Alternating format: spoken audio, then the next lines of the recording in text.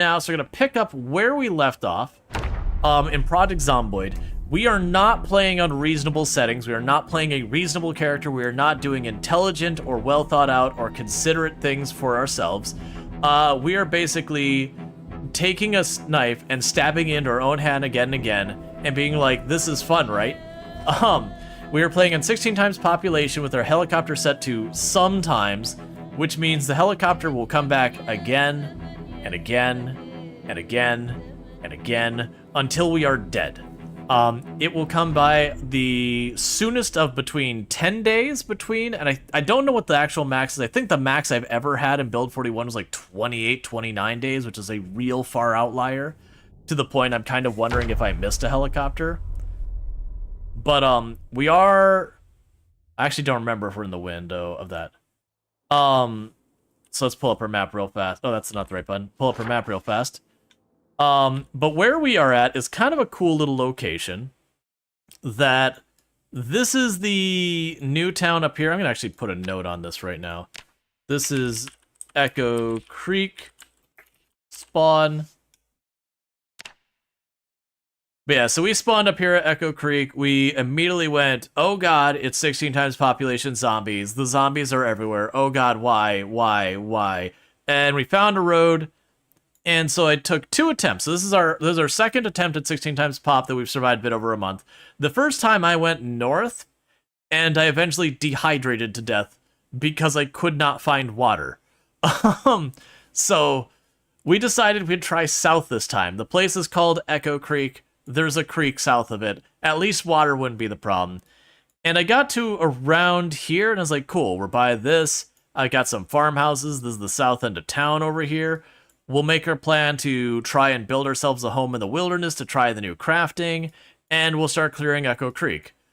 You can see I got caught by the helicopter right there.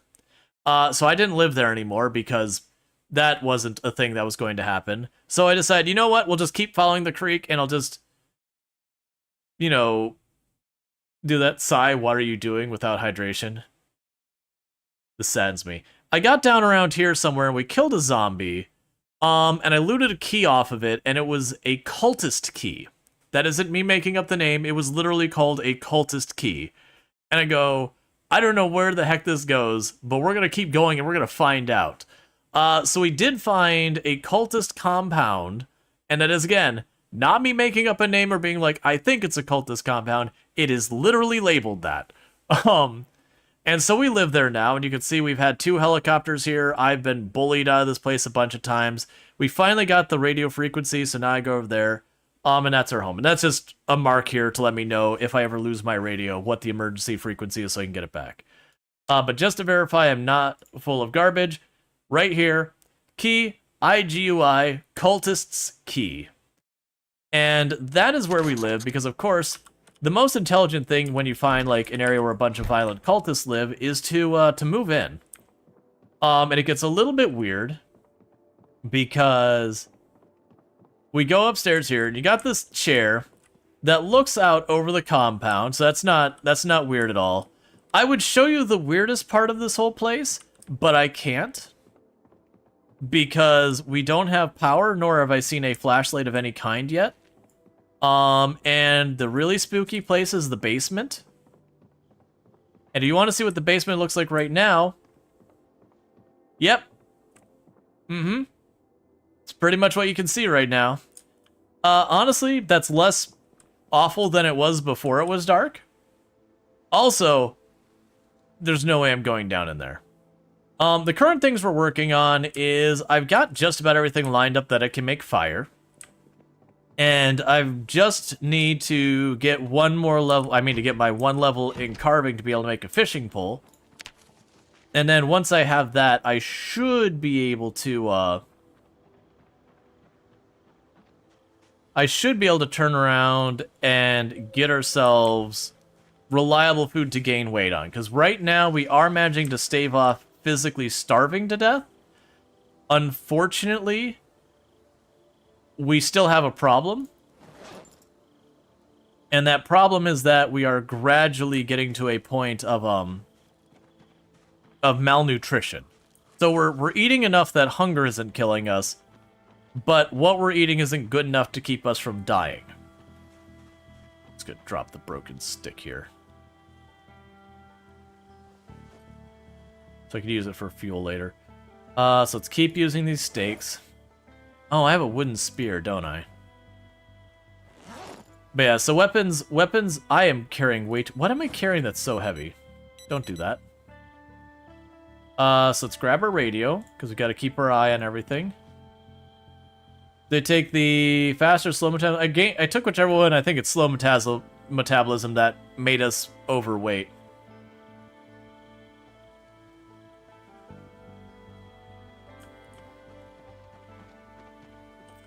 How is the unstable version? It's really good. It does have some balance issues. It does have some bugs.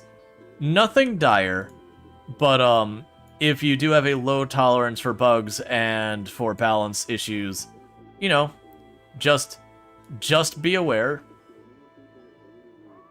Alright, so it should be fine with that. It's these stakes that are weighing. I'm just gonna drop the stakes off. Alright, so weather today should be pretty meh. Weather tomorrow is looking pretty meh.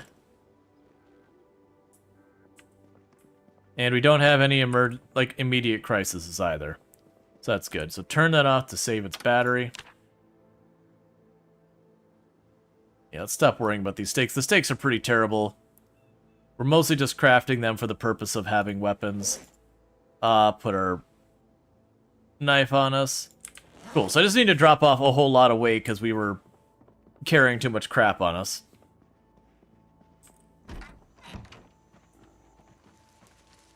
So you notice that they didn't have the usual Yeah, so what happened, for those who didn't see, in the difference between build 41 and 42, in build 41 we had, you know, overweight, underweight, obese, you know, very underweight. They have been just changed to slow metabolism, fast metabolism. In a lot of ways, they're kind of the same thing with some nuanced differences. But for the purposes of playing the game, just pretend it's a swap. Alright. Hey, She-Wolf, how's it going? I'm gonna go ahead and take a sip from the river. Yes, it says it's unsafe for consumption. Technically true. But as long as you don't have weak stomach, as long as you aren't misbehaving too much, it's totally fine. That's, there's a lot of people who take weak stomach, and they're like, oh, free points. Man, I can get away with so much because I don't have weak stomach. Day 10, your character weighs 104. Is that good or bad? That depends. Did you start overweight or did you not start overweight? If you did not start overweight, that's pretty bad. If you did start extremely overweight, honestly, that's not surprising depending on what you found. Like, if you found, like, early food of an ice cream parlor or, like, butter or something, yeah, you thickened up a little. Don't worry, it'll come back off. Yeah, generally when it comes to weight management in Project Zomboid, it boils down to, if you want to lose weight, you eat your veggies and all that. If you want to gain weight, you eat ice cream and meat and, like, butter, cereal, stuff like that. It's like in real life, in the sense that your character will constantly be using calories. If you eat calorie-dense stuff, you gain weight. You eat calorie-light stuff, you lose it. So right now I'm trying to locate some food and some stuff for working on my carving before we get properly started fighting for the day. We're going to need to do a lot of this as time goes on, but as we gain foraging skills and hopefully these fields I planted give me some food, that should calm down. It'll also probably improve... Hey, good, an onion. Was my bull not in my hand? That's fine.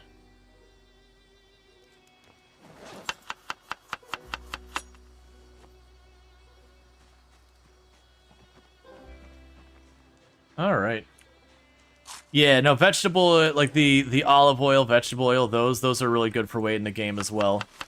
Anything calorie dense. Anything that, like, in real life, you're probably going to just get a whole lot of calories from it, usually will be the same in Project Zomboid. It's not necessarily always true, but it mostly aligns with what you expect in real life. There's a couple things that, you know, you eat and you're like, oh, that I'm losing weight eating that, and you're like, nah, man, you don't know. That is super fattening food. But that's usually more of a balance thing. Oh man, I actually got 4 goes out of the onion. We're also working on our cooking. Low key, cooking your food does give you a little bit more mileage out of the same amount of food.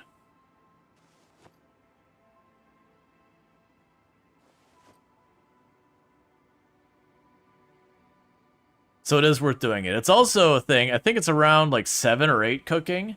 You'll actually be able to start using rotten ingredients to cook. And the idea is your character just knows enough that they can avoid the parts that aren't safe. You get next to no nutrition out of it because you're basically hacking away 90% of the food. But for like managing to do stuff for gaining your cooking and all that and getting a little bit more good out of your food, all of it does contribute.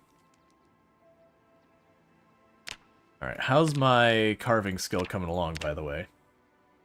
It's going... We're actually pretty close. When we hit carving 1, I should be able to make what I need to make a fishing pole. And with that, then I don't need to necessarily go foraging everywhere.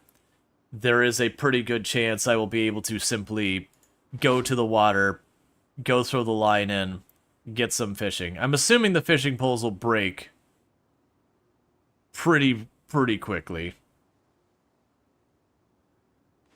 Okay, drop those off. Have the wooden spear. Pop down here and toss the twigs on the ground over by this.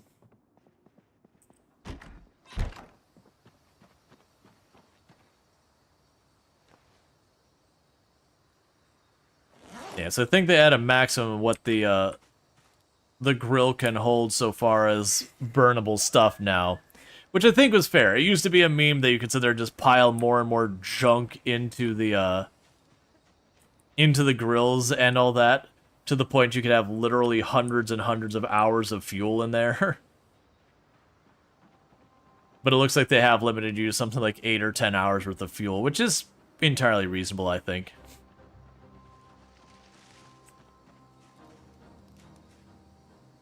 More onions? You saw cheese break a spoon? I didn't know that was a thing, but I'm actually okay with a lot of that. I'm sure there's going to be people who absolutely hate that kind of thing. But that's fine. Yeah, so somewhere around up on this northern perimeter is about where we'll start seeing the zombies showing up again. We have been slowly clearing the area, as you can probably tell from the bodies everywhere. Which is actually way thinner than it was. We've been bullied in and out of the area, so we don't have the bodies in kind of one general area, which tends to be a lot more common in my runs.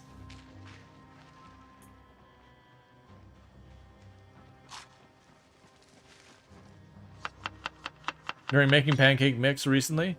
Cool ad. Yeah. Well, I think that's one of the things they wanted to make an effort was that there was a reason to grab more things. Because it used to be there was like a very long list of stuff that you just never had a reason to care about. That you only grabbed them because you could. Alright, so I got a big rally group over there.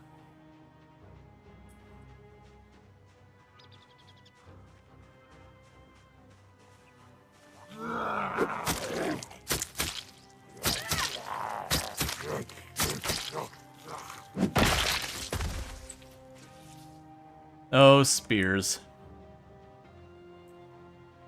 Yeah, so we got a group over there, group over here. Some of them will have heard me, that's fine. We are trying to kill this area. There's a north wall to this place. I don't think the zombies can destroy it.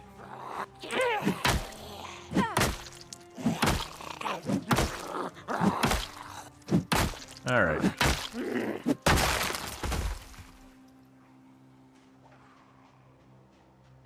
Okay.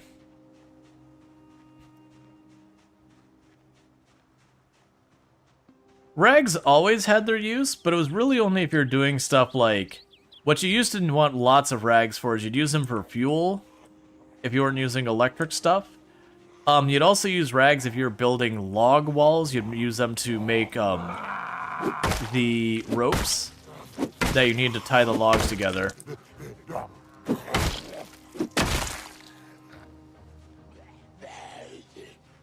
Alright.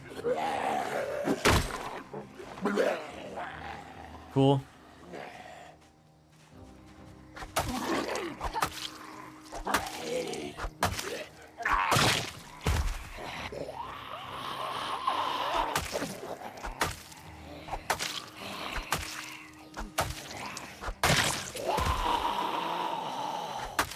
I'm actually surprised they're not fatigued or strained yet. I'm not gonna complain because every extra hit I'm getting is a little bit more. Thank you, Danis Dos, for gifting a sub to Zero Skill LPB. And thank you, Daniels Dust, for gifting a sub to Zero Skill LPB. Zero Skill LPB, you now have yourself some nice advertisement-free viewing as well as access to the emotes, so thank you for that. Alright, any second now we should go higher muscle strain.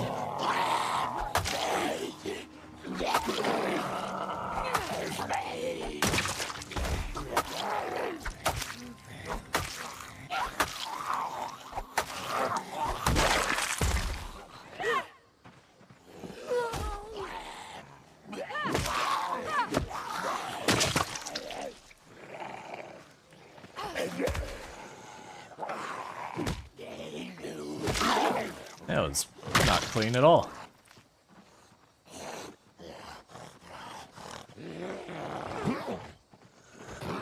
Okay. So good news, we actually have found a decent number of onions this in-game day. Oh, new boots? Hang on, zombie. I gotta change my threads. I've been wearing out my boots.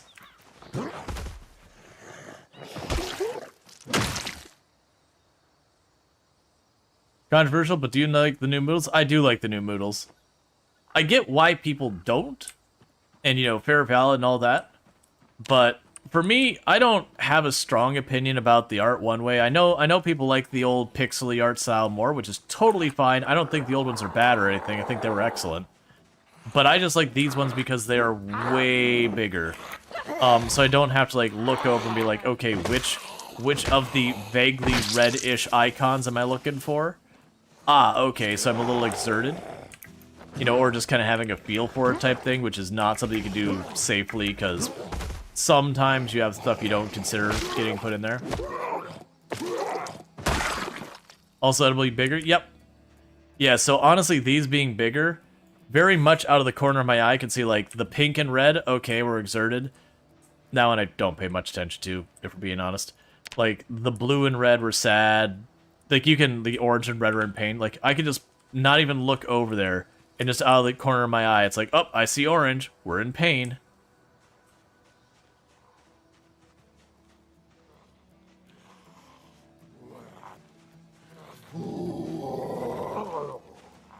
So it makes it way easier to keep a good situational awareness on, like, what issues your character's dealing with, all that kind of stuff.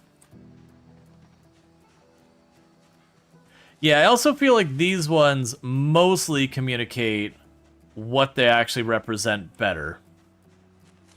Like the old, like I said, I have no beef with the old Moodles, but I do feel like the Moodles have improved.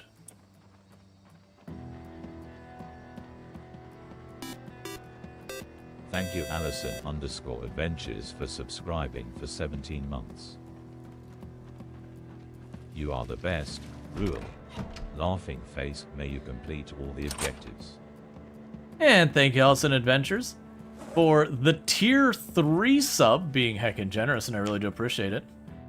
And I do hope I achieve all my objectives as well. We are working on it. Probably shouldn't be doing this right now. We still had zombies following us and we are exerted, but eh.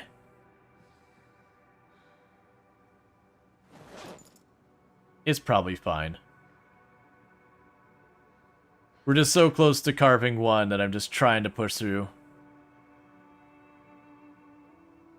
Yeah, probably about 6 more of those made, and we should hit carving 1. Okay, so let's go get ourselves a sip of water. You've got plenty of maggots for fishing? Yeah, you can use them. I haven't bothered picking them up yet. I probably should at some point. Oh, that's literally the ones we dropped there. But, that should be something I don't need to worry about. If you don't craft it, it'd be mistaked. Can we get a pungent? I feel like we need a pungent for Danny's DOS. Yes, we do actually have a pungent command. It's you use pungent in the person's name.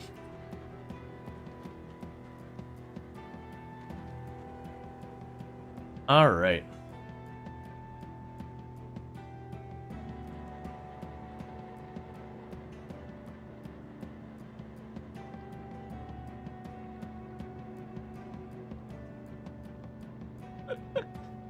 I do like my pungent command.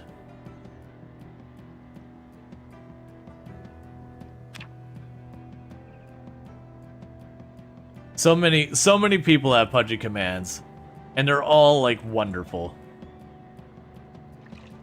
Okay, so we've got a little bit of a rest. We had a little sippy sip of the gross water, and we're continuing to get things going.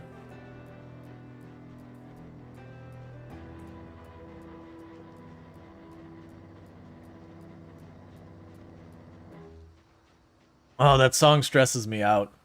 That's one of their new tracks. You probably saw me like hesitate for a moment, being like, "What's happening?" Oh, good food. Take a sip. What's the worst that could happen? And that's because right at the end of that track, it has like a little bit of a timbre where it sounds like a almost like a vibrating sound, and it's very, very similar to the helicopter sound. And every time that track has come up, there's been just a couple seconds where I'm like, did I mess up with my checking the helicopter? Am I? Oh, goody. There's a rat. Hey, rat. Hey, friend.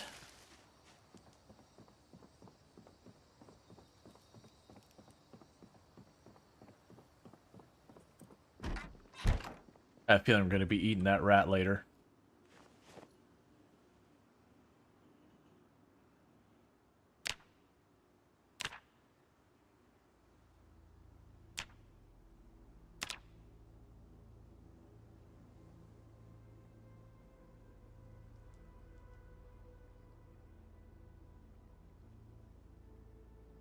That's a pun. Puns are good.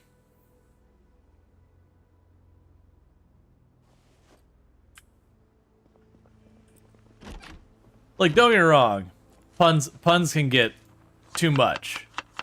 Especially if people are doing the same pun. So you're doing like the same play on word again, again, again. There's definitely a point where you're like, alright, hang on. hang the heck on. But, you know, puns in themselves are fine.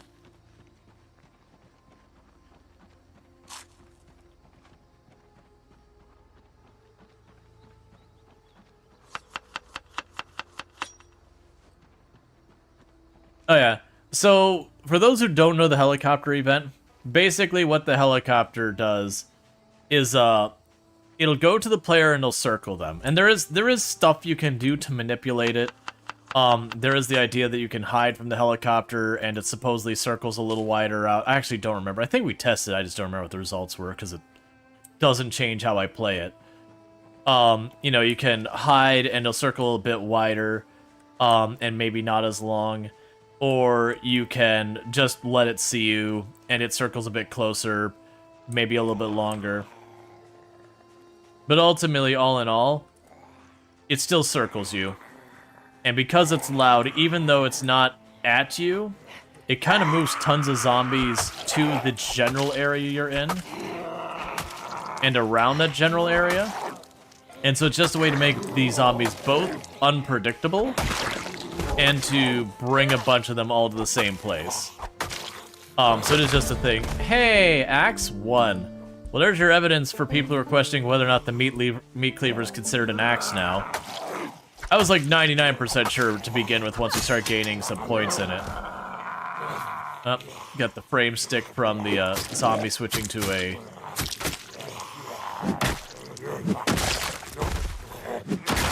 Crawler.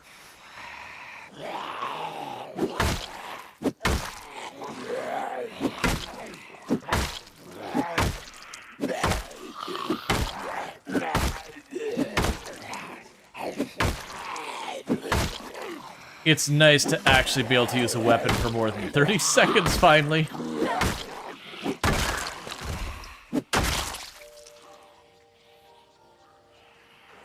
Oh, that's more than I want to deal with. It'll always be an honorary knife in your book. The meat cleaver.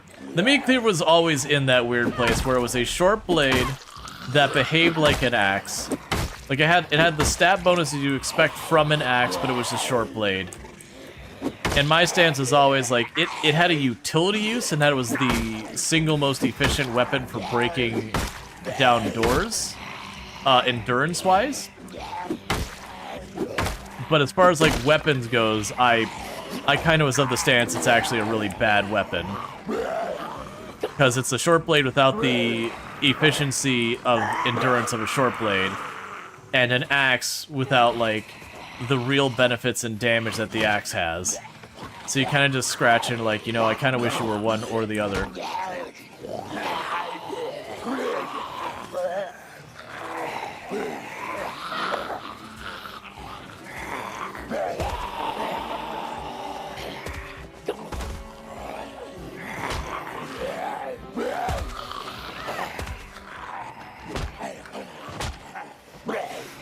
That's annoying.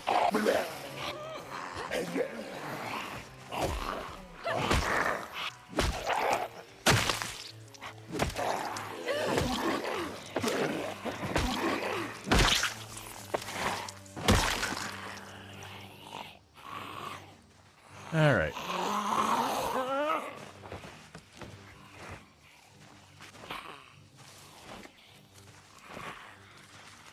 I need you to fall over, lady.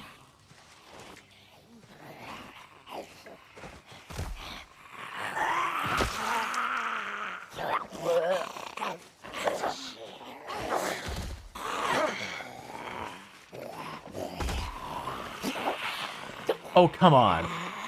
You're standing on top of each other. Don't lie to me like this. All right.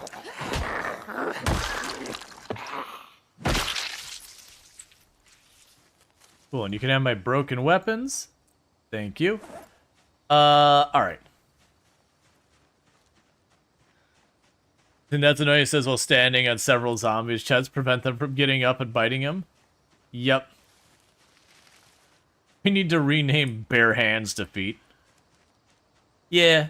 That's, whenever you have, like, Stomp kills as your main one that you've been doing kills, it'll say Bare Hands. We're up to 1,300 kills now. We're definitely not at the point we're killing at any meaningful speed. But, you know, we're doing our best. We're 2 points away from carving one. We're just 2 points away from where I'm finally going to be able to fish. And then we'll have to figure out what we got to do fishing-wise, like what it's going to take to be able to balance out our stuff. Because the big thing is we're going to need to get some decent points in fishing skill, because what's ultimately going to happen is, I'm trying to remember, it was the end of October, I believe, that you are considered as going into winter. Is either end of October, like mid-November, is you're qualified as being in winter.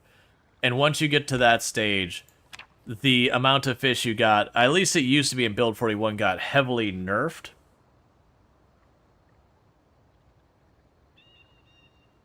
And I don't know if that's still a thing, or how that's changed, or how any of that works. But, we're gonna have to figure that out. That's where we're at in the game. Let me go ahead and do is this.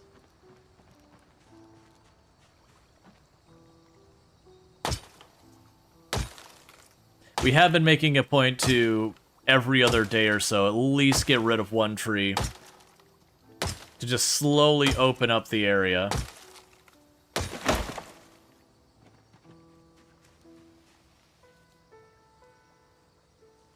Because it helps with my foraging. It helps with the, getting me my supplies for later. I'll have all those logs laying around, so if I want to, you know, make wood floors to keep the trees from growing back in, I could do that. If I want to make walls to enclose the area so I don't have to worry about zombies sneaking up on me, we could do that. I'm just trying to not sit there and just binge it out, because cutting down the trees in this game is actually pretty brutal when it comes to the impact it has on your endurance and tiredness and all that. So just knocking down one tree and keeping at that is relatively tame. So your colony dealt with a customer who was fished. Spent 30 minutes rolling back the device to an earlier backup, made sure it was all good. And then asked his customer to show the email question. He goes, this one, and clicks on the malicious link again, reverting all progress. Yep. Yep.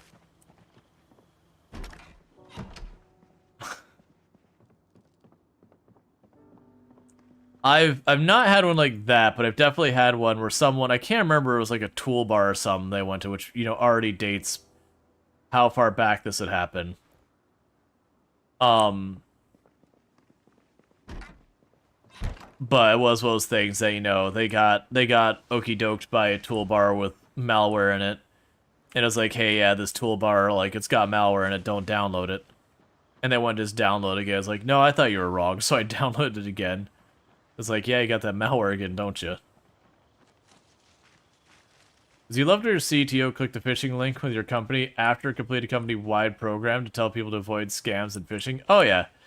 I will definitely say within IT, it is quite notorious for people... Well, that was weird. It's quite notorious for people who know what they shouldn't do and tell you not to do it and do it anyways. Like reusing passwords. I know so many security experts who will harp up and down to no end saying, hey, do not reuse your passwords because you really, really shouldn't. And then we'll get caught in trouble because of reusing passwords. Because knowing what you should do and not being too lazy and not doing the thing you shouldn't do are two different things. These days it's pretty easy to avoid that. You just get a password manager.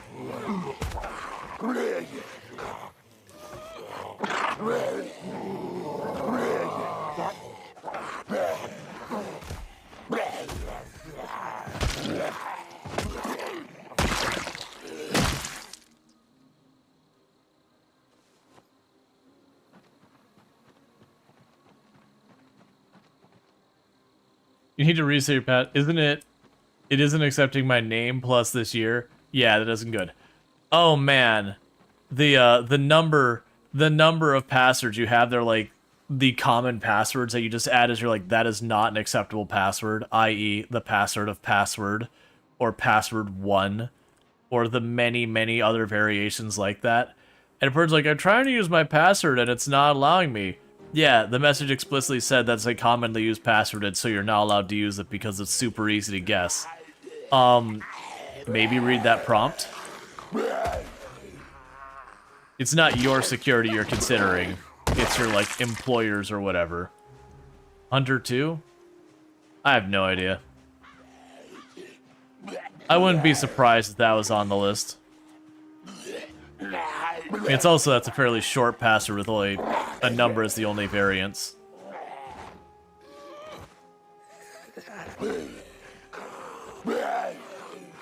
That's from an IRC quote? Gotcha.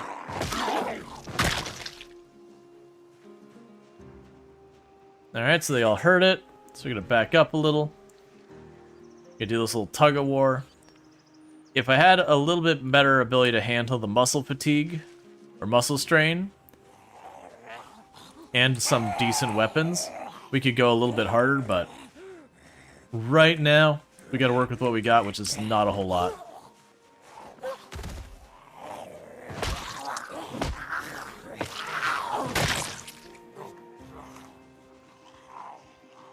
Yeah, so the fast ones will probably keep up with me. Let's see, how would a semi not safe for work joke about passwords go? That okay for stream? That depends on how semi not safe for work, because semi not safe for work can be a lot of different things.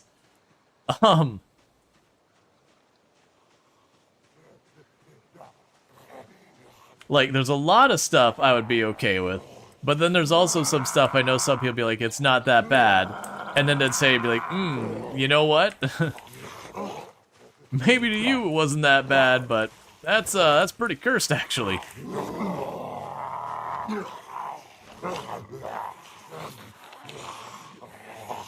Alright, that's fine.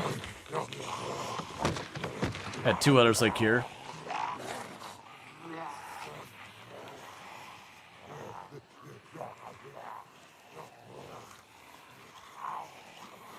Okay. Stop trying to do that weird flank.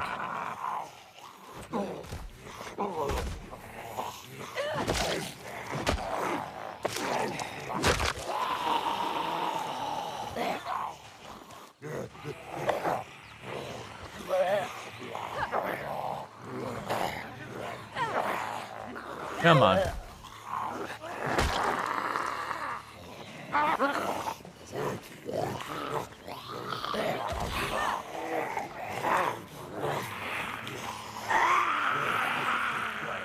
Alright. I'm having some bad luck where I think I have them standing up on each other, but then they're not really.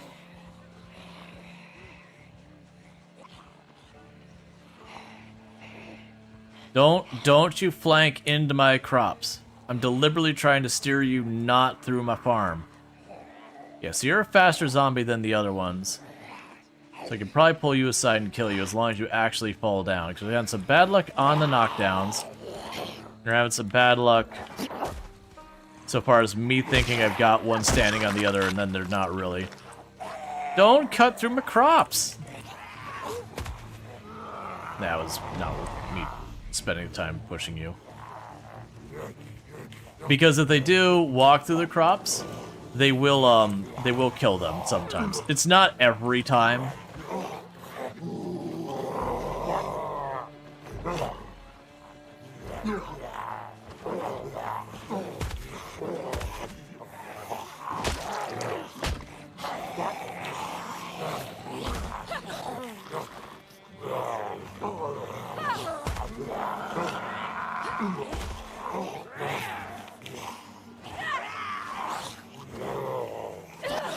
Yeah, I'm just juggling them.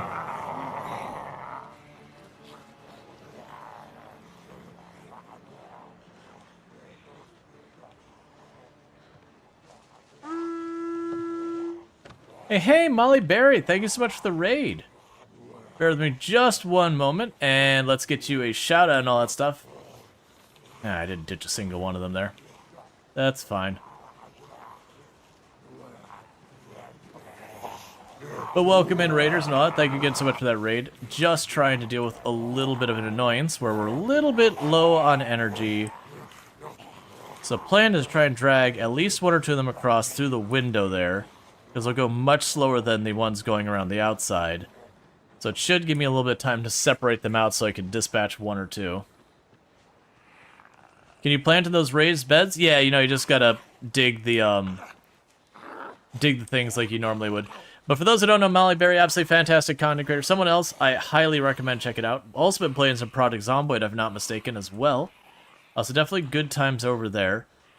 But with all that said, plays a whole variety of games, good times. Highly, highly, highly recommend.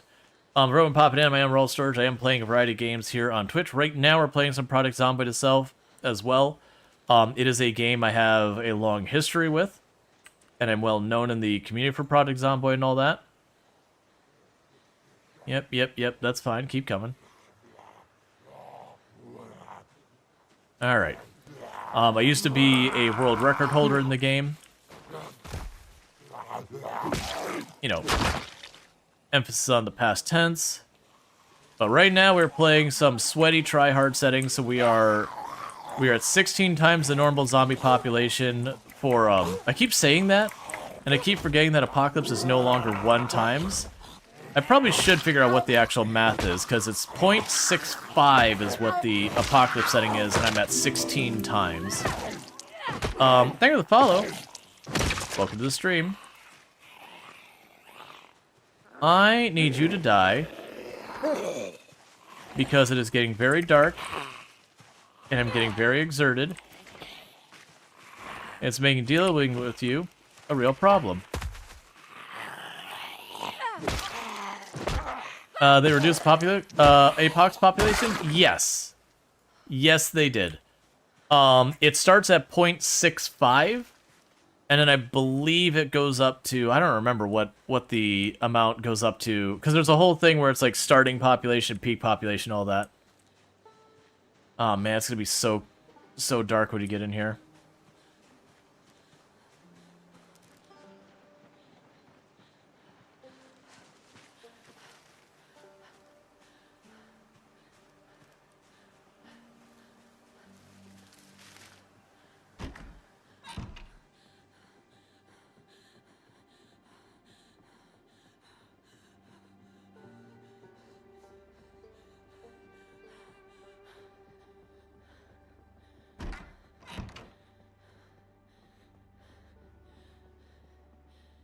Alright. Hey, Lemmy, good to see you again. Let's see. It's because the heat map is more aggressive in urban areas now? Yeah. They did a population redistribution on the map as well. Yeah, they did that too. Let's see, 12 times 0.65 is 10.4. Not sure if that's the math right. Means 16 times... Oh, yeah. Well, it wouldn't be 0 times 16, or it wouldn't be 16 times 0.65. It'd be 16 times, and you'd also then have to take the 1 to 0.65, which is 0.65. So that's the thing. So the 16 times should still be, you know, whatever the redistribution and all that would be about the same and whatnot. Like, I don't know the actual numbers. I think Lamprey figured out that was like 2.3 million on the map. But, like, the base population went from 1 down to 0.65 for the base. I don't know what the peak pop is and the starting multiplier and all that is off the top of my head. Alright, so we're just a bit hungry. Did we still have more dandelions to eat? No. That's fine. We're almost being able to fish. We've got, like... If I carve, like, one more thing... That's not where I look for that. If we carve, like, one more thing, maybe two, that should be enough that I can make my fishing pole and start fishing. What was 16 pop times the map? Man, I don't remember. It was too much. That's what it was. See, sometimes when you're at the shop, you can add up 10 items in your head. If you're at the zombie population side, you got this. It's like 16 times. Well into the millions. Yeah, it was enough that you weren't just... Like, people be like, oh, I'm worried about running out of zombies. You're like, don't worry about that. That's not a legitimate concern. It may sound like a legitimate concern, but then when you start figuring out the mathematics about the most you can kill in a day on, you know, sustained and everything, you quickly realize it's not a legitimate concern. It's a theoretical concern that if you ever make it into a legitimate concern... You've won the game by any measurement you could possibly come up with. Alright.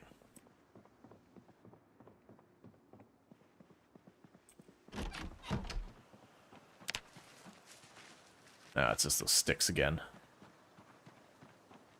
Soon I'll actually be using those sticks to fuel that thing. So that we can grill ourselves some fish. Then just gonna walk over here. Oh, we're starting to actually get kind of cold. I mean, it is 50 degrees Fahrenheit out there. That's definitely not like tie-dye t-shirt weather. It's not cold like you're gonna be like, oh, you're gonna get hypothermia kind of cold. But it's cold like, you know what? I'm a little uncomfortable. I'm a little unhappy about this situation.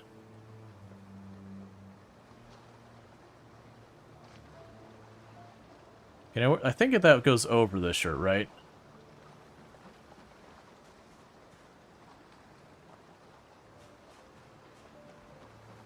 Which, if you're wondering, like, how well you're doing with that, if you pull up this, you can have, like, skin temperature. It's insulation's what you're looking at.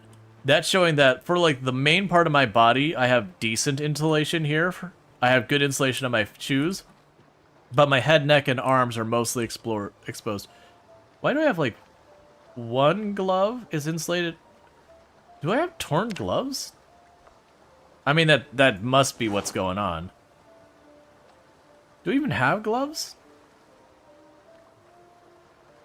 Ah, that's fine. I'm just gonna ditch the gloves if they're torn anyways.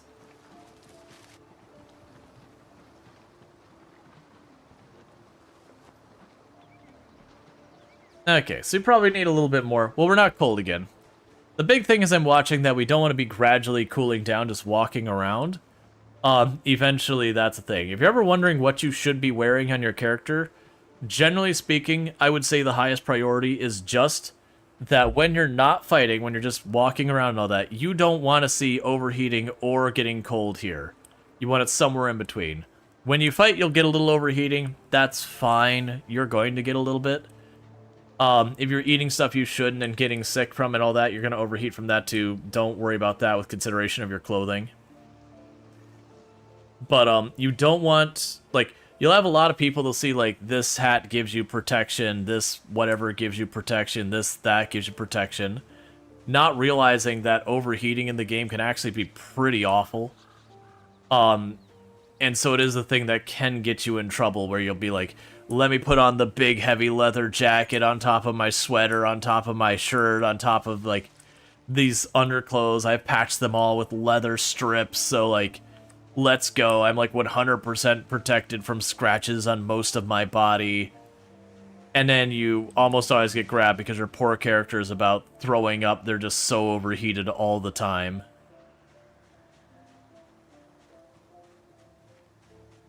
You slap so with the art glove?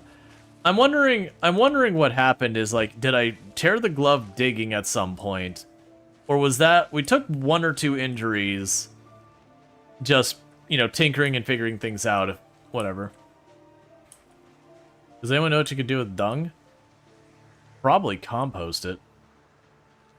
Would be my guess. I don't know, but that would be where I would go. All right, the bonk hammer,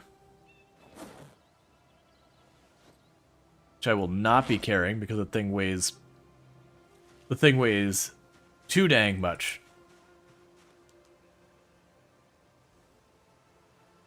Let's see if we can take this apart in any way. Yes, we can.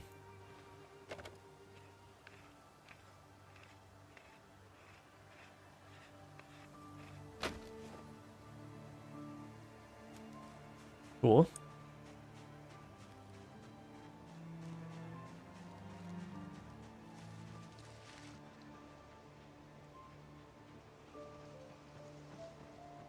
So we do need food. We're not finding it at the moment. We can also use branches. Not finding much of those at the moment.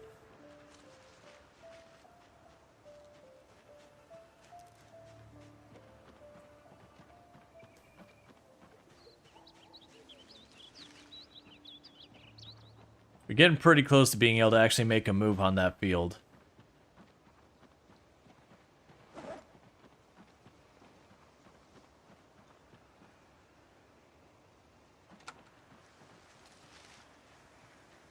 Alright. Getting ready for the helicopter.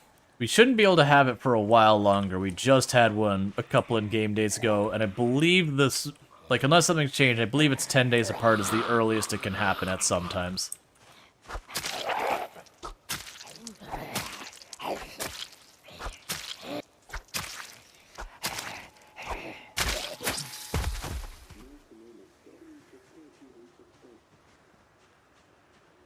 Alright.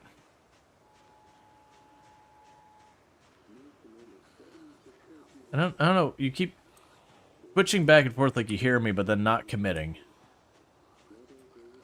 So weather today is fine.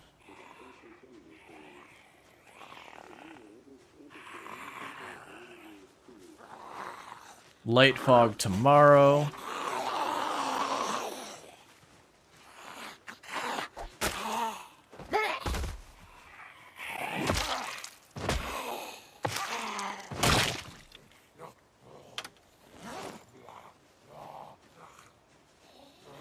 Alright.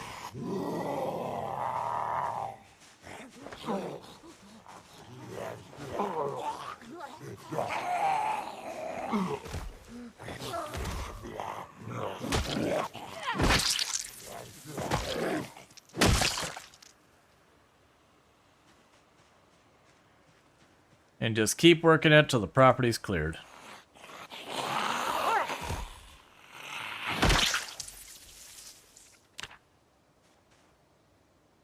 Sorry, close my mini-map.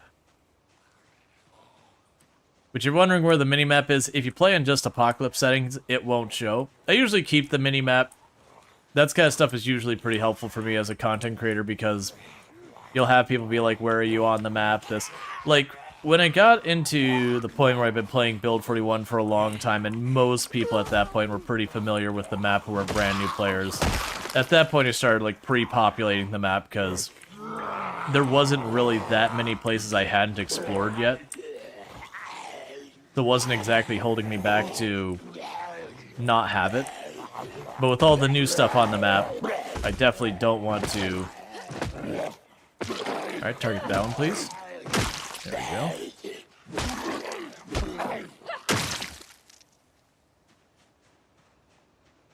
Alright, 3 more in that group. We got another rally group over there.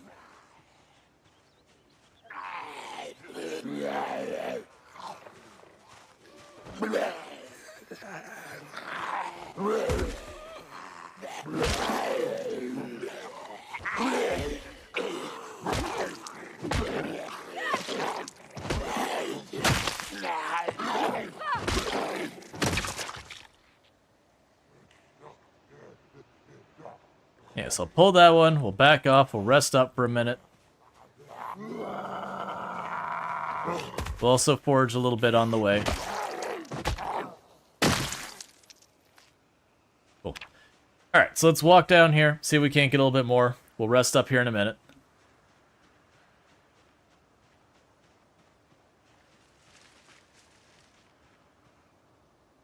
Is that a saw? Yup. That's a real big find. I think Product Zomboid map, people said it'd be January at least before their site is updated. Oh, the web map update thing. That one surprised me. A lot of them probably want to try and enjoy some time off with their family. Did you see a saw? Yeah, I forged up a garden saw. So we do have a saw. How often do zombies have food on them? It's very rare. It's not never. And it depends on the zombies. If you're by schools, for example, you'll have a lot more with school bags. And sometimes the school bags have stuff like a bag of chips or whatever in them. If you're near, like, the military locations, they'll have, like, their military bags. And sometimes those will have, like, beef jerky, meat sticks, stuff like that in them. If you find the survivor zombies that you can find out in the middle of nowhere with, like, a big group of zombies with them, they'll sometimes have, like, canned goods or whatever. I will say, if your intent is to try to have any meaningful amount of staying alive by using food that zombies drop, you're just gonna die. There's nowhere near enough of them with food to sustain a character. You think there's MREs now, too? That wouldn't surprise me. I'm gonna put that in my duffel bag and chuck that in a corpse and get rid of it. What's happening?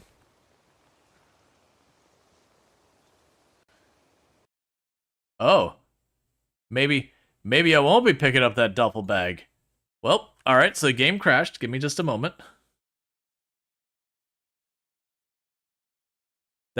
That duffel bag was the don't touch this duffel bag. So one thing to be aware of when Project Zomboid crashes is a couple of things. The world state and your character save independently of the other. The character updates constantly, the world state is a little bit slower. And then also, if you have zombies really, really close by you, the game will usually move, like, they won't move them away, they'll make them disappear. So that way you don't, you know, boot up your game and instantly die. That's actually the first crash we've had.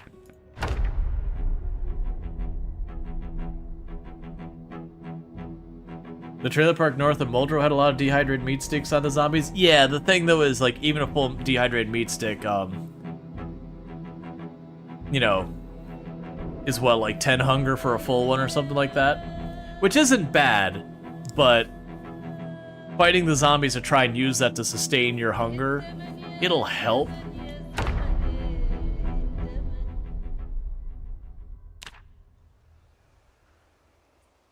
Okay, so the world state put us back at 4 a.m. I'm not going to learn my lesson.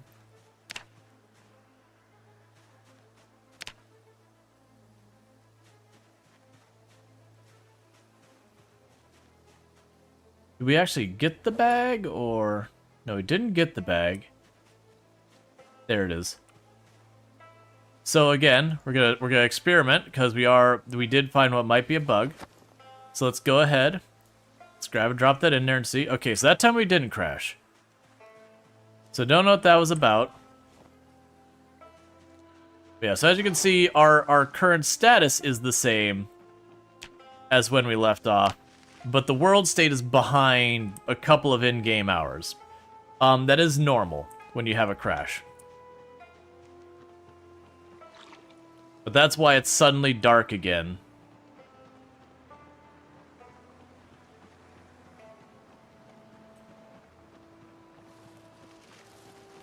Let's see, you think the zombies aren't removed now? I would be surprised that changed. There's always been some like weird edge cases where you might not have a zombie get moved that was near you when you reset and all that.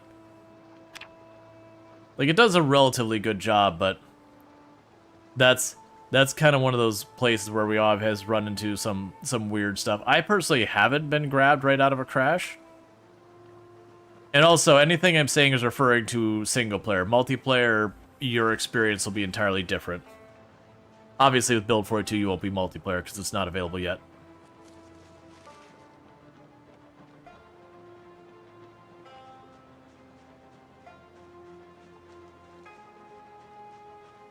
So I topped off our water.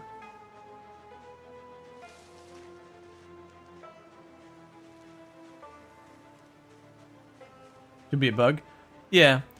Like, a lot of those things, because you have so many different systems involved between, like, spawn, respawn, the crash protection where it tries to move the zombies away from you when you get crashed out, different, like, world state saves and character saves, there's just a lot of room for, like, weird one-off issues.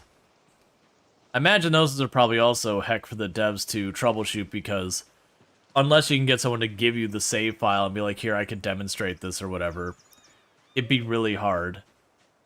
Because that would require someone to back up their save file before it happened. Because after it happened, you know, the game updates, and now they're no longer in the state that occurred. I don't envy troubleshooting those kind of things.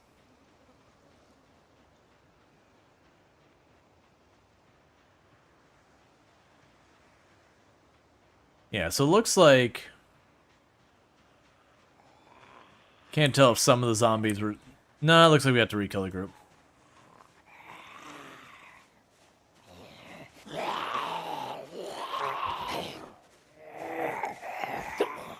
That's also one reason, and this isn't even just for helping Indiestone out. Whenever you're interacting with a dev where you've run into a bug, the more information you can give about, like, what happened, what led up to it, all that, the easier it is for them. Because that gives them more information about going, okay, what could be the contributing factors?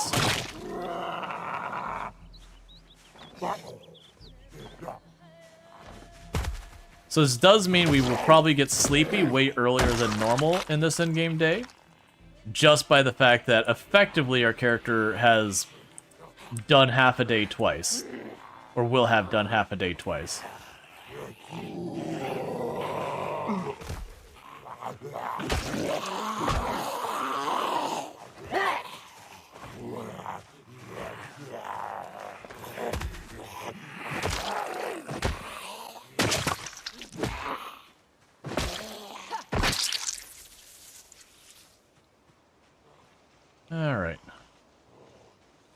I saw the ones up by the trees over there. We still got the one over there.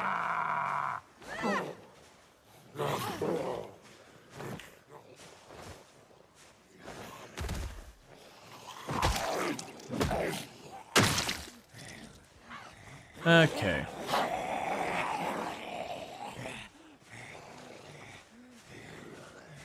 Oh yeah, no, absolutely. Anytime you're dealing with support, the more information you can give about your problem, the better. The more organized it is, also the better. Now, obviously, if you write like this 10-page novelette about what led up to the issue, how you were experiencing and all that, that information might still be useful. But like, there is a certain amount of going, you know, hey, try to get the pertinent details where they're easy to get at, then do the filler. There's definitely a juggle there. But it's the classic, you know, for people who worked in IT, you'll have someone who submit a bug, and they'll just say, it's broken. And you'll stare at it and go, I have no idea what this person is talking about. Because it won't have, like, what software was broken, what it was doing, or, like, anything like that. And you're like, great, I get that something's broken. I don't know, like, you're gonna have to give me more information. And my favorite ones from dealing with IT with that is you go back and forth, and then finally be like, yeah, so I try and pull up Facebook, and it doesn't come up. And then you find out, like, or it's, like, different or whatever. And you're like, one, it's actually against company policy for you to be doing that. Two, on top of that, that's because you're logged out on Facebook. It's not broken, you're just logged out. And you'd have all that kind of stuff, and you'd run to that garbage all the time.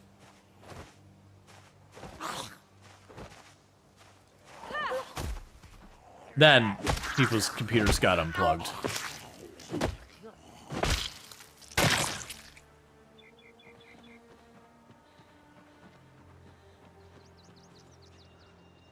Said, won't print, and you figure out they didn't know how to change the color in Photoshop.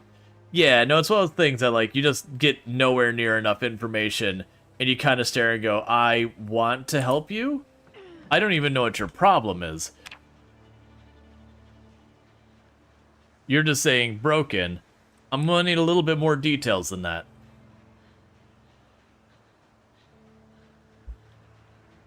Alright.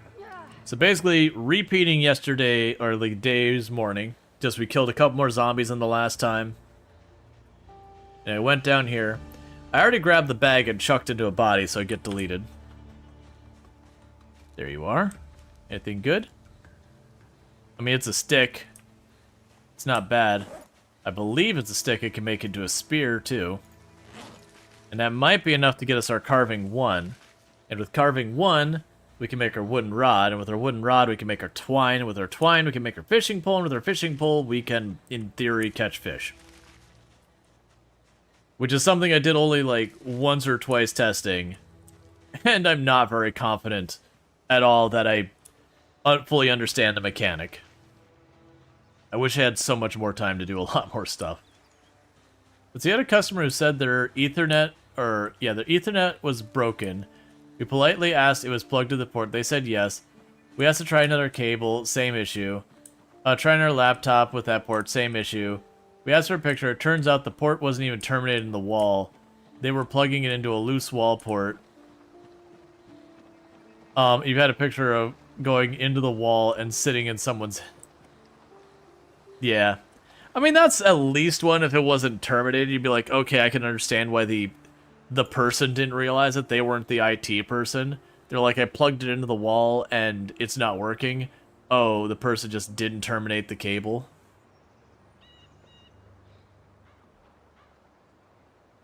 Yeah, no, I've seen some wild stuff.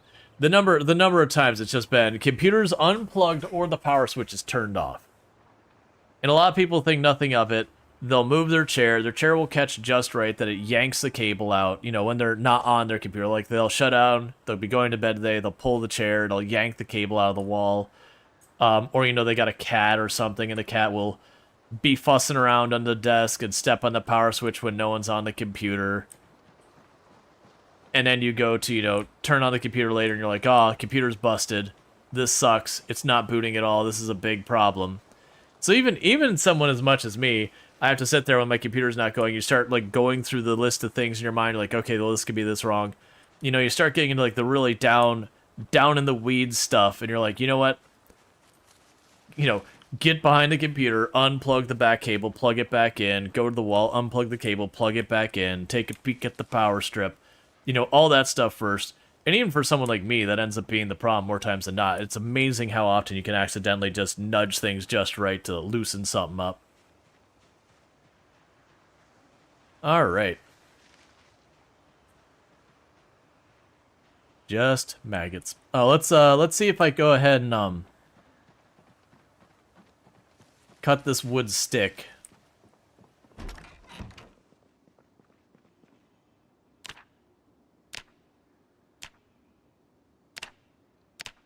Yes, I can cut the wood stick and then I can carve a steak if that doesn't give me what I need.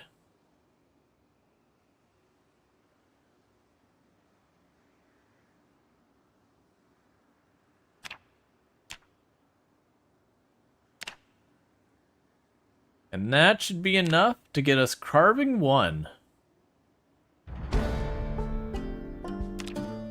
Alright, so drop that in there.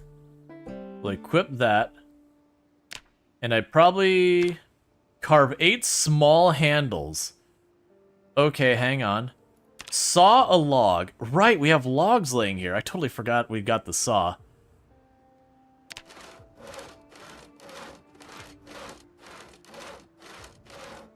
So now what we need to do is wooden rod. And that's a plank, which is what we're making right now. So we're working on trying to make ourselves a fishing pole.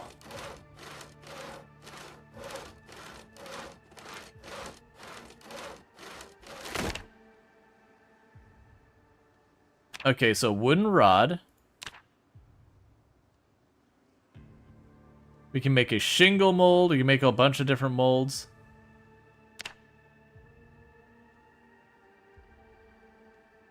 Okay.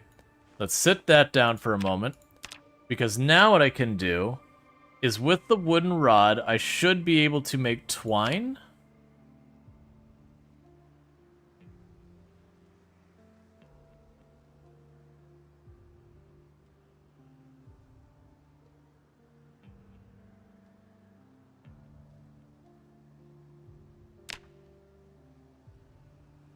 Okay. Right, and we had to figure out how we get, hemp scutched. I have no idea what scutched means.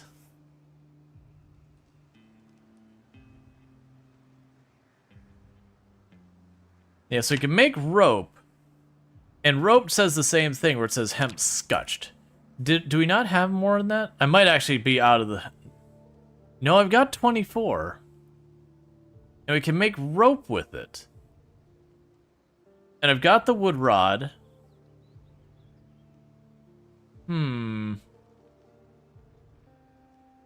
Let's pause this so we're not standing here all day figuring this out.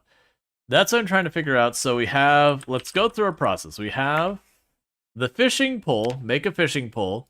So we need the twine. But squelching is making hemp usable as a fiber. Basically, it's hitting it a bunch. Yeah, that's what I gotta figure out. So for twine, we could use all this. So cool. We have everything but the twine. So for the twine, we have this twist twine. It requires light and a table. Can't craft missing requirement items, and it says hemp scutched. And we can go here, and it says hemp scutched and flax towel. What I don't know is how to make my hemp scutch. Let's go ahead and grab the hemp itself and see if I get an option to like beat the crap out of it. Because I get the choice of twisting it. So you bet there's a scutching table, bench or similar. No, I mean I've got some hemp here, but I don't know how to scutch it.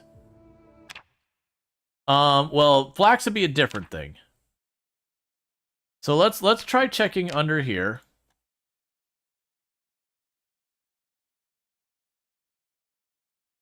Scutching board requires... Okay, so this is what we need.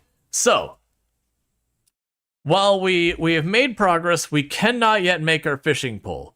So I need to go here, and I need to get carving 1 to carpentry 2. All right, so that's our new objective, is carpentry 2. Which is going to take a little bit of work. And for the record, before everyone's like, oh, we'll go start taking apart furniture, that doesn't work anymore. You no longer get the XP for doing that. So what we're going to go ahead and do is we're going to start by sawing some logs, because that usually did give us carpentry in the past.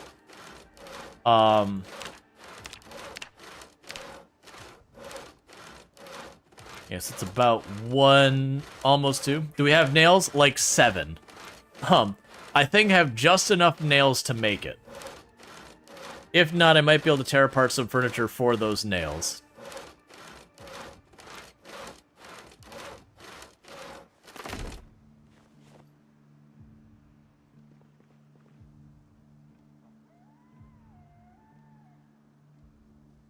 Let's grab the stone hammer out of here.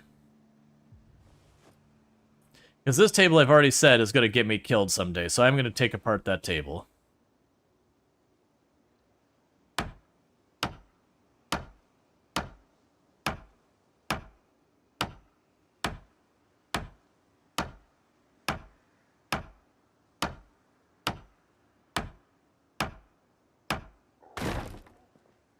Excellent, excellent. Destroyed it all. Perfect. Okay, so drop you off. Pull this out. Drop you in here.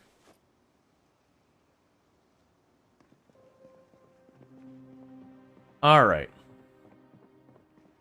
So, let's do a quick pause. Look at the list of carpentry. So carpentry, we can make walls and all that sort of stuff. Out of long sticks, we can make wooden fences and all that. We can make the log walls out of log and rags. I guess we're going to start working on that. So we can make our log fences, log walls. So it's 4 logs and some rags. That is going to be horrible to deal with, but you know what? It's going to have to be dealt with. So we're not just going to go and just nothing but build stuff.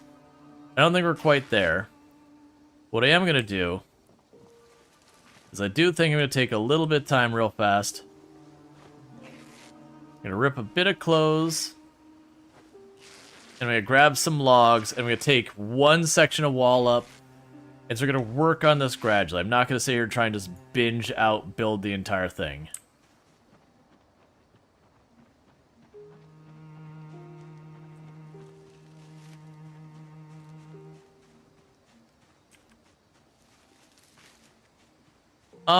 I didn't have a problem building it. I just needed 3 regular stones. Here. Want to pause. Oh, it was... Where did I have that? Was it under here? Yeah, so I just need 3 stones. It implies the only thing you need is to build it. I made one earlier, and I just needed 3 stones. The food mirror's red as usual? Yeah, it's motivation.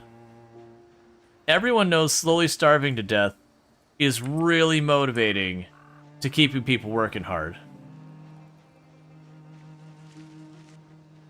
You work extra hard when you're starving to death. It definitely doesn't cause you to have like difficulty concentrating or being effective in your task or anything else that, you know, would detract from your productivity. Certainly not.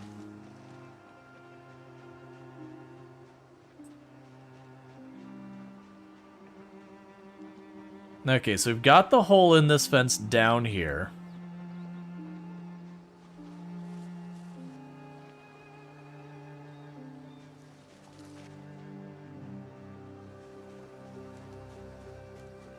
Let's turn ourselves so we're on this side of the tree.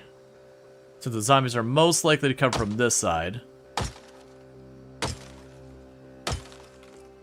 So instead of chopping those trees up where we were, I'm going to start chopping trees over by this. And I'm not going to put a huge amount of time into building this yet. I want to still keep some focus on the zombies.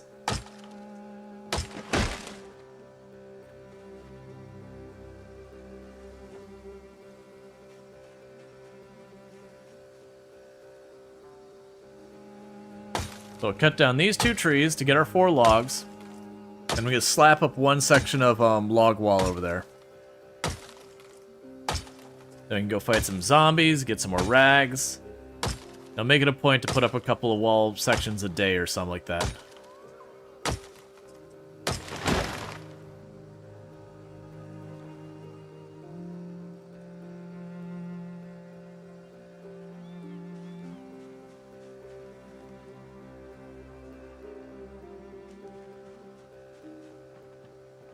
I'm used to our old menu, so I instinctively went right down there.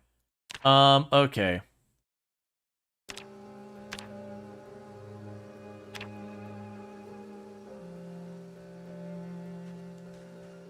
I guess that spot's still considered solid.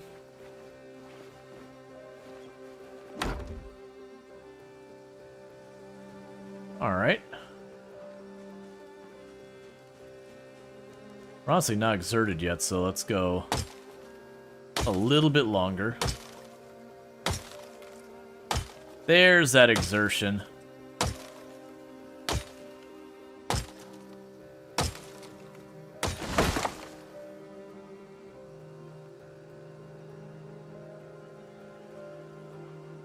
Yeah, so I'm gonna start trying to enclose the area. Can I say copy? That would have been too easy. Because the only thing stressing me out here... Oh, I don't have the fabric. So we can go ahead and drop you right over there. There's a couple bodies over here. I can go drink some water. Tear some stuff up.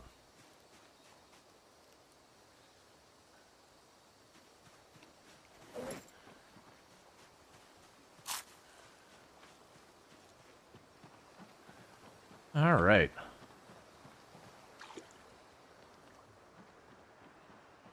Could have sworn I had some bodies, like, right here. Did I not just see one a moment ago?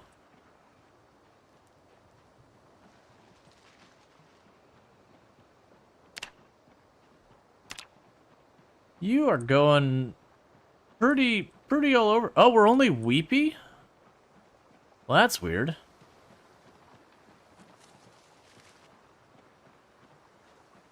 Okay, there's a body, because it didn't have enough fabric.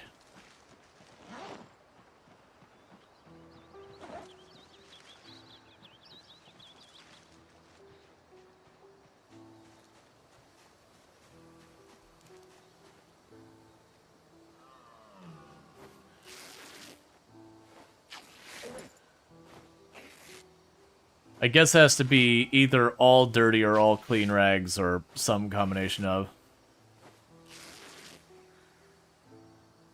That still should be plenty.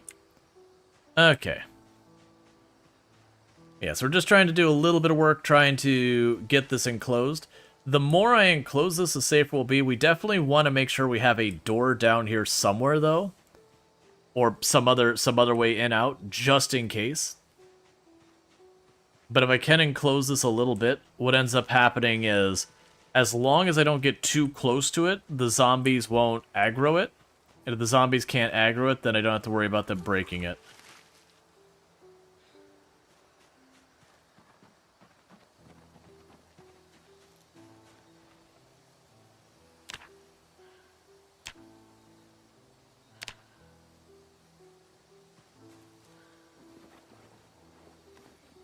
Alright.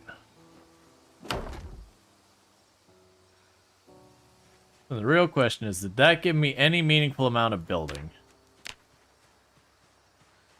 Not really.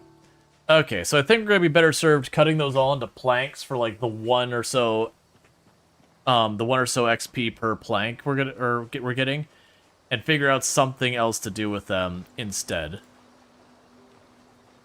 It's probably also better because it's way less awful for my endurance.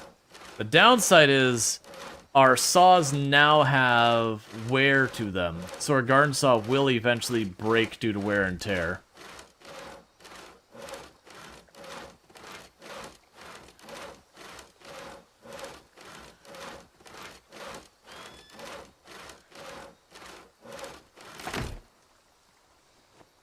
What do you say can you make with you? We can carve wooden rods, and we can make splints. I'll leave you as planks right now, so now if we check that... Yeah, sawing those into planks is going to be way better for us.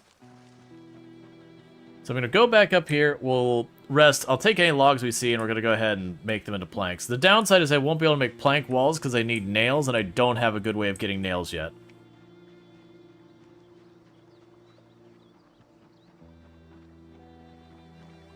Oh, can't try our chance with the mushrooms.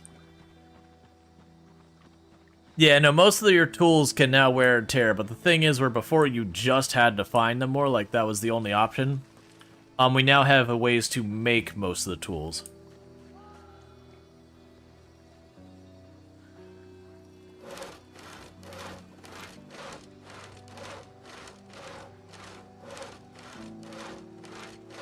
All right.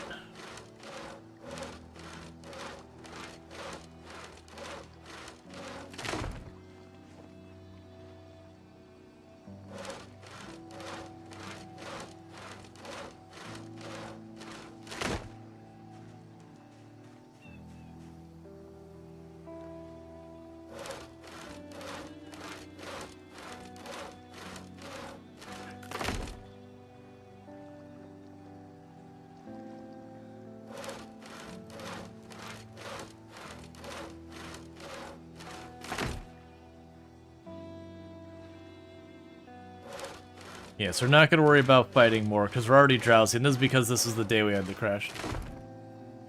You can no longer get it from disassembling? Correct.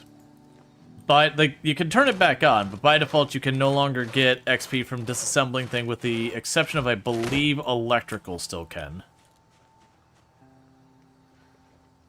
And I was reading books and watching television, I think can only get you up to, it's like, level 3 or so.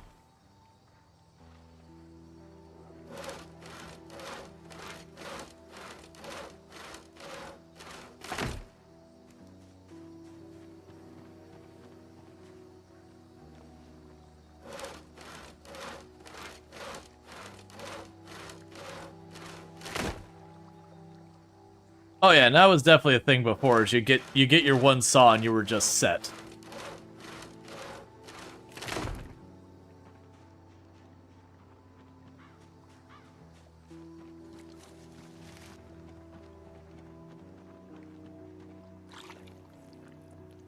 Kinda concerned that we're still nauseous.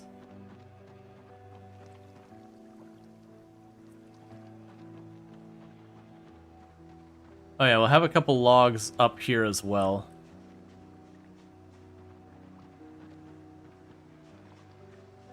Oh, we're starving to death. That's not my favorite. Okay.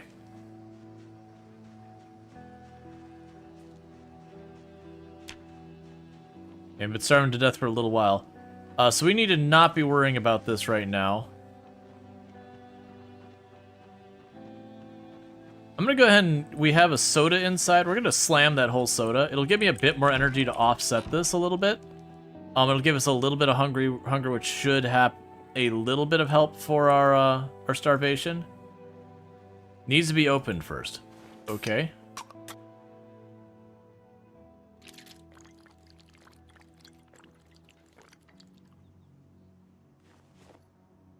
Oh, and you can also see how much being tired weighs on you. That when I slammed that soda and we got woken up again, suddenly everything got brighter. For those who don't know, it is a mechanic in the game that you do, like, things will gradually get darker as you get more and more sleepy. Alright, well, I guess we're gonna go to wander over for the farm kind of area, I guess. Can you repair the saw with duct tape and rocks? I have no idea what we need to repair the saw yet. Not starving anymore? Yeah, I think we're only barely in starving. So by, you know, taking the time to drink that whole soda, we did give ourselves some calories.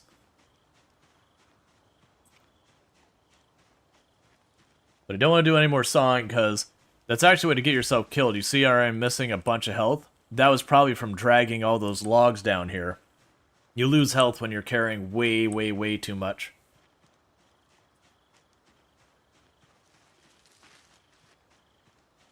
So I'm gonna go ahead and go out of the area just a little bit, since we've had pretty bad luck for foraging here in a while.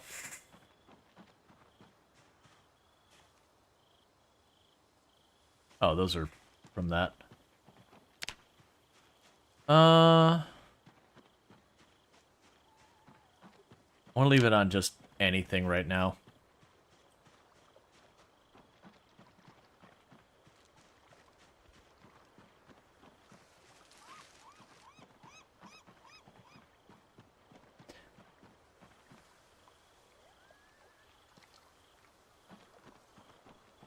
How is our foraging doing?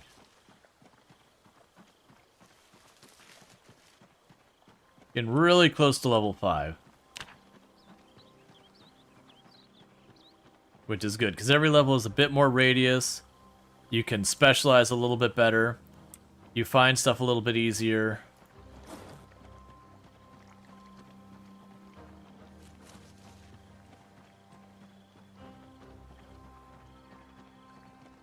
And our saw is apparently broken. Let's check our crafting menu and see if there's a fixed saw or saw what says. Saw. To replace saw blade.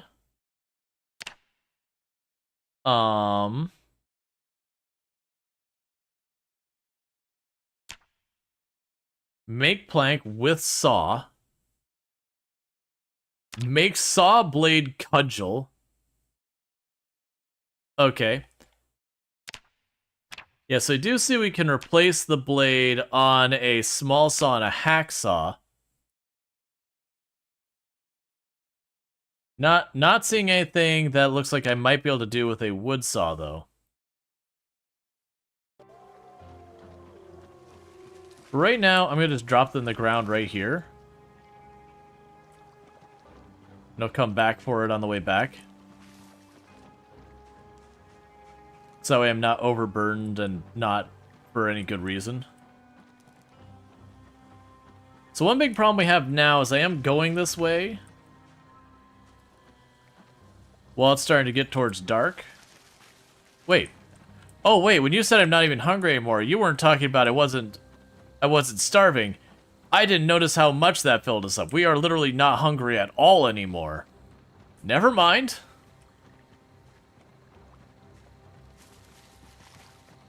I was thinking in my mind we just moved on the other. We had a can of soda. Singular one. Like we did have the whole thing. But holy crap. I was figuring that was going to be just enough to tide us above like starving so I could keep going without having to push my luck too much. Then I look up and was like, where's my hunger?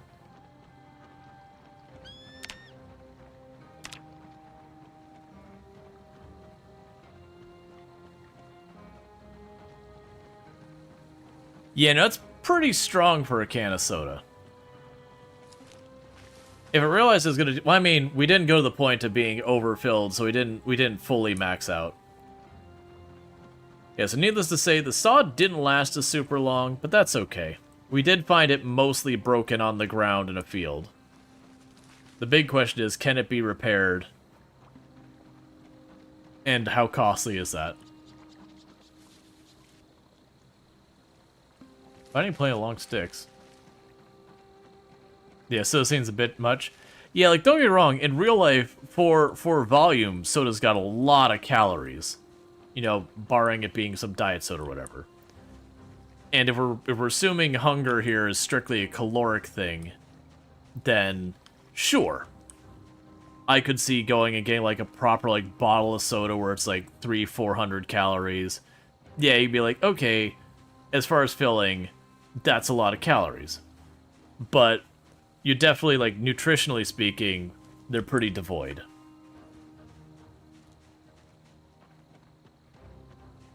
Which, you know, why soda's bad for you and all that.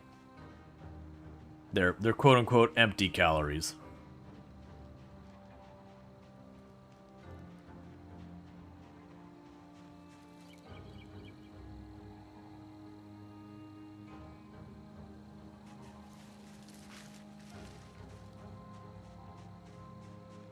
Alright.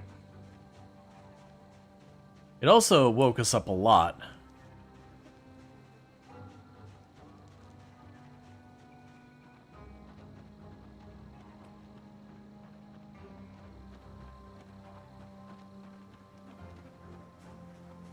Yeah, no, the soda now definitely wakes you up. It's definitely a lot more in line with like coffee and all that in the game.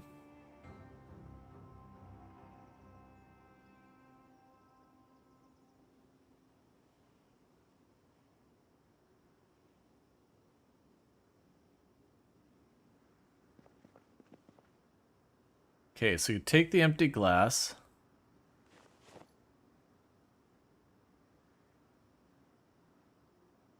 Oh, we had those in there the whole time I could have eaten, and I forgot they were there. We had a whole thing of hamburgers, or hamburger, not patties, but like buns. I just let them rot. They've been in there for a while. It's fine. So put those in the trash as well to be deleted from the world. Okay. Put the dirty rags in here, put you in there. You're full. Next cabinet, drop that on there. Nothing else you care about. Put the branch in here. Is cabbage and potato still meta? No idea. There are seasons now, as in for like crops and all that, which has changed all of it. So it's really, really hard to say like, hey, this is the one you should use. Hey, that's the one you should use.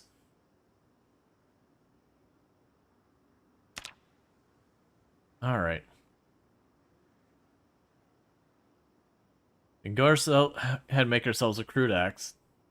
So we can make the handles, but I don't actually.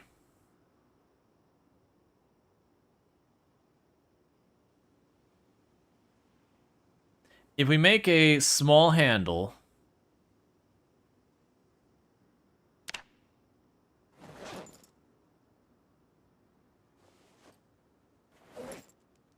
I believe I can make handles out of scrap wood now. Okay. So scrap wood got a lot more useful. So we can make a small handle. I believe we have a hammer head in here.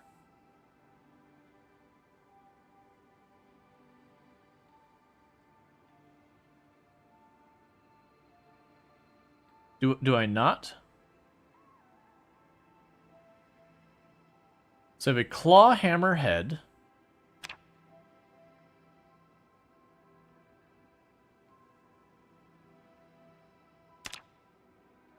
Missing require item. Okay. Medium handle. Okay, good to know.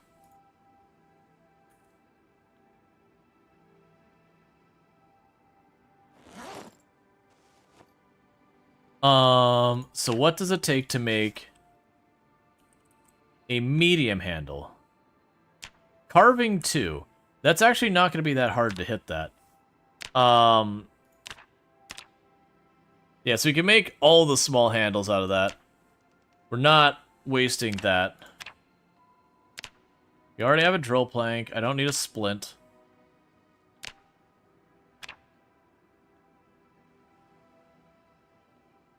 I'm trying to not just make a billion spears to do it. But we can work on the spears as a thing. But that will be a thing that eventually we should be able to make ourselves the heads for different tools and all that. One of the things I haven't put time into that I really probably should as well is what do we need to make some of these things? Hand-operated press. Used to press clay items and turn seed paste into oil. A pottery wheel, used to turn clay objects into bowls and pots. A softening beam allows you to remove fresh fur and leather. A tanning barrel, which we don't have leather. Wooden fence posts. Advanced forge requires bricks. Advanced furnace. Let's start with the different things. So, for even like the most basic thing. Charcoal burning barrel. A metal barrel used to burn logs into wood charcoal. We actually can get the barrel pretty easily. There's one around the corner. A charcoal burning pile just requires a spade. We have a grindstone, which requires a stone wheel. A primitive forge, which requires a stone anvil. And a bucket of clay cement. Alright. Yeah, so primitive forge is bucket of clay cement. So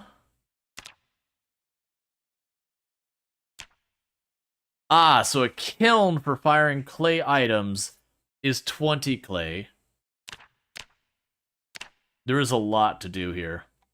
Dirt floor, a lean shelter, which is logs and sticks and all that. Sandbag walls. Tarp shelter. Miscellaneous. You can just put a bunch of stuff on things. A pile of stones to mark a location. Cool. Masonry, so we can actually make stone walls. What we need to do is figure out a bucket of concrete. Farming. We'll need to gain more farming. Carpentry is still just building that. Blacksmithing is that. Let's go over here. Bucket of clay cement is clay and a sack of sand. Let's see. We would need to figure out... We could sew a sack with a burlap piece, thread, and needle. Okay. Burlap. I mean, we don't see a thing there for it. There's so much there. There's so much there that I just have no idea.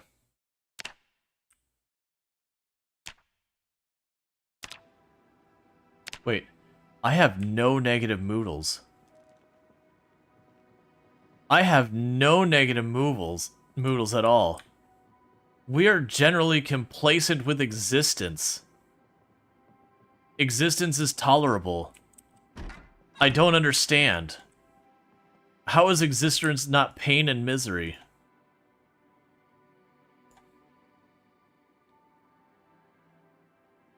It feels weird. Am I still playing the same game we've been playing the last couple days? I feel like something's wrong. I'm obviously memeing. I think the reality is maybe Soda's a bit on the strong side right now. I was not expecting to get that kind of mileage out of slurping down that soda. I'm kind of glad we didn't, because had I known, I'm not tired enough. Wait, really? Well, that's actually kind of a problem, though. Well, let's try to help ourselves into being tired. So let's drop our duffel bag. Exercise, sit-ups, do an hour to get ourselves nice and exhausted.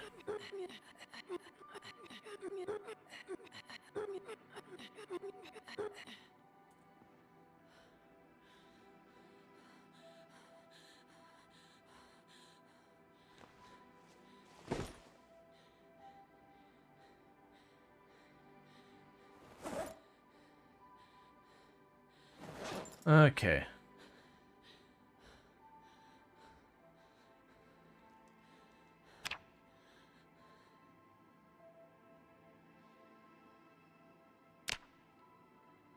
How'd you get hurt? I'm not hurt? Oh, if you're listening to the noise, that was my character whining about doing sit-ups. They weren't hurt, they were doing sit-ups.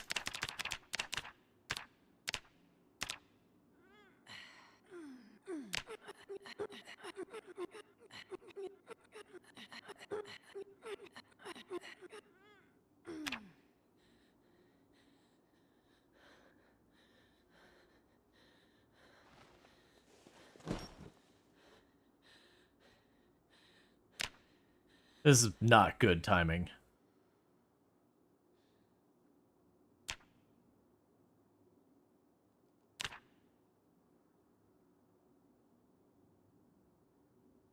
Oh no, we were not at max health because of carrying a lot. Oh, I turned off the alarm. Well, let's just hope it's not a helicopter day, because if it is, we gave up our window. I don't think we're eligible for the helicopter again yet.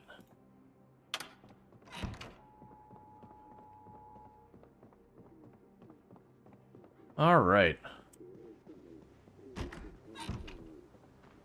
Pea soup.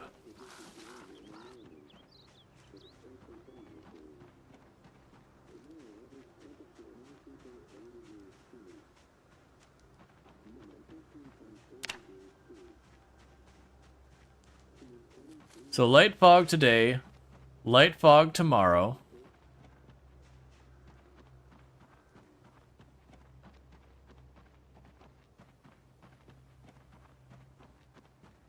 No, you don't want to go the night owl route. Night is straight up a rough time. Are you trying to warn me that I'm in combat, or what?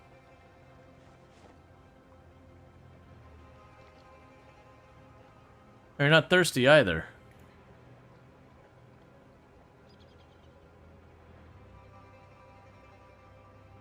Minus 60% of my ability to forage. There's a helicopter sound redemption. Oh yeah, no, you'll probably not catch me. Like I said, I almost instantly pulled up, because that's one of the things you learn is the helicopter happens on the hour. Realistically, you actually start seeing it about 10 after in the game. So people had to get like really good at the timing to make it convincing. And then on top of that, with the sound redemption, because it always starts at like the exact same volume from the exact same direction, you get to learn that to just be very suspicious of it.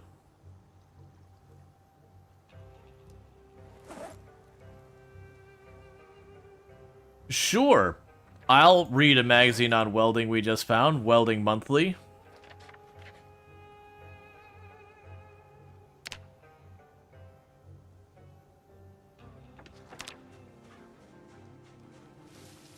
What record did you hold? Did I hold? I used to have the record for the highest kill count run ever streamed at 135,121 zombies killed in one character, one life. With no mods of change timization or vehicles, yada yada. That said, that record's been beaten. It's now like 930 or, sorry, 950 or something like that. 1,000 is the new record. Mr. Lamprey has the record right now. But I was the one who had the record for a while.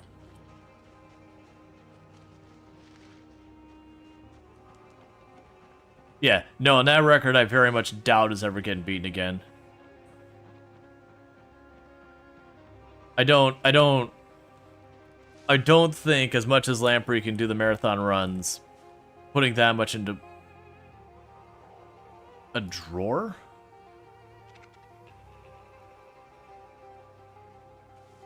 Okay.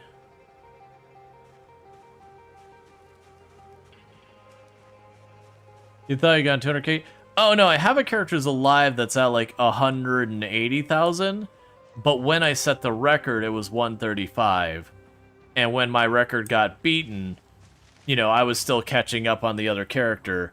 And so Lamprey had already taken the record at that point. And so, you know, Lamprey got ahead of me because, you know, I have variety. Versus Lamprey plays mostly just Product Zomboid. Not exclusively, but very heavily Product Zomboid. So he never ended up catching up to him. Because to be entirely fair, I burnt myself I burnt myself out pretty badly doing that whole world record run.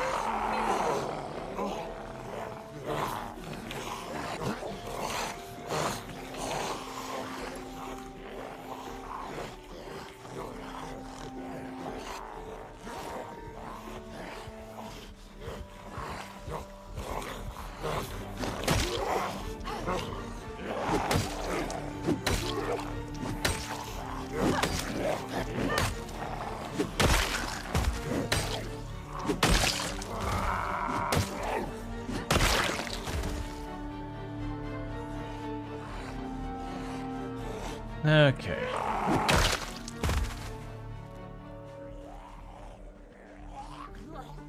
And little by little, we're cleaning up.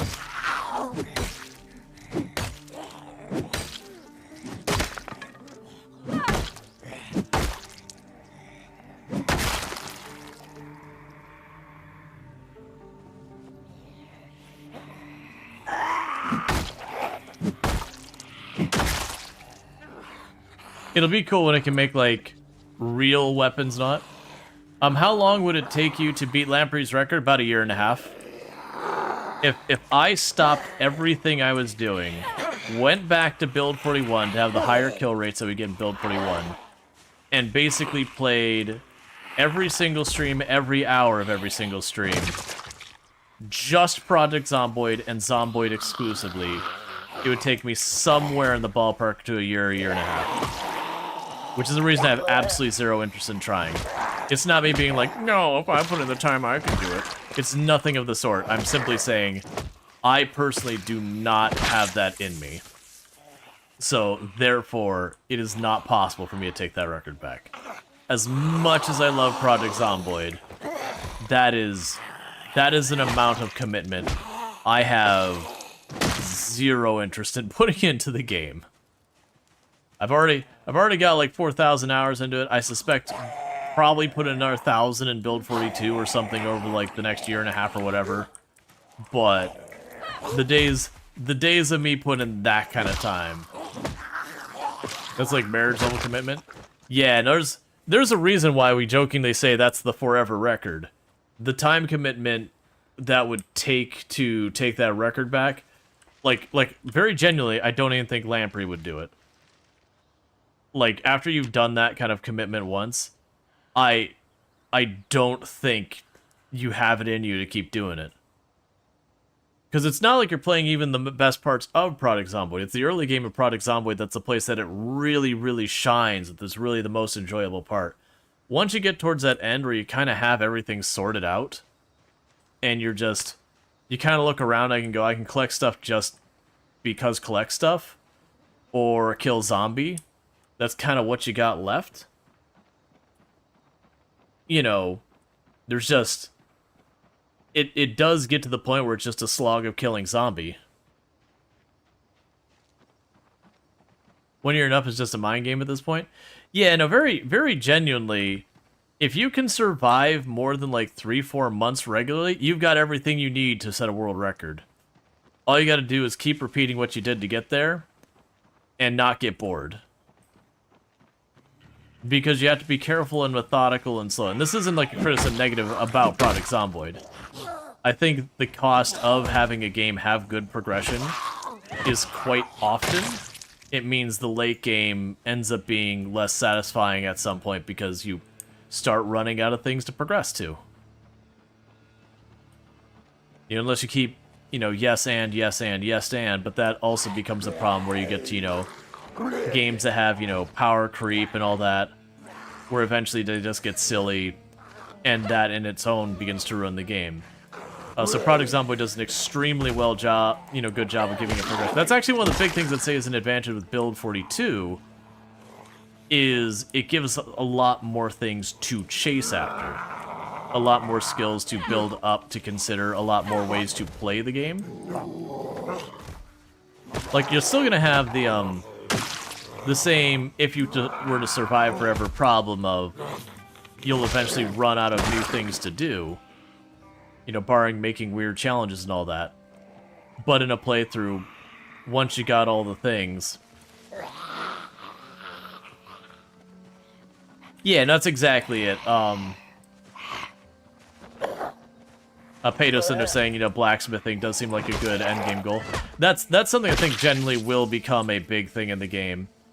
Is, with all those new crafting skills and all that, it's something else to chase. So I've talked about how in Project Zomboid, in a certain sense, when you start the game, it's not that you formally have a checklist of items to run through. It's not quite that formulaic. But there is kind of, sort of, a list to go through. And it's just one of those things that, like, as you do stuff, you find your generator magazine, you get your generator. You get enough nimble that you can hold up in a fight without having to do like weird turn around and run out and run in kind of things. Like you get that little bit of progress. Each one of those is one thing you've gotten done that now that it's done, it never gets taken back. And therefore, you get that feeling of progression. You did the thing. But at the same time, the things left for you to do has gotten smaller. And you can add new stuff to this and say, you know what, I'm going to go collect a whole bunch of plushie dolls, or I'm going to go collect a bunch of flamingos or gnomes, or I want to go into this area and like rebuild a base here, or that house is burned out just because I want to go and rebuild that burned out house. You can come up with things to do for yourself, but you get the idea. You're just kind of tacking a new item on the list. But once that's done, you either got to come up with a new item to put on the list, or the list gets smaller. And you eventually get down to the point where there's things left on the list are getting fewer and farther in between, that you have those like one or two things that maybe you're like, yeah, that's what I want on my list early game, but then you get into it and go, you know what, actually, I was going to do that one, but maybe I'm not as interested in that specific objective anymore. Like, it's more of a commitment that I'm willing to do. Like, I started to build a road to the hidden military base, like literally cutting down trees and building my own road straight from the north straight to the military base. So that way when I had to go back to clear out the zombies as they migrated, it'd be easier. And I got like a third of the way there, which is honestly an absurd amount of work, and I was like, you know what, never mind. It's like, never mind, I still have so much more to do on this, and very genuinely, I'm already over this. This is a project I don't have it in me to see through.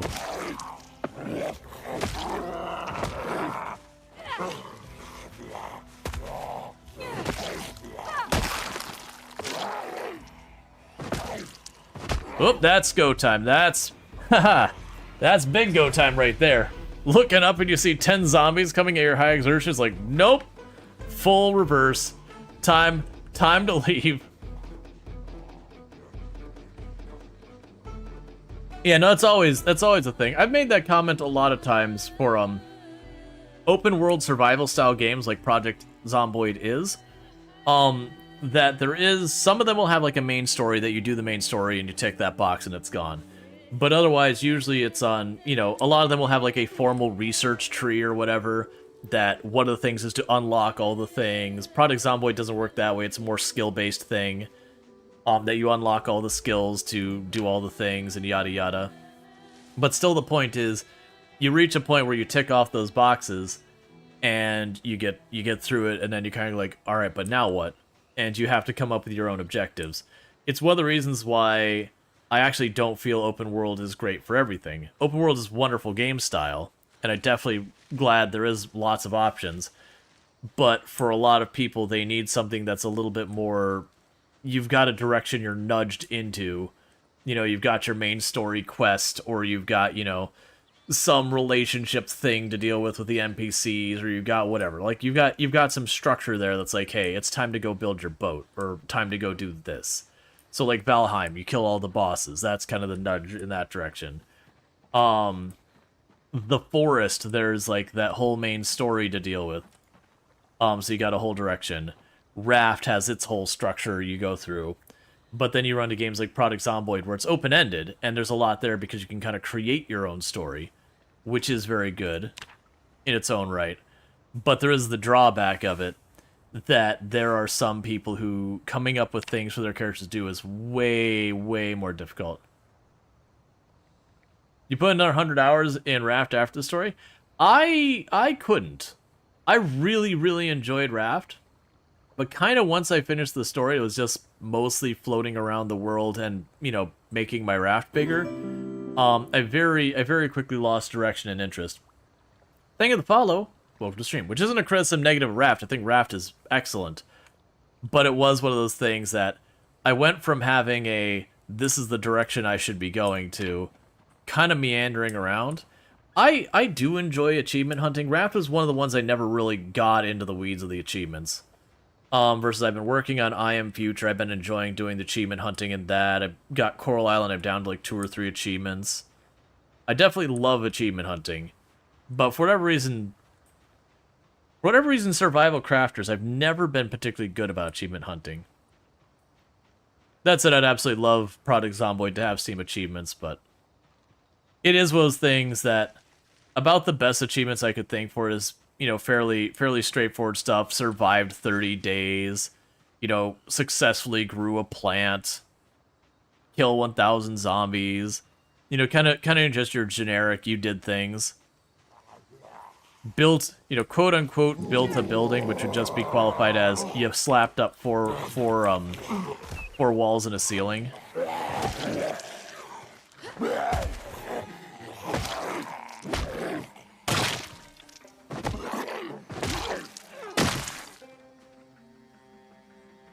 So here's a question. So we saw the burlap shirt. And scrap of burlap was one of the things we could make stuff with. Let me go out of my way to shred a burlap shirt. Maybe it doesn't. That's it. Helps with your dog elected, and she will once a week see how my raft changed. Oh yeah, no, it absolutely helps. So then part of it is like the joy of like your kids being involved and all that. Does he do Superb Survivor mod for something to do? How many survivors can you rescue and bring back to base? This side of standing guard. You didn't use it for anything. People know that I tend to be extremely light on my modding. I don't have a problem with mods or anything like that. I'm not like, mod bad or whatever. I'm actually very thankful for games that do add a lot of modding to their game. But generally my experience with adding mods is it always messes with the game in ways I don't like.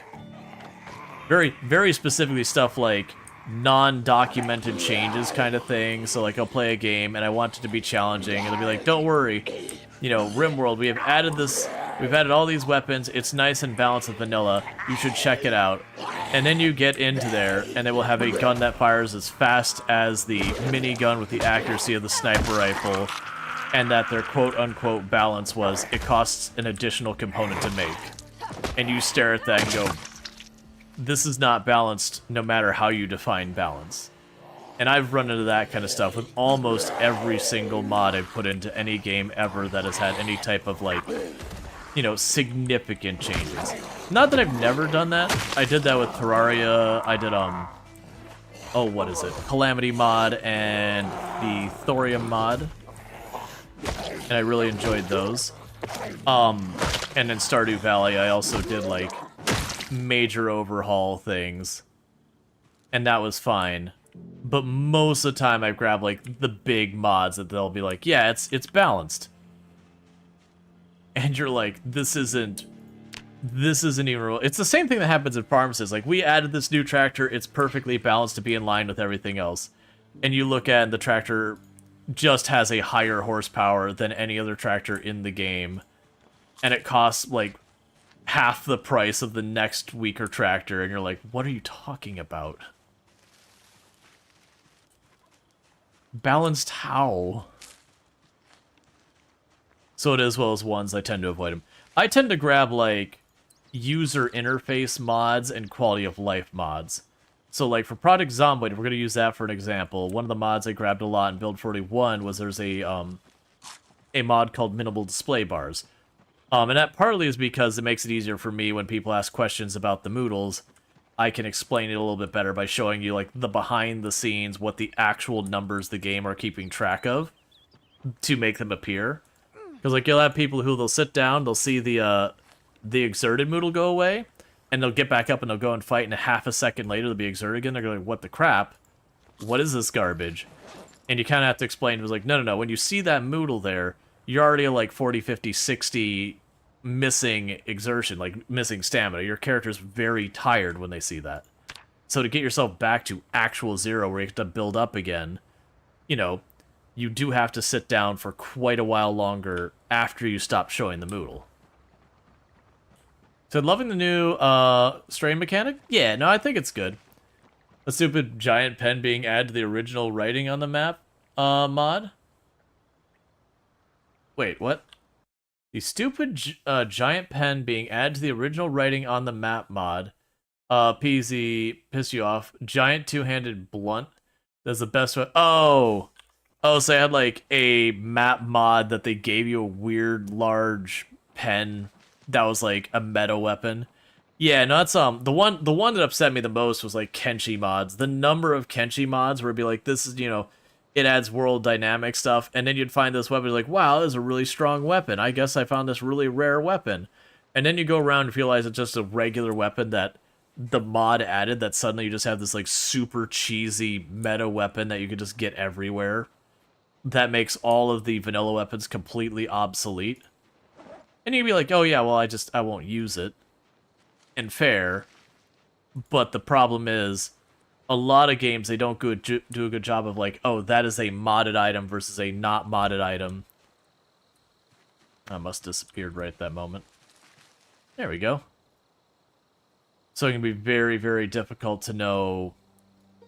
Like, it can be difficult to go, hey, wait, is that a modded thing, or did I defeat a really tough enemy and this is my reward? And it's like, just a really properly good weapon that I had to do a lot to earn.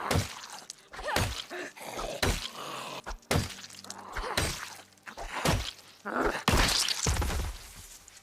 you get the idea. But yeah, no, and Project Zomboid's no exception to those problems. You'll have, like, I've had people who go, oh yeah, no, it's okay. There's Breedus gun mod. Totally balanced, completely in line with vanilla Project Zomboid. Like, there's nothing wrong with it, play it. But balanced and in line with the vanilla? Nah, man. Nah. I can delete thousands of zombies a day with that. That is not balanced. Not at all. It's fun, and I've even booted the game up with it just for, hey, I don't feel like trying. I just want to delete a whole lot of zombies. Let me go hit up this armory with Breedus loaded and, get my arsenal.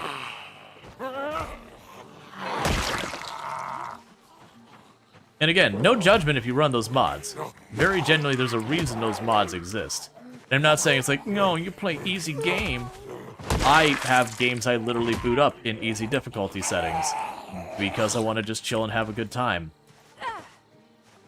There are days I play RimWorld where I'm like, hey, you know what? Losing is fun. Let's go. And there are days I play RimWorld where I'm like, you know what I'm doing? I'm doing Community Builder. Because I want to make a pretty colony. That's a meat cleaver. I'll take that. Options make it better for everybody. It's to entirely honestly, I genuinely believe the sandbox settings are probably one of the strongest things that keep Project Zomboid as a game that people come back to again and again and again.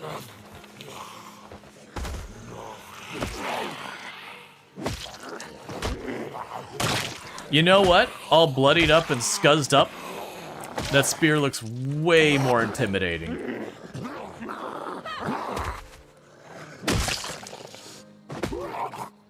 Because for just a moment, I was like, holy crap, what's this guy got in? I was like, oh yeah, that's just a spear with a hunting knife.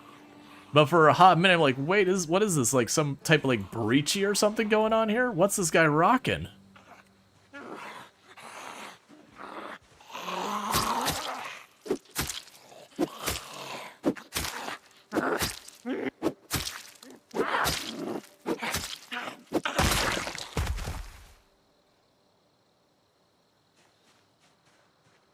Spears finally got nerfed? Yeah, but I feel like they handled it in a really good way, though. I mean, it was overdue.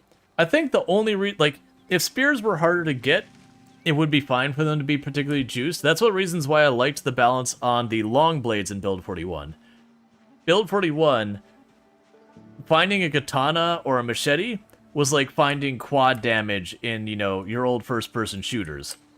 You'd find the quad damage, you'd go delete a whole lot of enemies for a little while, and then the quad damage wears off, and you go back to normal. That's the way I felt about katana. Is you had an afternoon in the game that you could just throw down and cause mayhem. And then, when it broke, things went back to normal. But you got to have that little window of being a little bit overpowered. And I felt that was the nice balance, is they were rare enough that you got to, get that feeling of temporary power. versus spears being one of the single most accessible weapons in the game, because you could just, the moment you got like an axe or something like that, you could just mass produce spears. Kinda messed with any semblance of balance. Yeah, it's fine.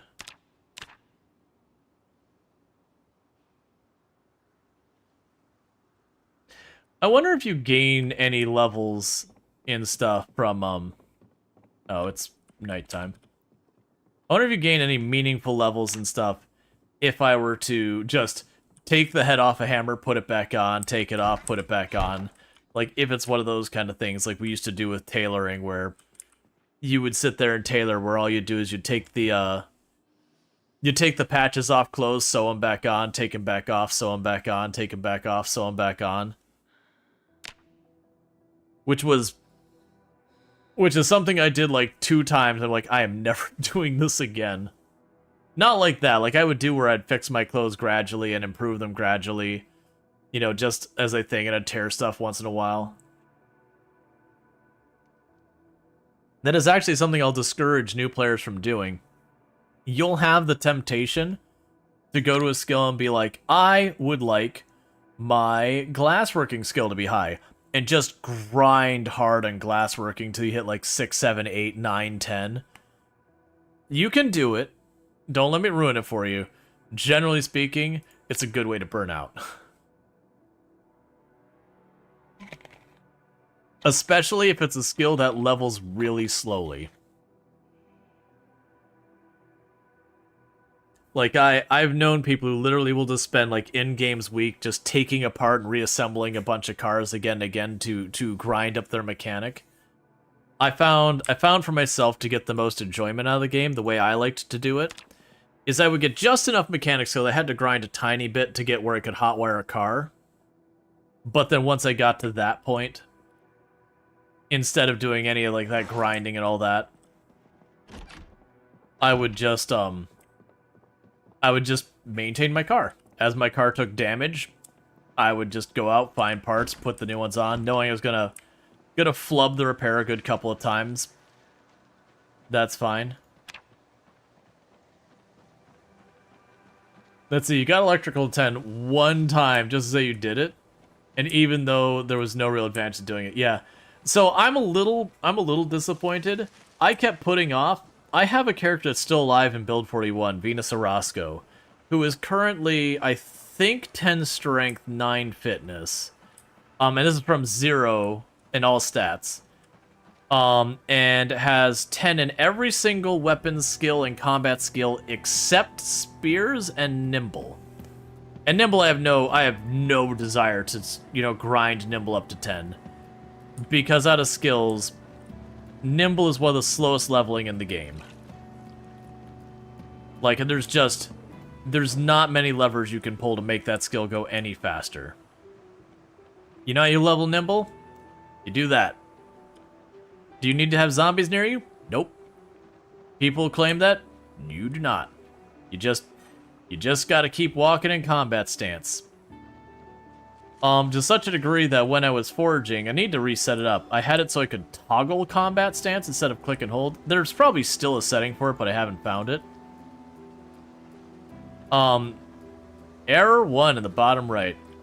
Okay. Okay, I guess when I went to grab the chipped thing, I got an error message. It's fine, I'm not that worried about chipstone.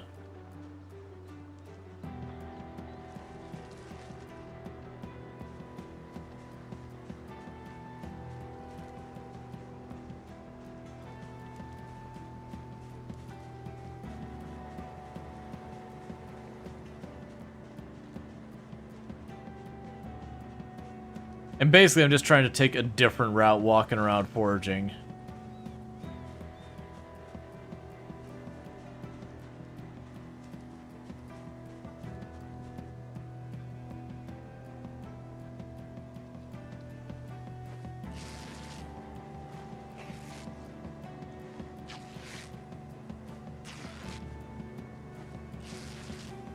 I wonder if grinding foraging is still fast and waiting for a broken leg to heal naturally.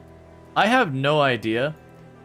Low key, I have, in my entire time playing Product Zomboid, outside of multiplayer shenanigans, I have never fractured or broken a limb.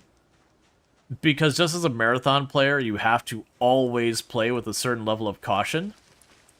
You know, other than when you know you've died, like you've gotten infected, at which point caution goes out the window, you get your guns and you start blasting. Because what's going to happen? You might die. Yeah, well, that's happening regardless, so there's nothing to lose. But, it's just kind of one of those things that breaking, like, the only ways you break bones in normal Product Zomboid is you fall from a high place, you get in a car accident. Those are the only two ways to break bones in regular Product Zomboid. If you're doing PvP, people can shoot you in that, and that can also break bones. But like normally breaking bones is a non-issue. Like you're breaking bones and you're playing solo, that is a level of recklessness you are choosing, and that's fine. You can actually have fun. Like I know a lot of people who drive the cars extremely fast, but then like again, I go back to I'm a marathon player that I do one run and I'll do it for months and months and months. That doesn't happen if I play that way. Pretty much when you're playing these types of runs, the marathon runs like I play, it's basically, okay, what can I do to be as risk-averse as I can and still accomplish the goals I want? Now, obviously, fighting zombies and killing them is one of my primary goals, so there's always a level of risk I am introducing to myself. But you'll find I'll do stuff like make noise outside a building so I can draw all the zombies out. It's very rare I will go into a building until I'm very satisfied the building is as empty of zombies as I can reasonably make it. Alright, so it's going to be a dark day today? Yeah, so it's going to be a pretty dark evening in-game today because we're going to have heavy clouds and light fog.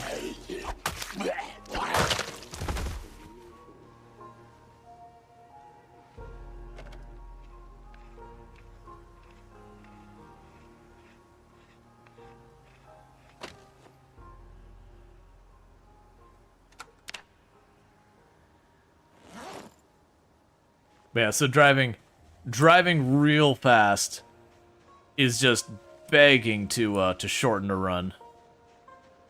So you'll see, it's not that I literally never. Ooh, we got a nice little pack of zombies stuck up on the fence edge here. It's not that I'll like never ever drive fast, but generally speaking, while I'm driving around, people will constantly ask me, "Did I take Sunday driver?" It's like, nope, I'm using cruise control, and I'm driving a nice, reasonable, responsible speed.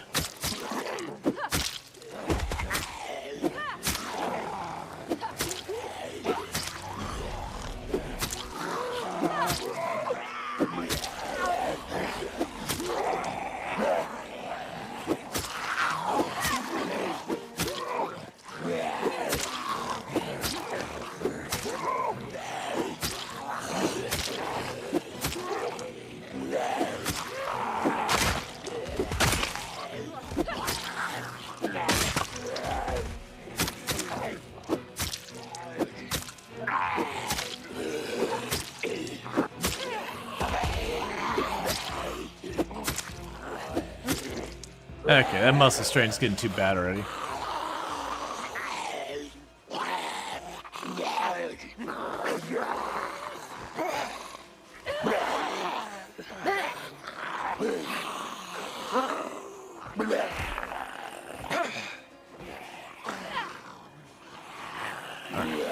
Let's cut across here. We got some zombies that are seeing me over here. They're gonna pop that gate here in a minute.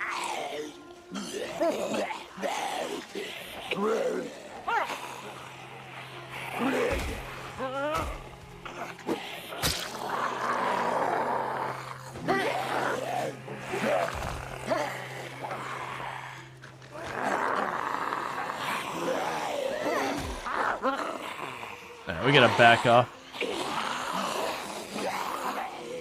You need to hunt with so many rabbits on the road? Yeah, no, I saw, we were over by the farm, and I, like, ran away, like, I was running through the area because of the helicopter, and I was, like, watching stuff zip all over the place. Like, what is that? It's like, oh, it's a crap ton of rabbits. I didn't get the chance to go after him because, you know, the helicopter's helicoptering them.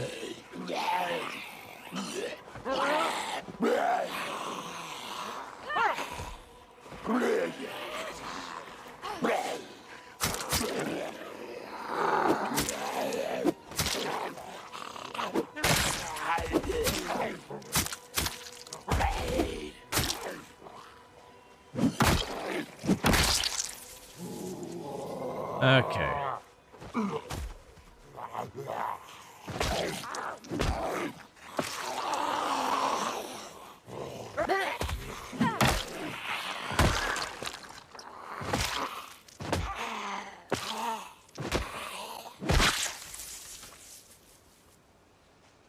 It is kind of neat, on the other hand, as well, that you can kind of sit here with the idea of these benches are probably fine. That I could potentially sit here and take your big spear, you fight with your big spear, you break it down to the next size, take that, cut it into handles to make other weapons. So you kind of grab like a long stick and slowly work it down through a series of weapons to give yourself more variety. It's kind of a cool idea. I don't know how well that works in practice. Like, if it's just better to go, no, don't bother doing that. Just make yourself a crap ton of smaller handles on the get-go. Let me catch up with chat real fast. You've been living with a fractured upper torso for an in-game week due to crashing. Never again will I speed like crazy.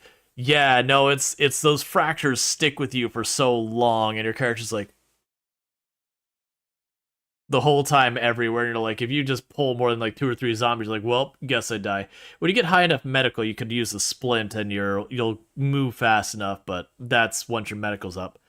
But it's crazy that you've got hundreds of hours in the game now, and Build 42 is almost capturing what you felt when you first played the game. Can't wait to dig into crafting. Yeah, I wouldn't say Build 42 has gone quite that far for me. Like, it certainly has changed the game and certainly has, like, reinvigorated the game for me. Like, that I agree. It's definitely not the same feeling as when I first played, where everything was kind of scary. I didn't know what to do to stay alive, like that kind of stuff. Like, now it's like I know most of what I need, but some of the details have changed. Oh, stop. You're way too sore. But like, the crafting being a lot more involved is interesting. I look forward to messing with that a lot more.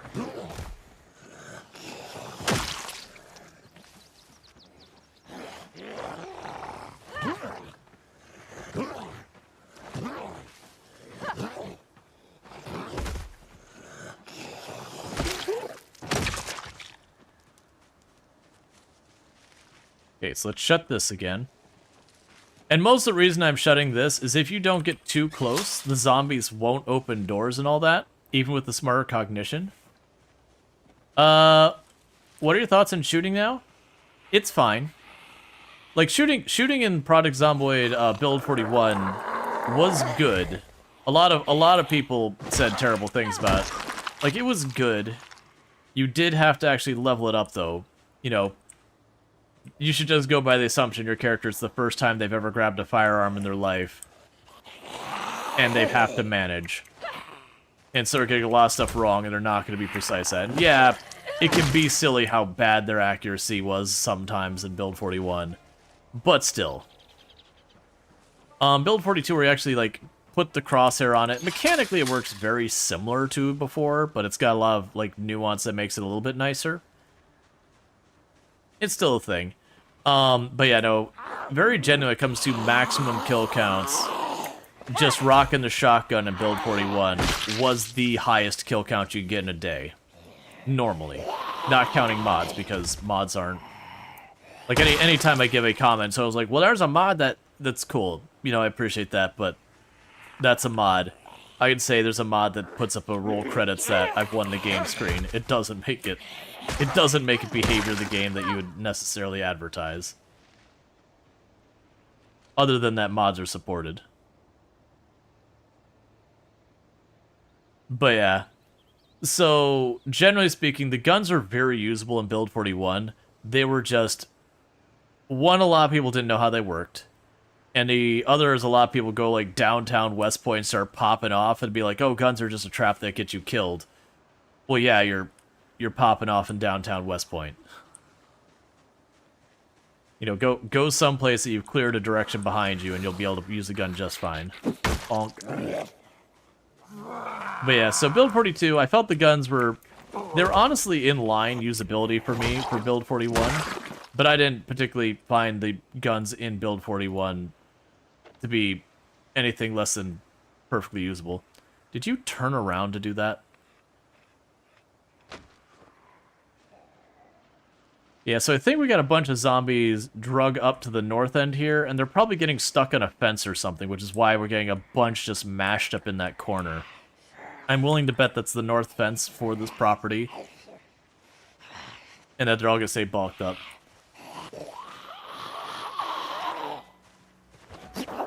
Weapon health indicator? Yeah. I like to have that mostly, again, for streaming purposes. Because you have people who, you know, they're not going to be focused on your stream the whole time. They can't catch all of it. So they'll see you fighting, and it'll look like this big group of zombies on top of you. And you'll look and see that they got a bunch of moodles going on, like, oh man. And you're using a machete, like, okay, well, this might be a perfectly fine situation, or this could actually be a very dire situation. Like, if I'm in this situation, and that machete's on its, like, last sliver of health, you know, that's a very intense moment where things might be in a pretty bad way. On the other hand, if that's a fresh, brand new machete, like, you know, this is just not even an issue. But without, like, the weapon condition indicator and all that, unless you're watching the whole time, you have no way of knowing where things are at.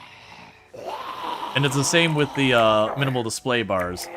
You got your moodles up there, but because moodles, like, tired and exerted and all that don't show up until you're pretty far into it, and I'm, you know, stuck in a fight, if I'm fresh for the day and there's, you know, a couple hundred zombies, no biggie.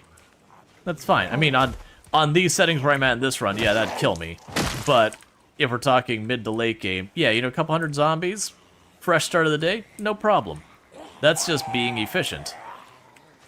But if we're talking, you know, we're pretty far into the day and I'm right on that edge of starting to go exert and all that, that again is one of those things where I'm like, I'm about to get evicted from the area. I'm going to be entirely spent before I get through it.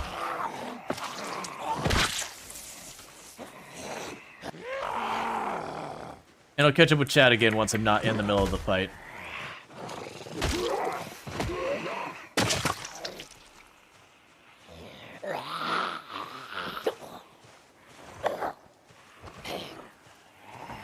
Pretty soon we get to detour.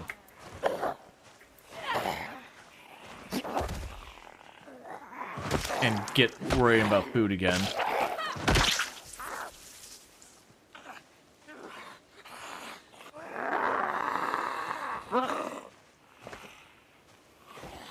All right.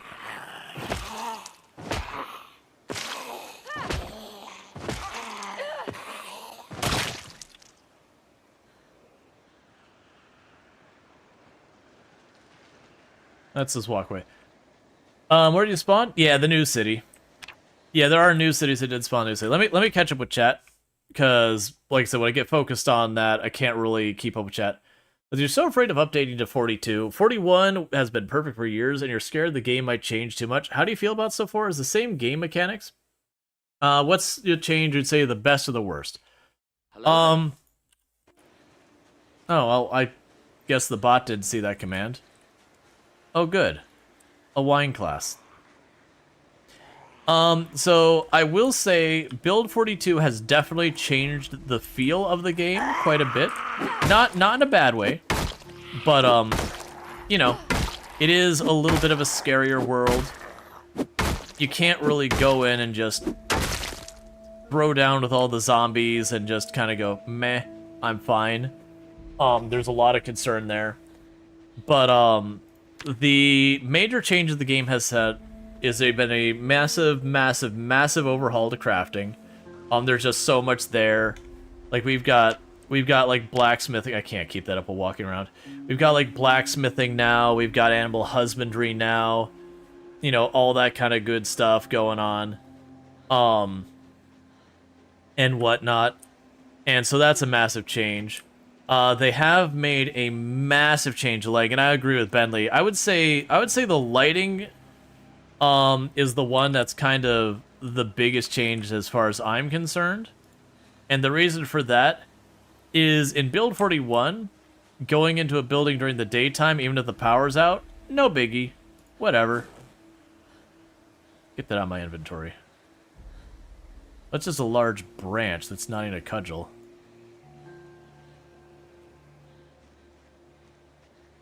But, yeah, so lighting is the biggest one. So, like, if you go into a place, the power's out, and the lights aren't on in the basement, you just look at the basement and go,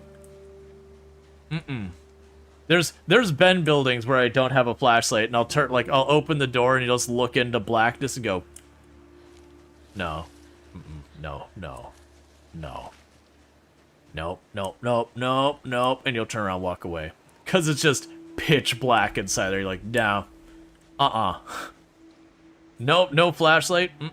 Not going in there. It's not worth it. Doesn't matter what's hiding in there for me is good loot. Not worth wandering around the dark where I can't see the zombies. They also added muscle fatigue, so you'll notice that here. So if you remember in build 41, when you first start exercising, your character gets muscle fatigue, and it causes a lot of pain. That could be a bit of an annoyance. But, like, you get past it by doing enough exercise that you built up your regularity. They have now added muscle fatigue to a lot of things. So, you do that. Wilderman saying, I wonder if cat eyes helps with that, or whatever the perk is. I have cat's eyes. It does help you outside. Inside? No. It's not, it's dark. It is blackness. There is nothing. You just look and go, nope, there is not in a volume of brightness that is going to make this not terrible. But that's the idea. So now flashlights, and they also made flashlights better. Because that was the big thing about flashlights in the past. You break out your flashlight and you'd be like, aw, it's a sad little flashlight. So they did make flashlights quite a bit better than they used to be, in addition to changing the darkness stuff. So not only did they make the darkness more prevalent, they also made the tools to counter the darkness better. But I do imagine that's going to change a lot of stuff, because people remember that my go-to bases, like, I'll have my main base I'll usually go back to, but as I'm going out and abroad and fighting zombies to clear areas and all that, usually what I'll do is I'll kind of stretch out and go for the nearest gas station, and a lot of times I'll set up in the gas station bathroom specifically, because one way in, one way out, I can lock the door from the inside. There's usually enough room for me to put down a tent and put the tent between me and the door in case zombies do manage to get into the place. And they're just convenient. There's always gas right there. And so as a go-to. Nowadays, if I can't get a generator hooked up to the gas station, that bathroom is going to be real scary to clear out.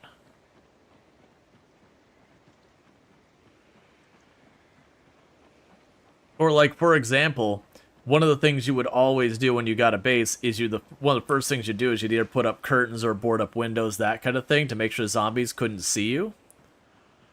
And nowadays you can do that. That's certainly still a thing. But at the same time, that also means you don't have light coming into your place. If you don't have the generator hooked up, you're now sitting in pitch black and going, did I leave that window opened? I don't remember. I really hope I'm still alone in here. So there is a consideration to be made on, do I fully board up my windows so the zombies can't see in? Do I close my curtains? Or do I leave my curtains open so that I get some light in?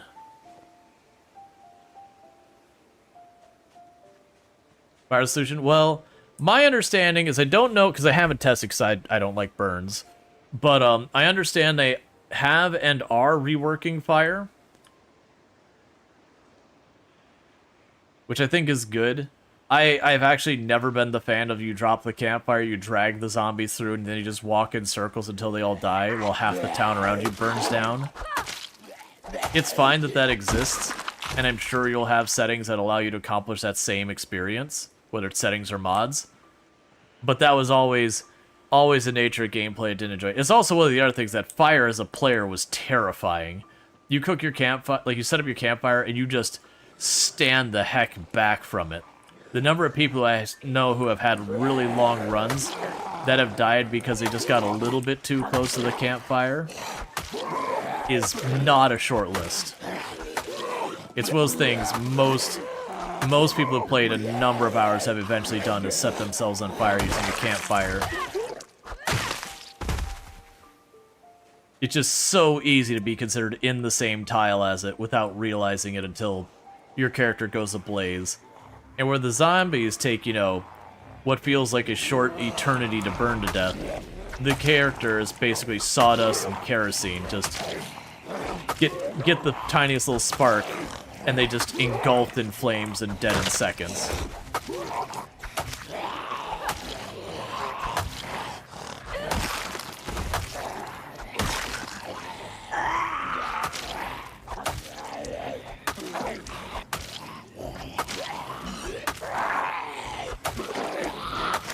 It's weird being able to use a weapon for any amount of time.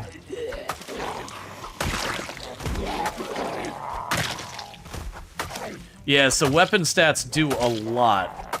This is only like 1-2 points in short blade, and already, you know, I still go strained, but I'm able to throw down with a whole rally group and not immediately have problems. Current best tips for build 42? You mean compared to normal Product Zomboid build 41 Product Zomboid, or like just Product Zomboid in general? Because for build 42, let's see what would I say would be the tips for the differences in the game. Be aware that with the difference in how the zombies hear and all that, where it's random, not just all set the same. Thank you for the follow. Welcome to the stream. Like, the zombies' movement speeds are a bit more mixed now than they were before.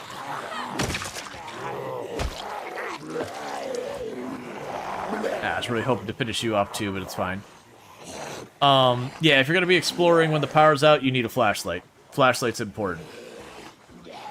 But generally speaking, be aware, if you kill zombies, you are probably going to aggro zombies much farther than you expect. Would be one thing that I would say is different. That when I kill a zombie, I'm pulling zombies from a significantly increased range, and I have not changed my zombies settings so far as, like, distance they hear or anything like that. So it is going to probably catch a lot of people off guard. The other thing is muscle strain is a significant impact. That the only way to make it less of an impact is to level up your weapon skill.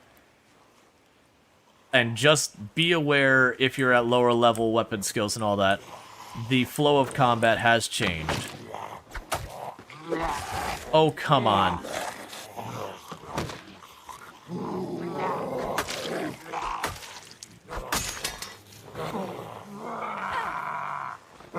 I don't like fighting zombies near fences for a reason.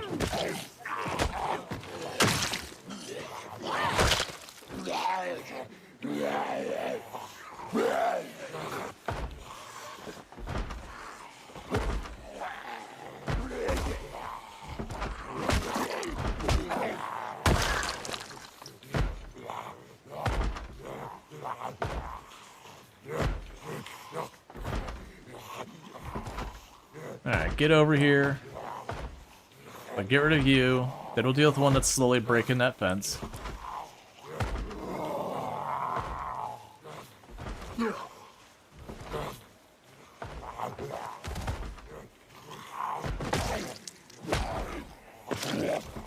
Yeah, and I can repeat that all after the ad break, so I do apologize people getting caught in the ad break.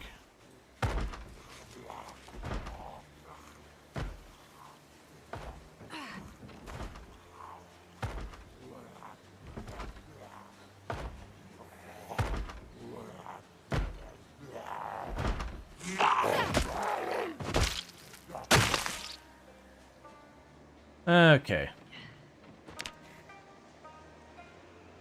But yeah, no, it's definitely changed the flow of combat. I don't think it's a bad thing. It's just a thing that we as players have to adjust to. I do think there's room for tweaks, which we did already hear from the devs last night, that there was talk that they might be bumping down the default muscle strain rate from 1 to 0.6, I believe is what was said. Don't quote me on that. But that is my understanding, is they are going to be toning it down to about 2/3 of what it is now. Which I think is a fair point. Because I feel like that means you're fighting like the 1 or 2 rally groups and all that, it'll not really impact your gameplay. But if you start just going through downtown, going into Slayfest, it is going to force you to back off. So I feel like that's a little bit more. Versus like right now, the setting we're on is effectively 1. But again, the other thing to keep in mind is they already did? Gotcha. Was it retroactive in the sense that because my world already exists, did it adjust? Because that might explain where I'm suddenly going, it's like, man, it's a big deal to be able to do that. Or if you had, I mean, the giant bonk, the supreme bonk, only the worthy may swing it effectively. We are not yet worthy. There's a cudgel that is really heavy. It's basically like the sledgehammer. It's just an extremely heavy weapon that it does relatively good damage. But it is just this obnoxiously heavy weapon. It's like 6 encumbrance and all that. And as a result of it being such a heavy weapon, you swing it like 2-3 times and every muscle is strained and your character is exhausted. I'm like, yeah, but I'm taking like a log and I'm hitting something with it.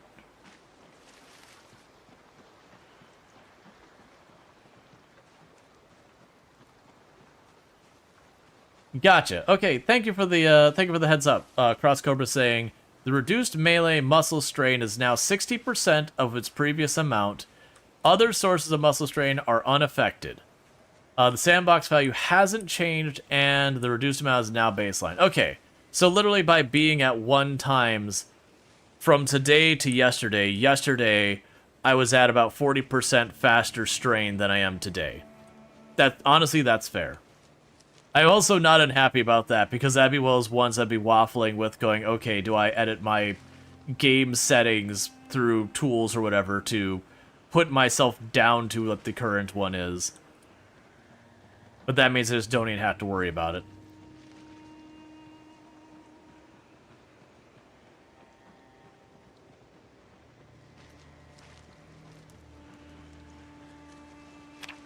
No, I'll keep foraging, but it's getting too hard to see.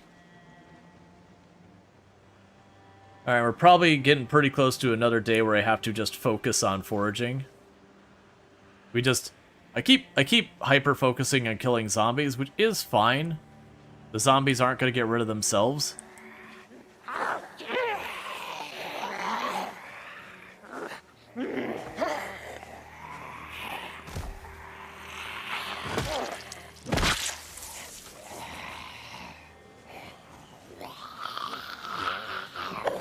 And maybe we'll consider homes secured, quote-unquote, when we get to the point that I can walk from, like, one end of the compound to the other. Because I know there's a north fence that I can walk from one end of the compound to the other. And I don't run into any zombies. Don't do that. It's real hard to stack you side to side. We can do it, we can do it, we can do it. Ah, too slow, they're up. I'm gonna use this hatchet I've been saving.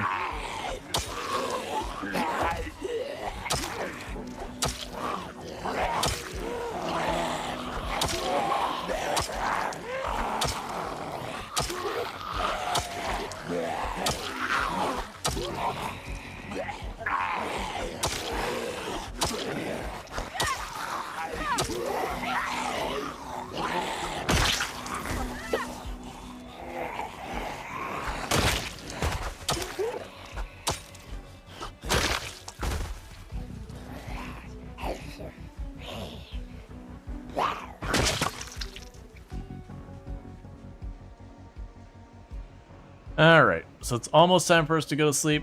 Looks like we cleared out most of that. Let's see, the setting is like respawn cap. Say you clear an area with zombies, but only respawn 25% of the max. Let me read that. As you were smashing zombies yesterday with big weights after 2 zombies, you were exhausted? Yeah. Fixed a missing floor cell 1624, causing the player to fall forever. Oh yeah, no, this is, as a reminder, this is the unstable branch. Like, there's a reason to, like, back up your save. You're gonna run into, like, the rare issue. I haven't run into anything too bad.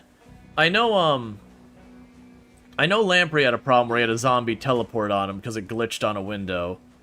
I think the worst I've had, honestly, I haven't had anything bad so far as, like, actually harmful bugs. I have had the weirdness where, like, the 3D model for something will show up super large in my character for just a frame or two, which is not really harmful, but it's led to some pretty funny pictures of, like, we were eating a worm and then the worm appeared in our hand at, like, 3 times our height. Which I still say I should have gotten, like, maximum full from hunger from eating it instead of the 1. Not really, I don't actually care. But it was a fun meme. You mostly had the zombies flip when you knock them forward. That's something that happened in Build 41 as well, where you'd knock them forward, they'd flip forward or, like, back real fast. So it'd hit the ground and flip the other way. At least that one usually doesn't get you in any, like, real danger. It's just you miss the swing and you're like, oh, time to back off. Yeah, the large graphic thing. From what I've heard, it's because the 3D models are very big in Project Zomboid, and then they shrink them down to the appropriate size for the game. Kind of how it works mechanically behind the scenes. And they're just that 2 or 3 frames that it exists in the world before the scaling takes effect. It's just one of those things that, yeah, it's a weird little flicker, but it doesn't really hurt anything. So how urgent is it as a problem? Eh?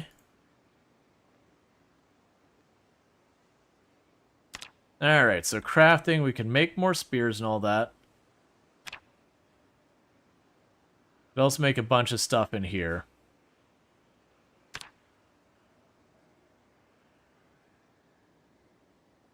To seed paste into oil. Use to make clay stuff. We can make a butter churn. The thing I gotta be careful is a lot of those use nails, so while I'm tempted to do that, I don't have much in the way of nails, so it's really not something we should spend our resources on.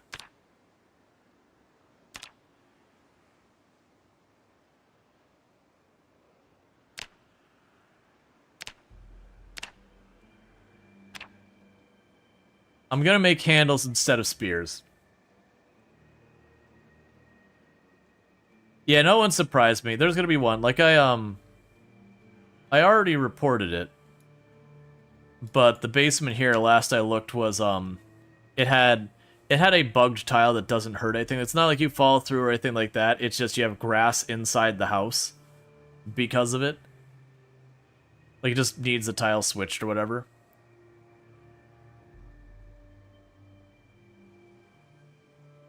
I'm not sure I can actually show it to you at all now I think about it. I need light. Here's how many... Gonna let me carve out of this.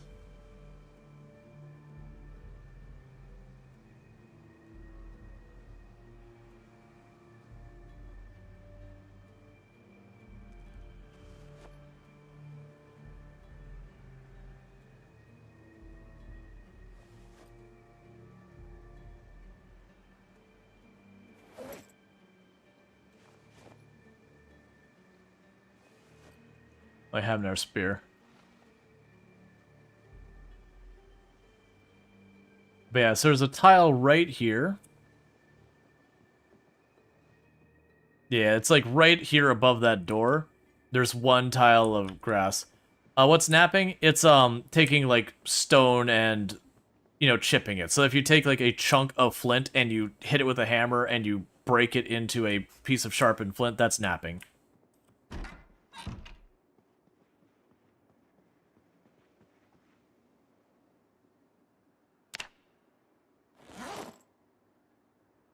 Let's see what else we've got in here. So carpentry, we do have a lot of these with sawing the logs, stacking the logs. We can make bellows. We can make an... That's an oil press?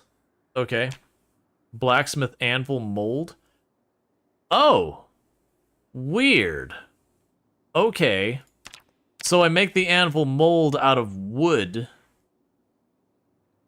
And then I'd put the clay in there. We need sacks of sand. My assumption, if we have a sack of sand, we would get the sack back, and then the sand would be gone. That's all going to be weird stuff to deal with. There we go. We can go to sleep. What's going to happen here is I need to quickly use the restroom. And bear with me for just a minute. Because I need to use the restroom real fast, so I'm going to go quickly put up my away screen. I'll be back in just a couple minutes, and thank you again for tuning in.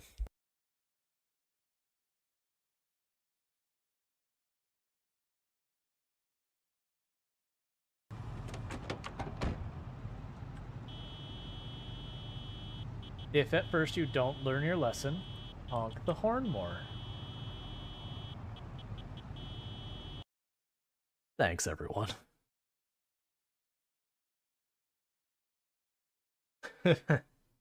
Sorry.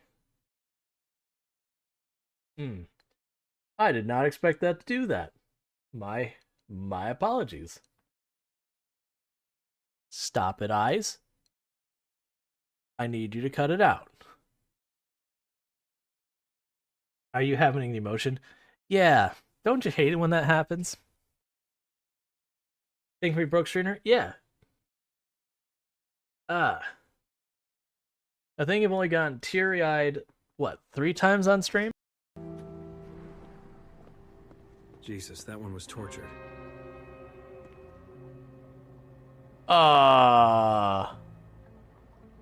We'll deal with that in a minute.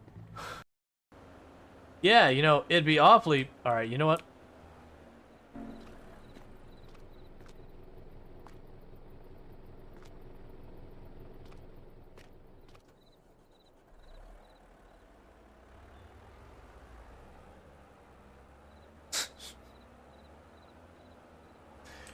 It's fine with me. You do your best, Semi. You got this, buddy. They're totally dead. Alright.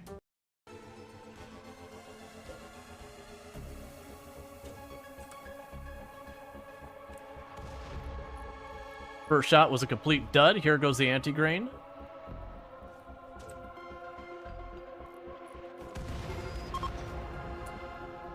Target sighted and target dealt. Okay. Storge. Walter's asking me questions about my coffee bean dealer. I'm not telling. Raj is hot. Raj is hot. Yeah, he is. Good for Raj. Yes, good for Raj indeed. I love you. I love you. Tuma's just like, Raj is hot. Good for Raj. Raj's like, I know. I am dapper AF. But I'm not telling. I know what individual groups or whatever like that. Oh, you legitimately scared the crap out of that. That's the first time I've been gotten with that in a long time. Whoever did that, you were well-timed, probably Cookie. Because this is legit a place that always makes me nervous. And I was looking at chat for a second, and the noise played, and I thought I had just gotten got. It's very rare that I actually get caught by that, and that was like, I'm not afraid to admit when I do. Alright, and we are back. Because that's the fun part of playing and surviving a lot will pay off. Yeah. That's a lot of buddies. Oh, yeah, was it one of the Jeremiah Wiener clips? That was the Jeremiah Wiener was the record one. That is I need to find a clip. I've got like the big long video that's like 15 minutes long. No, it's not the big. It's I played it yesterday on stream when we were on one of our breaks. Like I took like a little extended break.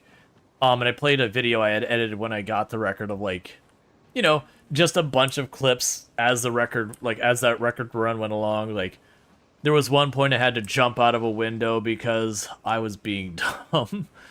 I was being dumb and taking apart beds for carpentry I really didn't need. And aggroed zombies behind a building that I didn't realize were there.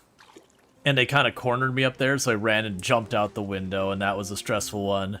We had zombies smash the windows into the gas station I was staying in, and we didn't wake up. They destroyed the tent that, in theory, I was sleeping in, and they didn't wake me up. Is there any evidence of garden growth? Not that I've seen, but it definitely feels like the garden grow times have changed tremendously.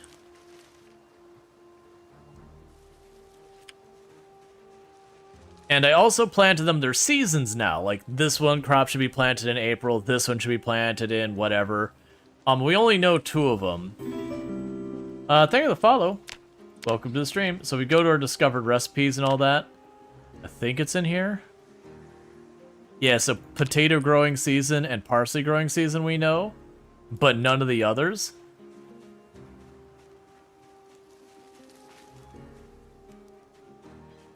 Oh, wait, what's happening here?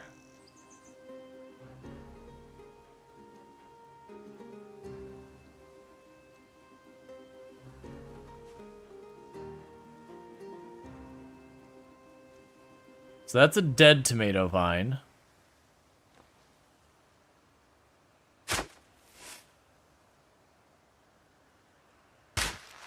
Those are dead. That's dead.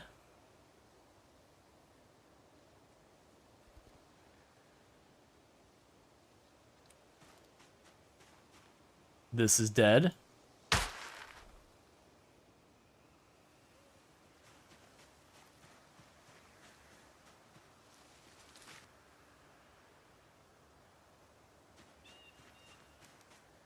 Yeah, so I think growing stuff in the correct season is going to be real important. There's cabbage. Those are dead carrots. Those are dead carrots. Do they have to be watered constantly? I hope not.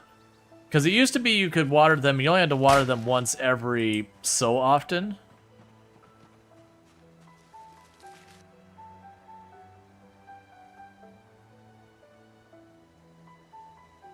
And I mean, it rains enough that I shouldn't have to worry about them too much.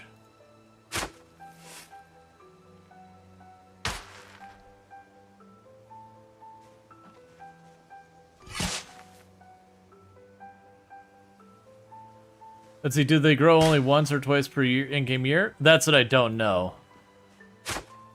So stuff we planted, a lot of it died.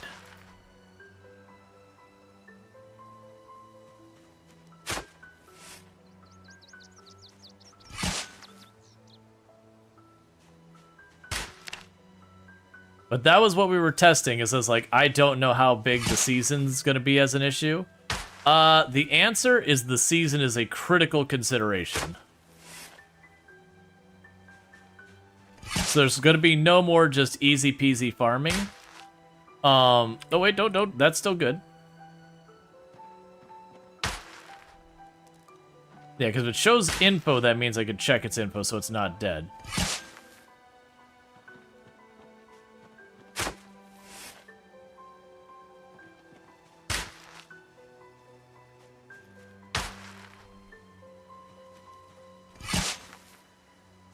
Alright, so what we're learning here is do not just plant stuff to plant stuff.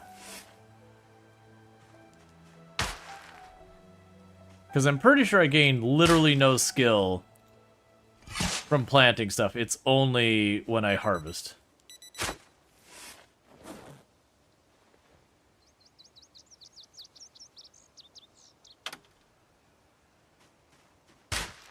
I really should be focused on food.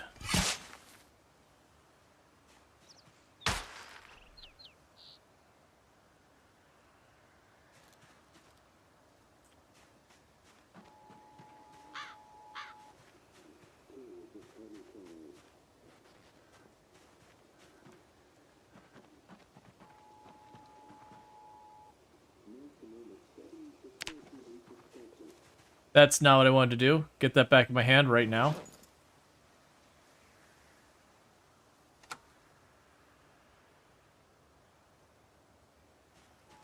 Okay. Alright, we didn't miss the end of it. The end's the important part.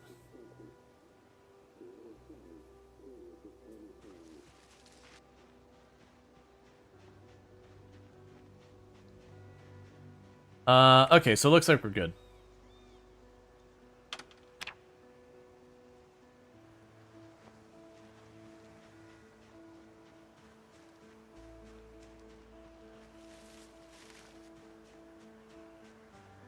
Strange thing, you came across a cabbage field and harvesting it gave you 0 XP. Yeah, I don't yet know what does and doesn't give you XP when it comes to consideration with the farming.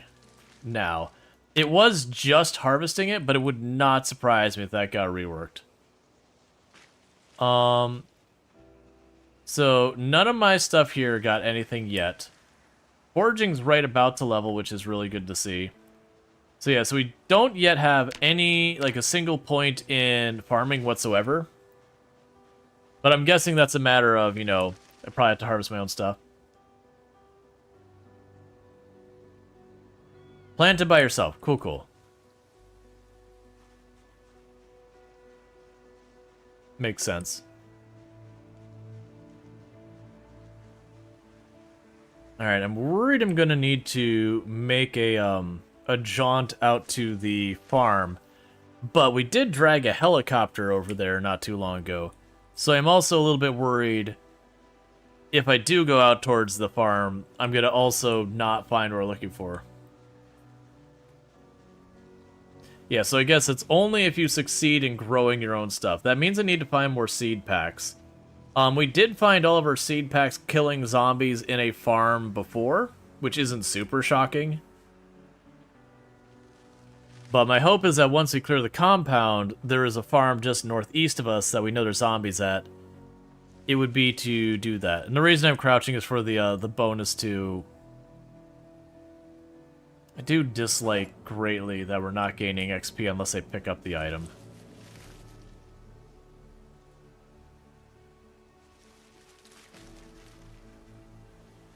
Just because it means I have to kind of clutter my world with junk I don't want.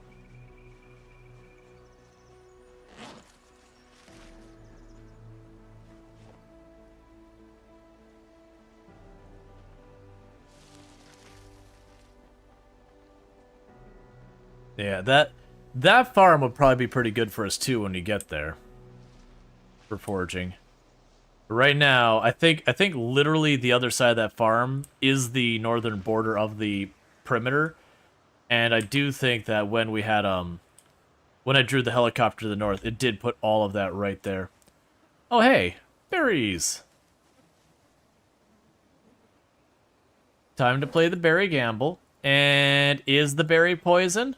About to find out.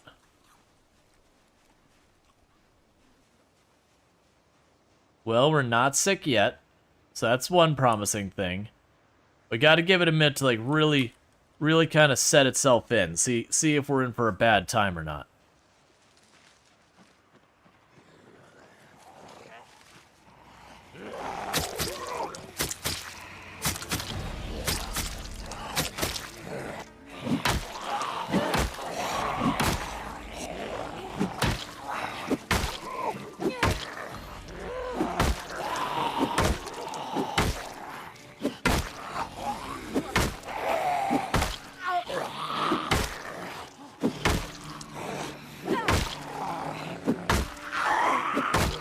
Alright.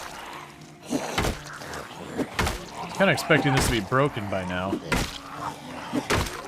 There we go.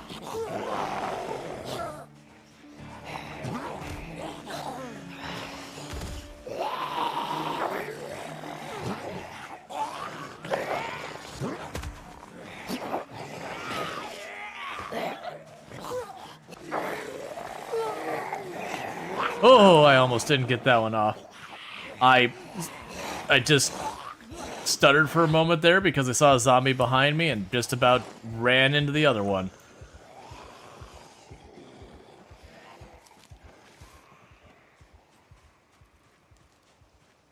Do we get seeds from already spawned crop produce? No idea. Alright. You know, I got focused on the zombie behind me, and I about turned at the wrong time and got grabbed. Luckily, I managed to turn... Oh, I'm not... The moment you have a zombie do weird stuff around a fence, I'm immediately out. I have learned my lesson. Anytime a fence or window is involved and a zombie does not work in a way I can predict, I am getting away from it, letting it sort itself out, and just making sure I'm okay.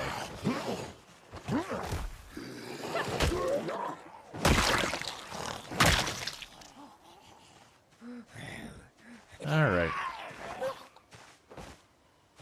I've just had too many times where I've gotten needless injuries because some zombie appears like fall on the other side of the fence, but it's not really on the other side of the fence. It's kind of really hard to tell what it's doing. So I'd rather just get back, see what it does, and then deal with it. Nothing, like, getting the little extra bump in damage.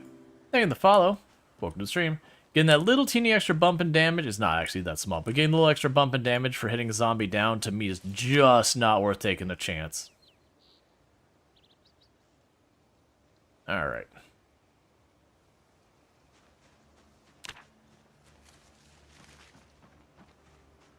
Hey, McQueeb, how's it going?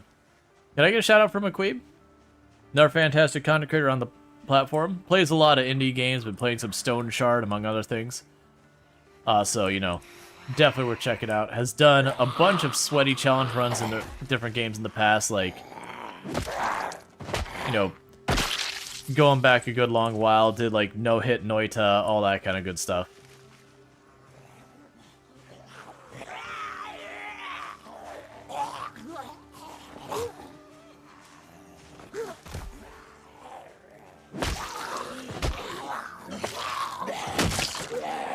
Yeah, so definitely check them out. They do play a whole range of games. A lot of indie stuff.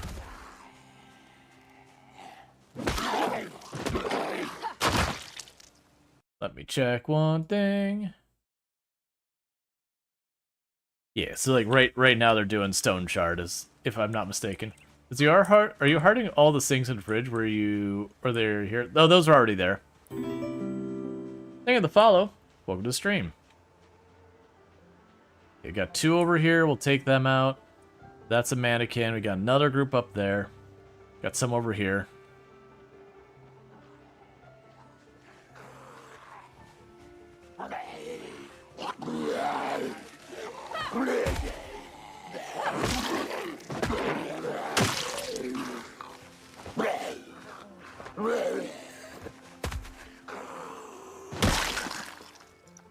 Okay, let's swap out our boots. We do a lot of stomping, so we do a lot of wear on our tear on our boots.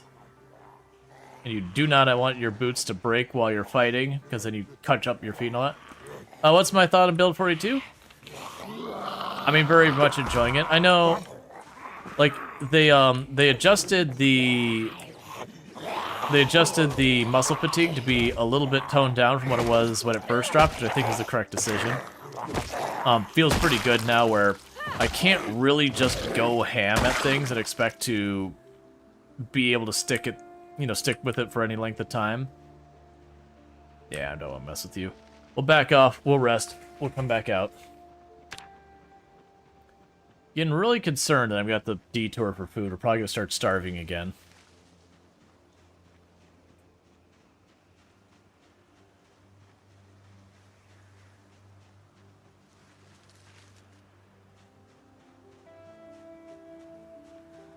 I eagerly await the maggots disappearing. Man, I really like it. The lighting is really good.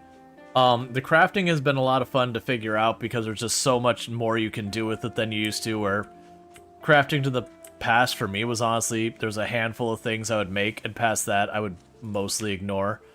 So it's been good having a lot more to look into and mess with in that area. The muscle strain is good for kind of balancing things out a little bit so I can't just go ham and destroy everything, because that's what I used to do in Build 41. The basements are a new addition. The lighting makes every indoor place before you get a flashlight absolutely cursed and terrifying. What else do we got?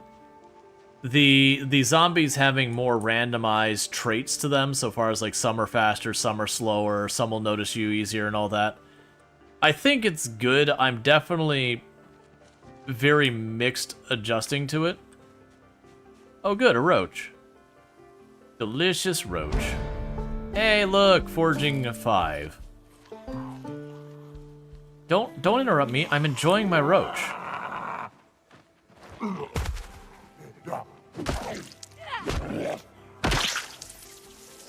Can a person eat a roach in peace?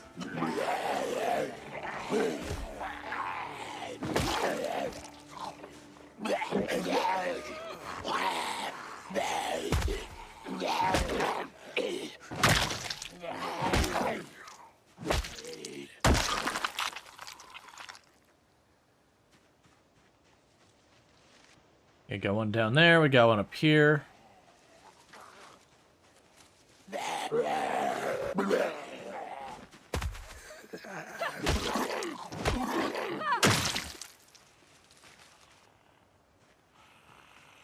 I do like that we have newer and more interesting, like, tie-dye shirts and all sorts of stuff. I'm apparently causing the tree to complain that I'm shoving it. Got a zombie over there. Let's go intercept them.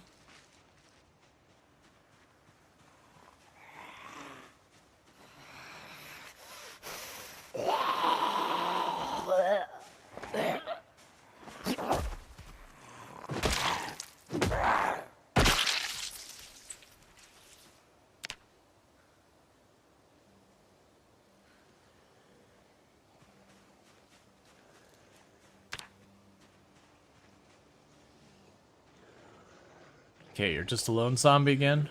That's fine.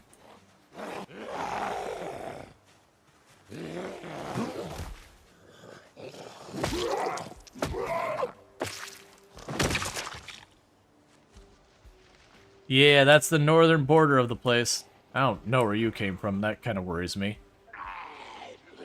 Yes, that's the border. So we will still get zombies through the holes in the fence. We will want to eventually fill in those holes. Come on, start lining up.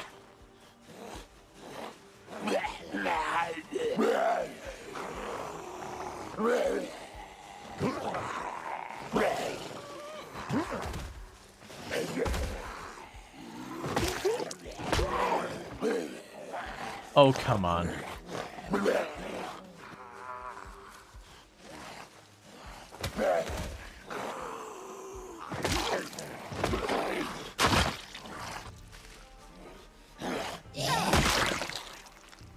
Oh, another thing with the zombies that crawl, don't try to aim for their head. Walk entirely on top of them, because if you miss, you're getting scratched or bitten or lacerated in the ankle. And usually it's going to take one tap, maybe two at the most, to take them down anyways. So just really go anything. You eat anything when you're starving? No, not really. We're still not going to eat the maggots. But yeah, no, we like, it's a game. We're going to eat whatever weird crap feeds us. If there's no meaningful consequence for eating something we ought not to, then we'll keep eating the thing we ought not to. Oh yeah, I forgot I actually have berries. We should eat the not awful things. Mentors Watch Service, like, you know, in real life, you don't think you could eat a cockroach if you had to for survival. There is certainly, like, very genuinely a lot of people who run into that situation where it's just, it doesn't matter the situation, that there's some things they can't stomach, so they would try to eat it, but, you know, they get sick. At which point it's done them no good.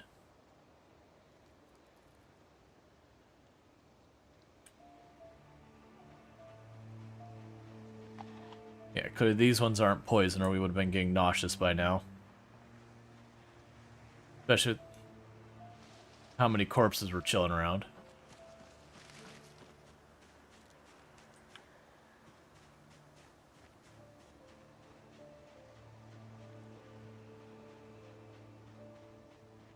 That's also one of those things that happens that you'll have people who, you know, they're fairly hungry, so they'll take riskier food that they'll eat. And the problem is in real life, if you get food poisoning, and like in a survival situation, you basically just killed yourself, most likely. There's always a juggle to be had there.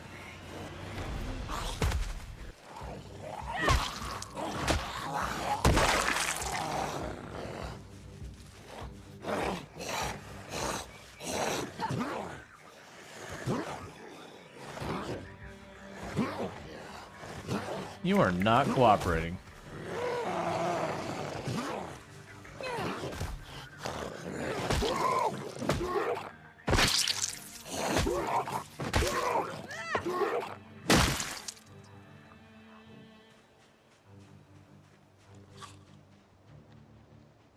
Okay. But a couple of stragglers here and there wandering around. I'm assuming there's an opening up there somewhere. We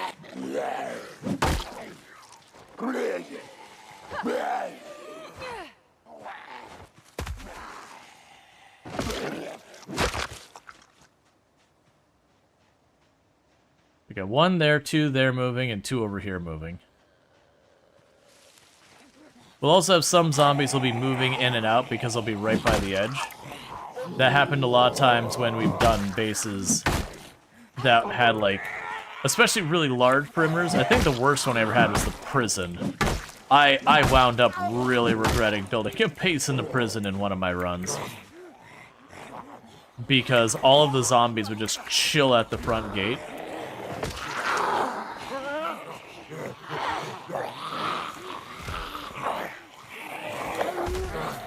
That's too late. That's fine. Because it was such a huge perimeter that the zombies would try to migrate / redistribute into the prison, and they would go to the gate because that was the only way in. But because I wasn't nearby the gate enough, they couldn't attack or open it, so it would just stand there. And it was just this reoccurring thing of going up to the gate, opening the gate, having a small army of zombies just sitting there, and then I'd get bullied out of the area for a little while, and I'd have to go with it.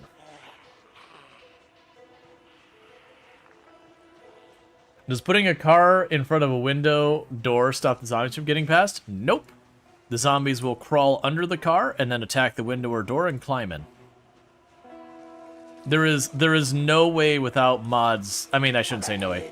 There is no way without mods or finding a bug to exploit to get it so the zombies can't reach you in a spot. There is things we can do where you can put down like a rope ladder and bring it up, that kind of thing. But even that, you can only do so much.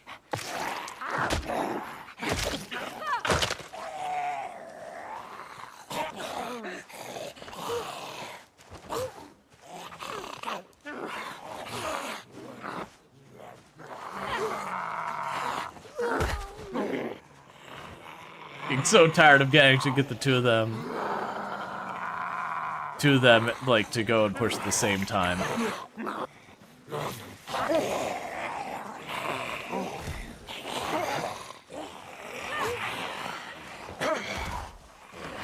Yeah, it's not worth it. Metal sheet is the best option then? Oh, for boarding up a window? Honestly, I wouldn't worry about trying to make a window impenetrable or anything like that. Just toss some boards up on it. If a zombie attacks it, kill him. The difference between a boarded up window and a metal sheet window is not really that significant. The metal is stronger, but it's just eh.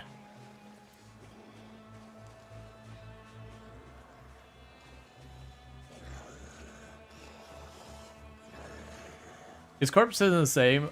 You've been the red on the smell noodle for a while. Oh yeah, no, so food poisoning and corpse sickness will give you a lot of the same symptoms and all that. Bad smell contributes to it, but like, it's not like you just die from those. Both of those, they have to build up to the point where I'll say feverish. And when it says feverish, that's when you're actually in danger. Until then, you can still back off and be fine.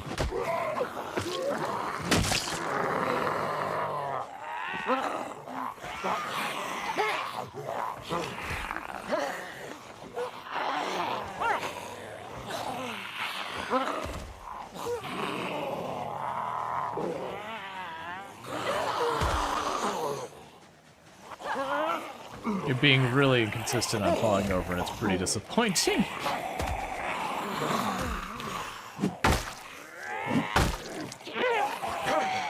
Oh, fine. They're not brides, actually. They're wearing homemade cotton dresses. It's the same thing all the cultists have been wearing, just about.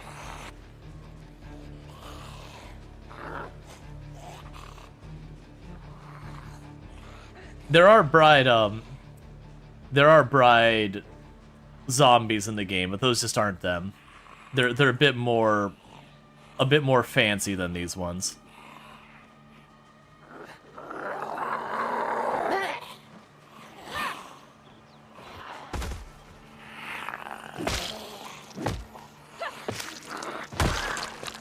Finally, because two is easy to juggle. You drop one,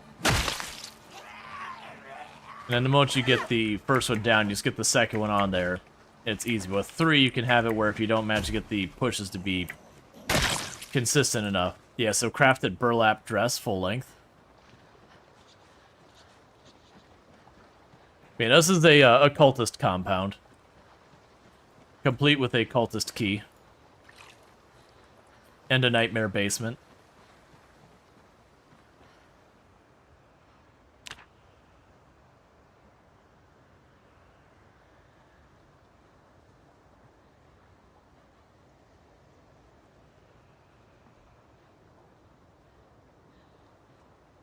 You can just drink from the river now? You've always been able to do that. So drinking from the river, and first of all, before I say that, unless you have weak stomach, don't play the game with, like, don't do that with weak stomach. The water from the river is dangerous. The thing you run into, though, is it gives you food poisoning, like, very lightly. And it's just one of those things that if you aren't already getting sick from corpse sickness or eating stuff you shouldn't, you can get away with it without much worry. But that's actually always been, like, I can't say it's always been true, but it's been true at Build 40 and Build 41. That you've been able to just drink directly from the river and lakes, and even though it's contaminated water, it's not severe enough to be dangerous to your character.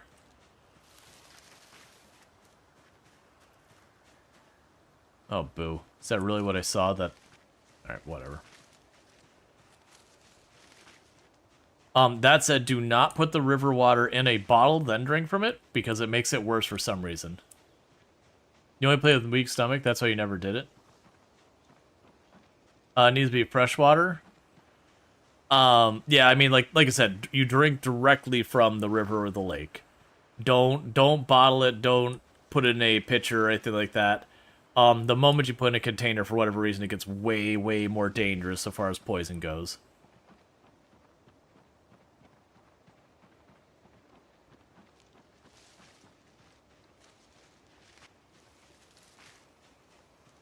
Yeah, the reverse magic bowl. The bowl that makes things almost rotten fresh, this is the opposite. It makes almost safe, super dangerous. But none of that applies if you do weak stomach. If you do weak stomach, anything that isn't safe to eat, don't touch it. Technically, you can get away with stuff, but there's so much more that will kill you.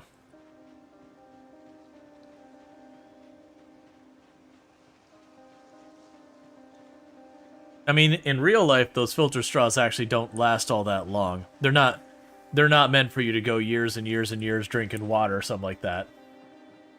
They're usually only meant for, a certain number of go-through, because usually all it is like a charcoal filter or whatever. It's nothing amazing.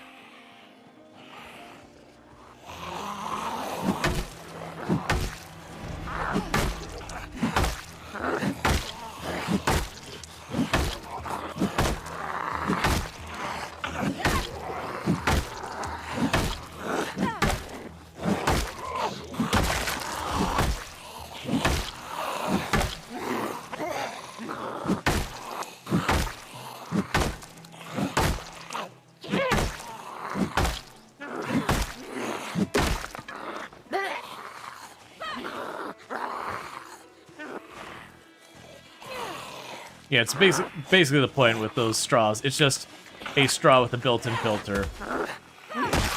Just like any filter. it wears out. And the downside is you don't know when it wears out until something it was supposed to filter doesn't get filtered.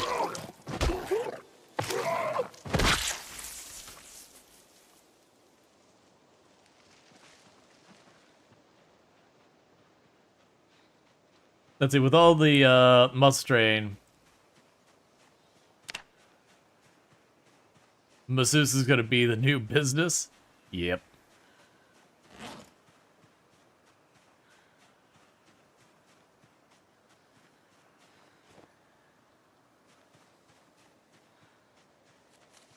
New profession in the game.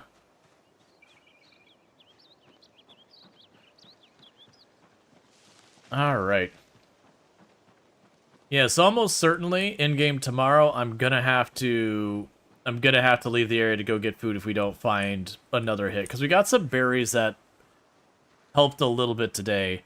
My concern is the place we were going, I may have overwhelmed with zombies during the last helicopter. And we're so close to getting that farm available inside the perimeter to us.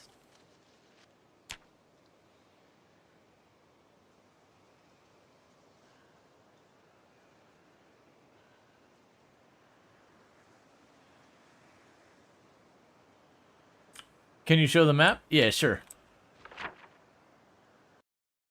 So for the map, this is Echo Creek is up here. So we're just down the creek from Echo Creek.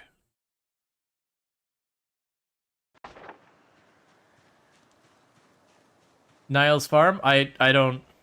Neil's Farm? I have no idea what Neil's Farm is. That's actually the second time someone said Neil's Farm. I have no idea what Neil's Farm is. Let's see. It's funny, when you were 16, our school told us camp to Ayers Rock, Australia, and the teachers are walking and got to a moving river, and they told us it's safe to drink, so everyone is drinking. But you think 2 people got sick at a thing? The zone you're in, Neil's Farm, it's located on the map. Oh, gotcha. Oh, you mean it's located on the big map. Gotcha, gotcha. I didn't realize it's located on the big map because you can't see the big map right here. Alright, searching this late isn't going to do us any good. So we kill a couple more zombies, then we probably have to have our character turn in for the night.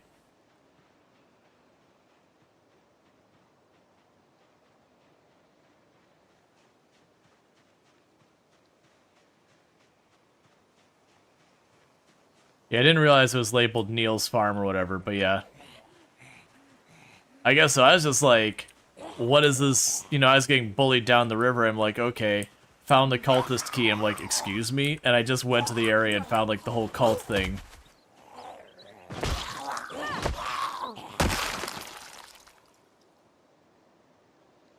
Just a couple or a bunch? A bunch? Let's not deal with the bunch right now. It's already 9-something p.m. And I've already tried to loot that place. We're just going to go ahead and ditch those zombies there. We're going to run up here. Have you looked into Irvington yet? No, I haven't actually toured a lot of the new towns much. We looked a little bit around Echo Creek. I have looked at some other stuff previously that there were before Build 42 got fully released, like the towns that were in progress. We checked out a bunch of them. Part of the reason I'm actually doing the 16 times pop is to slow the rate I, find the towns, explore them, that kind of thing. Because it is kind of one of those things that once I've explored the town and I've seen it, I can't go back to the time that I haven't seen it, so it's not something I can look forward to anymore. So I would like to make it last.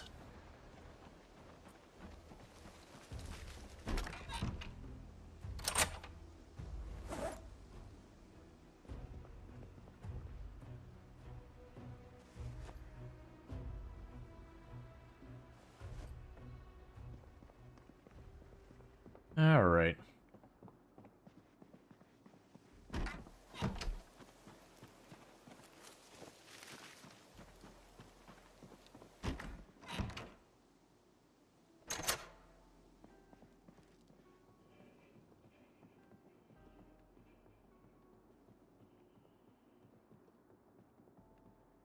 And pretty soon we're going to start starving. And that's going to be probably the most dangerous starving we'll have had so far. And the reason for that being is in the past I just gone out, gone to the farm, and we were good to go. Pace back and forth to the farm, get your food sorted, come back. In this particular case, I've dumped a bunch of zombies there in the last helicopter to make this area a bit more safe. But the consequence of that is I've dumped a bunch of zombies over there, so there's a bunch of zombies over there, which means foraging is not going to really be a thing I'm going to be able to do well. So far, Irvington is the best of the new towns, in your opinion? That's cool.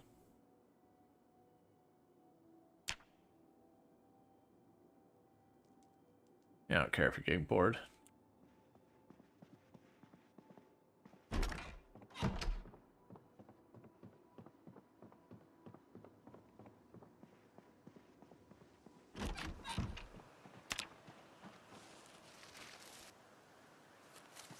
Maggots, I'm guessing? Yep.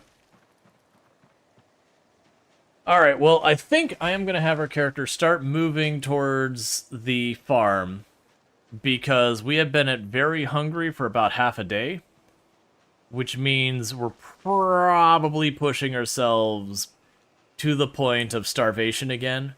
And so I'd rather start working my way over there to get to where I know I can grab food right away while we have, you know, a bit better odds. We're also in the range. Let me actually double check before I lie to you. Day 28. No, we're not in the range. We got about 3-4 more days. Like 3-4 more days until the next helicopter can happen. But we're getting close. My comment was going to be, it wouldn't be bad if we could have a helicopter to already be on our way in case it happens. Oh, starting again? Not yet. But we're going to get there soon. It definitely feels like when you forage an area, it's staying, like, cleared out longer than I expect, which I think is totally fine.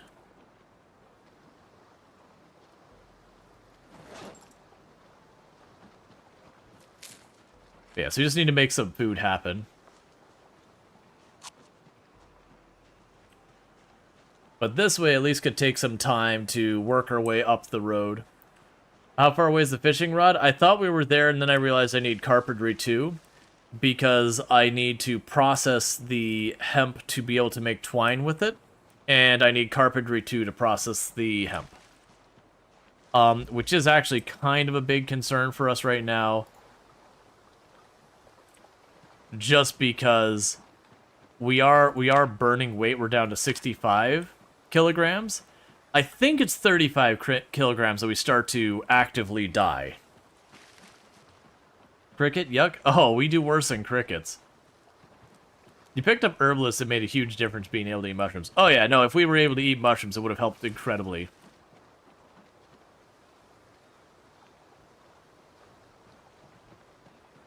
Spearfishing is gone now, isn't it? Yep. Spearfishing is dead. It will be missed. I do think it is actually better that spearfishing isn't just walk up to thing, right click, food is now in pocket.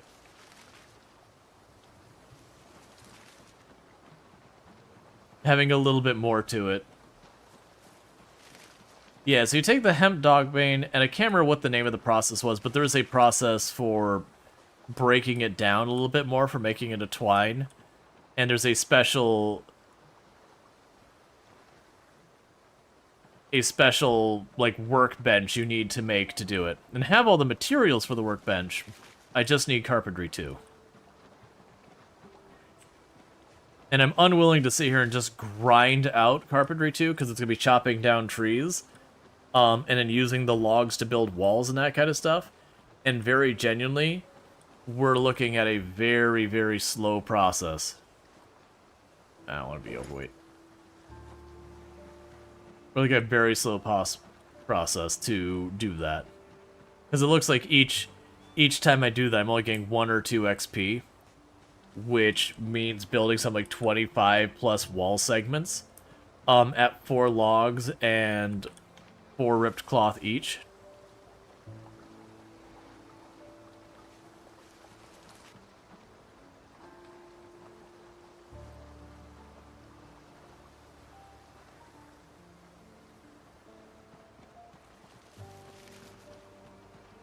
Grinding is fine if you had food. Yeah. I mean, it could be something that even worked on, where it's just running back and forth, foraging and chopping down trees.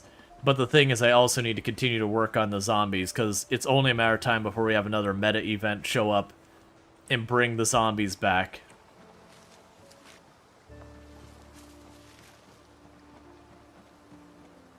So this is one I gotta be careful about.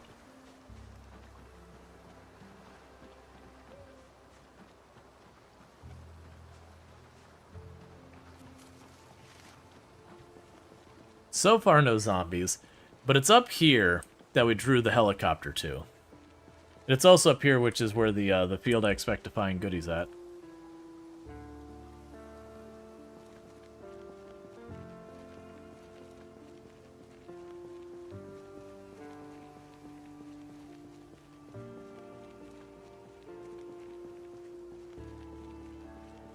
Can you hallucinate on mushrooms? No. They don't in any way have your character demonstrate, like, being messed with by drugs. The closest you have to any mechanic like that is when you drink alcohol. Your character will get a debuff that'll be something like, I think the most extreme one is, I think it's shit-faced.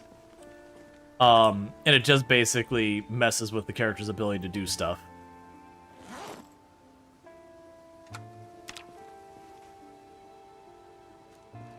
But you don't see, like, zombies that aren't there or anything like that. Just not that kind of game.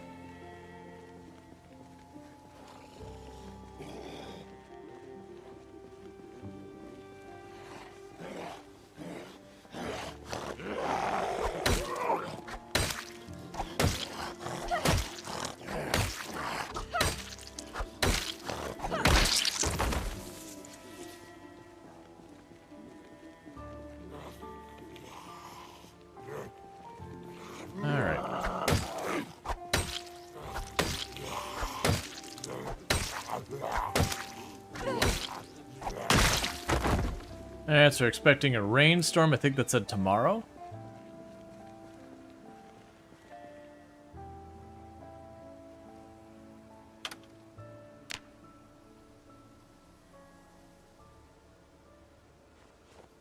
Okay. So tomorrow in game we're expecting a, yeah, this is what I was figuring. So we do have a bunch of zombies up here.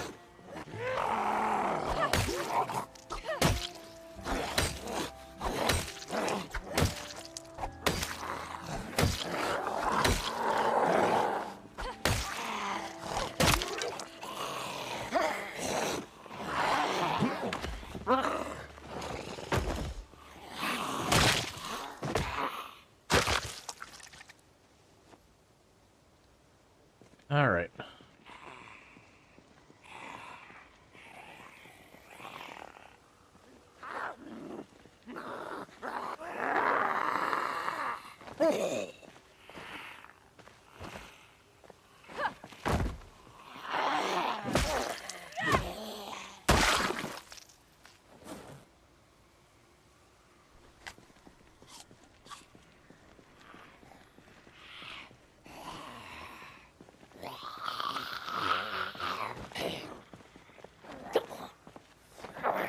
Okay.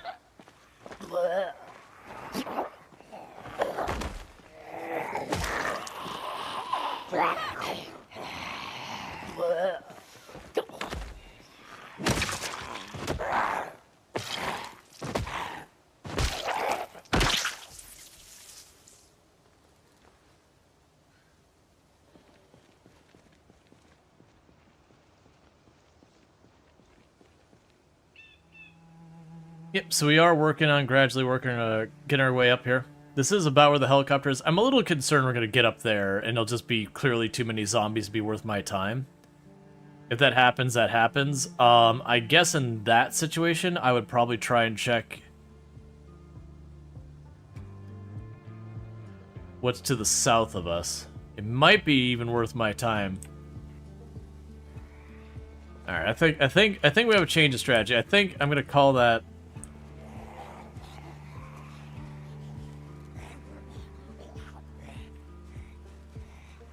I think I'm gonna call that farm up there as done for right now. Like, we can clear it out once we secure home. What I'm gonna do is I'm gonna try going south. Because even if I just forage along the side of the road, you can see I'm slowly getting berries.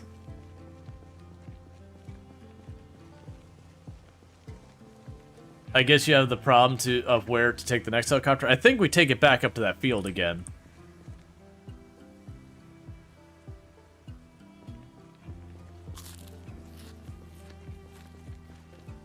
Are you looking for food in building, or are you searching? I'm searching.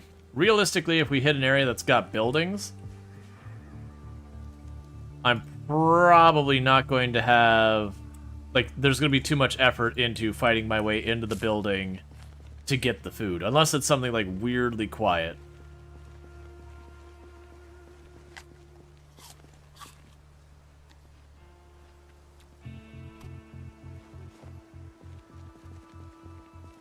Uncooked caterpillar? Yep.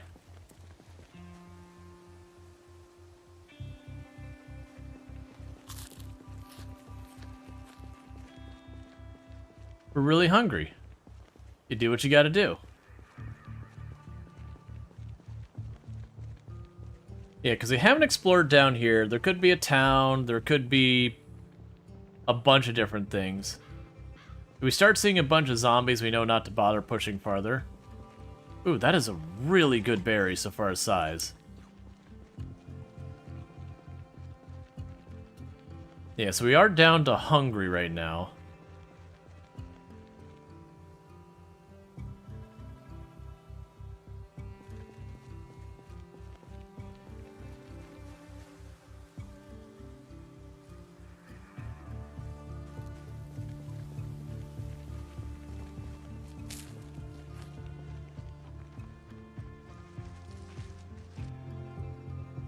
Okay, so we got a dirt road over there. I don't think we checked that out right now. Because that literally could wind through the woods and be a whole nightmare fuel situation.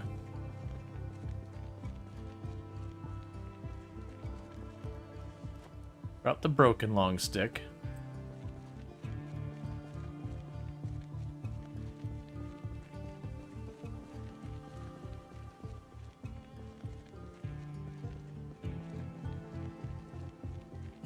Yeah, the fog is having a real severe penalty on our foraging.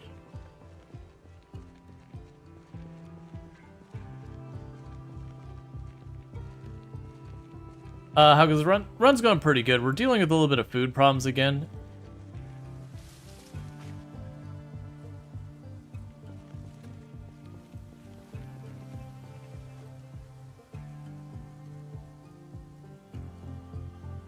Here's going a little bit of a detour to go explore a little bit around the surrounding area, maybe find ourselves some more food. The perimeter of the cultist place is actually getting to what's feeling very close to cleared. Looks like we might have just a couple more rally groups and that's it. It's just to keep pushing them and not finding food that we were at very hungry for over half a day, so it's like, oh man, we're about to start to actively start starving. It's like, all right, let's take a detour. Go see what's down this way. I still think the correct answer is for the next helicopter to take it up north as well. Because if I take it down here, I risk the issue of drawing the zombies into my home again. Whereas, interestingly enough, with that creek, I don't have to worry that much.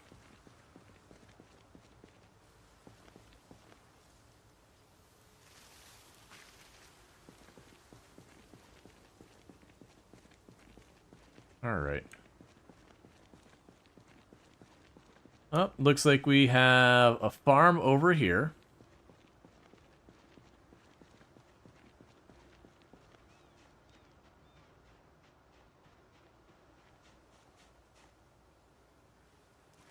I'm not seeing any zombies.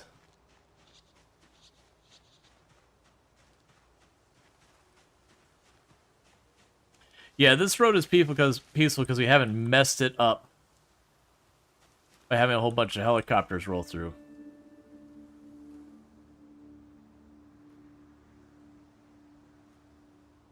Alright, give them a minute to rest because they're starting to get exerted from all the foraging. Because every time you do pick something up foraging, it does take a little bit of endurance to do.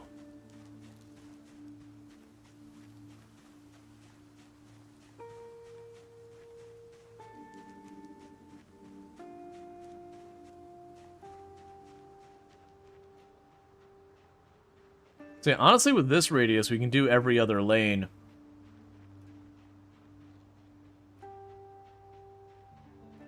And maybe find stuff. Ooh, you got some on your back, Zen. Axe? I will absolutely kill you for an axe. I can't really make out what it is, but you got some sticking out of your head.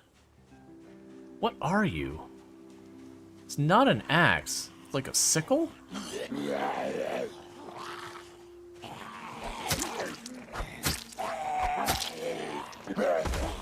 Yep, still don't know what it is.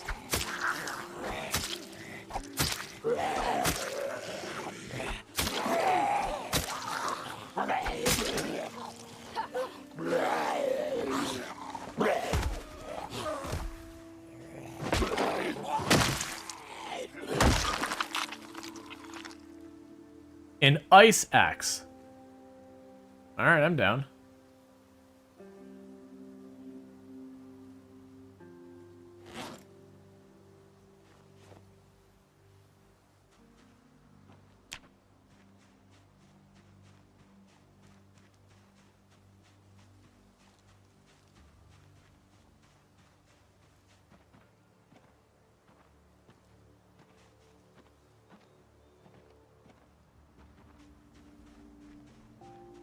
Alright, we're just gonna keep pacing back and forth and see what we can find.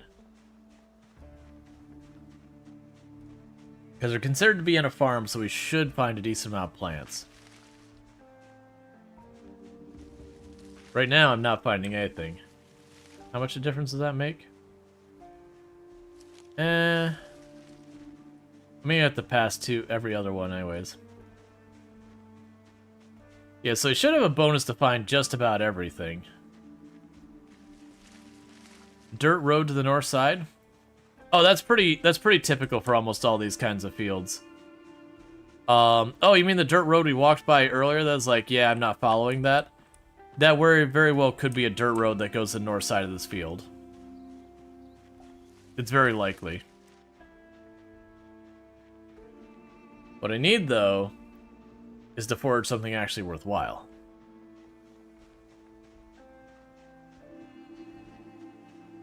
Give me some cabbage, some nettles, some thistle.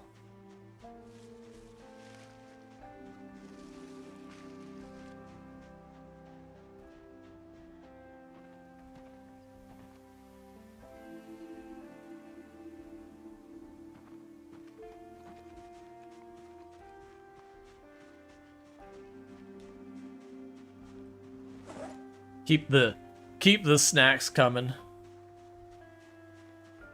I'm honestly surprised the struggle we're having finding stuff with foraging. Like, I don't think it got nerfed in any way. Maybe it did. But, we are sitting at foraging 5.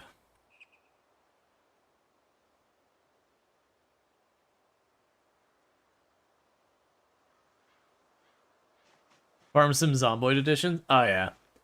Well, we're growing a bunch of stuff, but we just don't have the harvest season. What we have learned is I was planting everything saying we don't know how impactful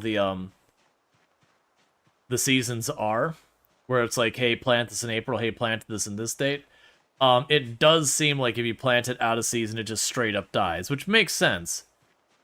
But yeah, it is one of those things that very much it does feel like, hey, no, really, don't plant it out of season. There's just no value in it.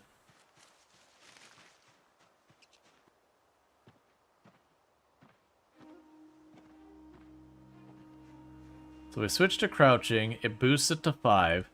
5 is enough, I think I could skip a row, and that's because the fog went away. Yeah, I think 5 is enough we could skip a row if I crouch.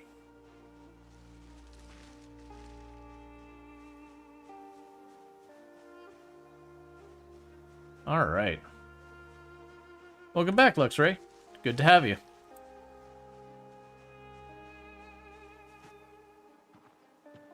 There we go.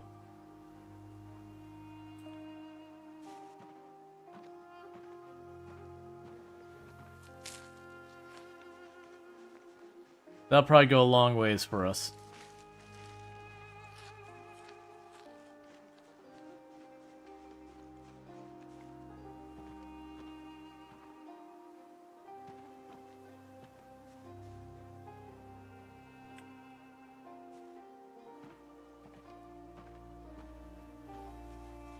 More clay.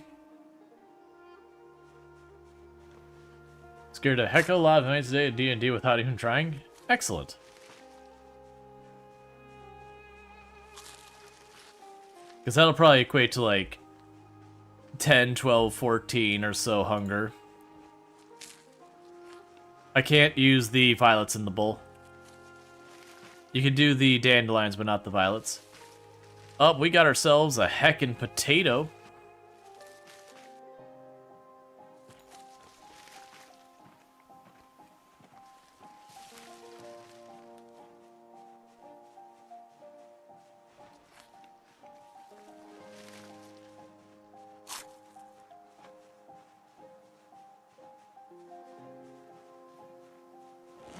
Yeah, the downside of the potato is they did change it so if you don't cook the potato, you can't cut it up for salad anymore. Which I think is reasonable. But also, did you eat it raw? Yes.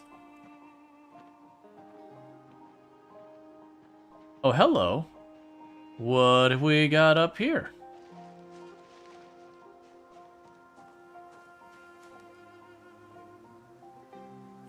And some spare berries.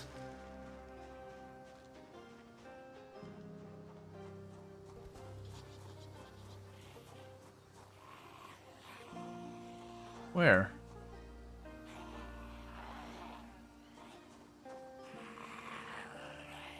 Where? Oh, there you are. I was like, I'm hearing you, but where are you, man?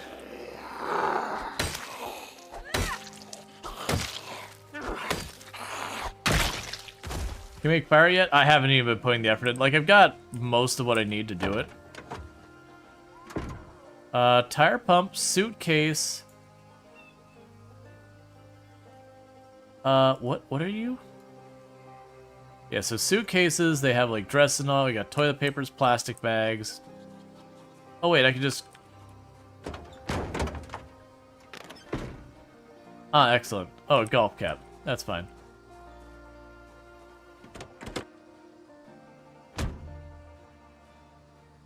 Nothing exciting in the chairs.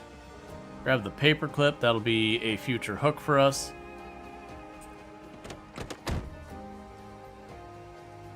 A business card. More clothing.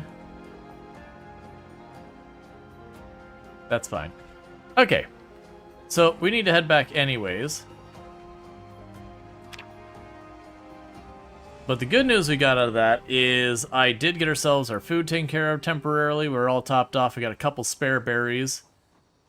Some big berries too. Was that a key on the ground? I didn't see one.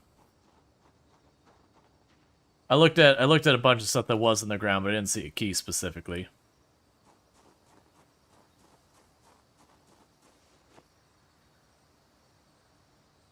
I think it was the business card is what you're seeing. So we did get ourselves more clay, because I did see that we can make a primitive forge that we need the clay for.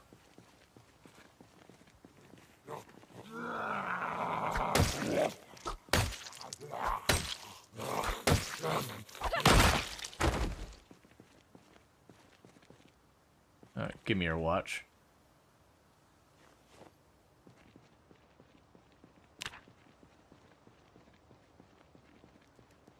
Keys have weight now? Do they? What do you put them on your key ring? Oh, they do. Okay. I hadn't particularly noticed, because I have a pretty big pile of keys. Alright, well, when I get back, I'm going to drop, like, 1.5 worth of keys of all the same cultist key. I mean, I guess it makes sense that they have weight, but it's also kind of a bummer with how you keep finding keys. You have no idea where it was. Yeah, reading that, it made you a little sad? Yeah. I mean, I guess it gives you value in having multiple key rings now, though. I could see having, like, you have your key ring, and as you're, like, clearing up Muldrow, you have your one key ring that's all your Muldrow keys. You keep that in the car or whatever. You go to Muldrow, you put that on your person. Then you leave Muldrow and you go to, like, Rosewood, so you get out your Rosewood key ring.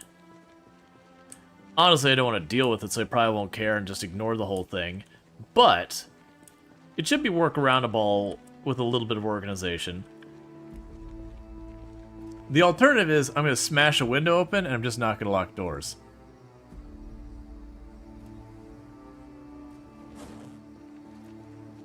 Because, I mean, let's be fair. Is there any problem that violence can't solve?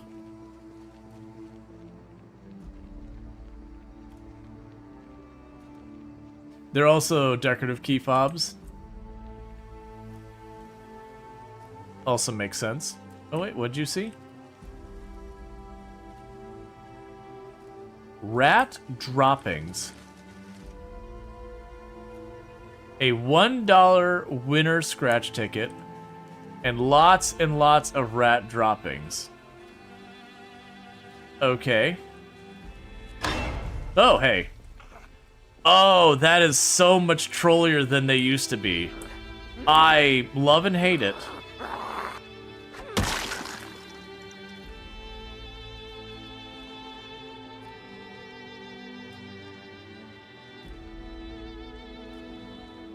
Okay, so the other day where someone was like, alright, you know, I looted the zombie and then got up and almost gave me a heart attack. I see. They did change the fake infected, so you can loot them, and when I went to walk away, it popped. Like, it didn't instantly grab me or something that would get you killed, just enough to make you jump, and then you get like a minute to figure out what you're doing. So it's probably one of those things that'll only get you killed if you panic.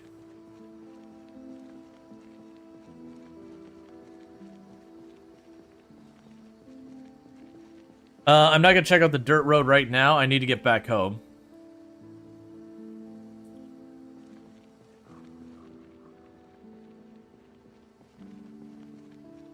Like, first, like, of our to-do list, checking out random dirt road is not on the list. Like, we'll check them out eventually. Like, I want to keep checking the surrounding area. But first things first, I gotta get myself where I'm not struggling just to survive, because we are slowly dying from our weight loss. We're nowhere near urgent. I could probably go another month and a half, 2 months before we'll actually be in proper danger. But if we get another month and a half, I'm going to struggle to get food at all. For 1812 for gifting a sub to Bentley 11. And thank you, Randall Thor, for gifting a tier 1 sub to Bentley. 3 months. 3 months of tier 1 at that. So not just 1 month, Bentley. You got 3 months all in one go. So thank you so much, Randall Thor, for doing that. I really do appreciate it. It's incredibly generous. How many trees betray so far? I have not given many trees a chance to betray me. There's been 1 or 2 close calls where a zombie has come to the tree. Like, along this road, I've hated it. But at the same time, taking the time to cut down these trees is probably a waste of time. And the reason for that is if I take the time to sit there and cut down trees, 1, I'm going to draw zombies to this area, which I don't want to do. And then 2, on top of that, I'm just going to get exhausted and the trees aren't going to grow back. We probably won't use this route forever. The more likely thing... Man, those are some serious berries. Oh, that one's poison.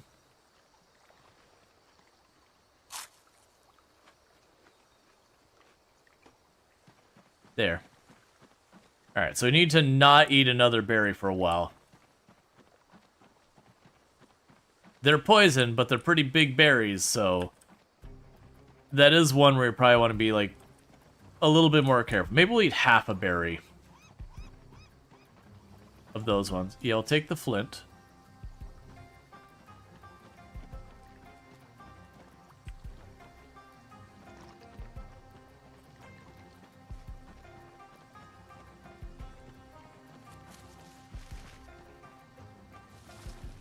Good candy hand had since your mom passed? That's weird. I couldn't walk to the right for some reason for a moment there. Don't know if it's my keyboard or what. I mean, I hope you enjoyed it and all that.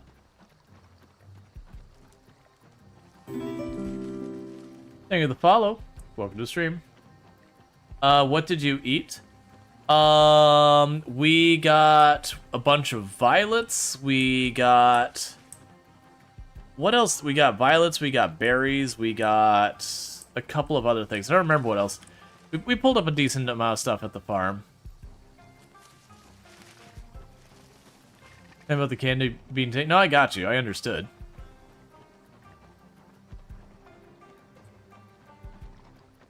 Chocolate cherries? I mean, sounds good to me. You're going away for the 24th for 2 months. You're looking forward to it, but sad you miss Xmas with your family. Yeah. Oh right, the potato. That's right. We also found a potato we ate. That also helped a lot.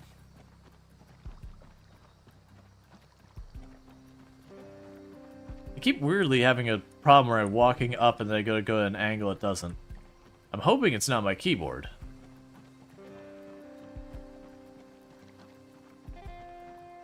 Not that it'd be particularly better for it to be the game, but, you know, the game can be fixed with an update if it's the game. But I've had 2 instances. It could just be like dust or something's gone onto the contact. That's the most likely situation.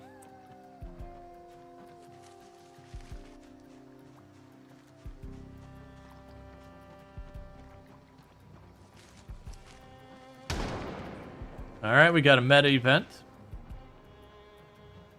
So it's probably got the zombies all moving all over the place.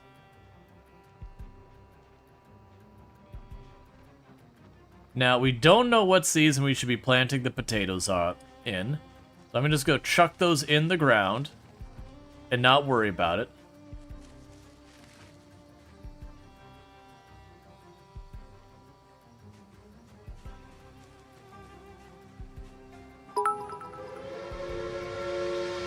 Name the next zombie you kill after me, please. Hype train is go. Choo choo. Thank you, Admiral Armada. I really do appreciate the 340 biddies. I really appreciate that. I don't think we can properly name a zombie after you, but we can in spirit name a zombie after you. And just say that's you. Little weird, but you know, whatever. I've certainly had far worse things. Okay, so this is all fine. I can bring this inside for crafting.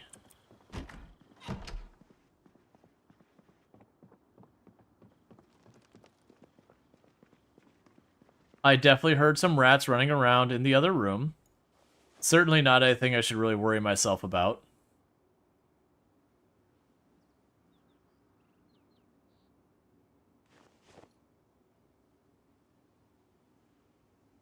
Yay. Put the paperclip in here. Name the next one, Miguel, in spirit, in that case XD. Thank you, Admiral Armada, for another 100 base. Name them Miguel. Gotcha. So the next one you want to be named Miguel. I will dismantle its spare watch. Just clearing out some inventory real fast before we start fighting the zombies again. Alright, so let's go find who Zombie Miguel is. Who gets to be our lucky contestant and be Zombie Miguel? We should bury Zombie Miguel? I think you only have a trestle, like a garden fork. I don't believe you can actually dig a grave without a proper shovel. So, it's going to be an extremely shallow grave. Yay. On the surface. And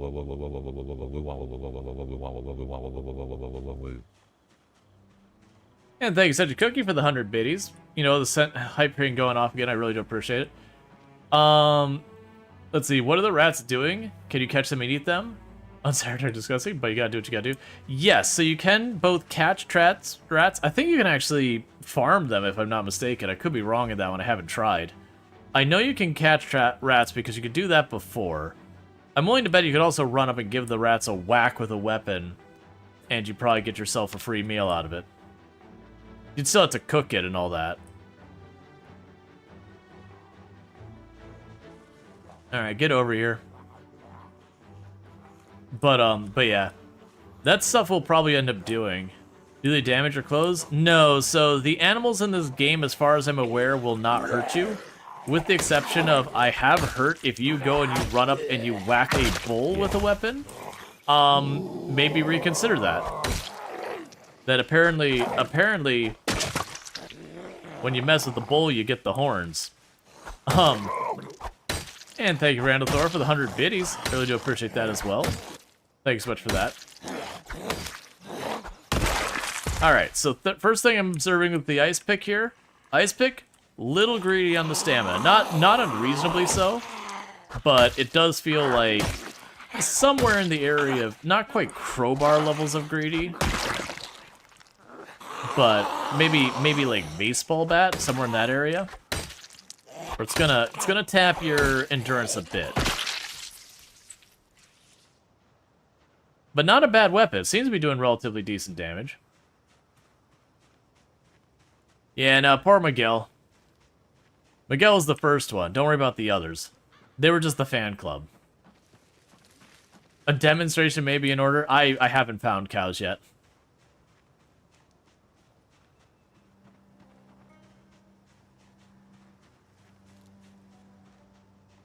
I mean, if I do get a chance to go and whack a rat or a rabbit or something with a weapon, I'm absolutely going to take that opportunity. One, because I can potentially eat it, and two, I mean, I haven't tried it yet. And oh, poor Miguel was living their best zombie life. They're outstanding in their field.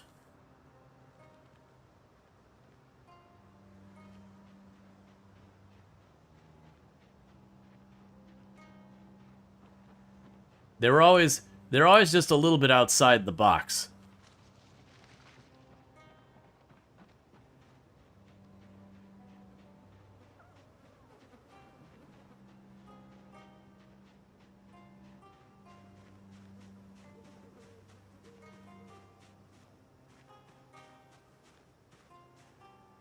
All right. And thanks so much for that hype train. I really do appreciate him. Level 2, 30% with 3 subs and 640 biddies. So thank you so much for those contributions to channel and all that. I really do appreciate that. It does help it make it so I can keep doing this. Because honestly, if it wasn't for all that support, I mean, like, I gotta pay my bills, and if I can't pay my bills streaming, then I have to do something that isn't streaming. And that means less stream time. You get the way that all works. So I really do appreciate that people do make this possible for me by showing me all that support.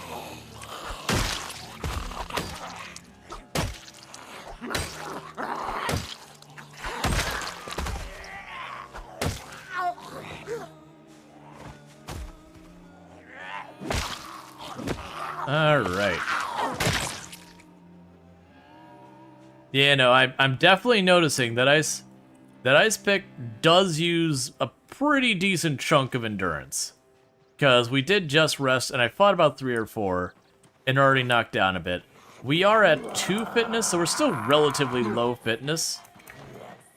But, that's still a little bit on the rough side. I don't think it's bad, I don't think it's unbalanced, because it does seem to be doing pretty good damage. I don't know whether this is considered a short or long blunt weapon. I'm gonna guess short blunt.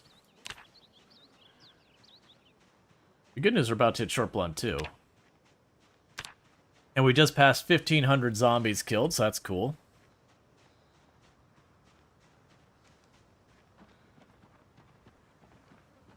Alright, so maybe what we'll do is we can run down here.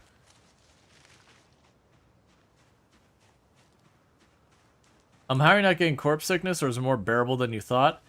Corpse sickness isn't too bad, unless you either A, sleep or rest at very close proximity to corpses. Because you see, like, I'm only at bad smell, which is the lowest level. I don't remember the exact amount. People have done tests to figure out, like, how many zombies need to be around you before, like, you start stacking it up at a reasonable rate. I know Lamprey's tested that. I don't remember what the results are, and there's a very good chance it's changed since that test was run. But, most of the time, unless you're really heaping up the corpses, it's usually okay. The one thing you don't want to do is you do not want to sleep or fast forward long times, like reading a book or something that's actually taking a meaningful amount of time in close proximity to a corpse, where you're just stacking and stacking and stacking that whole time. That's when you're legit getting yourself in some serious trouble. Alright, so let's make some flint. Then we'll trim the sapling. Actually, let's double check for the fishing rod. 1,500 zombies, what day are you in? We are at 1 month, 20 days. So we have survived a decent amount of time. So there's that. So I want to quickly check. So the fishing pole...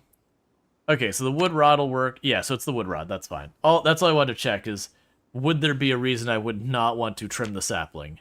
There might be, but I don't know what it is. Oh, it's too dark.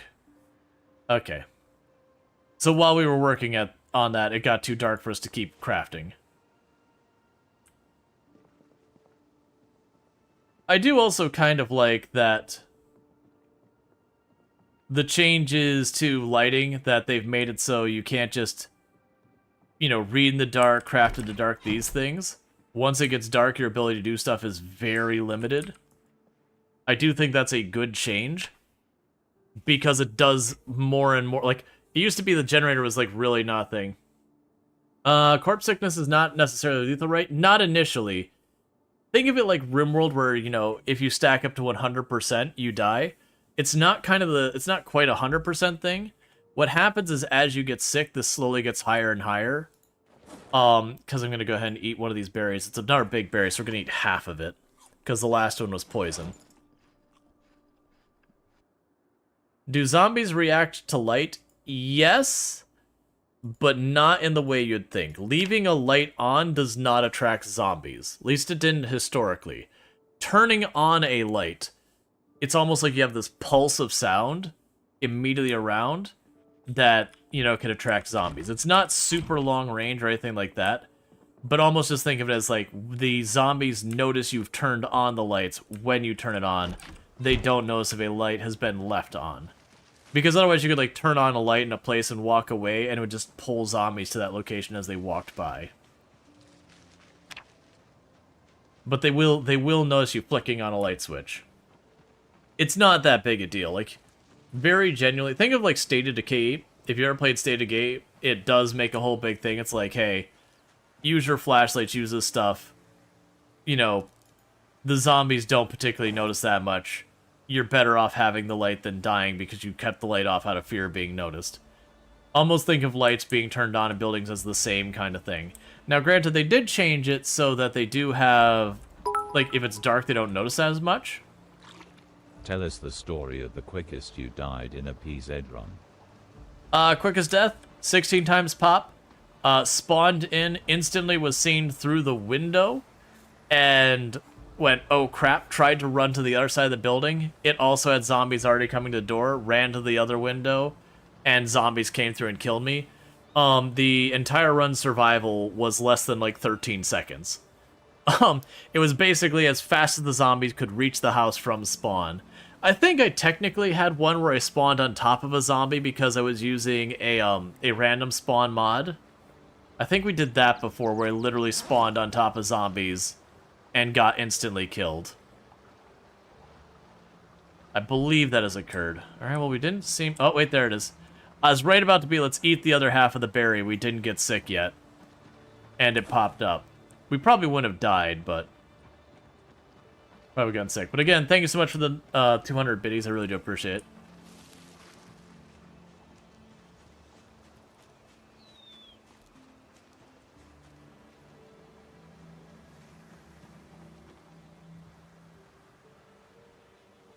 Yeah, so I probably would need to water those, and we haven't been. I don't actually plan on changing that behavior.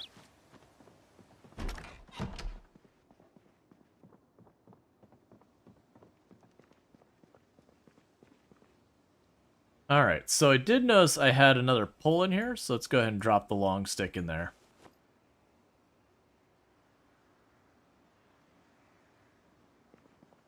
Any rumors of this game coming to console in the near future? I mean, if anyone knows otherwise, let me know. I am very heavily of the impression that there's no real intention of bringing it to console. It's not a game I feel would lend itself well to a console ecosystem. It's also a thing that we're seeing right now in the industry. We're also seeing things move away from console at the same time. Like, even Sony's been talking about having less games released for the PlayStation itself and just kind of going the way of PC. Not that they've, officially canceled PlayStation or anything. But it's just these days, the sheer cost of the console systems, it's really hard for them to compete against computers, since computers have more purpose than that, and most people have to have a computer these days. And you look at some of the console prices, they're absolutely ridiculous. We'll see, though.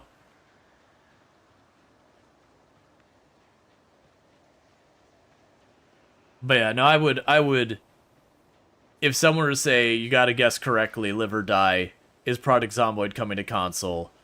I would absolutely be like, nope, it's not coming. Not now, not never. It might. Like, I don't have insider knowledge on that or anything. But I would be very surprised if we see, like, a PlayStation version of Project Zomboid or Xbox.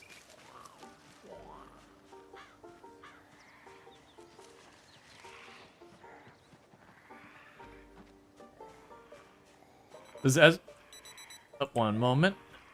Hang on, I gotta get my weather report.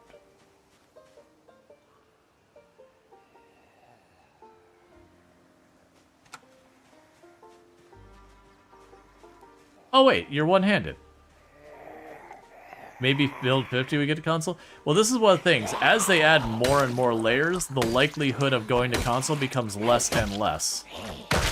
Because it means there's more and more they have to kind of go back and work on bringing into console.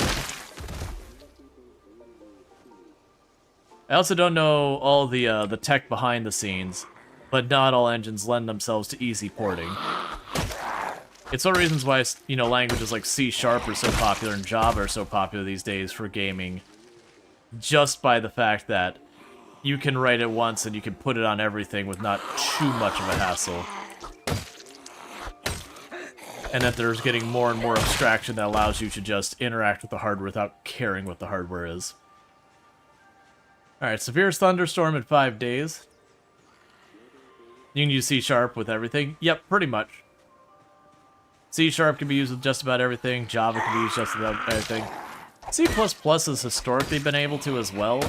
But, there's enough headaches you have to do with C++ that can be a limiter.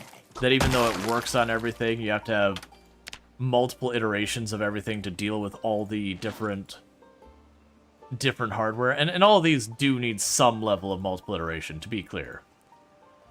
But for a lot of them, like C#, it'll be just, okay, interact with, like, activate mic, read input, like, start mic stream, try to translate whatever from, like, that kind of code. And the abstraction just already knows, like, hey, if this is a Windows operating system, here's how you grab the mic information. If this is this operating system, here's how you do it.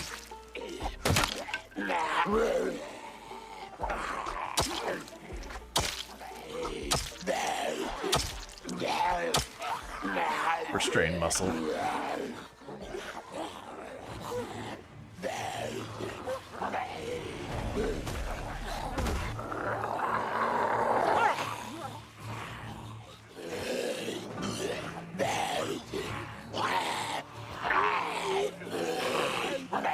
That's really annoying. I wasn't sure what that crawler was doing. He's just chilling back there for a hot minute.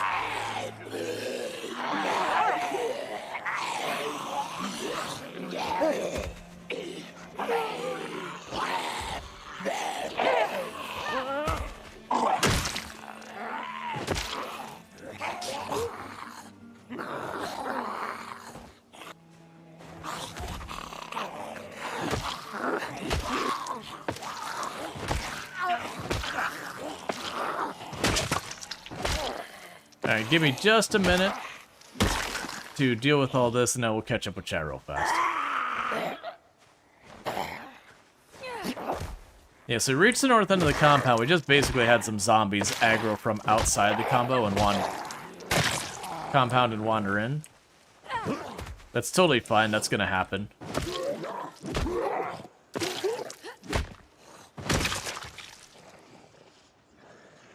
Alright, let's back off. We're pretty fatigued. Thoughts on build 42? I really do appreciate build 42. It adds, like, major changes to the lighting, major changes to the crafting, major changes to some of these zombie stats and how it works, muscle strain, a whole bunch of systems. So there's enough different that you gotta learn. You've got the whole basements thing, which are nightmare fuel, especially with the lighting changes. Let's see, most game engines use C++ nowadays, also support C#. Yeah, and generally a lot of game engines have not even been bothering with C++ anymore. It used to be that the conventional wisdom was like, oh yeah, no really, if you want to be serious about developing a game, you are going to be using C++. That way you can manage your own memory and yada yada yada. And the unfortunate reality is, as time's gone on, we've come to realize, one, people doing that stuff without jacking it up real bad is honestly few and far in between. That it's just easier to use a language that you can manage things much easier, because where it used to be back in the day, the problem with C# and .NET was garbage collection, which is you would create an object, you'd use it, and now you're done with it, and you'd say, okay, get rid of this. And what would happen is in the operating system, it used to be it would wait till you hit a certain amount of just things sitting in your garbage, and it would just clear out all that memory, because allocating and deallocating memory is one of the slowest processes you deal with. And so it was always dangerous to like constantly create and destroy objects, because you'd cause this garbage collection to kick in again and again and again. And so you get absolutely horrendous performance. But so C# used a garbage collector, so it could be smarter about it. And back then, in the early days of garbage collectors, they were okay. They weren't amazing, but that was a performance implication. Now, C++, you still have those same limitations of allocating and deallocating a memory is very costly. And so you would do it yourself in code, say, hey, store this in memory in this area, you'd have your pointer or whatever, and then you'd come back and go, okay, go grab that thing back from me. Alright, I'm done with this memory, you could deallocate it now. And you'd manage that manually. And that could be fine if you do a good job of it. But that's kind of where the rub was. I would argue that more times than not, people did a really bad job of allocating memory. And it's only through lots and lots and lots of iteration and troubleshooting and all that you get your programs to a better quality. By basically having the games need to be tested again and again and again, because back in the day, you would release something, and that's what you got. There was no turning around 6 months later and being, here's like our service update or anything. And that's it. Yeah, no, the first time I approached that scarecrow, and I kind of stand there for a minute, like, with my weapon, and I was like, wait, that's a scarecrow. Get away from that as we miss. So nowadays, like, Java does garbage collection, C# does garbage collection, and it's just, the end results end up generally being better than if you manage it yourself, just because people don't have the time with the level of complexity that games have gotten up to sit there and spend all their time doing all that minutia. It's the same reason why we don't write games in assembly anymore. Sure, you can make something bleeding fast in assembly, but the overhead maintenance costs for trying to get that set up and setting up smoothly and handling the memory and doing all that stuff, if you make a mistake, dealing with bugs is way, way worse, because you gotta deal through and have, like, you pray you've got things documented extremely well.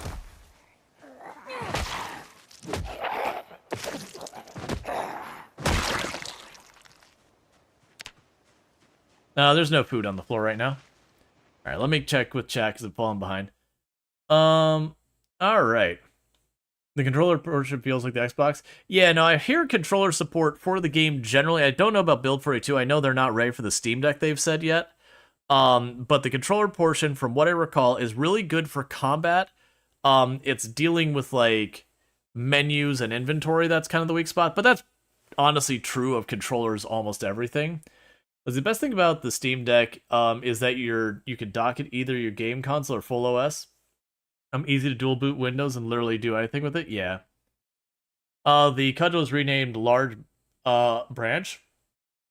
Let's see. The Mighty Bonker has been reduced to a Petty Branch. Yeah, I think it's fine.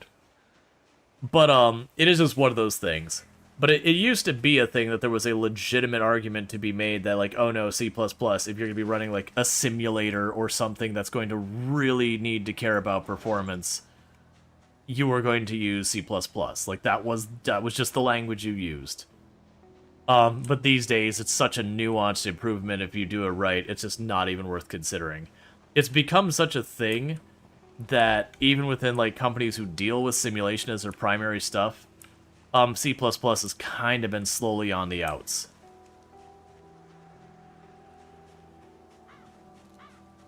Because just their ability to develop software in a timely manner is just not as good anymore.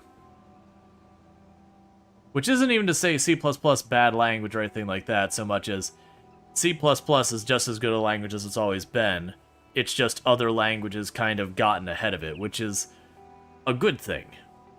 And the reason that's a good thing is that means other languages have been developing. The alternative is if it was still just the best, it means we haven't advanced programming languages in any meaningful capacity.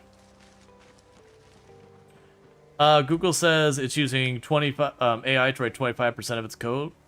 Google also likes to greatly exaggerate those numbers because Google is heavily invested in AI and really, really, really wants the shareholders and the larger society to jump on the wagon. I'm not saying they're wrong, just the way they'll scope what is using AI and not is gonna be kind of exaggerating the truth, if you will. Because, like, for example, I've used IntelliSense forever for writing code, and that's like an autocomplete thing that uses some level of prediction behind it. Is that AI? No, not really. Would you call it AI if you were trying to market AI? Oh boy, you would. Like, absolutely you would call that AI if you're trying to sell AI, because it's not wrong, but it's not really right either. It's one of those things like, it depends. It depends on what you mean by writing and AI. And AI is becoming a more and more bankrupt term. Thank you for the follow. Welcome to the stream. Because, like, a lot of what people are calling AI right now is literally just machine learning, or is literally just basically an algorithm. It's not really AI. AI is a very specific thing. Wait, do you have a sword? What is... Oh, no, it's just... Okay. I was looking at the stripe and it looked like there was a handle up there. I was like, what is on your hip? It was just the thing. But yeah, no, it's like... And that's the thing. I don't think AI in itself is inherently bad, wrong, whatever.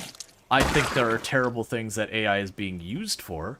It's like even generative AI can have places where it can be used reasonably ethically, where it is not, stealing people's work and regurgitating it as their own. My favorite being AI who is AI-generated images who are then trying to enforce their copyright.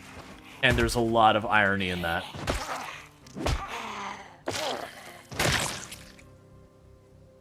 There's an AI that's there to bait scammers, so waits their time. Yep. So like AI, like that's the problem we're running right now with AI.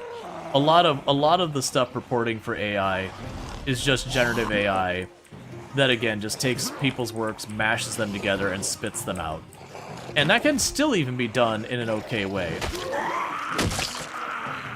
Like, for helping people learn how to write certain types of code and all that, sure, by all means. Consume a whole ton of sources and be like, hey, here's the common ways people, people set up a database connection.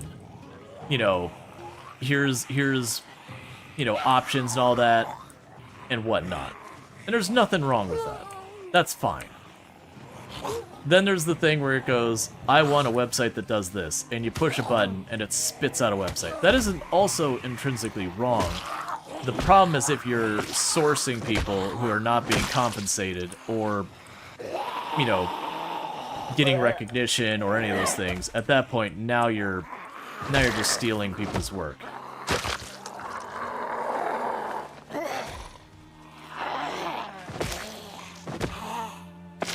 Yeah, it's always a tricky thing when it comes to automation and people's jobs kind of thing, because when you're talking automation, there's two elements you gotta factor in, and the first element is the human labor element. Is this something that people want to do and all that? Like if I make a robot that goes in to mine coal, I have spared a bunch of people having to, basically slowly kill themselves. One would argue from the human element that is a good thing. We have taken people out of a dangerous situation that is, very, very well known to be harmful to their bodies and yada yada and whatnot. And then you have the separate issue, the economic issue, that now these people no longer have jobs, and that is in itself a problem. Now, I wouldn't say we shouldn't automate those jobs because of the economic thing. We need to figure out the economic thing from when we need less and less people working, which does mean some people are going to need to be given a free ride.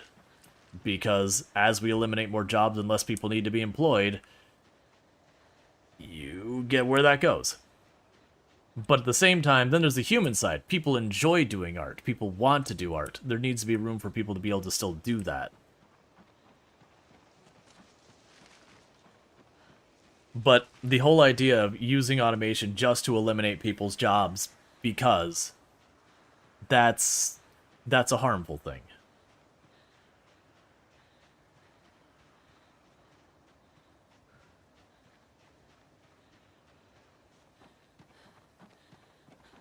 Yeah, robots should be doing dishes while humans doing art. I would 100%, without question, sign me up, pay for it immediately. Give me a robot that does my dishes and does my laundry. I am there. Let's automate it. Let's make it happen.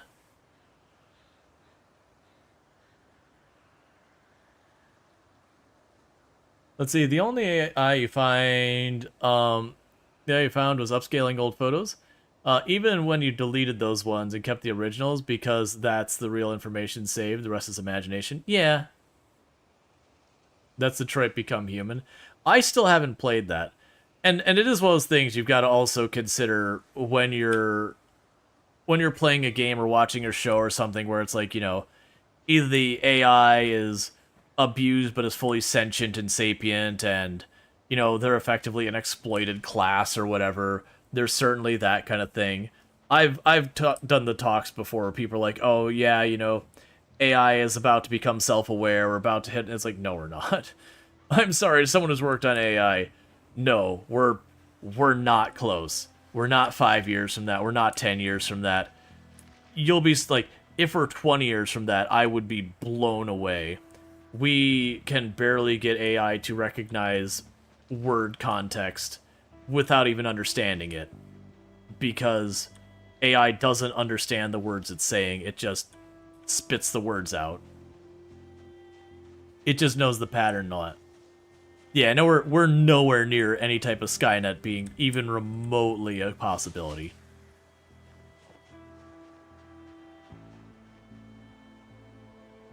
Okay, so what's the story here? We've got a skull and crossbones.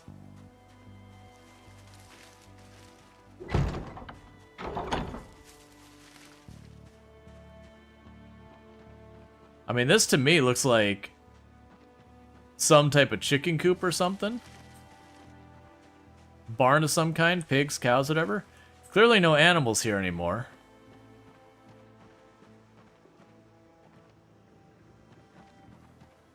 Okay, I mean, Well, I know where we're keeping our animals.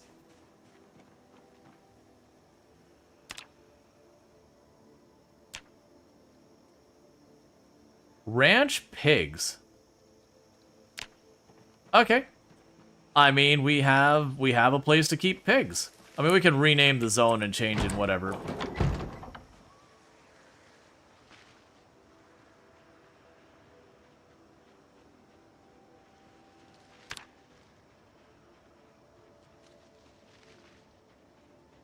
And that would be this whole side here. So we got holes in our fence that we'll eventually want to patch up.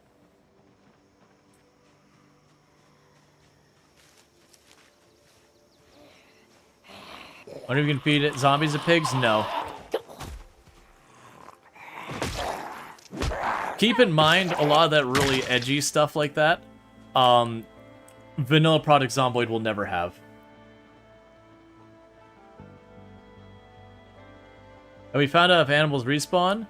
I'm sure wild animals do. Or how wild animals eat and drink.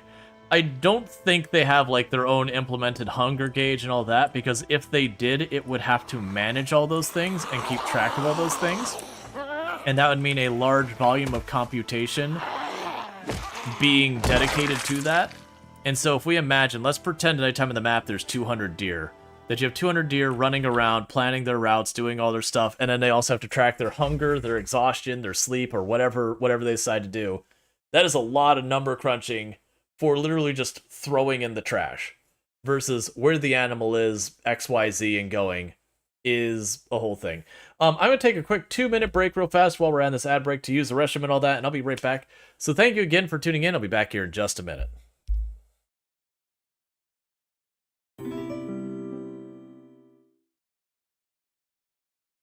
More than you know. Don't forget beautiful. I am also beautiful. The sun's coming up. I must go. I shall put my own heart aside and do what's best for the kingdom. I need you to reaffirm me saying I'm beautiful. Don't leave me hanging here. You're supposed to agree with me and help me. No. My feelings. Your not answering my question or not reciprocating is not unheard.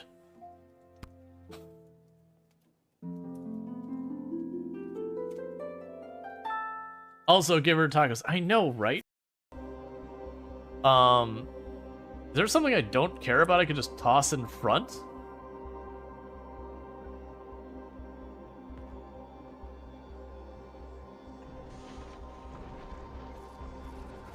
Hurry, hurry, hurry, hurry, hurry. Aha! I have shields!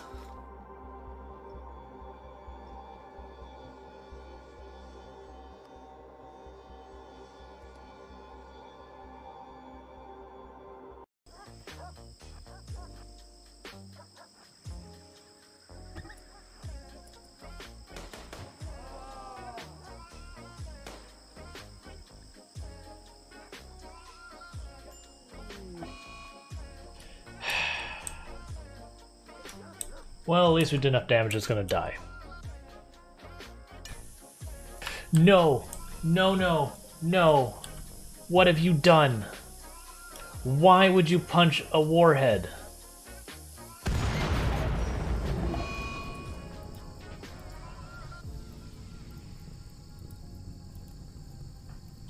You're alive. It's amazing that you are alive, but you are in fact alive. Literally everything in Storge just got exploded.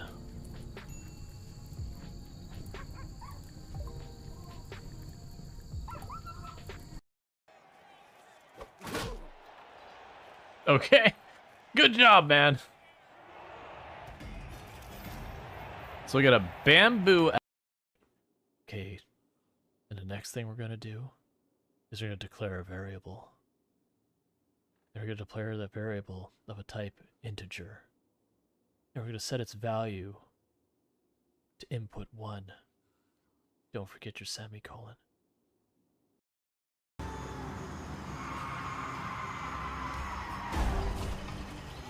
It's fine.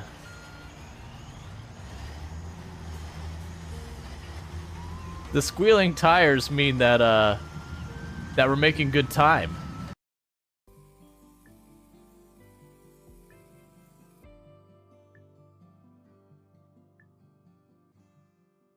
You're showing me that this is perfect. Ah, don't worry, chat. My paint job is perfect. My paint job is definitely not missing anything. The game says we're done here. I especially like, it'd be one thing if it was literally like that was painted, this is nice and uniform, except they got a bunch of like splash over here.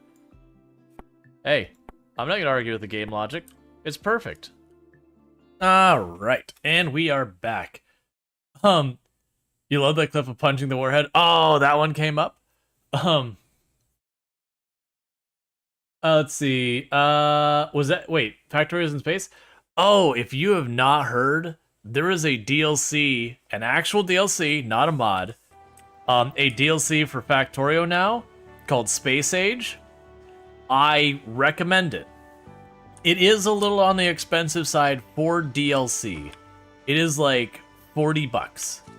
And as far as it going on sale, haha, don't count on it. But, like legitimately, to give you an idea, the speedrun achievement in Factorio without the DLC is like 8 hours. The achievement with the DLC for the speedrun is 40 hours. And I'm not entirely sure, like I've done the 8-hour one. I've got that all sorted.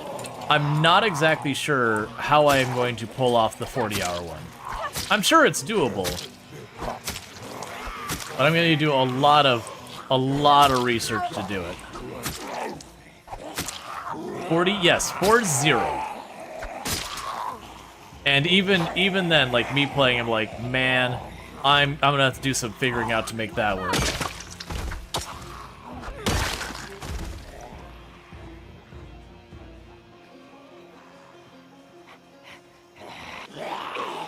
How long is the game normally? What were we at, chat? Like 120, 126 hours when I did it, my first run?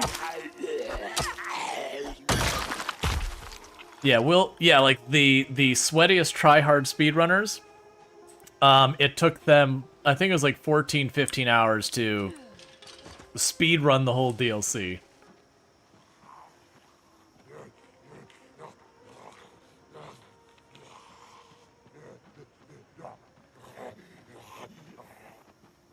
Alright, I'm a little sus about fighting what's effectively the same as trees. Just we can see through them.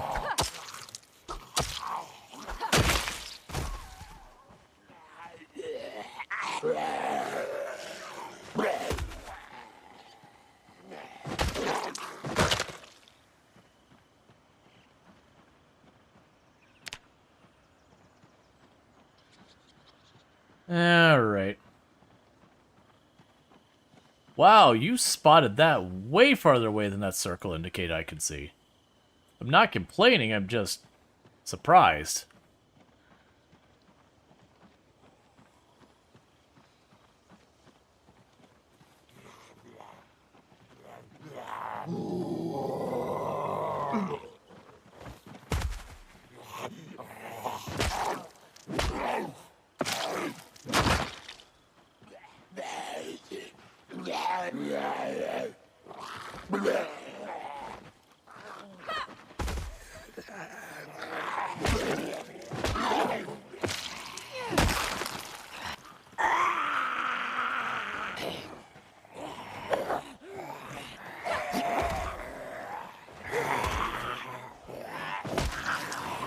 Nope, let's go. Alright. Because we don't want to fight where we can't move very fast. Yeah, the DLC has been out for a couple of months now. It's good. Space Age is good.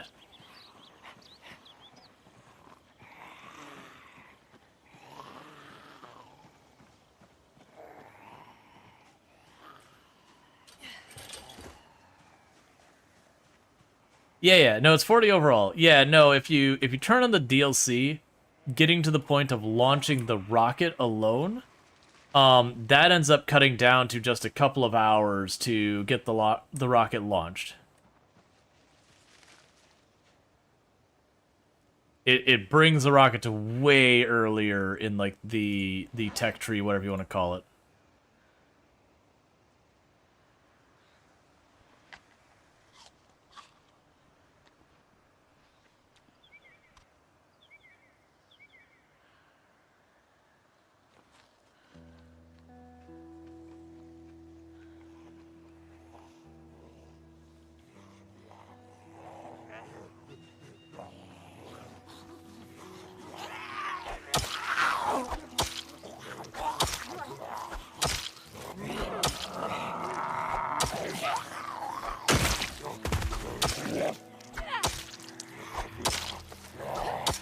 Okay.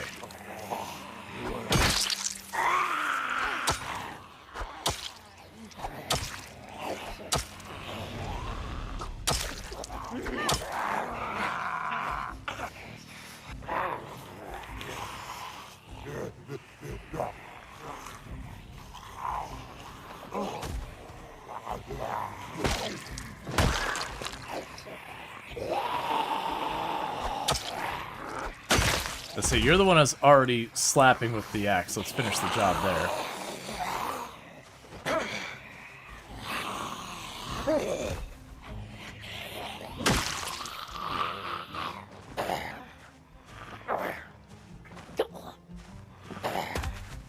Yeah, it's looking really encouraging, though.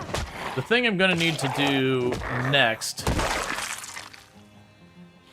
after we've cleared these zombies out, is, like I said, we're going to want to go to our perimeter and just wall it off. Because as long as we don't get too close to perimeter edges, the zombies will neither attack nor, open doors or anything.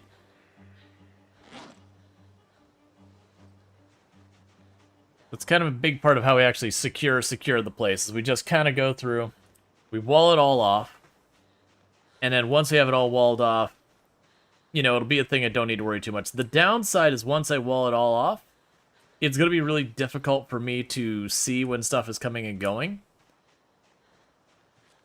Remember how many recipe magazines there are? We can actually check that really easy because we go boom, recipes. Okay, actually we can check because each one of those isn't one magazine. Because for example, all of that was one magazine. Those are two different things. And then the magazines here. Oh, I take that back. So you can count however many's there. I don't know how many it is, but you can count how many's there, and that should give you the number.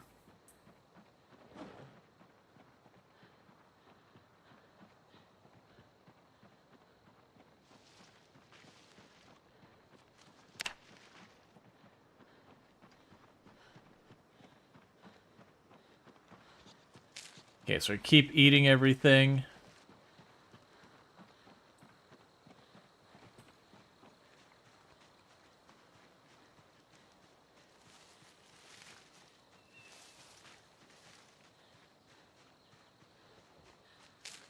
Let's see, found a really cool garden center pretty close to this location. Yeah, no one surprised me if we went back towards town, we'd probably find the garden center. The big thing right now is we're finally getting to the point where the perimeter I am in is starting to get secured. Which is really encouraging.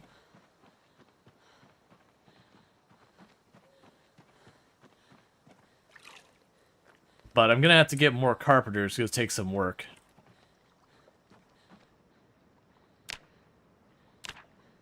Okay.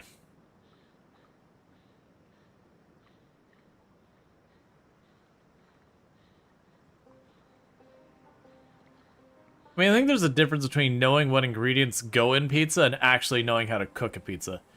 Can you get pineapples in Product Zomboid at the moment, or just the cans?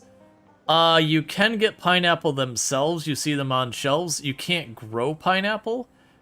I believe, though, you can technically forage for them. But that's kind of the same thing as, like, with mangoes. You can actually forage for mangoes. And thing. Let's see, you've seen it done before. Is there a way to put the screen counter to zombie kills to update live? Yes, so that's a mod, and I don't have the mod because Build 42 just came out.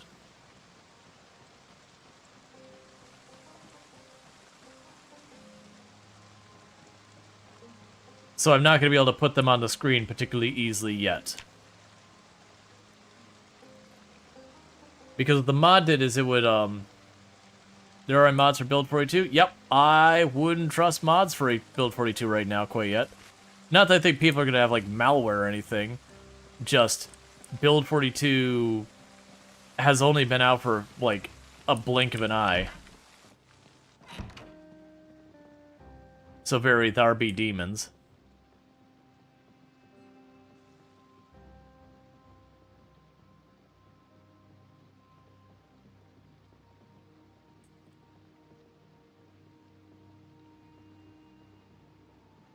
I missed the door.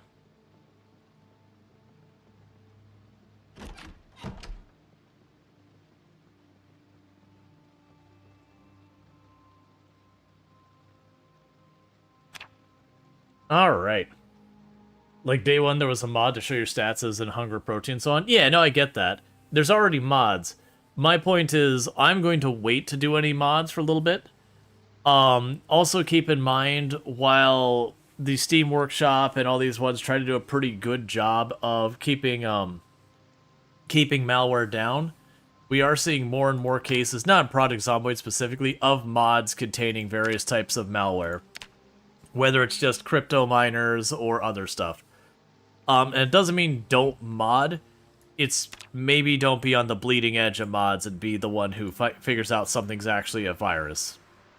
Now, granted, different ones have different risk of malware. You know, like the Lua script, the opportunity for malware is very low, whereas stuff that updates, like the JavaScript itself, is far more risky.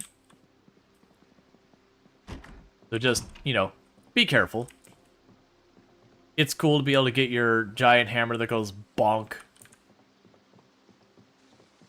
and all that, but keep in mind, people are going to probably drop mods of the same name as mods that were popular in the previous one before they come out as a means of trying to get you to grab the not-so-good version of it.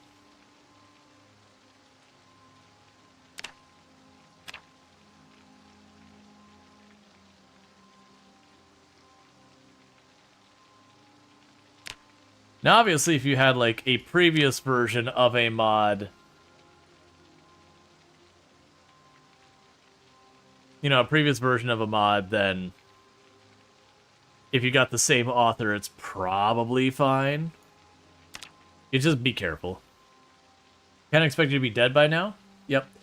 Let's see, on Curse Forge, there is every now and then some malware pop-ups. Yeah. Well, it's not any one source. It's you are running someone else's code, and people have come to realize that is a very effective way to get someone to download and run code without really questioning it. So if you think about, like, where you get an email and then you grab the file and you just run it without thinking about it, you know, it's a terrible idea. When you just go to a mod page and start grabbing stuff, just keep in mind.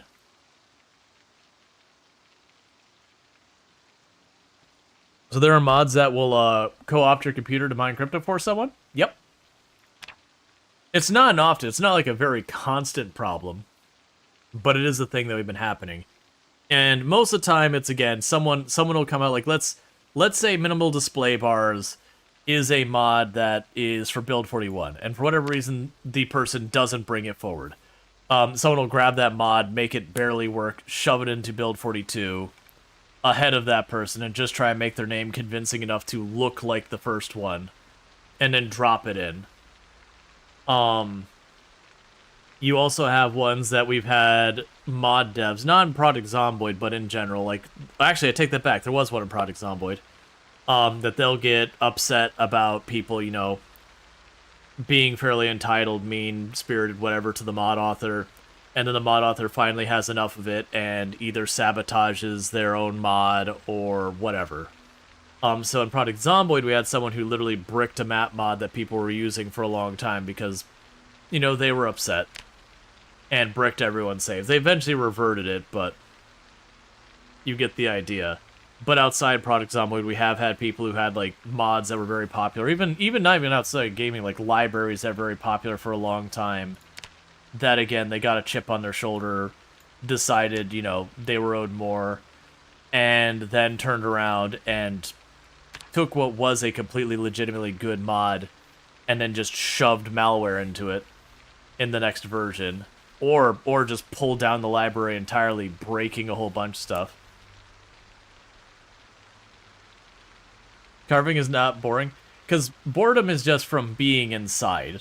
The game doesn't really take in consideration what you're doing. It's like, am I inside? Unless something specifically reduces your boredom, you get bored from just being inside in general.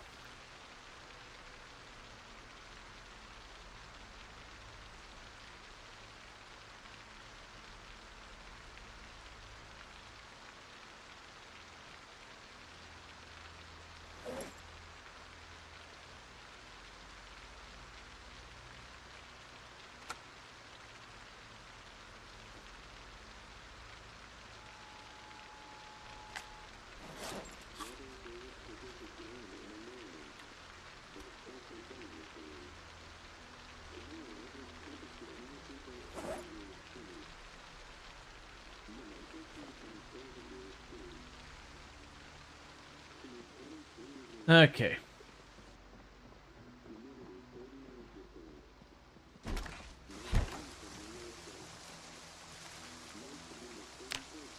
Take a sip. What's the worst that could happen?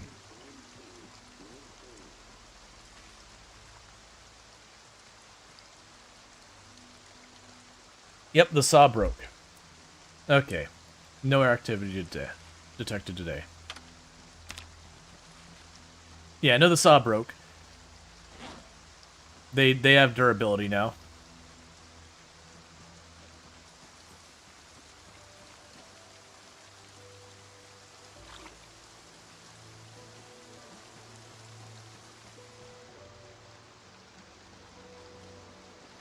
Alright. Nobody saw that coming. You can drink from the pot. If you drink from that pot, the poison will be way worse than if you go to a lake or that. Like I said, once you put poisonous water into a container, tainted water, it becomes extremely dangerous. If you drink tainted water... Oh! If you drink tainted water directly from, like, a body of water, it's relatively harmless. Unless you have weak stomach, and I'll keep emphasizing that because I am just waiting for someone to be like, you said it was safe, and I died, and I lost my month-long run. If you're doing anything that is exposing you to more poison, be careful. It is a stacking effect kind of thing. You can push yourself past what your character can tolerate. If you have weak stomach, there is no real amount of poison that you can reliably do safely. So, like, just don't take your chances. You ate a mushroom even though you knew you shouldn't. Oh, yeah. No, we've had the point where I was literally starving to death and I saw mushrooms like, nope, still not worth it. The mushroom did not like being eaten and it showed you that. Yeah, no, you get a poison mushroom and it's just over. There's no getting to the other side of that thing. There's no lemongrass ain't gonna help you. Overeating to get yourself a little bit of a food regeneration isn't gonna help you. You are in for a bad time.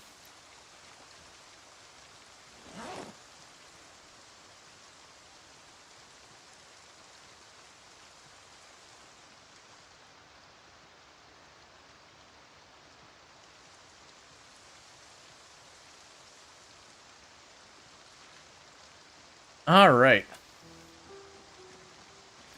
So we're just trying to go back up to this end. We're gonna clear out the zombies we see.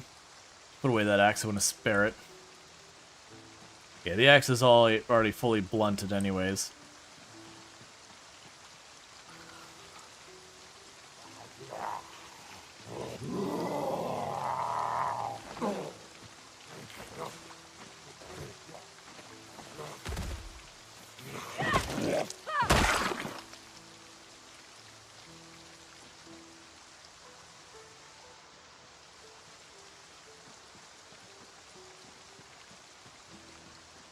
Yeah, no, there's no overdosing on alcohol in Product Zomboid, to my knowledge. I do know it is a thing, at least it used to be, I don't know if it still is, that you had to be very careful about drinking alcohol and taking stuff like painkillers and that, or sleeping pills that could basically get you killed as well.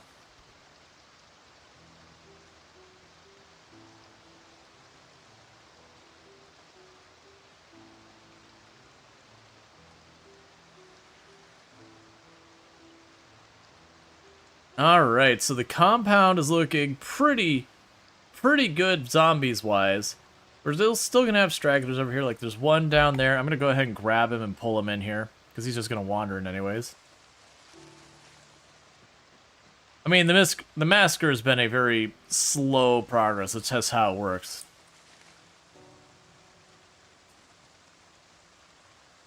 Okay, cool. So let's grab the one that went out here. It is going to be worth it for us to toss some walls up around these holes in these areas. Just to keep the randoms from rolling in. The downside we're going to run into is I don't really have what I need to make a lot of doors. So if the zombies do go through and start smashing the wall, it's probably just kind of let them do it. And then rebuild the wall later.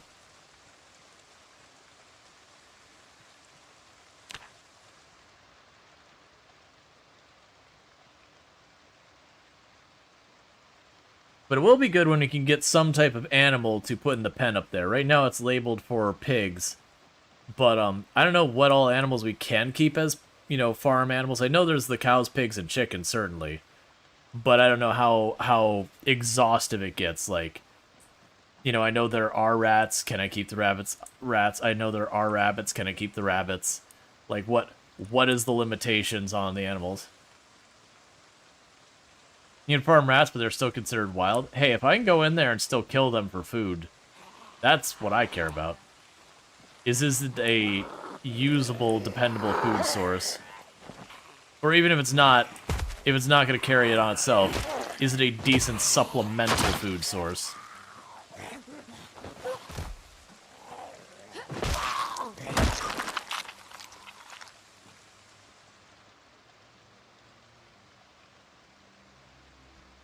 Alright, before we start crisscrossing all through the field, I'm going to go down this way and to the left, make sure we don't have like a rally group along the edge of the field, because I haven't actually been behind these buildings in a good while. And then we'll start crossing into the field, see what we can grab that's inside the field.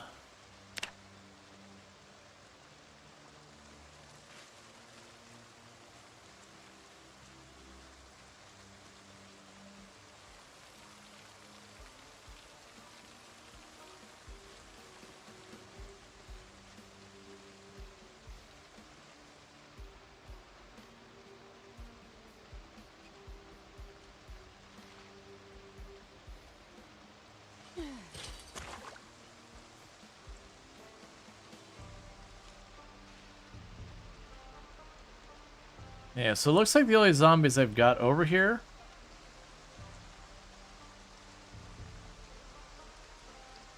Yeah, so you just got some pacing back and forth in the area. And then the ones in that cornfield. That shook and it scared me. Get over here.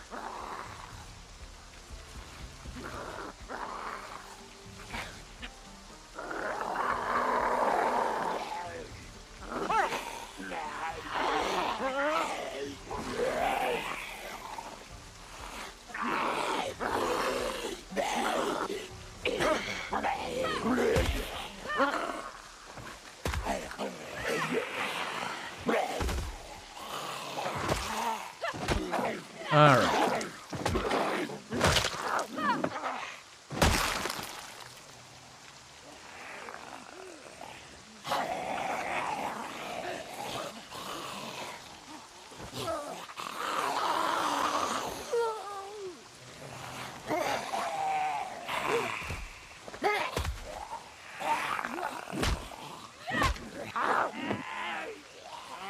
I hate that.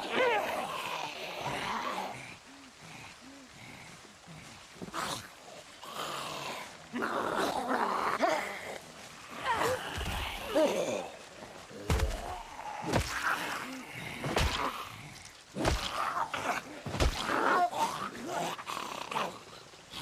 hate it when they stack up as multiple crawlers. Alright, that's fine.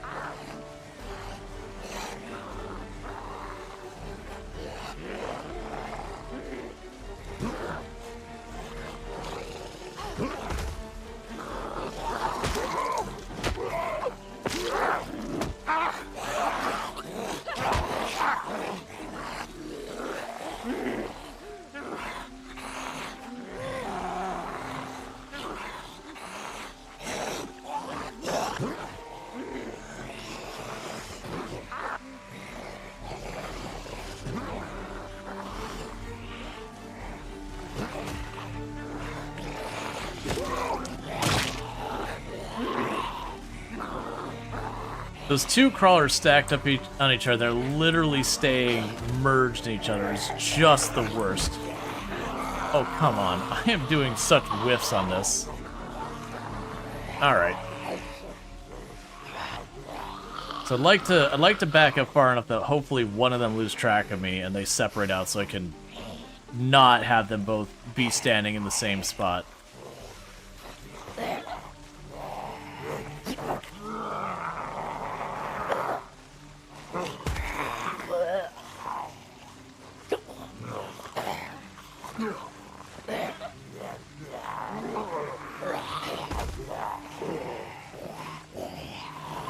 Why are you standing up so fast all of a sudden?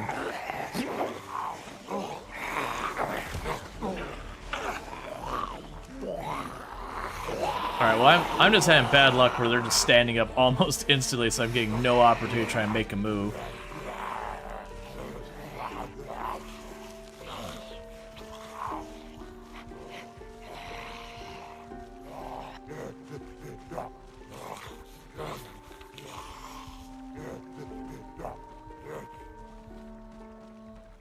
Alright, so we're gonna ditch them real fast. Like, with a weapon, it wouldn't be so bad, because it could be a little bit far back and hit them. Where I'm dealing with this unarmed.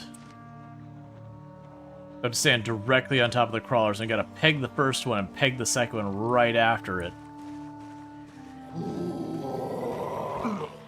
Come on, fall over. Come on, fall over. Come on, fall over. Don't make this a big hassle. Why are you the way you are?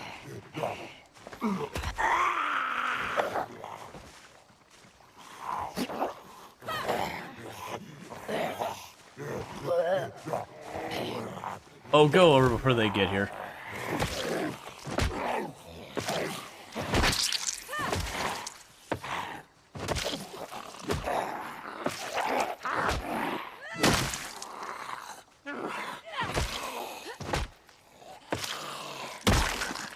Okay.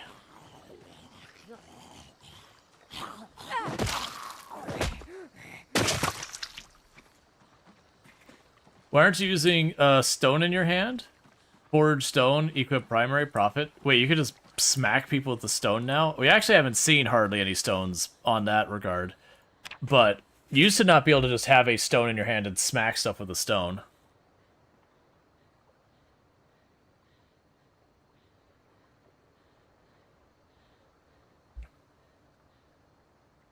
Alright.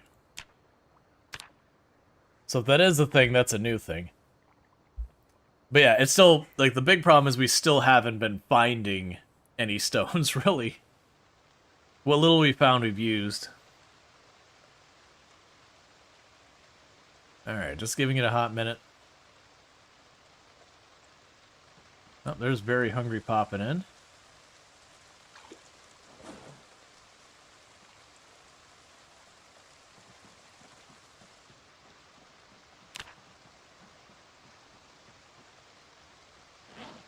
I also have like 1 billion of the steaks I should probably be using as well.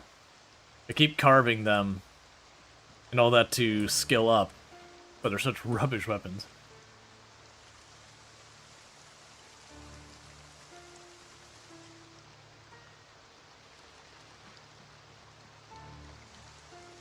Let's just drop off some of the junk we got in our inventory.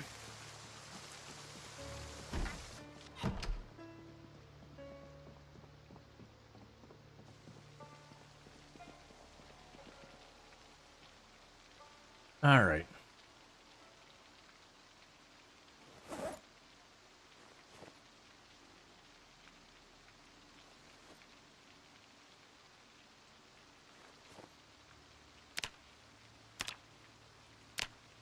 We'll carve a spear this time.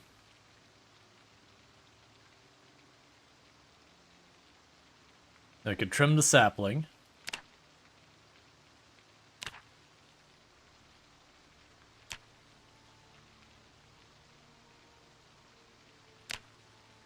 Carve another spear. Get 3 stones back by the little shack. Do I?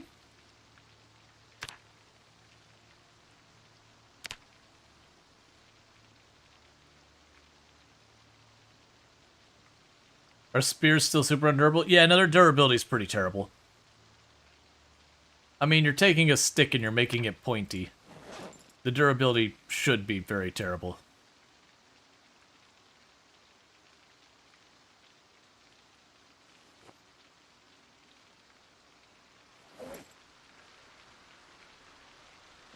Alright. Oh yeah, saws can wear out.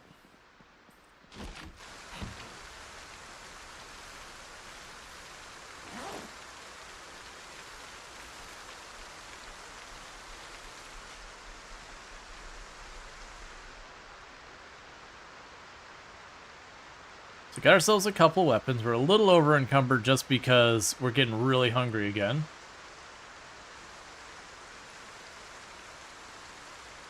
Yeah, no, spears got a nerf, but let's be honest, spears, you know, had become kind of the meta. I didn't feel like they were unreasonably unbalanced, but it's anytime you see that a weapon, it's like anyone playing the challenge runs and all that, it's just like, nope, that's the weapon you get. That's enough of a reason to be like, okay, let's tweak it. Either bring other things stronger or bring it down, which they did both by giving us more weapon options and all that in the other categories than we had before.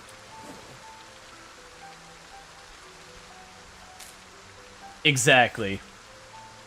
New metas are good. And there's also discussion to be had about what the new meta is even going to be. The early thing that people are thinking is it's going to be either short or long blunt weapons will be the new meta. Just because there's a sharpness mechanic.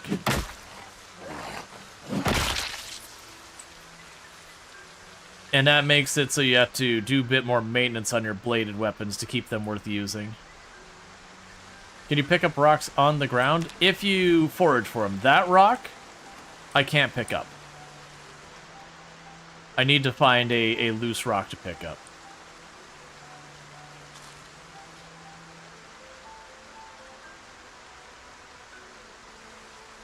How about the smaller ones? I have to forage.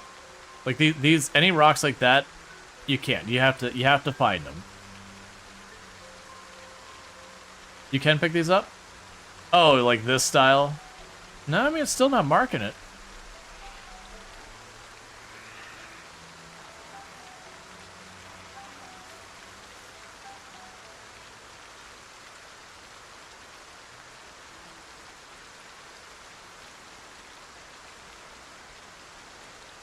Yeah, I'm not getting an option to pick these ones up. Or this way. Yeah, but the point being I can't pick those ones up. That's where we're going. There may be rocks we can pick up, but those aren't it. You can pick up the smaller, looser ones. That's fine. We're just eating a bunch of thistle and a pill bug and all that.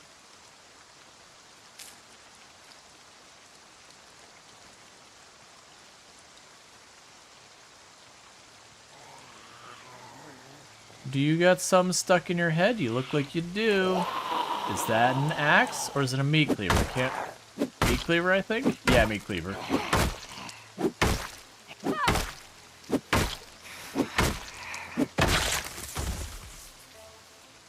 Thank you.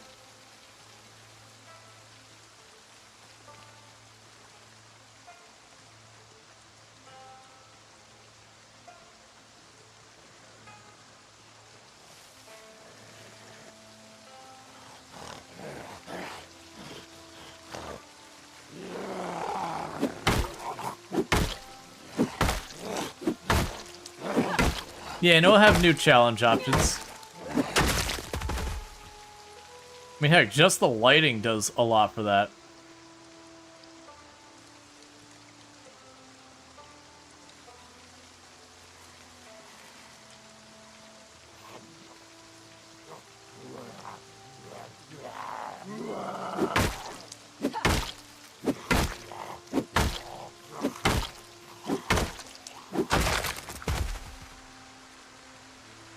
Thank you for not making me run through those trees to look for you again.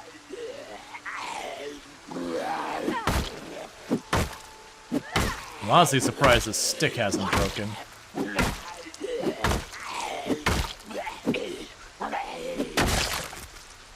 You legit develop a stealth run? Yeah, you can do that now. I don't think it'd be something that interests me that much. Like, stealth has definitely improved, but it's also not one of those things I'm like, oh yeah, stealth is where it's at, I think. It's just the ways I like to play just don't really work well with stealth, unfortunately. Not that we haven't used any stealth. Like, we've snuck in and out of our home when things are a bit hairier and all that.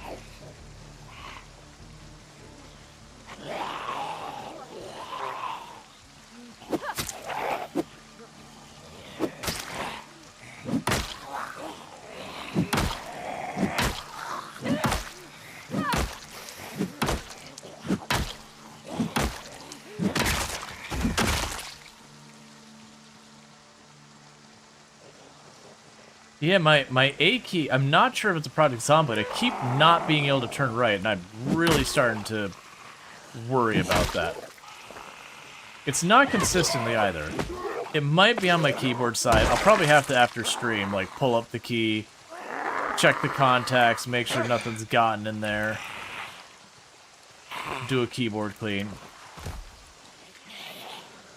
Because keyboards will suck up every bit of hair and dust that gets anywhere near them. They're disgusting.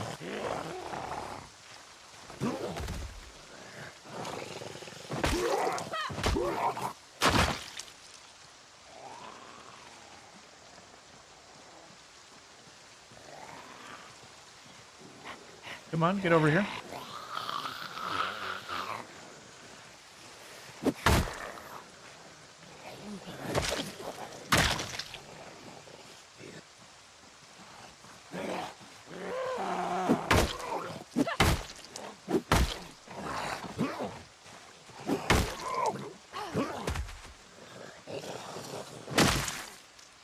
Okay, so we need to recover.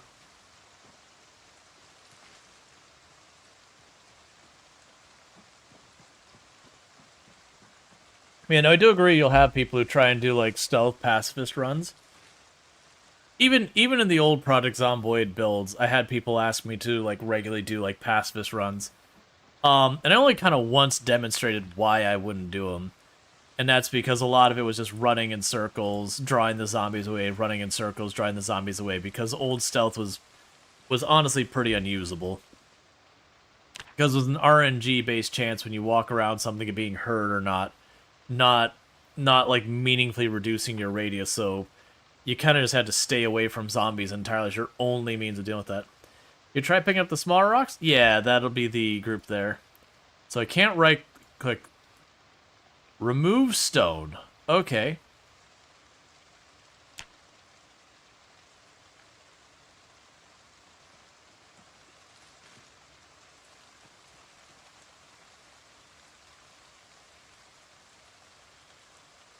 So it gives you a singular stone. I mean, that's still not bad. Now business. Yeah, but the stones still get broken. I'd rather make hammers than that with the stone and continue to get short blunt weapons and that kind of thing. Still, it's good to know I can do that. At least as an option to try and get myself, another weapon. You try a stone before you say that? Well, what does stone even qualify as? What skill?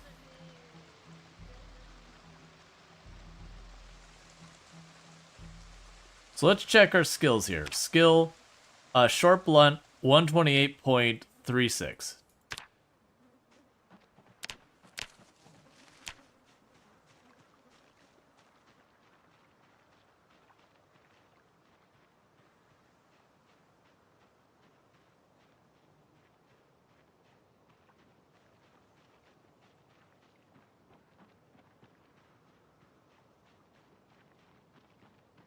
All right.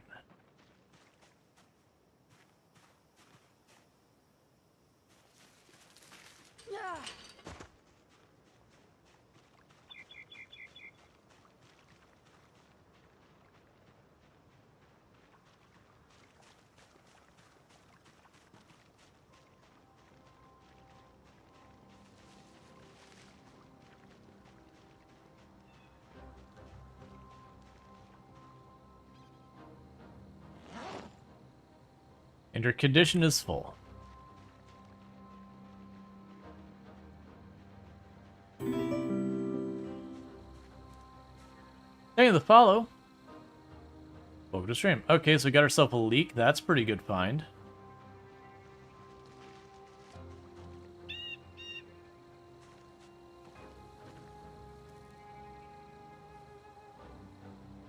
More lemongrass. Alright, let's go get one of them. Weighs less than 1. Well, the thing is, I still need to be continuing to level my weapons. That's what I want to check, is I want to see, does this qualify as a short blunt weapon? Because if it doesn't give me any combat skill, that is enough for me reason not to use it. Alright, 128.36. Okay, so let's bash this one in and see how it goes.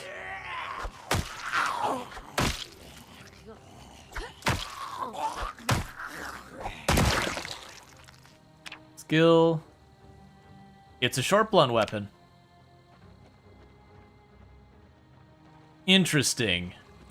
And how did that affect the condition of it? Oh, okay. I mean, the condition is still good. That doesn't feel balanced. Because that means, like, literally making it into a hammer just makes it worse.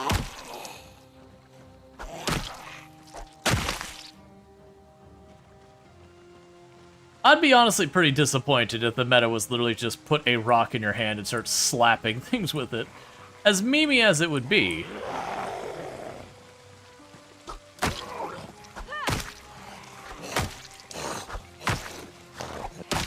Hammer have more range? I don't think significantly more.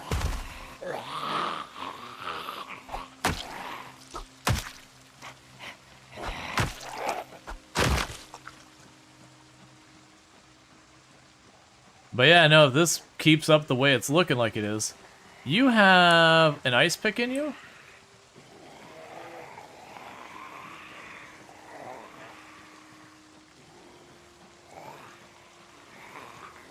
Yeah, no, that definitely feels like one of the ones that are going to get balanced. I wouldn't get too attached to the rock. That's going to have to be nerfed in one way or the other. That's one of the things to keep in mind with the unstable build. This being a bit unbalanced strong, that's going to be short-lived. They're either going to go and make it so its damage gets massively reduced or it takes more condition damage. There's going to be some negative. That doesn't mean they're going to nerf it into the dirt so it's unusable or anything. Just that they will give it a consequence, something that makes it not good. You know, some consideration to be made versus whack zombie with rock.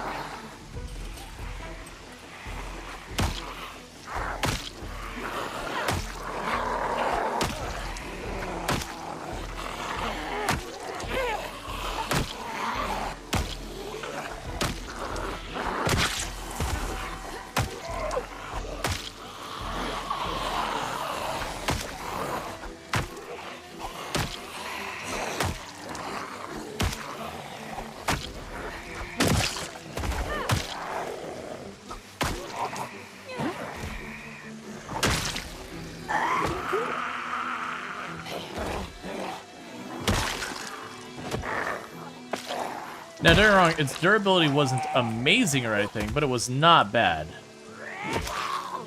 Why did it suddenly move so much slower?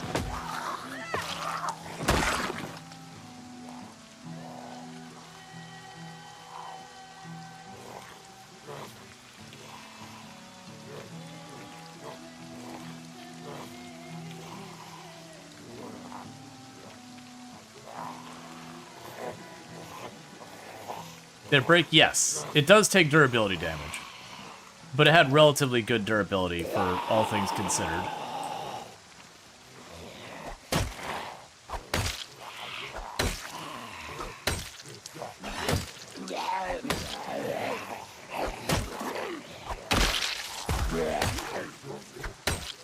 Like, don't get me wrong, I think the claw hammer in that probably still better.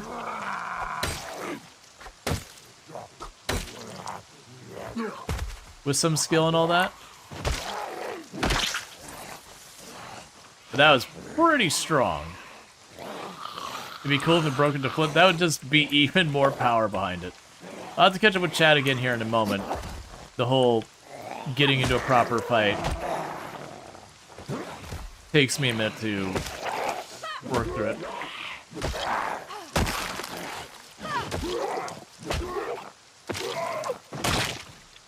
Alright, so what did I miss in chat?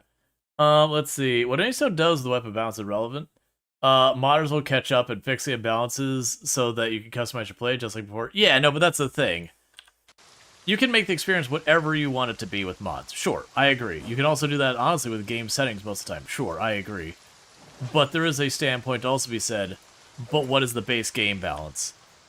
Because you can go in and say, you know what, I think the claw hammer should do 2 billion damage, and it should make a nuclear warhead, explosion the size of, the whole map that literally lights the map on fire, if you really wanted to. But that would be a mod that's just kind of a meme-owned thing, and not really relevant when we're talking about game balance.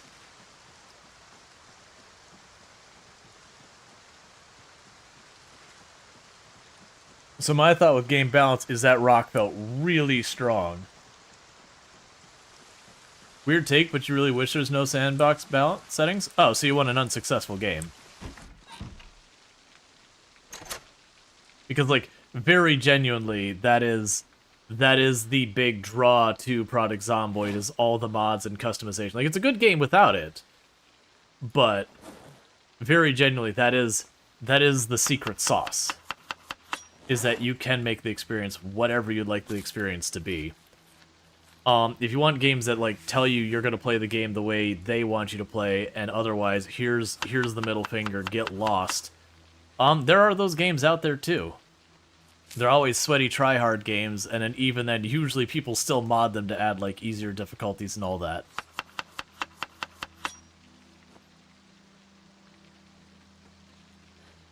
Because when you think about it, saying, I wish they didn't have the ability to customize, that literally is forcing the way you want other people to have to play the game on them, because you can just not use the sandbox settings as a player.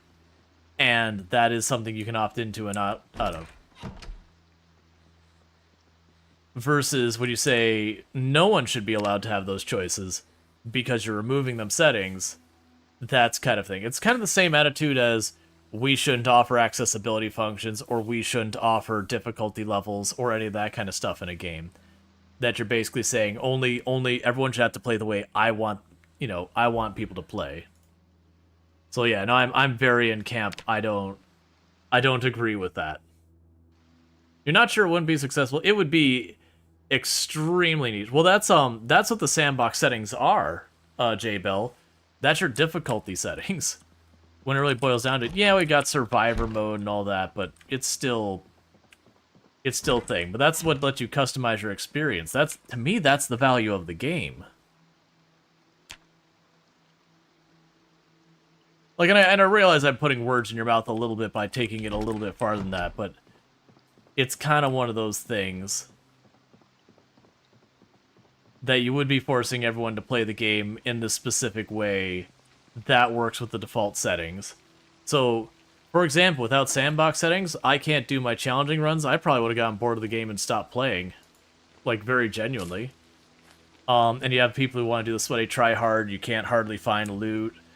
That would be a bummer. You can't do cryogenic winter kind of stuff where the whole place is so incredibly cold. You gotta like find every article of clothing and bundle up and keep fires going and all that. All of that disappears with the absence of custom settings. So I do think that without the custom settings and without the modding scene, it's not that people wouldn't enjoy the game. I think it would be a fraction of the audience it has now. Like I don't think we'd still be seeing updates to the game in that world because Indie Stone would have to have moved on to another project to keep the lights on. It would have been just too niche of a game. Project Zomboid in a lot of ways is a niche game. There's cons to a fully sandbox game? Oh no, they're not wrong. Open world games have cons, all that. But that's what I'm saying, is for Project Zomboid, the sandbox is... Literally, it's an open world sandbox. That's what the game is. That's its genre. If you remove the sandbox, you have eliminated one of its things. Why are people complaining at all of the new settings? There's something inherent. You're wanting balance vanilla? Yeah, well, you're on the unstable branch. When you boot up this version right now, it literally tells you, hey, it's the unstable branch. It is not balanced. It is it's got bugs.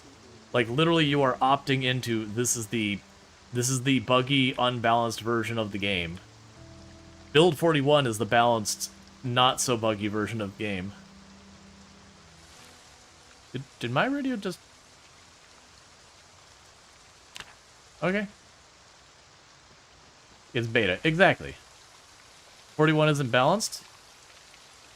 I mean, it's balanced by the decision that the devs make. You may not agree with its balance, but I honestly feel Build 41 for Project Zomboid is actually really, really solid when it comes to balance. You don't really have any weapon category that's just plain and simply wins.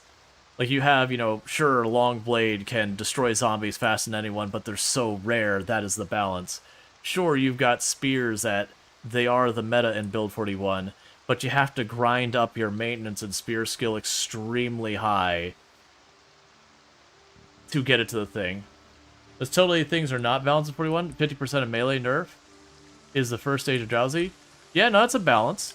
You may not like that balance, but that's a balance. That the idea is the moment your character starts getting, tired or sleepy or whatever, that suddenly your ability to fight goes in the toilet. It's a challenging balance. It's a difficult balance. Like, it's totally fine to not like the settings the way they are. Luckily, there's a sandbox settings. So it sounds to me like if you're unhappy with the way the game came out to begin with and you're not happy with the balance, you're allowed to actually go and change that. Thankfully, that's an option you have.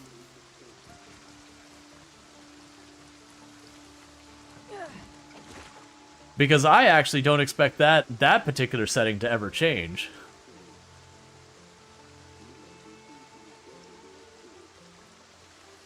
Ooh, propane tank. I'm not going to carry it on my person. I'm going to immediately drop it back on the ground. It's only a third full, but that thing.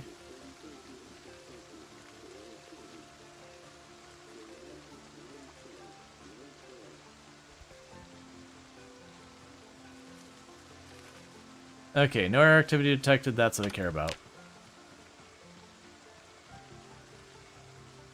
Hey, Chesteru, how's it going?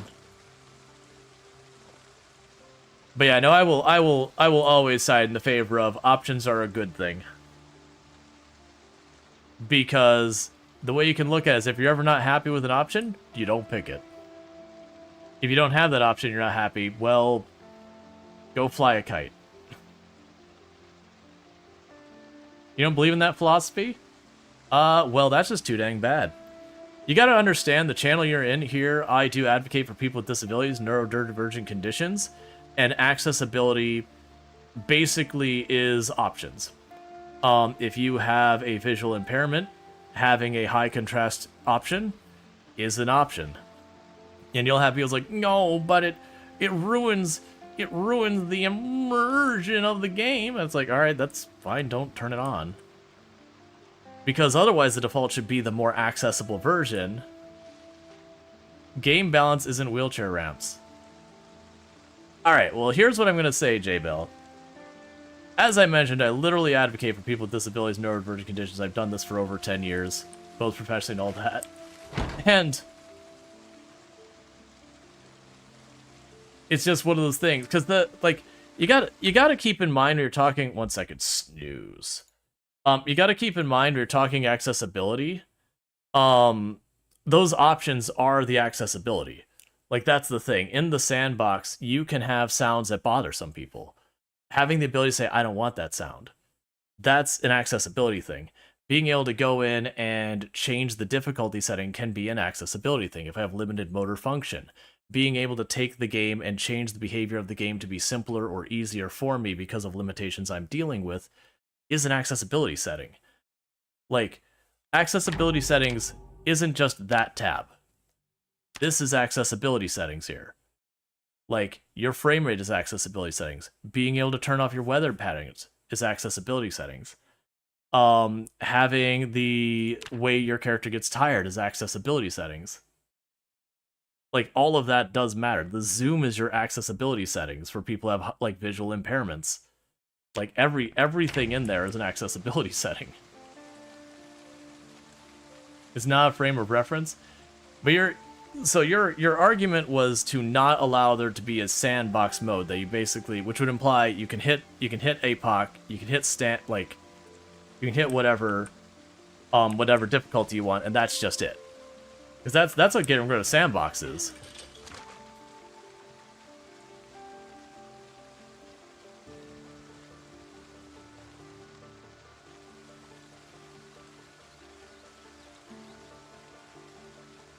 Like, that's part. Yeah, we'll just play. But yeah, no, that's always gonna be a thing, is I'm always gonna push back when someone is like, oh, we should have less function, like less options, less decisions. I'm always gonna push back on that. Because unfortunately, well, not meant this way, a lot of people will take it being like, oh, you know, we shouldn't put highlighting on stuff. Like, you'll have people who get into that area. Or, you know, like, games are only meant for, like, only for the hardcore. Like, I know that's not where you're going with it, but that's kind of the natural progression of that conversation about who is and isn't, you know, should or shouldn't, whatever. And people will argue that. And so I'm trying to cut that off at the pass, as it were. Well, I thought that had slightly more range than it really does. Wing and a miss.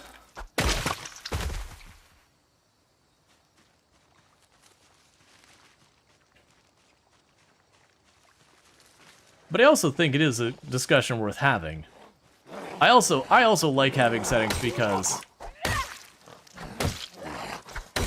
you never picked up that magazine. You mean the one sitting in front of the house? Yeah, no, I picked it up, I read it, and I put it on the ground. So I could burn it later.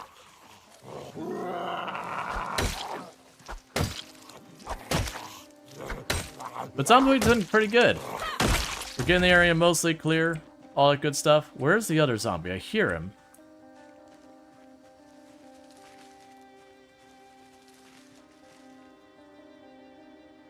Ah, there you are. I figured he's on the other side. Oh, I see what's happening. He's figuring out trying to path this way, and he's just going back and forth. You don't keep magazines? No. When we die, we leave our world and start a new one. So keeping a magazine after I've read it serves no value to me. Its value is kindling.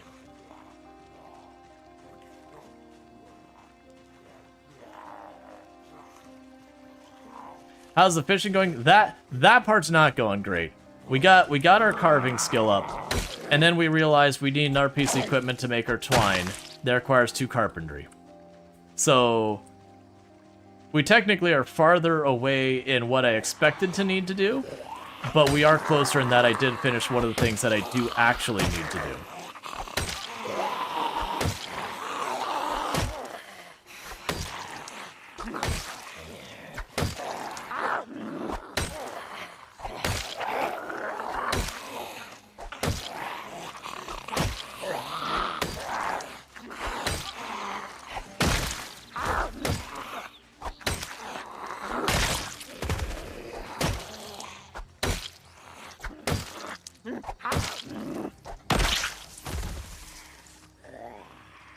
Alright.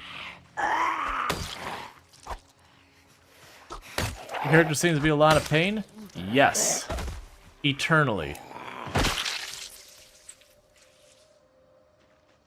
Alright, let's get out of these trees. This is another place I want to clean up, which is fine, because we'll need to patch it up. Yeah, no, our character wakes up and just says, existence is pain. And then keeps going.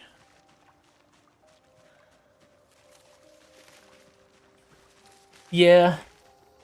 No, I definitely feel like the rock needs a tweak. I don't think it's like so egregious it needs like an immediate hotfix or anything levels of bad, but it's like, oh, you are clearly not in line with the other thing. Do you think build 42 is harder than build 41? That depends on your settings.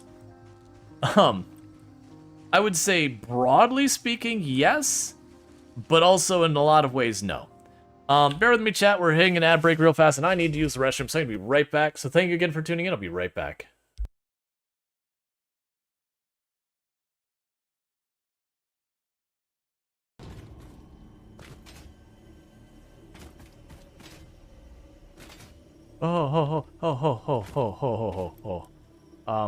Okay, hang on. Hang on. Little too ambitious with that jump. Yep, let's, take a minor detour.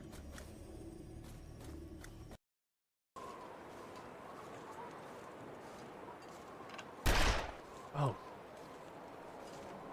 And here I was making the comment to myself earlier, it's like, you don't fire the gun when you left click it without. Unless you aim it. I would be wrong. That startled me. Yeah, you know, it'd be awfully... Alright, you know what?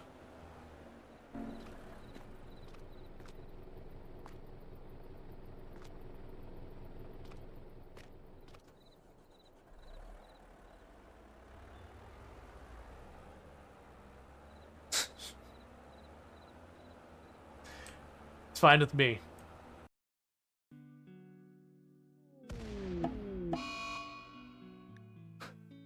We had a marble meteorite just strike a duck and kill it. Okay. I get it. I get it, Cassandra. You didn't like that duck in particular. That duck in particular was a duck you decided did not deserve to live anymore. This duck, Duckling 11, Cassandra, not a fan. Just really didn't like the way the beak looked. There's something about it just really irked her. You know, we should do that. Oh, right. Yeah, no, to the comment on the YouTube side. For 16 times pop specifically, I will say this is definitely much harder than it was before. Harder in the sense that it takes me much longer for me to get stuff done, because the muscle fatigue is a significant limit, like a significantly limiting factor. I don't think it's necessarily like bad or anything. Like I'm not like, oh man, this is terrible, I never want to do this again or anything like that. But it is those things that's taken me a lot more to get off the ground kind of thing.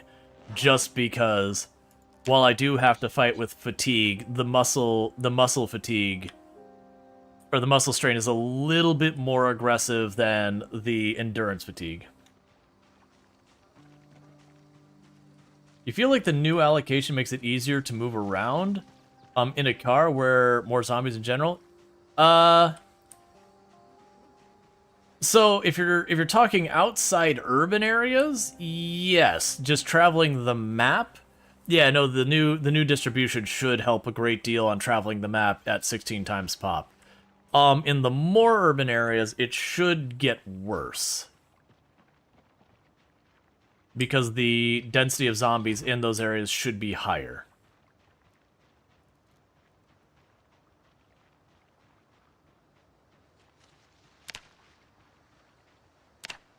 Alright. So I've been managing so far to stay just at hungry instead of very hungry. We still are losing weight and at a pretty good speed, which is going to be a real problem.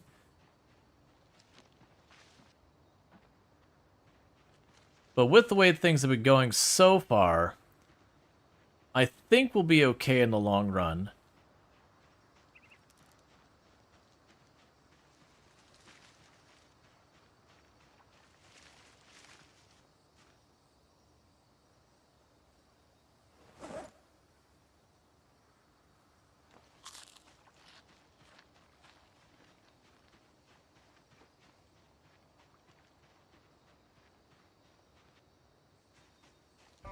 But you haven't actually gotten a playthrough yet. You're just like around. You feel like the group is setting does nothing. Let's see. You feel like the rally group setting does nothing. The rally group setting. Well, the rally group setting just determines how many zombies stay in a group by default. When you start getting to population densities that are too high, it can be kind of hard to have them do rally groups in a meaningful capacity. Well, that was one and done.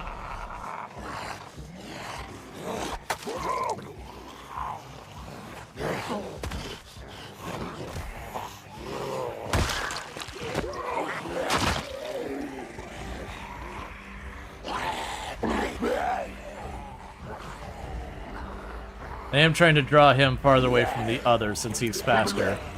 We can hopefully kill him on his own without using the weapon that much. Because this one's a fast one, the one behind it is also a fast one.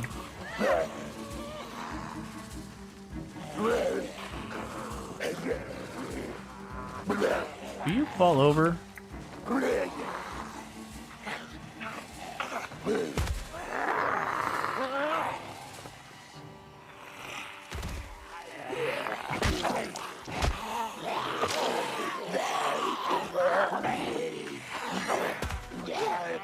Of course, it's fine. Okay, let's pop over this fence.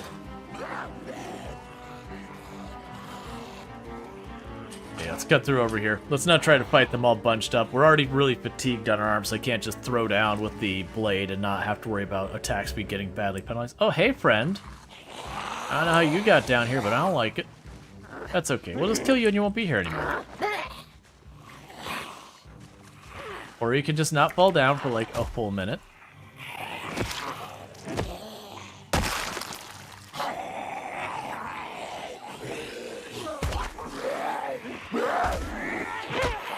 Oh, come on. You guys always miserable? How do they have a will to live? No one really says he does. Or she does. She just hasn't died.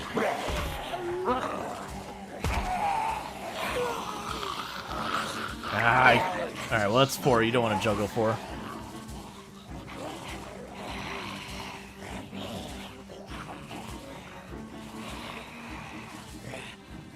And this would be the thing that's different. Without the muscle strain, I'd probably turn around and just go back to slapping it with a weapon and just have... You know, just deal with it knowing we're going to get pretty, exerted. But with that penalty there on our pain... eventually it'll massively penalize the attack speed, and the attack speed penalty gets you killed pretty easily. With turning rally point group off in build 41, you can spend more time. More out. Oh, I only turn the rally groups off like once in a while in build 41 just to demo it. Generally speaking, turning off build 41 rally groups in a lot of ways can make the game harder during meta events. Because when you have rally groups where they stay in these big chunks, you can just kind of zip between them really easily. But with the rally groups turned off where everyone spreads out, it basically means you have like a helicopter, you have this like wave of zombies moving across versus, you know, you got like chunk here, chunk there kind of thing that you can kind of work with. Alright, we'll see if we can get this one separate enough to finish them. Oh, we can actually get some swings in here before.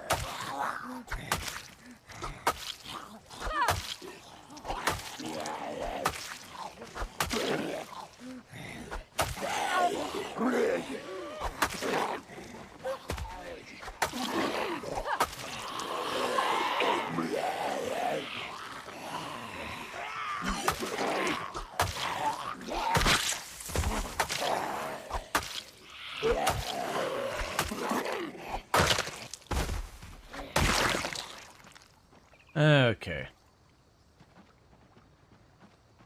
Migration 16 times pop is brutal as well. Oh yeah, and that's always a thing in 16 times pop. That's been a thing forever when it comes to the migration. Because when you're dealing with migration and redistribution mechanics in Project Zomboid, it is a thing that redistribution is when you're talking about you're in a cell and you've got, you know, here's the 10,000 zombies supposed to be, and you've carved a chunk out. Eventually redistribution triggers like, oh, I'm supposed to have more zombies down there, and they will kind of like almost wave over to try and balance the cell out a little bit closer. It's not, it doesn't try to equally balance it all at once because you'd just be overrun. And then you have redistribution at the same thing, which is kind of the same idea but on a larger scale, where it goes, well, migration, where it goes, okay, this whole cell has fewer zombies than we really want it to versus that cell, and they will start working their way across the cells. And that can get pretty brutal at extreme numbers. Where you're just chilling there, and it's like all of the zombies seem to just suddenly be interested in being someplace else. And that's just what you gotta face. But that's where you get like the almost tug-of-war that you have at higher pops. Where you fight your way in, you've cleared the area, so it starts to balance itself out, and it pushes a bunch of zombies on you, which forces you out, and then you push your way in.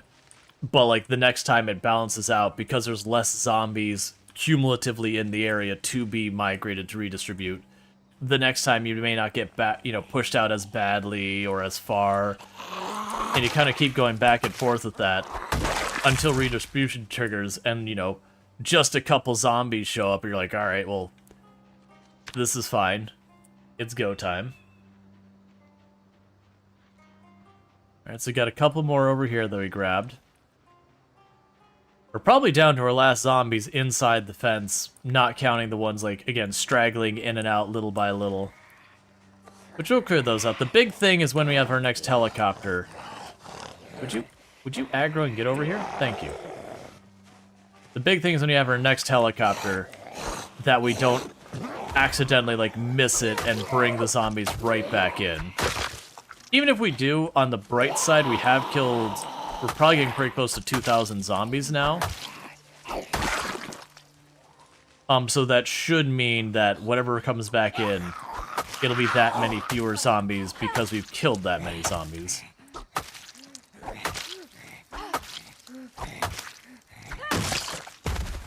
Yeah, I can tell this knife is getting dull.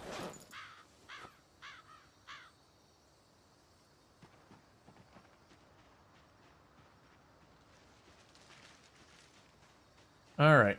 What's your personal record? About 180,000 zombies and one character in one life with no mods to change itemization or vehicles in harder than apocalypse settings. I used to hold the world record for the highest kill count run ever streamed. I don't anymore, but I used to have it. Oh, right! I need to still drop those keys now that we've acknowledged that keys have weight.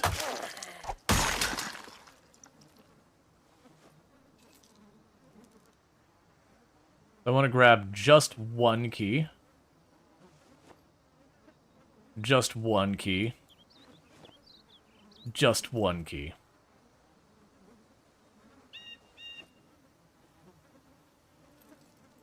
Okay. There we go. So I took it from 1.5 to 0.25.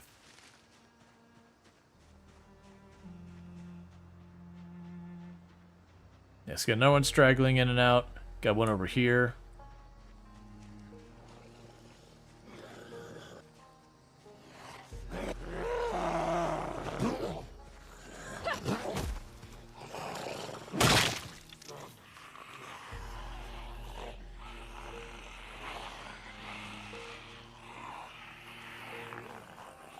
Alright, come on. I don't want to engage them right at the fence.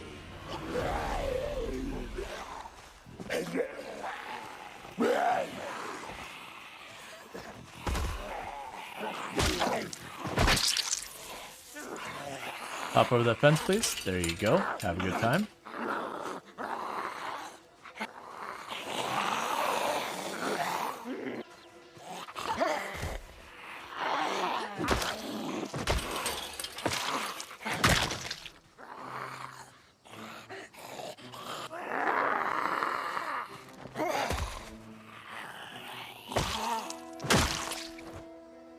That's your thing about going for the record of build 42. I don't know if unstable updates will corrupt saves or whatnot. We haven't had that issue before in the past where saves have gotten corrupted by the updates. Like, you'll have times where it's like, okay, you were on build 41 and then build 42 comes, or you were on build 40 and build 41 comes, and that can kind of be an issue. Usually not with corrupted saves kind of thing, but either it'll just say, hey, you can't use it on this version, or B, you know, you instead run into like where your map's got like weird stuff where you load it into an area, but that area is the old map, and now this area right next to is a new map, so stuff just doesn't line up quite right because there's two different versions of the map, and you've had stuff like that happen before. And all that. You also never streamed before? Well, keep in mind, if you're actually going to be trying to go for the record, the current record is 950,000 and some odd number of zombies. Realistically, if you are playing Project Zomboid full-time, it'll take you about a year and a half to get that. Assuming no deaths, and that you are going pretty hard, almost solidly. My record was at 135,000. My current highest kill count character that's still alive is about 180,000. But like I said, the record is way higher now than when I first set it.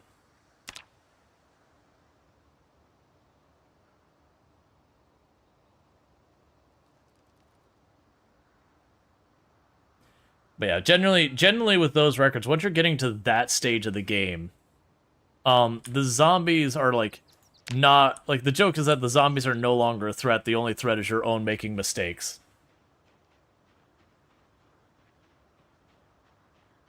That's what you're actually measuring, is how long you can keep going, being careful, meticulous, and not causing input error, like input mistakes or whatever. Like, that's all you're measuring, is just your ability to just keep repeating the process meticulously and cautiously. Unfortunately. I wish I could say more, but that's the stage of the game where you've got everything you can possibly need in your run. Your skills are such that, like, your in-game skills, not like human being skills. Your in-game skills, you've got everything you need to succeed. You're just going through the motions. But that's why early to mid-game Project Zomboid is where the magic's at. Late game is just kind of going through the motions, knocking down zombies, repeating the process, keeping it up.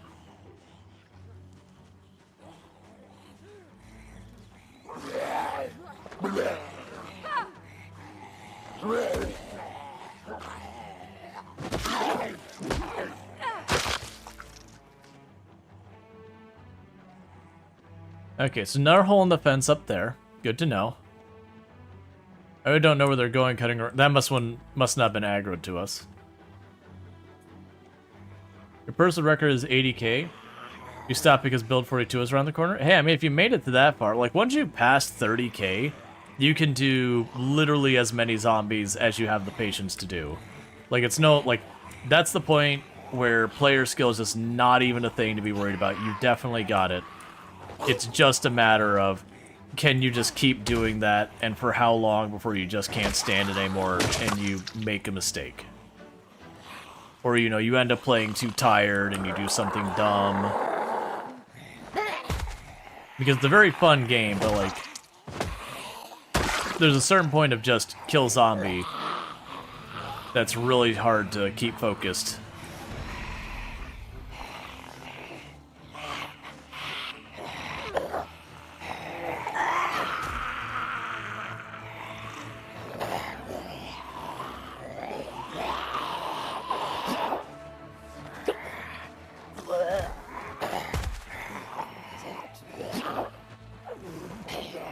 Ah, okay, so trying to stack multiple inside the corn. I was wondering if it was going to be easier. It's actually way harder because it takes me longer to reach the zombie to stand on them. And for another zombie to get on top of the other.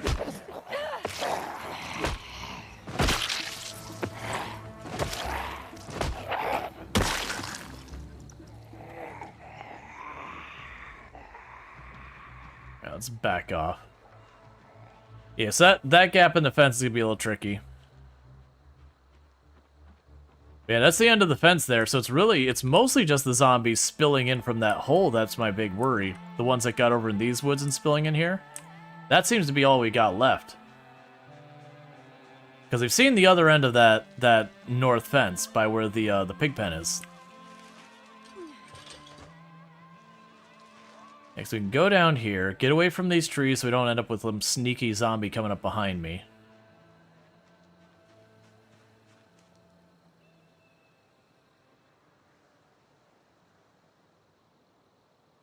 Just keep chipping away at these zombies.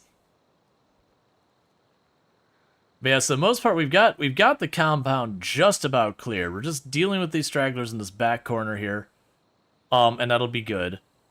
And then I can put a little bit of focus on trying to secure our food, like proper focus versus this, okay, it's convenient for me to go chop down a tree kind of focus. Like actually stop being like, all right, let's make a bunch of axes, knock down a bunch of trees, you know, make some wall segments for a little extra carpentry, whatever is appropriate. Are you already in the basement? We've already gone in the basement. We've checked all the buildings here. The buildings here are all clear.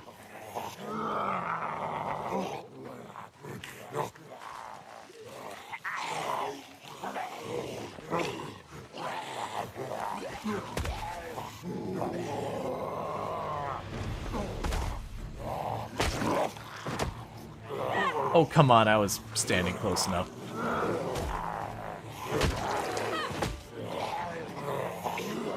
Alright, let's not mess with that.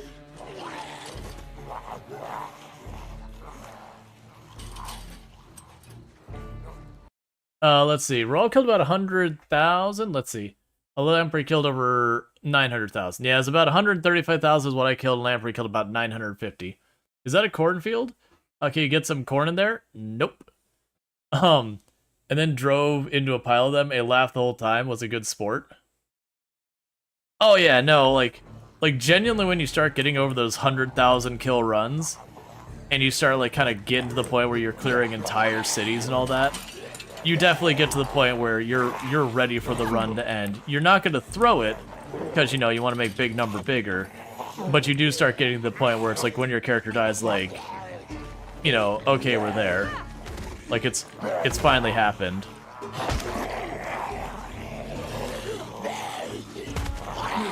I've been having real bad luck with getting you to actually stack for me.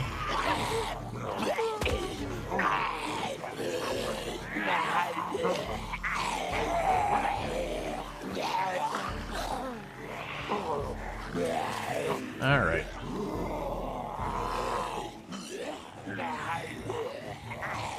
Oh yeah, no, literally to quote Lamprey when he died was, "I'm free. It's over."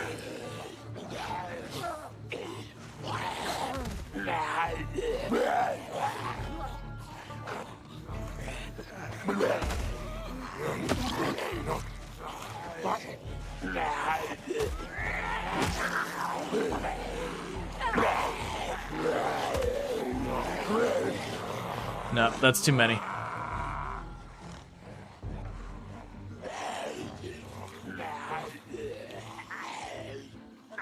Was there a runner-up for the record, or was he just miles ahead? Oh yeah, no, there's no one even remotely close to where Lamprey got. You gotta understand, when I'm talking about Lamprey's record, that was one run of Project Zomboid, like a year and a half in the making. Like that is not, you know, you put in a weekend or something, or put in a month work. We're talking literally playing the game practically full-time for like a year and a half. There's a reason why we think that's going to be like a forever record.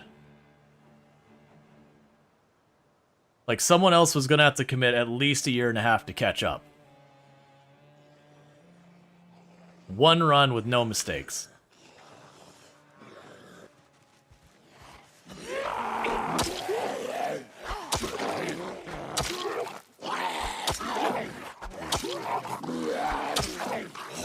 You can do it. Oh, I have zero interest in trying to take the record back. I have been very clear. It's like, no. I even made the comment, even if my record still stood, I would not go out of my way to try and beat my former record. I have a character that did happen to do it just over time, but I wouldn't go out of my way for it. Thank you for the follow. Welcome to the stream. Considering, as I mentioned before, I basically burned out to the point I had pretty much all but quit Project Zomboid after I set the record I did. Like, I did play another character that eventually got up to 180, but it was, you know, play a little bit here, take months off, play a bit there, take months off, because it was one of those things that was just the amount of time you're committing. You're talking literally hundreds and hundreds and hundreds of hours put into just one run of Project Zomboid. You know, pushing potentially to thousands. And thank you for the follows. Welcome to the stream. Didn't Cheese tie your record and retire his character? I always thought that's cool. Yes. So originally, Rual with Cheese was the first one I'm aware of to have hit 100,000 on a stream. I don't know if that actually is the case, but I was, to my knowledge. And it had that character basically retired them at 100,000. Then I had gone and taken the new record. Then Royal Cheese tied it up, because part of the reason that Cheese wanted to do that is our game settings were so very different. Wanted to kind of avoid having us get in this situation where it's like, oh, well, Cheese has the record, but his settings were easier, or these kind of things, and by tying it up, we just didn't have to deal with that. You know, and Cheese, like, me and Cheese get along and all that, and I thought it was pretty cool as well, because that means both of us got to avoid all of that garbage. Because I would have been like, no, he's got the record. The difficulty settings kind of stop mattering when you get to that area. Like, when you start getting up to those levels of difficulty, like those levels of endurance, your starting settings are almost irrelevant. It's just the early game that's way, way harder at that point.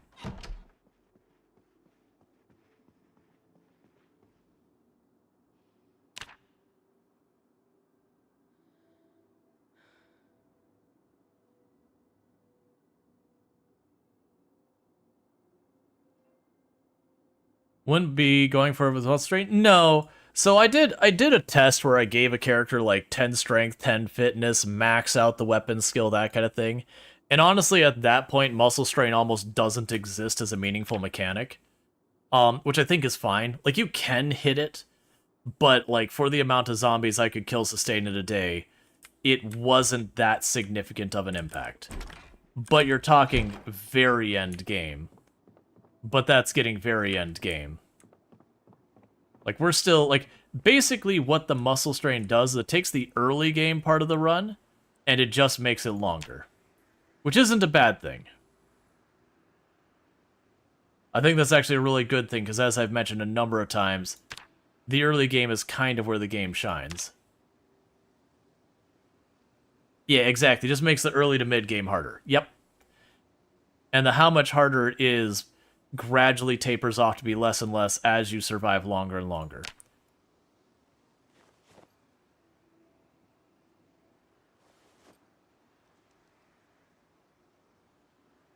Have to figure out something to do with all those handles. I don't want to use the screwdrivers as weapon that much.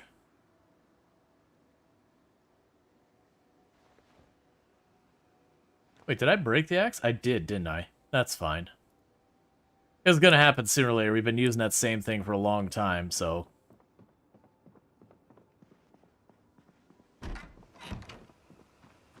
Can't you use the handles of the weapon? Probably. They're probably terrible, though.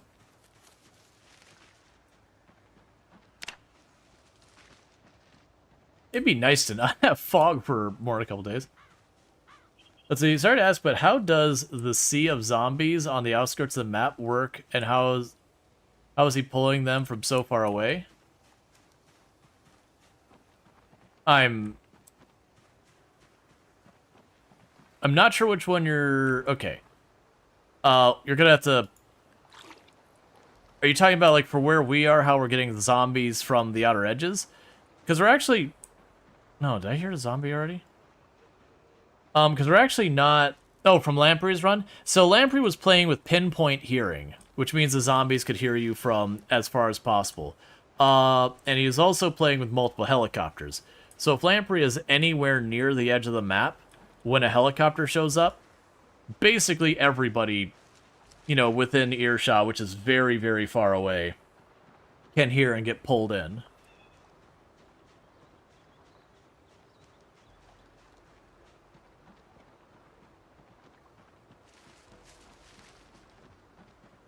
And anything else that's particularly loud would also do the job. Like, pinpoint hearing can get pretty silly how far away things can be heard. Yeah, something's going on there, because I was actually holding upright. So like I said, after stream, I'm going to have a look at my keyboard. I'll probably give it a proper cleanup. Pull up the keys, dust off the contacts, make sure there's not hair and crap in there, because if anyone's ever cleaned a keyboard, you know how that goes. This whole place is going to be solid with trees. Does it still exist in Build 42?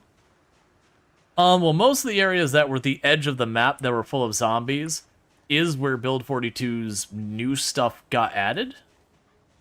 So that's been cleaned up. Do we go to the way border of the map and suddenly we do have a new really rich place? I don't know. I don't think that would be the case. Part of that was kind of to nudge players away from exploring the not yet implemented area. Well, not yet fully implemented area. Not as a hard, you're not allowed to go here. But just, you get the idea.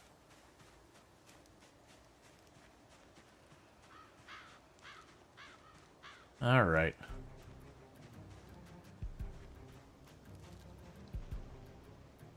That's clearly combat music, but not seeing Thank you, anything. Spaceman Swift, for subscribing for 4 months. Thank you, Spaceman Swift, for the tier 1 sub. You've been subbed to the channel for 4 months. I really appreciate the continued support, so thank you so much for that. I do hope you've been enjoying your advertisement-free viewing as well as access to the emotes.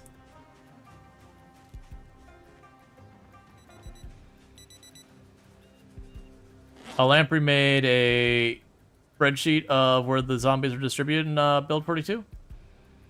Doesn't seem to be any in No Man's Land.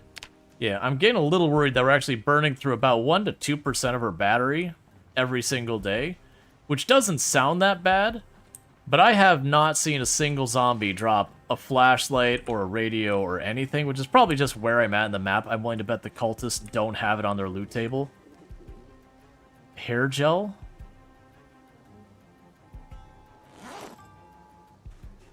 Here, buddy, I'll help you out.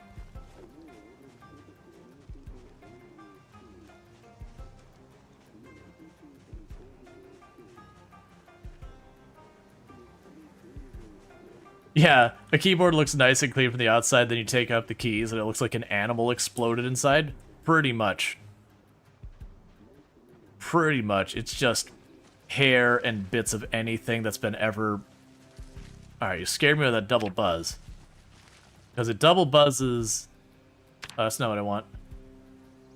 It double buzzes when, right before it's like helicopter... Or, sorry, air activity detected. You only want to think about how much dog hair is in your keyboard?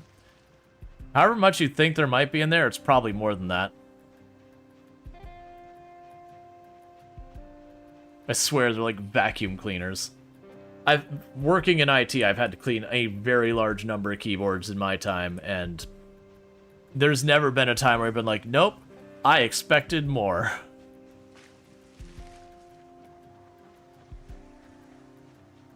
It's always like, well, this one will be pretty bad. You pull it up, it's like, well, didn't expect that bad.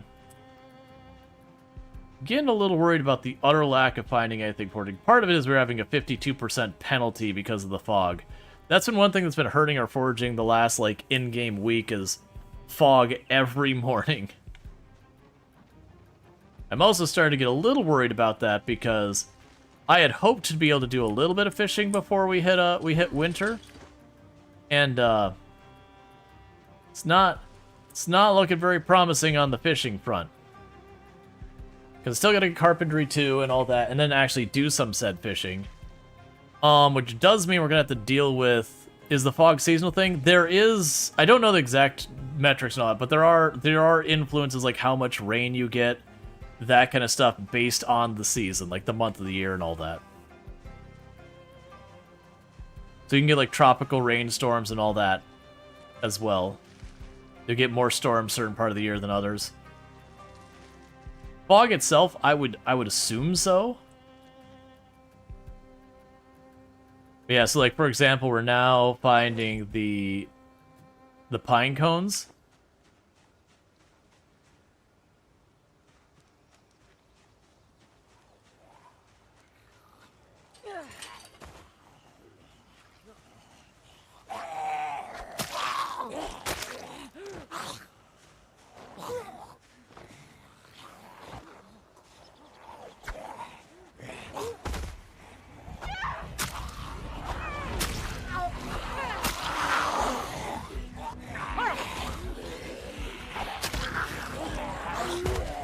Hope those lasted. This is not a good place for me to be doing this. Also, that's like 10 zombies. This is not a reasonable number of zombies to be doing this. Because I have to unarm them again. Because the stakes are terrible. They've always been terrible. I mean, again, it's a piece of wood and you're sharpening it. You gotta adjust your expectations.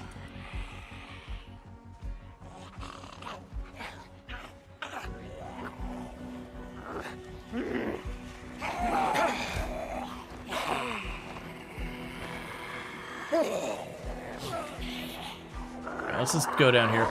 It does look like these trees growing in is going to be a real problem. How do you test the mushrooms? One for the type? You don't. You do not test mushrooms.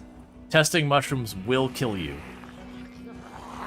Even if you choose to eat and immediately hit escape to cancel it, that could still be enough to kill you. You cannot safely eat any amount of poison mushroom.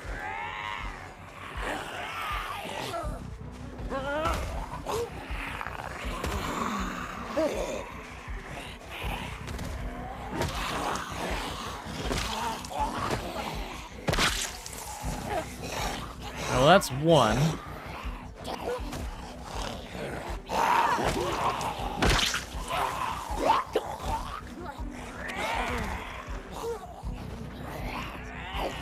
You've been so uncooperative with stacking for me lately. I was so proud the other day where we were just stacking them up reliably.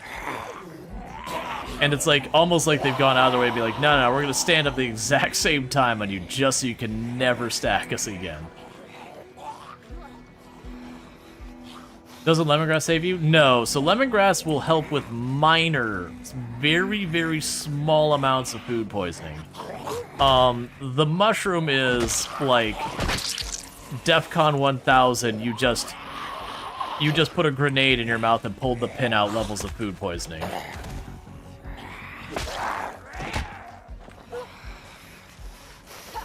Like, you do not experiment with it.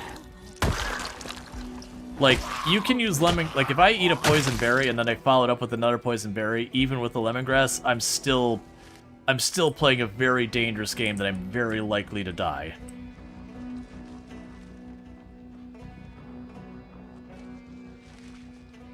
Yeah, it's not food poisoning, it's poisoning. I mean, doesn't poisoning still qualify as food poisoning if you ate it? Because food poisoning isn't a specific medical condition. It's you ate something and you got sick from it. But yeah, no, it is legitimately poisonous.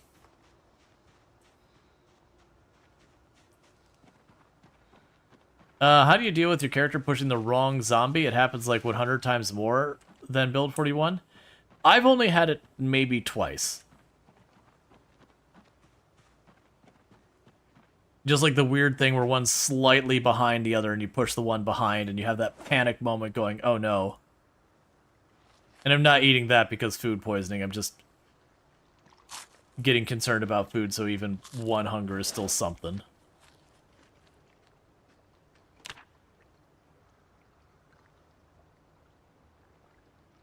But yeah, the point is you don't gamble with the mushroom.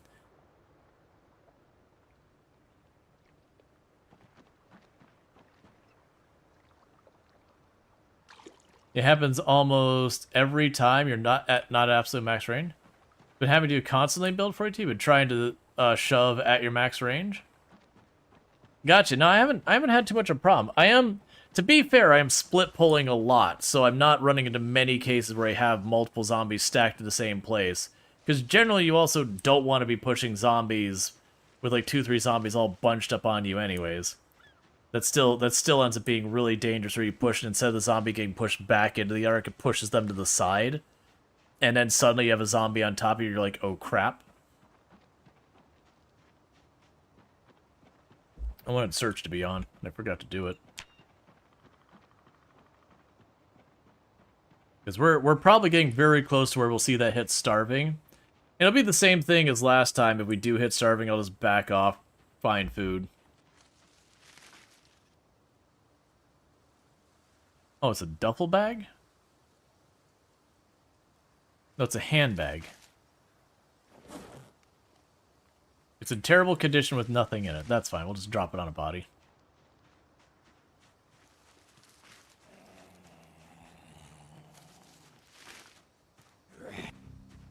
That's the one that worries me more. It's not even a bug. When you come up behind a zombie and you shove them, and they kind of either pinwheel to the side or whatever. That one wasn't a good example. That one made sense. But there's sometimes you'll hit a zombie behind with like a knife or whatever, and it'll kind of like rotate at you, and it catches you by surprise. And I've gotten killed by that before. Thank you for the follow. Over the stream. To the point in build 41, I wouldn't attack a zombie from behind. I would let them aggro and turn around and then go after them, because just predictability of the zombies is everything for surviving.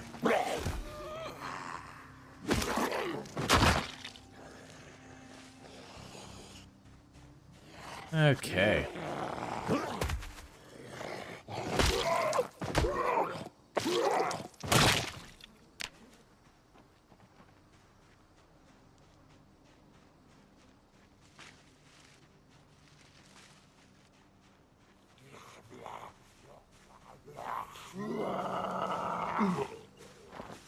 All right.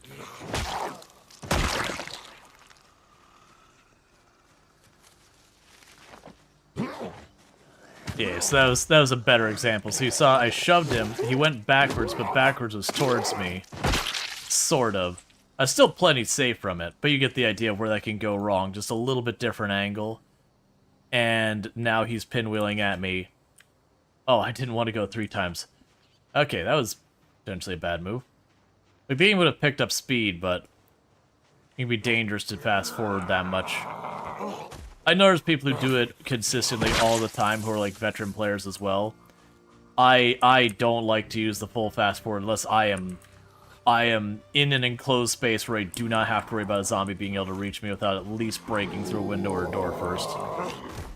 I'll fast forward, just not the full speed one.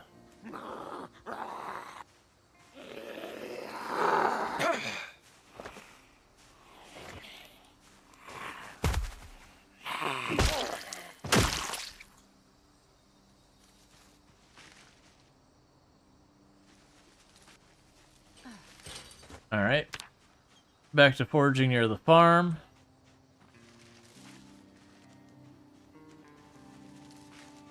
Is wifey a sleepy girl? Yaw. Saying, sorry if you missed your answer before, also, but are you finding corpse sickness to be the same in build 41, or is it hitting you sooner? I haven't particularly noticed it being better or worse. It hasn't caused me any meaningful grief for what it's worth. And considering we're at 16 times pop, killing them in a what was relatively enclosed space, I think I saw nauseous once. But we're also early game, and usually corpse sickness isn't nearly as as much as a problem early game. Just because you can't kill the zombies fast enough to really let it stack. Versus mid to late game when you can start really piling those corpses up. That's when stuff starts to get really, really bad.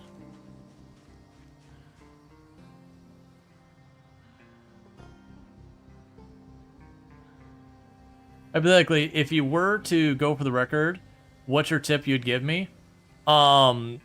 Be ready to just put in literal thousands of hours. It's not even like, oh, here's the tip to succeeding. It is, you need to make the zombies as predictable as possible by behaving in certain ways. You don't generally go into buildings to loot them without making tons of noise. Noise is your friend, stealth is the enemy. Because, again, predictability of zombies. If all the zombies are out in the open, in the street attacking you, you know where they're coming from at any given time. Like, it's all that stuff. And it's just kind of one of those things that it is just a patience and being as meticulous as possible kind of game. You're in no rush to go anywhere. You just take your time. And you just need to be willing to do that for literal thousands of hours. That's what it is. It's literal thousands of hours of just have your pattern, keep going with it. The moment things aren't following your pattern, back off. Get things back where they need to be back on your comfortable pattern.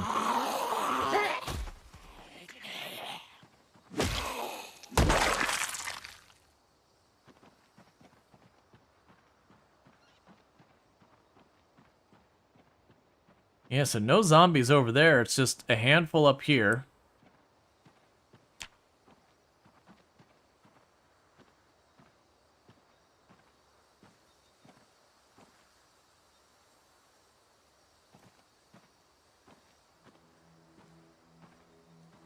And the ones outside the fence that we keep aggroing again and again. Like I said, this is normal stuff you deal with at 16 times pop.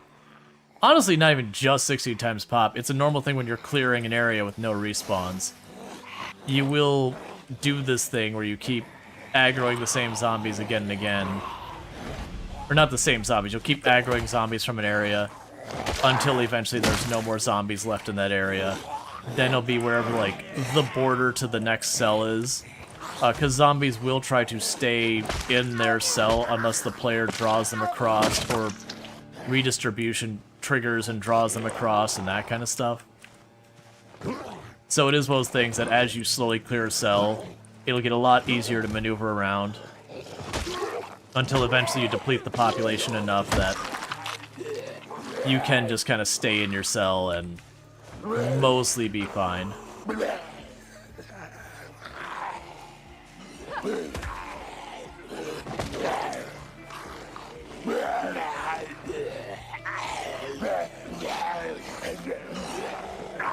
Why'd you have to be that stubborn? We could have easily dispatched all three of those, but that one was like, no, fall down.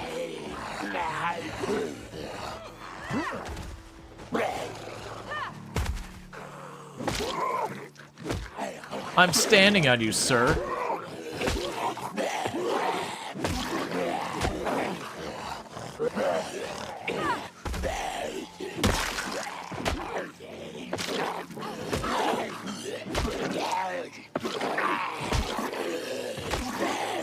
Quit trying to get up instantly. I was trying to get you.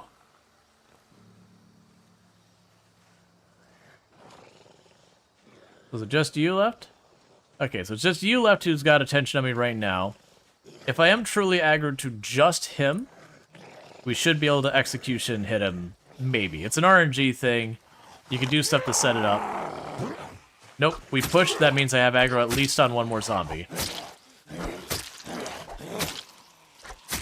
Because if it was a, just him, that would have been an execution. Not unless the rules change, but I can't imagine they did.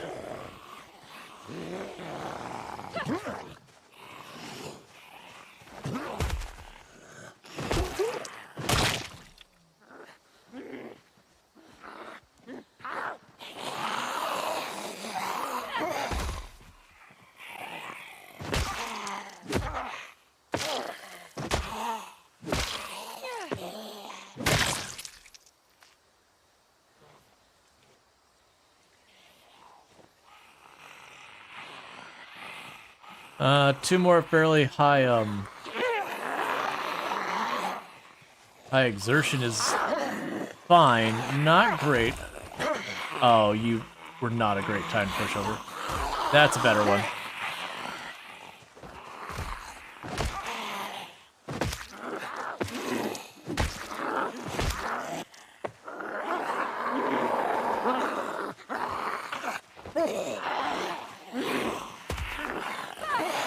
Alright, crawler, we're backing off. I don't want to deal with two on top of a crawler. Especially not at high exertion, because it's going to take me a number of stomps.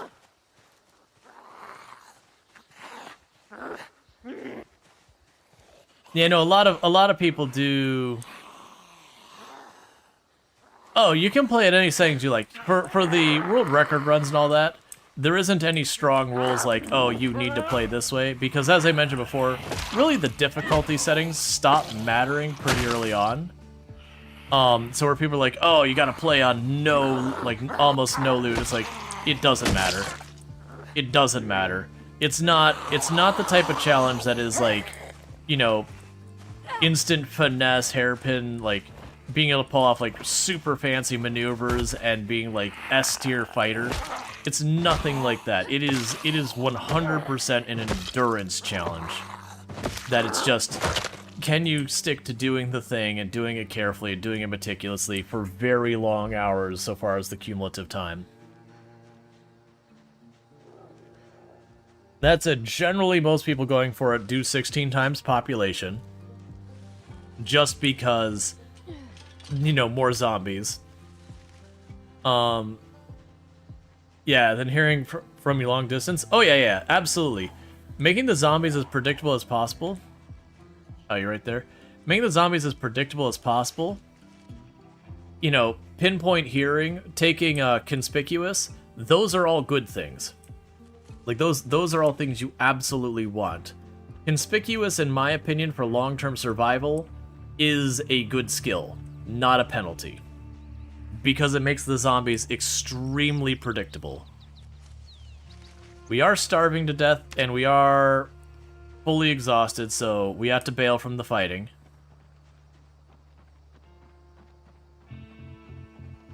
Yeah, so they come out of the buildings easier, all that kind of stuff. The big thing... Yeah, it's a pace of... Yeah. Yeah, like, I agree, it is a challenge for how much you can just enjoy doing the same thing again and again and again, with very little variance.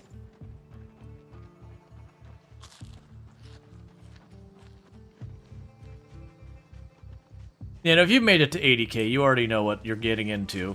You just do that, but more. Okay, so we're not starving to death because I'm eating lemongrass like it's food.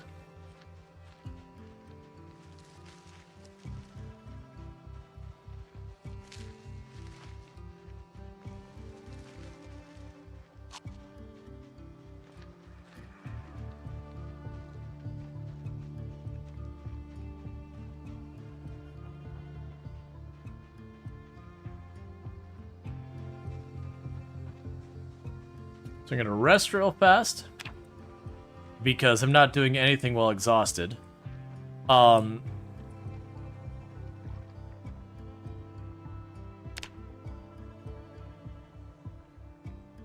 then we just need to go to the east again. Food has to happen. We're gonna go east, then south to that farm again.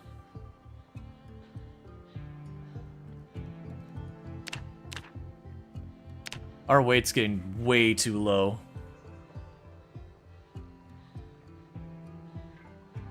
I'm gonna have to figure out some trapping or something we can do. The problem is most of the traps I want also require, carpentry too. Let's look at our traps again. Yeah, so those ones require trapping skill. We can make... Okay. I might be able to make those. Because any hammer would do, any saw would do. 3 planks and nails? I might be able to make crude traps. But I need something to put it in there. You need the recipe? Well, that doesn't help me then.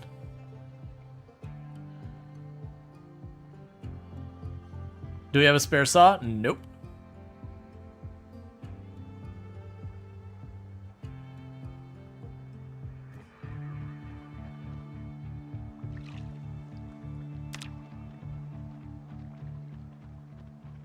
Stick trap is available. Need twine.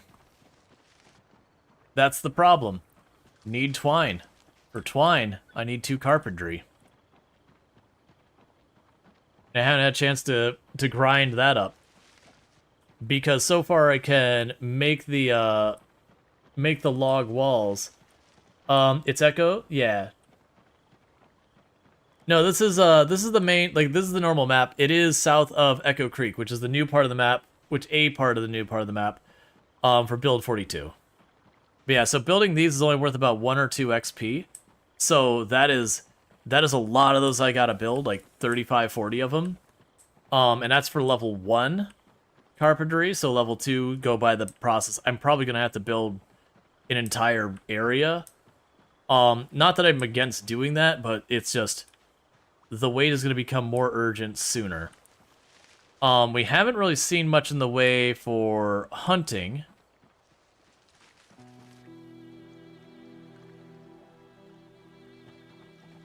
Because I'm gonna hunt, I'm gonna have to find a decent weapon, because we got to, you know, walk up behind the deer and whack it with an axe or something.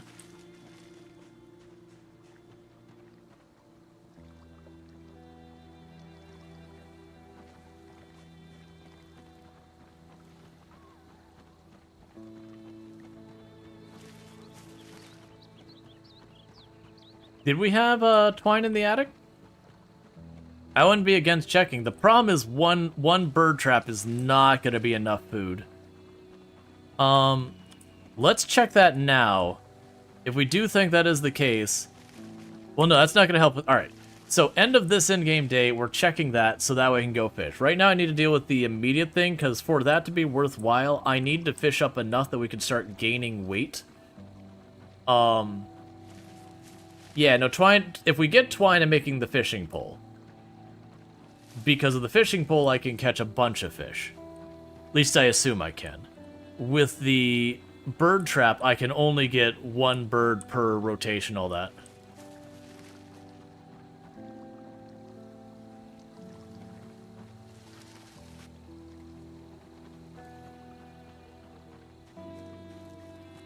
Yeah, no, that's the thing. I don't think... I would need a bunch of bird traps, which means I need twine, which means I'm probably better off fishing. The problem we're going to run into is I think I only have this in-game month left before suddenly fishing starts to get its penalties. So I am going to have to get to trapping, which is going to be a problem. Because I'm going to need to figure out how to make, like, the box trap and all that. So we're actually in not a good spot. So far as our food, that we are potentially risking the mid-game... Did my shoes break?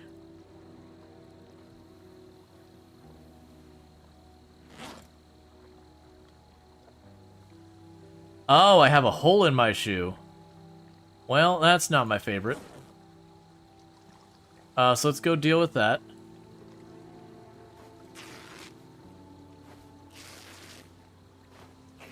Oh, we are nowhere near... No, I don't have sprinters. You'll find me never play sprinters. Not never. I very, very strongly am not a fan of sprinters.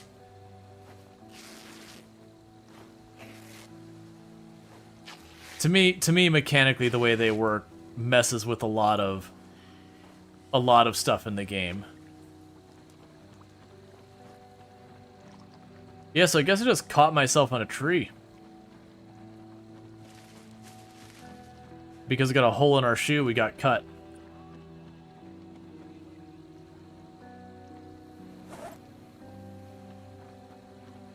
Alright, these are getting... I think because our foraging's getting so high, the berries are getting larger and larger. Yes, those are poison berries.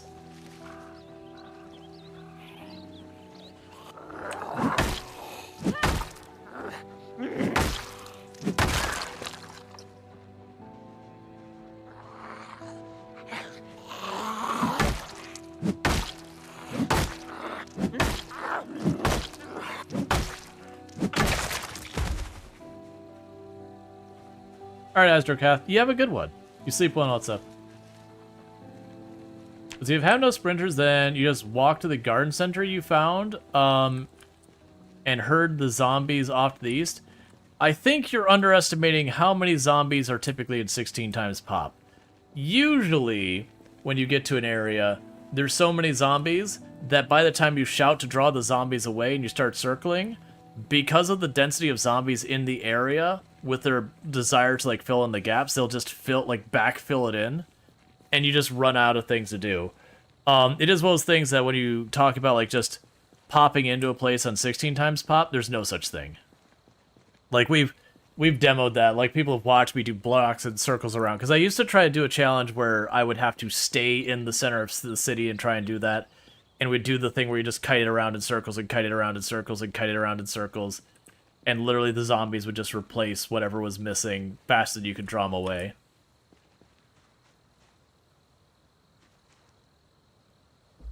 There's nothing fast at 16 times pop.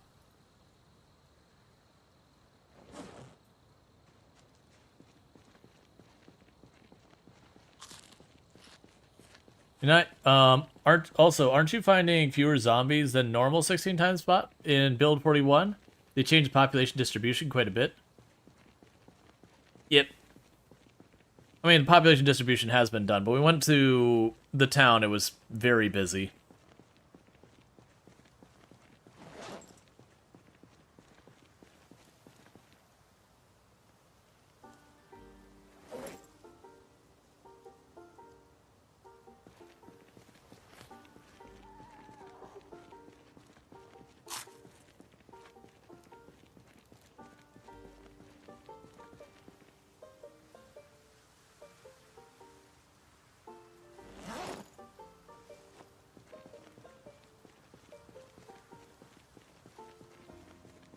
Okay. So field's right around the corner here. We're probably going to be sleeping out in the woods today, because honestly, it's going to be so dark.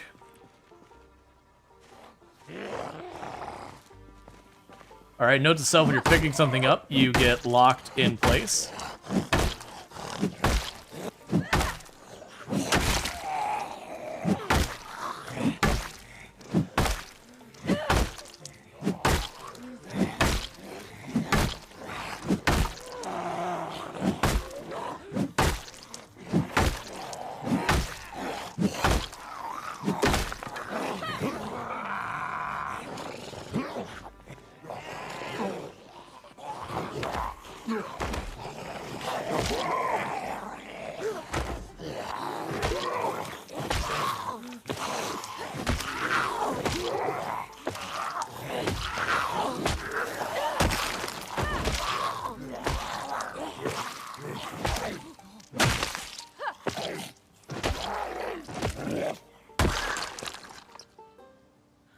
Do any of you have boots?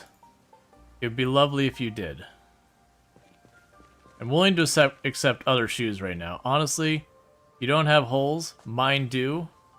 That's not your shoes, that's your socks. That's fine too, I guess. Because that's what got our foot cut.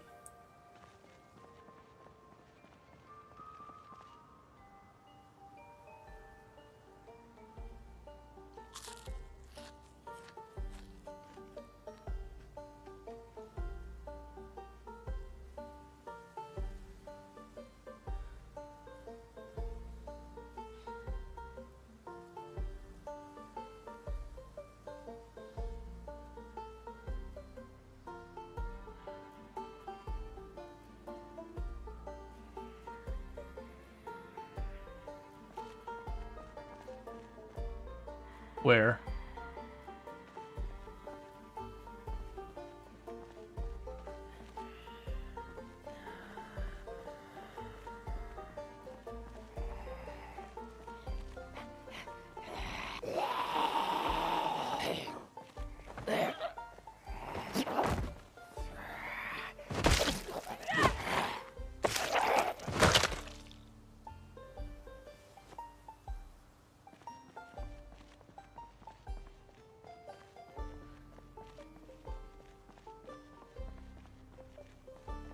Okay. Hey Meg, how's it going? Is this Wilder Survival or you just can't get into town? Oh yeah, no, I'm doing 16 times pop. It's at the moment we're going out trying to get more food. Thank you for the follow. Welcome to the stream. Okay, so we're no longer poisoned, so we're gonna go ahead and eat a little bit more poisonous berry. Couldn't go very long without being queasy. That's no fun. Alright. So it's gonna probably be another danger sleep.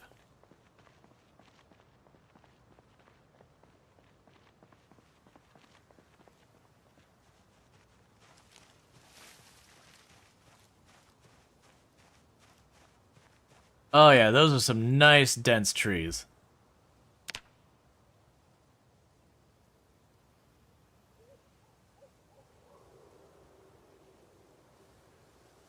Because at a minimum I need to wait for it to be daytime. The big problem is we're going to be super sleepy no matter what we do.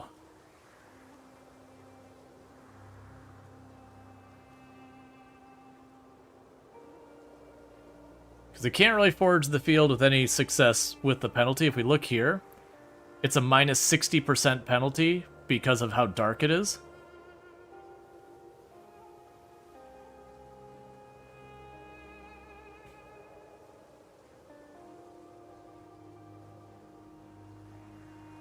I really wish you get to ridiculously tired so we could sleep real fast first.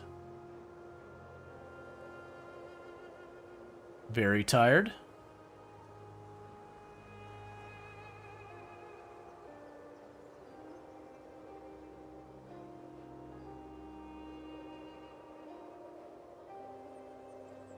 Could take my chances with the helicopter. Come on, you should go ridiculously tired at any second. There we go. Ridiculously tired. Sleep on the ground, yes.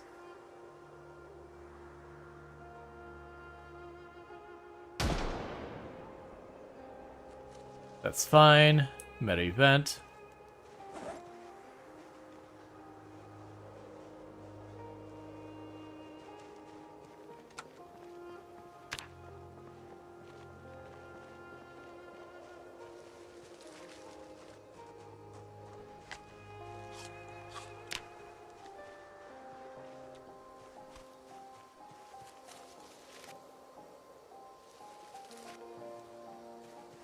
Okay, so we're thirsty and we're very hungry. We're still gonna listen for the helicopter now, but... Danger mushrooms, no thank you. Alright.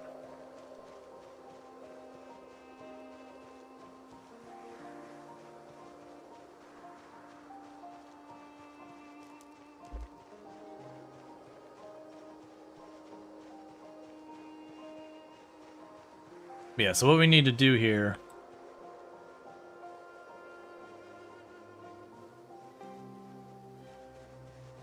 Yeah, we're still at reduced radius regardless. That's probably because we didn't get good sleep because laying on the ground, but at least I can see what's happening. Radish.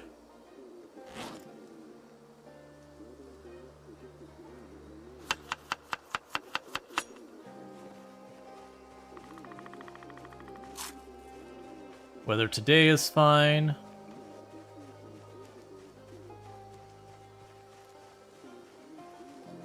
We will have thunderstorms and heavy rain tomorrow. Yeah, so tomorrow we've got severe weather. Don't. Oh, this is not good. Okay, so we have the helicopter inbound. But I also need food. I really don't want to attract zombies to this location.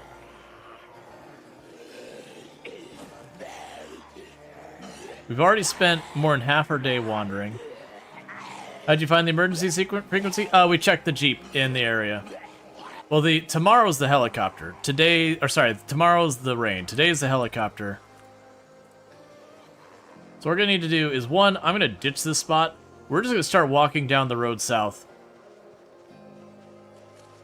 And we're just gonna eat what we can find along the way. because a helicopter can't show up any later than 7 p.m., which means we're going to have a helicopter very soon, regardless of what I do. Oh, unless we find more food, I need to ditch some stuff.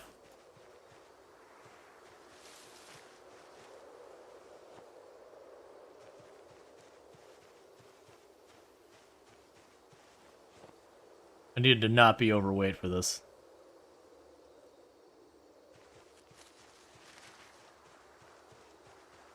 Is it just a random place, or is it designated? You didn't even know thing. Oh, the emergency signal, you can just find random. Not the flint, I'll do what I want. Right now, we need to not be overweight. I don't care what I do to get rid of it. We just need to not be overweight. Because if we're overweight, we lose endurance faster. And we don't recover it as quick. Oh, I don't want to have that keep running. That's draining the battery. We already know it's coming.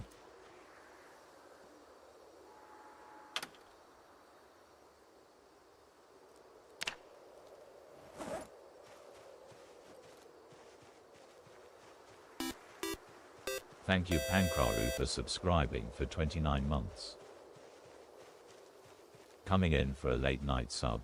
Streamers got to keep trading that same $6 around. Hey Pancro.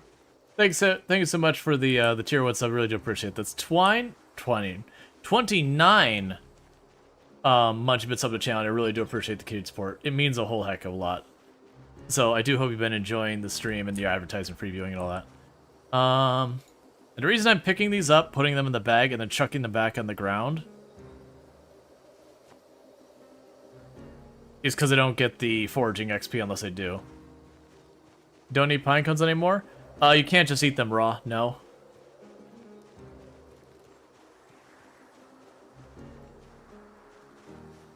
Still not worth danger mushrooms.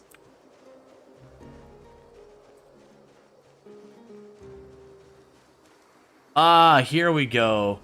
Acorns. Give me that sweet, sweet acorn.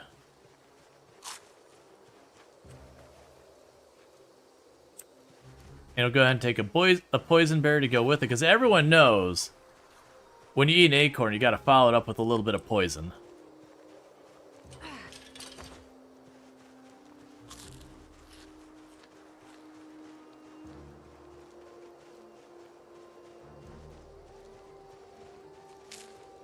Oh, we're going too far. Okay. So we have got ourselves no longer hungry at all.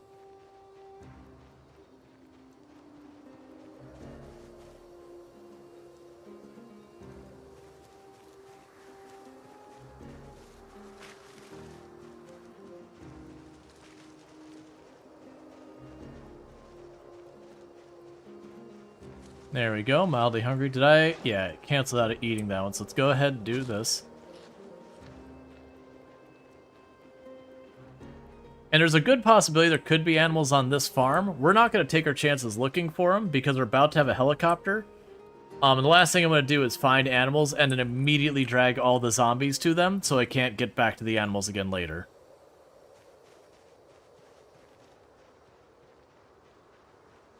What? Here's what I heard over there. But so you also wanted to ask, is it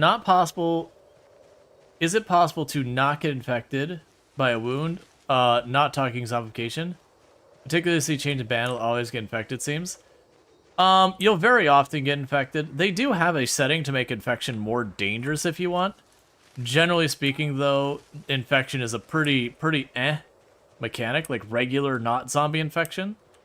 It's very, very mild. It just makes it take a little bit longer to heal and gives you slightly more pain, which all things considered is pretty nothing burger. So putting the effort in to keep it clean and all that, not a really big deal. If you do turn on the thing that makes the infections more dangerous, which is an optional setting, then yeah, you'll want to disinfect it so it doesn't get worse. Like, it still gets infected, and that part's fine. It's just that you sterilize bandages and you do all that stuff so it doesn't escalate is the important thing. So right now I'm trying to get as far away from our home base as possible before this helicopter arrives. But yeah, where people mention it's like you don't eat the pine cones, it's not an option anymore.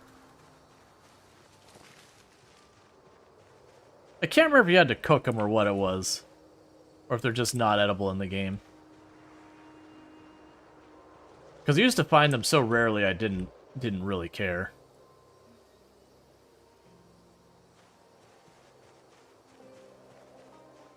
You said so it does damage because you think it makes sense? Those are some interesting berries. I don't remember seeing that graphic before. We're not going to get through all those berries before they rot, by the way. Yeah, Ahmad, gotcha. Because it's like, I don't remember ever eating pine cones.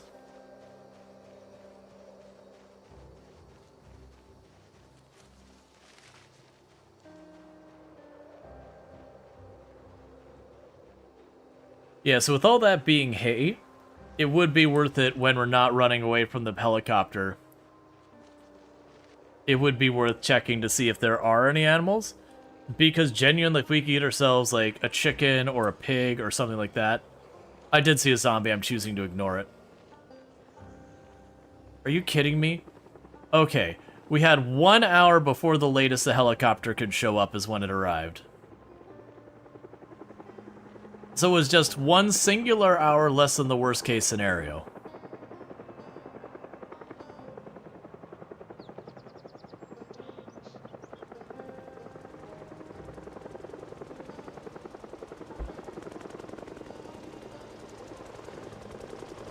But the plan is straightforward.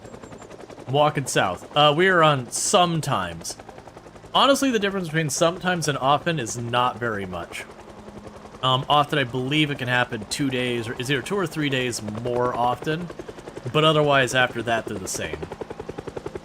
Because I know the window for sometimes is from, I think the soonest after is 10 days between helicopters. And I think I've seen it go as high as like 28 or 29 days between. There's an RNG to it. And I believe often it's 7 or 8 days between is the fastest it can go. And for all I know, the length otherwise is the same.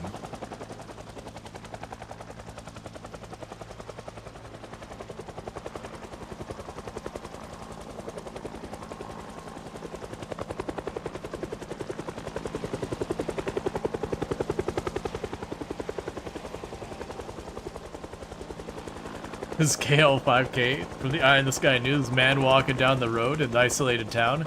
We're gonna circle him for hours and see if he wants us to rescue him. Yep. Oh no, it's totally fine. What is the helicopter mechanic? So normally when you're playing, at around 7-ish days, there's like a look at an RNG around exactly when, a helicopter will show up, and it circles around you, wherever you are. And there's a bunch of nuance to it, as far as like, how close it circles you, how long it circles you, and yada yada. That there are things you can do to influence it a little bit, but it's mostly RNG. It can circle, or it can come by and it'll do circles and then leave and then come back. And it can do that 1 to 4 times on your default settings. If you extend your day length, it will extend the amount of time it can spend around you proportionally. But basically, it's loud as hell. And what that means is you've got a loud as hell thing spinning around you again and again for a period of time in game, and zombies move towards things that make noise. So it does pull all sorts of zombies from a very far distance away to your general area. And like I said, normally and it doesn't draw the zombies directly onto you. That's the catch. It's kind of just vaguely in the area around you. But it is a lot of zombies moving all over the place in your general vicinity, which is very dangerous because it makes them both very unpredictable as to where the zombies are going to be now. Because you'll walk into a building with one set of zombies outside and you'll come back out and it'll be a totally different situation. And you'll have generally more zombies around you than you did when you went inside. Oh, what was that? Ooh, violets. We'll take those too. Those are edible. But yeah, so the catch is normally it's a one and done thing. However, we do have custom settings where it just keeps coming back. That at the earliest it can come back is every 10 days or so.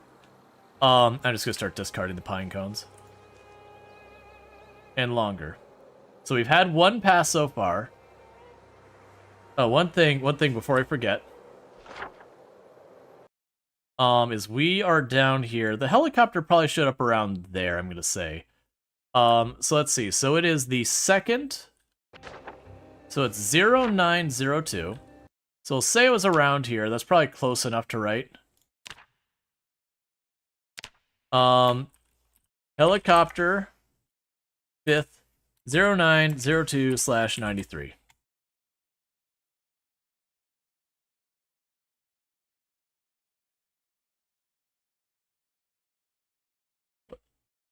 Wait, what? Okay. 090293. So I think it just got moved around on the keyboard. There we go.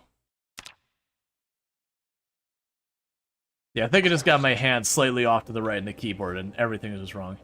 Let's see, could you hide inside and it can't see you? Yes and no. So if you hide inside, unless something's changed, the helicopter will still circle the area you are in. It will circle a bit farther wide, like a bit wider, and in theory, will circle for a little bit shorter time. I haven't seen hard evidence to back that up, but that is what people rumor. There's plenty of really good creators who that's kind of their thing, is to test and prove and disprove things, like Retnar, who does that kind of stuff. But ultimately, it is still circling you. It is still drawing zombies into your area. Now, there is something to be said to going upstairs, staying quiet, and staying away from doors and windows until it's gone by, so that the zombies all do their scrambling around. And because you're upstairs, the chance of a random zombie walking into your building, going up the stairway, coming up to get you is negligible. There is a certain amount of argument to be made for that. On the other hand, you are now still in a busy place, and you still have drawn the zombies to your home. I generally am more in favor of the idea of... Okay, we don't want to tangle with that. It's the middle of the night. We do have a warehouse building here. It's probably a produce warehouse. Realistically, we're not going to get anything we want out of that, because it's going to be so done.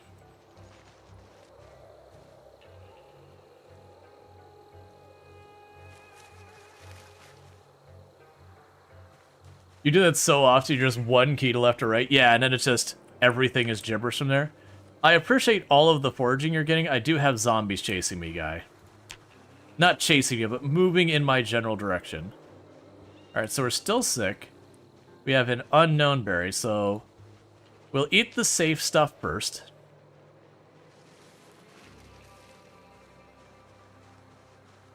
Keep our hunger down. Yeah, so we got a zombie over here. We got zombies down there. Alright. So it does seem like when the helicopter left, it may have left to the southeast. Shockingly, I think it was a one-passer, like one and done. So we had one that was a 4. I think we had, wait, was it one was a 3, one was a 4, and then we've had 2 one-passers, and I don't remember what the other one is, probably another 3. Generally speaking, most of the time it'll be 2 or 3 passes.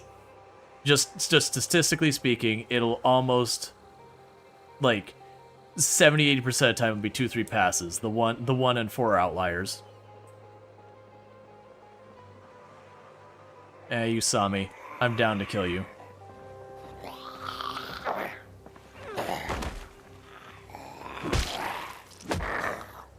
Well, that's not what you want to see. Hit one zombie, instantly fatigued. That's just because we were already mostly fatigued from all the foraging.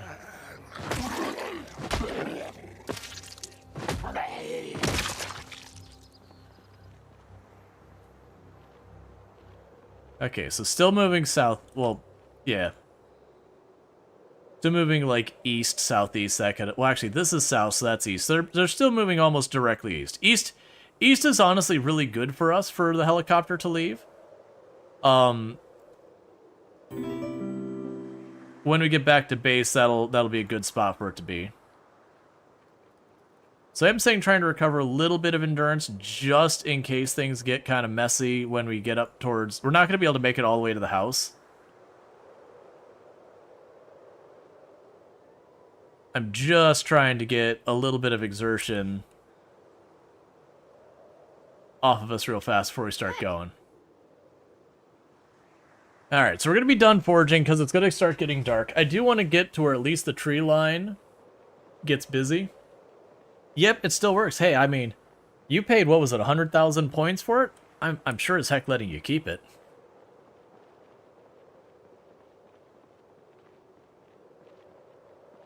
It's either 50 or 100,000. I don't remember what the redeem cost was. It was up there. Alright.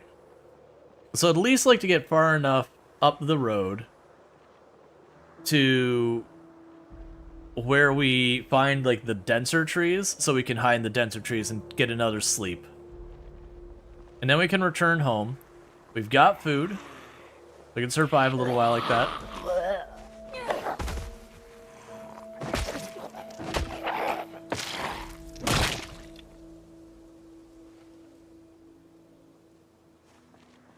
Alright, so again, old-timey can opener to stab someone with. How's your stats looking? We are at about 1 in a bunch of different weapon skills. Getting pretty close to 2 maintenance and 2 short blunt weapons. We have carving and cooking are coming along. Strength is 4.5, which is ridiculous, all things considered. Fitness is at 3. Foraging is at 5. Nimble is at 2 and a 2.3. No one cares about sneaking. Hey, Vevictus, thank you so much for the raid. I do hope you had yourself a good stream. We are having a rough time. So, you know, that's the whole thing. Oh, it's just the / shadow. I probably should get a ! Shadow command as well. It's been a long time going. Hey, Kitty Cosmos, how's it going? But thank you so much for that raid. I really do appreciate it. I do hope you had yourself a good stream. I'm going to guess you're probably playing some Product Zomboid Build 42. That's going to be my guess. I'm going to look at my crystal ball real fast, and that's what I'm going to assume. But, I do hope you've been having a good one. Alright, do we duck into these trees and try and sneak a cheeky sleep? Or do we keep going up the road? Because pretty soon, around 11 p.m., I am going to be able to see absolutely nothing. I think we go for the trees. And we try and catch a sneaky, wonderful, comfortable sleep hugging the base of a tree.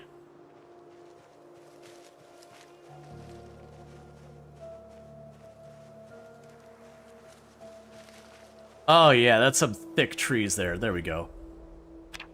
Alright. But yeah.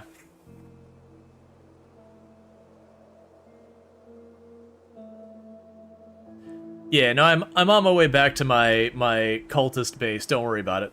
But for those who don't know Vevictus, before I forget, absolutely fantastic content creator. Someone I highly recommend checking out. Very fun content creator. Plays a lot of Product Zomboid among many other games. Friend of the channel, all that good stuff. Got to meet them at TwitchCon and all that stuff. Good times. Where are you basing up? We are basing up out of the Cultist compound. It is south of Echo Creek. So the new starting spawn place, it's south of that.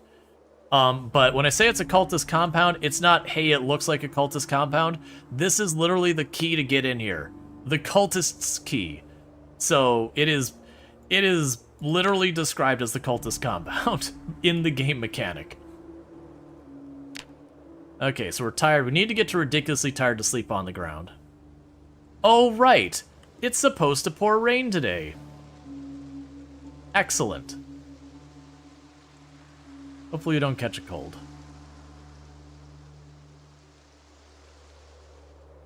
I am dying of thirst. Well, crap. We are not sleeping in the trees right now.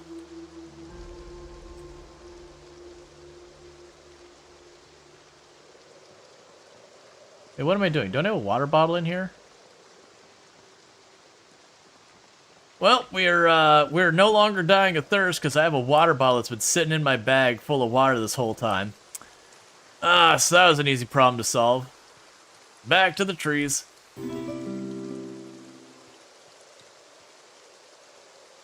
And thank you for the follow. Welcome to the stream. We're about to be low. Well, actually, yeah, so we chugged the entire water bottle.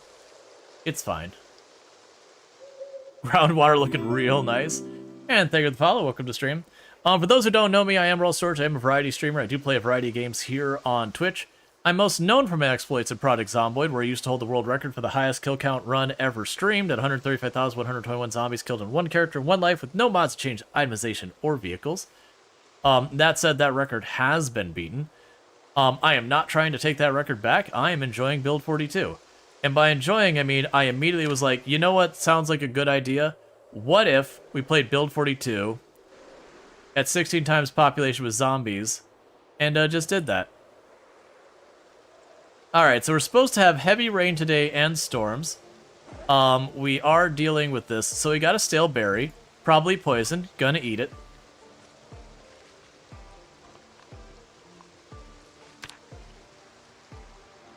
Okay, so we can work our way back up towards our compound, do all that stuff. Murder cultists are mid, you prefer sex or drug cultists? Hey, I don't know what they were doing before. All I know is there was a medical table in the basement. And cages. Yeah, foraging feels huge for high pop. Oh yeah, it is. The real danger I have is we are losing weight fast. And I have not set up my ability to get fishing or trapping set up. And it's gonna be a real problem. At I believe 35 weight, we just start actively dying. So, you know, that's cool, I guess. Alright, we didn't get sick with that right away, so I'm gonna go ahead and take the second berry that's stale. And you're poisoned. Cool. Alright, so we're mildly poisoned, but that's okay.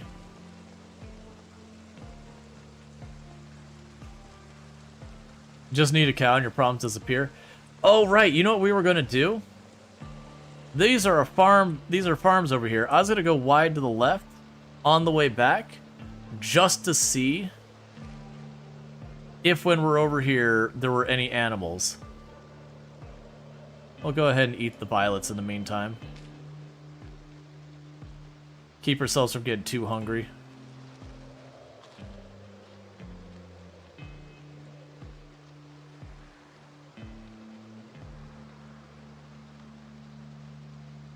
Because these are just giant open fields. With like patches of hay and all that. It's considered farmland. The trees are starting to grow in because we've been alive for almost 2 months now. So we are going to see more and more trees growing in. Spot 8 cars yet? Yeah, so I have 2 cars that the cars themselves are in great shape. But no gas.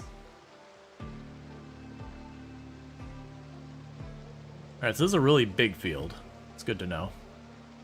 What else do we have to we can? We can go ahead and eat all the bugs.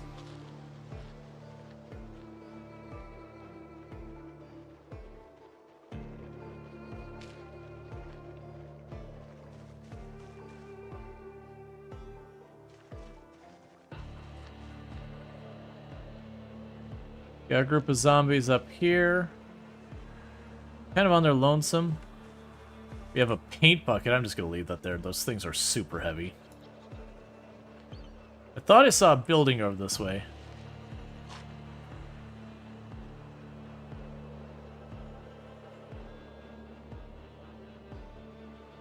Okay, that's just more field that way. Let's not keep going west too much. When we start turning north, we're going to kind of like go along this middle spot between the fields. We did have, in the cultist compound, we did find a pig pen.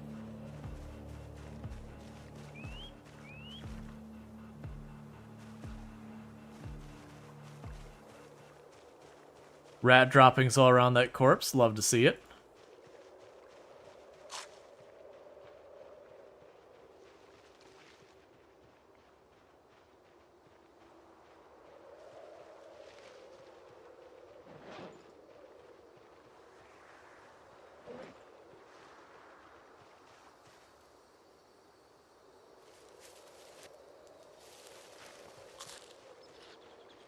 Just snacking on every bug imaginable. Ooh, a potato. A legit potato. And like 15 potato seeds, which is completely unreasonable. I'm probably not going to plant those seeds because I'm pretty sure they're out of season. And it has been a thing that's been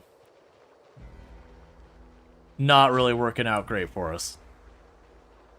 I'm pretty sure we're past the point of planting anything for the year. So I'm really kind of worried about how we're riding out the winter, which is something I haven't said in Project Zomboid since I got through my first winter. You've just been surviving off rats? Yeah, no, we're gonna have to figure out how we're going to get some stuff going on there. You're just running them down? I saw rabbits a while back. Aren't there enough houses with food to loot? The big thing is, if I go towards town, I gotta deal with the ridiculous zombie pops that I can't get into in a timely manner. And away from town, we've been mostly seeing lots and lots of farmland. The car is the best hunting tool. You're just like driving over rabbits and rats. City times pot in the city is not sorry. Yeah, no, it's you just get evicted. That's normal. Okay, well we're not actively poisoned right now, so let's go ahead and eat ourselves in our poisonous berry. Rabbits run in herds. That's kind of cool. Sadly, my car is not in working order right now.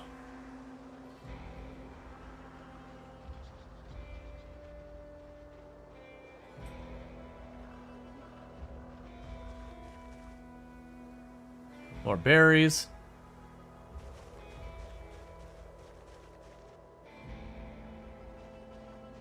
You don't have anything at once, we're just gonna go around.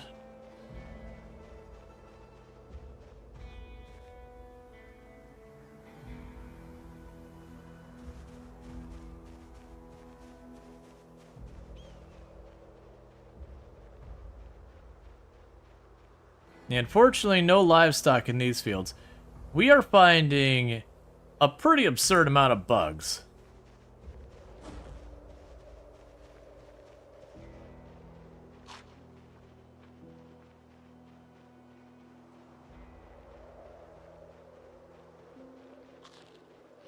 More zombies over there.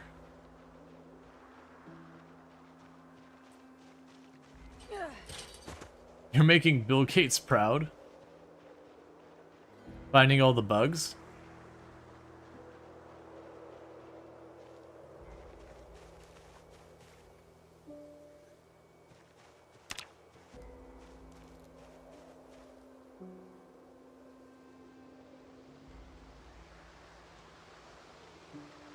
Yes, it's not looking like we're gonna see anything else over that way. We're gonna follow the road. There is another car down this area that we previously found. Sadly, not one that I can use. Another potato. Do you have fishing set up at your house? No, so the problem with fishing is I need twine. And to get twine, I need the thing to be able to turn my hemp into, what is it, like, scuttered hemp or whatever. And to do scuttered hemp, I need to, I need the scuttered thing. And to get that, I need to carpentry. Is Gabi in the corner you missed? Probably. Right now, I'm trying to avoid the zombie packs here.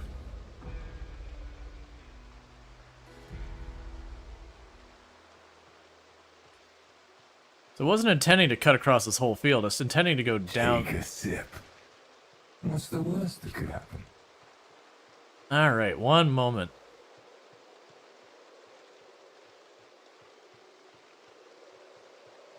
We're just getting more and more over here.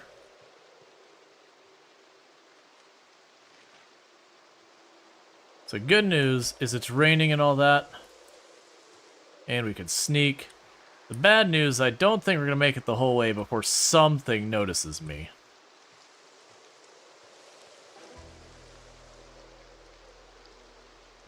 Those two right there, they're going to be my undoing. Yeah, no, we had to try and cut the difference and we aggro both sides. That should be fine. I can cut across here and go to the right. No point still sneaking.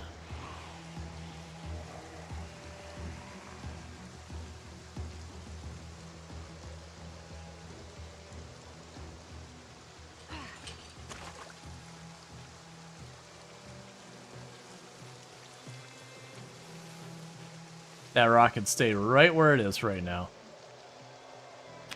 Alright, let's give ourselves better visibility. So people wanted me to check down this dirt road for a while. Unintentionally, you get your wish.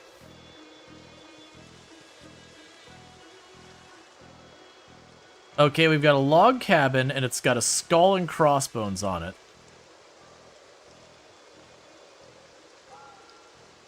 We do not currently have a tail.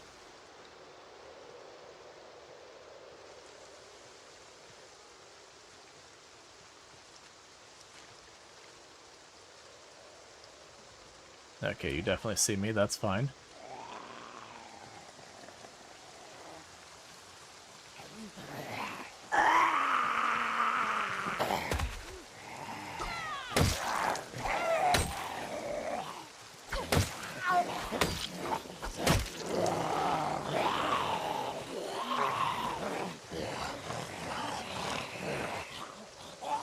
Oh, that is way more zombies than I want to deal with here. Okay, we're leaving.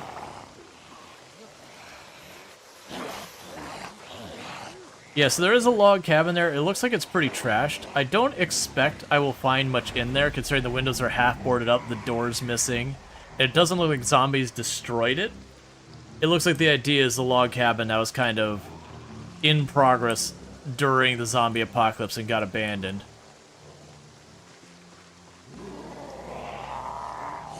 Oh no, we're good.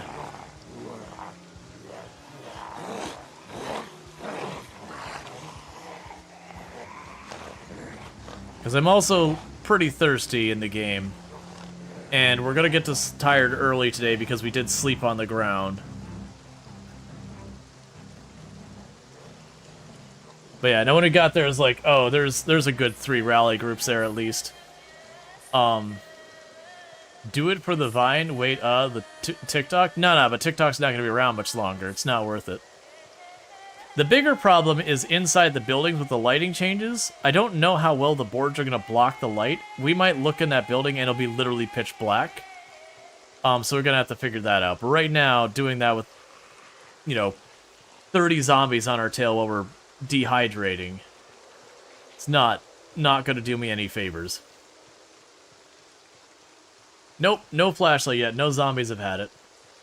Do it for the real short. I mean, yeah, I guess YouTube shorts are a thing, and YouTube does promote those. But yeah, no, throwing a run and getting yourself killed for a meme. Can you make torches? I have not gotten to the point of figuring that out. We are still just trying to make food happen. I think realistically we're going to have to get trapping going or whatever like that. I'm really hoping we can get out of the compound, follow the road to the north, and start making moves back on the town, because there's a good chance we could find some goodies in town to start filling in the hunger. Yeah, there's plenty of zombies tucked in here. That's no shocker. Yep, more and more zombies just coming out of the woods.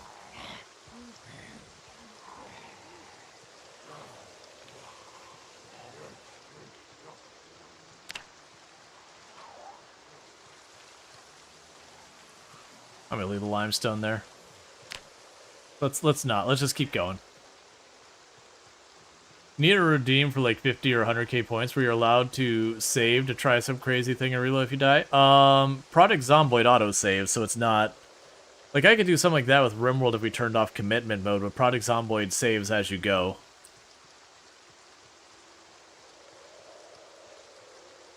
So unfortunately that wouldn't work.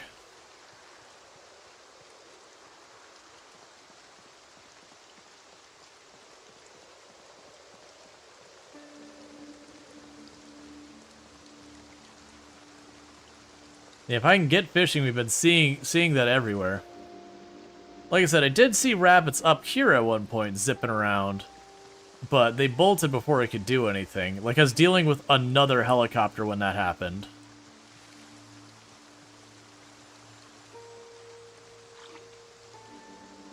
Okay, so there's that immediate thing dealt with.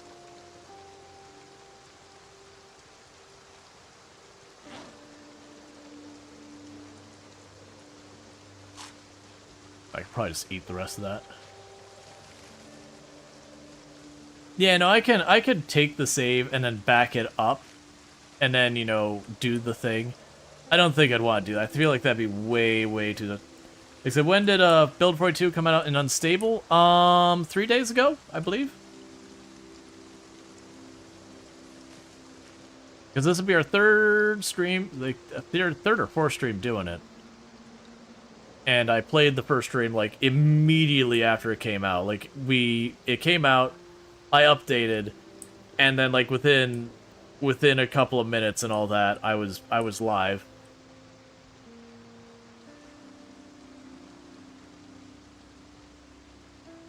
I'm gonna chuck that in the bag.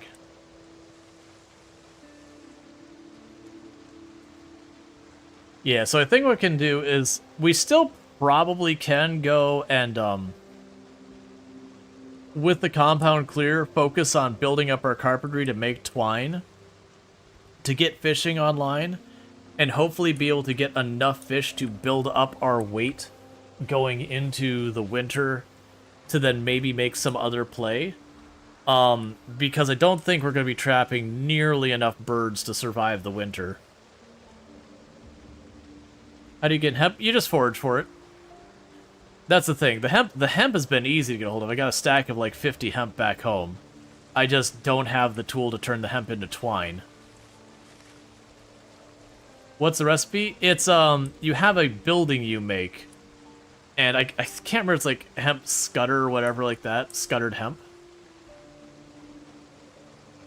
You still don't know if hemp dog bait is the same as regular hemp? I believe it is. If not, then rip us, I guess.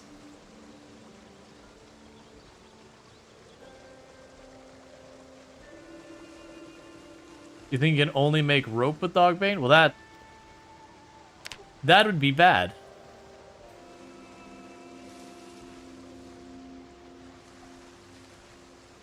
I heard you play RimWorld. You need a late night streamer for the match. Morning you. You're across the world from that time of year. Yeah, no, it's no problem. But yeah, no, I do play a lot of RimWorld as well on the channel.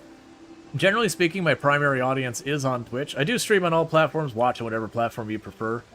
There is occasionally stuff that we do on Twitch, like polls and all that, which unfortunately, just with the way this all works, I can't make it work on everything. But like, to give you an idea, right now, over on YouTube, there's about 10, 15 of you, and over here on Twitch, we're sitting at just shy of 400. Hey, Penny Meowie. Can I get a shout out for Penny Meowie, by the way? I'd really appreciate it. Have you had a chance to play any more Project Zomboid? But Penny Meowie is another fantastic content creator. Someone I highly recommend checking out. Good times over there. Plays a whole range of games. And a lot of good times over there. So definitely highly recommend. You broke your previous record and survived 3 whole days. You know what? For your second day playing, I believe you said it was, like that would be today. That's pretty solid progress. YouTube the best. Low key for streaming, YouTube's terrible. For recorded content, YouTube's better. Like, that's just the thing.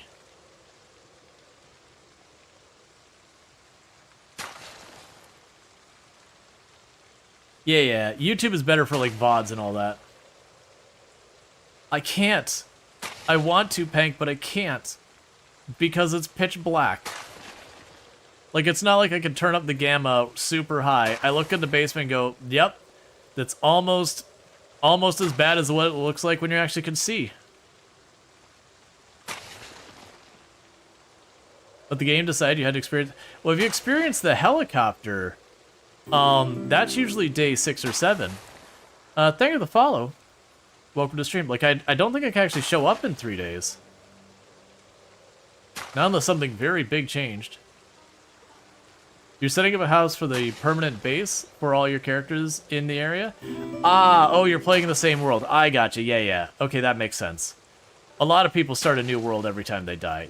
It's either or. Like either's fine. But thank you for the follow. Welcome to the stream. It's basically the joke being, are you playing roguelite or roguelike? Roguelike being you start everything over roguelite. Are you still eating caterpillars? You better believe it. This worm right here, right in there, right into that tummy tum-tum. Nummy worm. The Wrigley spaghetti. Hey, you know what? You can actually plant. You can plant the potato itself. That makes me happy because of the number of games that make me plant potato seeds. Sometimes you make questionable decisions. Just give a better start to the next one. Oh yeah, no, it definitely happens. Especially when you're new, you're going to make decisions. You're like, oh yeah, that was not a good idea. Literally getting good at Project Zomboid is making a mistake and then learning from it and then repeating that until you run out of new mistakes.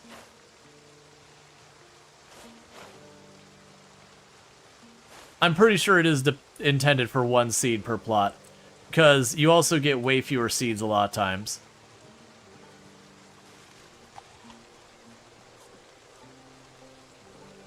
"7 days to die for potato seeds." Oh, no, there's... Was that a rat I saw? I'm down to eat rat. It's meat. And malnutrition's becoming a serious concern.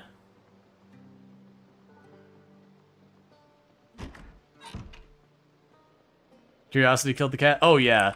No, that's, I've had a couple of buildings and all that we, like, look at the door, and I open the door and I look in, it's just pitch black. It's like, no. No. No. Close the door, walk back out.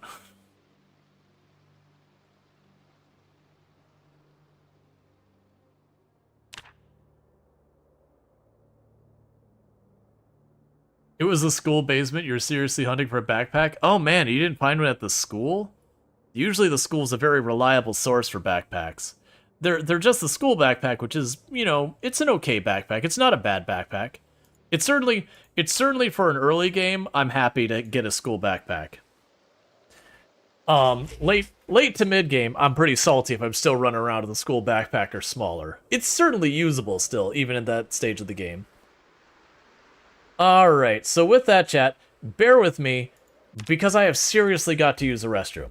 So I'm going to quickly use the restroom, and I'll be right back in just a couple minutes. So thank you again for tuning in, and I'll be back here in just a few minutes.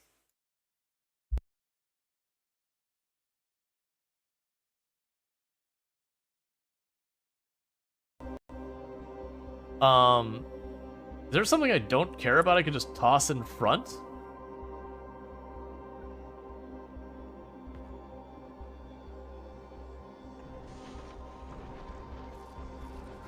Hurry, hurry, hurry, hurry, hurry.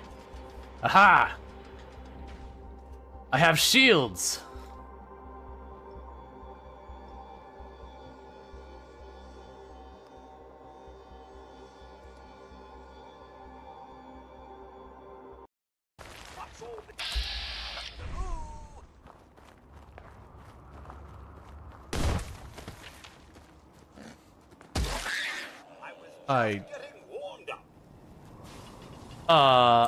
Okay, just clarifying, that mole rat came out of the dirt, shot into orbit, and then fell to its death. Could someone clip that? Thanks, everyone.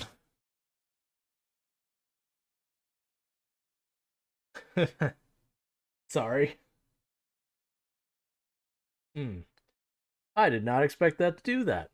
My apologies. Stop it, eyes. I need you to cut it out.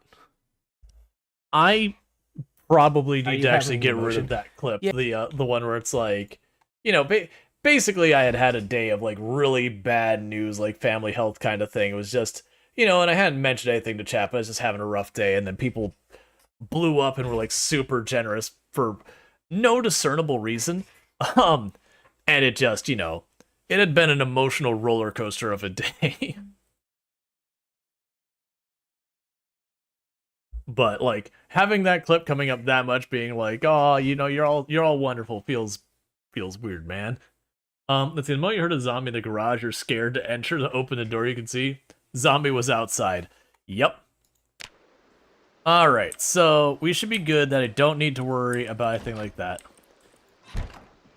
Oh yeah, no, like everyone, like, and it was one of those things that wasn't, again, like, I hadn't been talking to people about what was going on or anything like that. There was no, like, prompting. It was just, people was like, what if we just started throwing subs at you? And it's like, I mean, I like money. But it was just, it was a moment. Let's just chuck the potato seeds in one of those.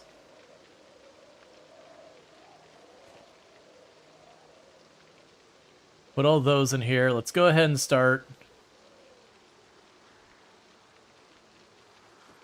Chat deserves to be reminded they're amazing. They might forget. I mean, okay. So we gotta figure this out, because I don't want chat to think they're too amazing, because then they'll get full of themselves. I mean, they are amazing, and we should reward that. But you know, there's definitely like, what can you do to get like a halfway to amazing, like an amazing light? You know, enough that they feel recognized, but also that, you know, that they're not inconsolable to deal with. Chat, you're kind of okay. There we go. For the record, chat is fantastic. You said there was twine up here. I don't remember that, but I also know I don't have good memory. It's literally right there. And there's another twine. Well, that makes our life easier. Alright, so with that, I believe I could just straight up make a fishing pole. I see you scurrying off, rat. I'll eat you next time.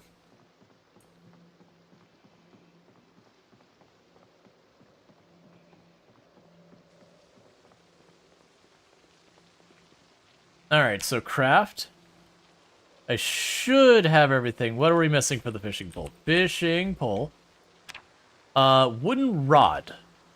We can make a wooden rod real easy. I have the power.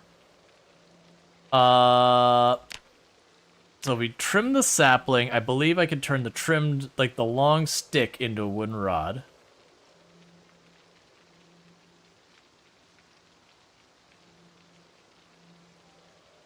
Alright, what do I need for a wooden rod? Carved wooden rod. I need a plank. You know what? That's still very doable. We can just chuck you in one of these. One sec, we got zombies about to see me out back.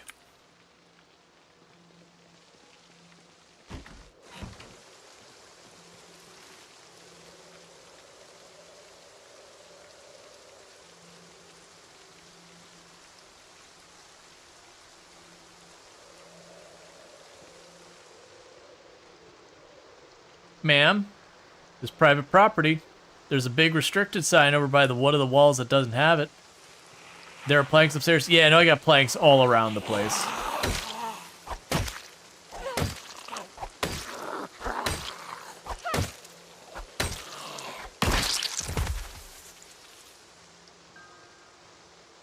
Alright.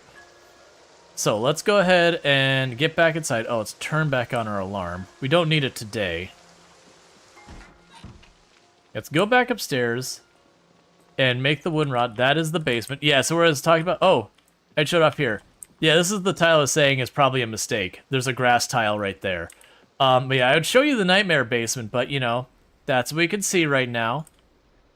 We're not going to take that farther because, you know, there's no point. I can circle around in circles and be like, yep, this would be amazing if you could see it. I mean, amazing may be overselling it. Alright, so let's go grab the planks. Make our wooden rods.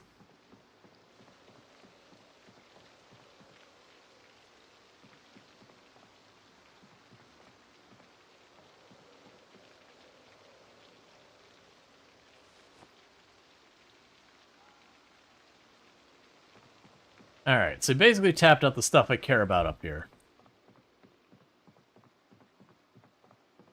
I leveled it. We started with no skills whatsoever. So if anyone has any questions related to skills, we've had 0 in literally everything. So everything we've got, we've worked on. How did I get 1? I made a lot of steaks.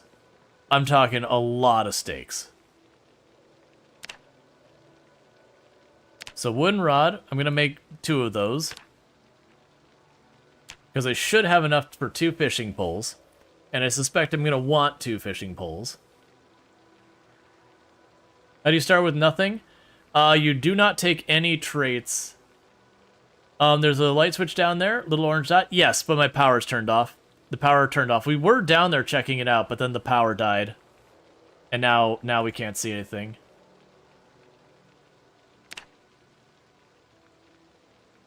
Alright, what's the problem now? Make fishing poles. Can't craft. I haven't learned the recipe. Well, never mind that. Our dreams have been crushed. Okay. Stick trap. Haven't learned the recipe.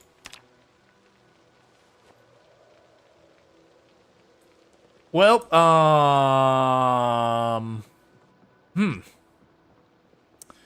that is not the way that's supposed to play out.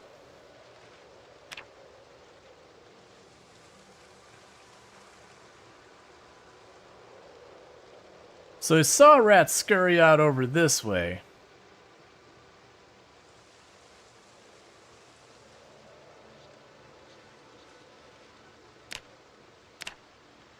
I haven't tried searching for animal tracks specifically.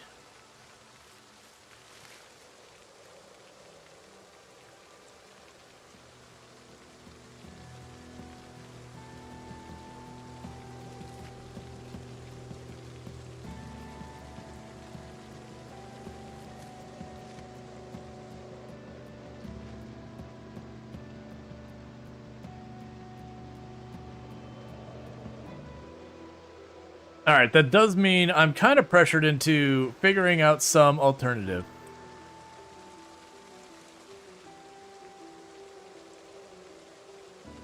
Okay, so we got termites and all that. If we go over there, we can check for stuff here.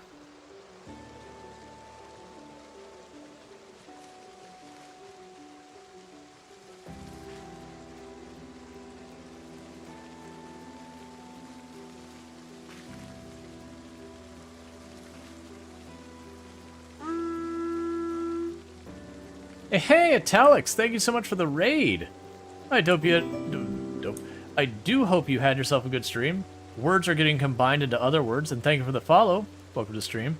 We're trying to not die of malnutrition. Don't worry about that. It's probably fine. I'm just gonna go ahead and use a can opener on this zombie real fast.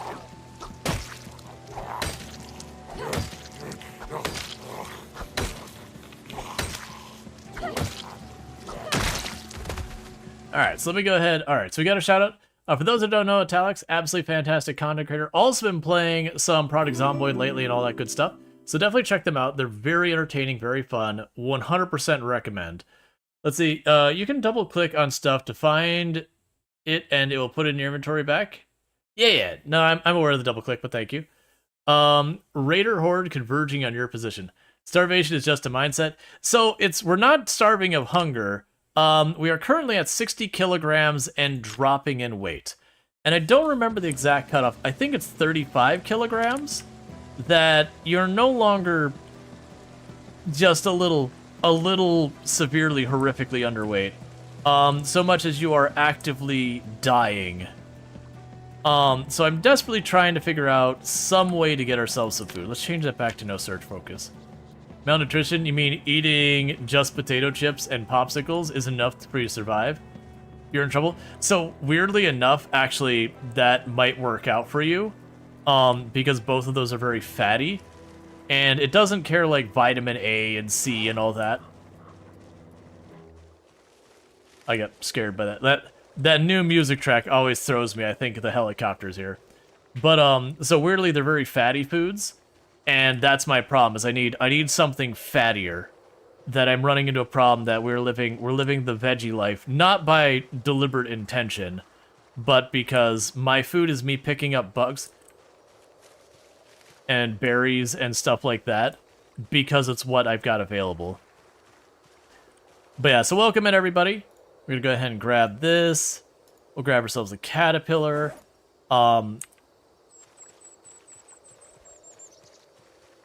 So we're not currently sick, so we're gonna go ahead and eat the questionable and probably poisonous berry. Find a cow, lots to butcher. Thank you for the follow. Welcome to the stream. Yeah, no, that'd be good. Hey, sir, do you have potato chips? Beef jerky? I'm not picky.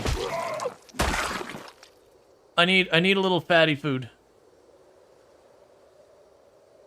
What have you got for me today? Did you have a friend? Oh, your friend's down here. We just had a helicopter yesterday in game, so zombies are gonna be a little bit all around from where I'm used to.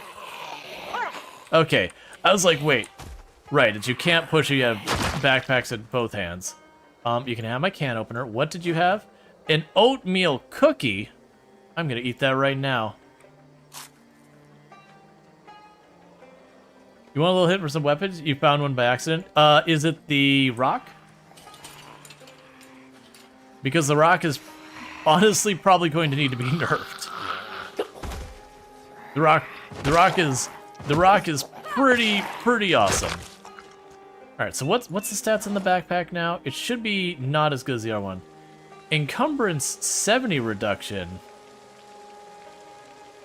I'm gonna go ahead and still not keep it. You can have that back. Slightly better encumbrance reduction. So what I'm trying to look for is I saw a rat run away. So we need meat. Because generally speaking, Product Zomboid, the way to think of it is, if you're trying to gain weight, you want junk food, you want meat, and you want stuff like that. Fish, rabbits, you get the idea. If you want to lose weight, vegetables and forage. Can you make a sharpened stick early on? Yeah. Now you can carve medium handles or large ones and use those. They're not super good, but solid. Gotcha. I can't quite make the medium ones yet. So we're not poisoned yet, so we can go ahead and work on that. How big's my next berry? Yeah, let's go ahead and just jam another unknown and probably poisonous berry into our mouth.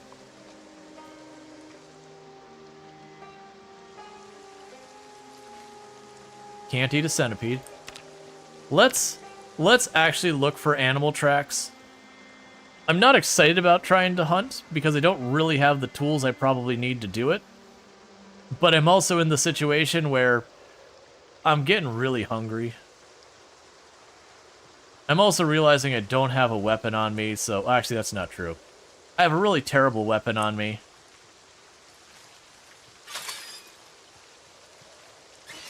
Alright, don't mind me, I'm just leaving the cultist lair. Let's finally connect these two roads, because we've seen both ends of it, and we haven't actually traversed it. Thank you for the follow. Welcome to the stream. Cows are OP right now. You can milk them, make a lot of butter. I've heard, and I'm down to do that, but I need a bucket. And I also don't know where I can find cow. Those deers better watch out for your can opener. Yep.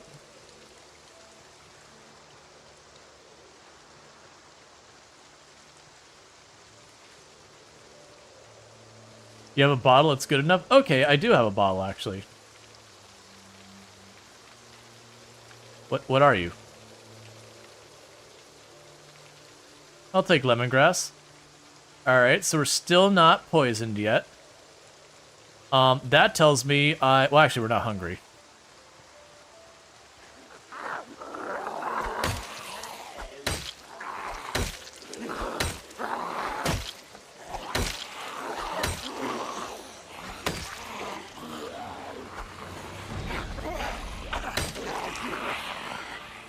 Alright.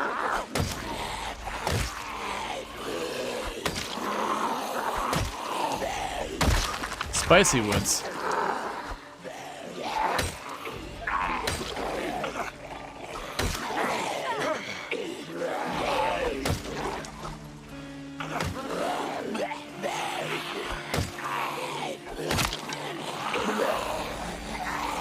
Alright, well, so much for that.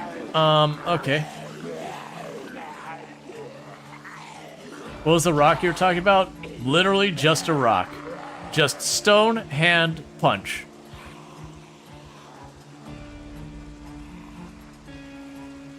Like, you are taking the weirdest route to get there. We're gonna do it right now. Hey, zombies, you want to meet my friend?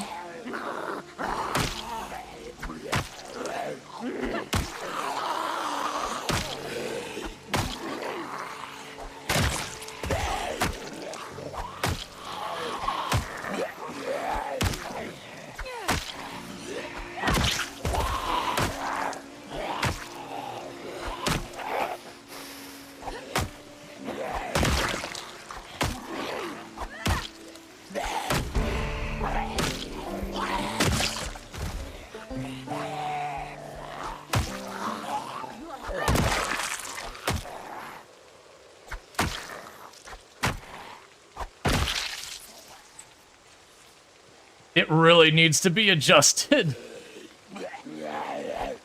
It's only the second time we've done it. But it's way better than anything you can make with that stone.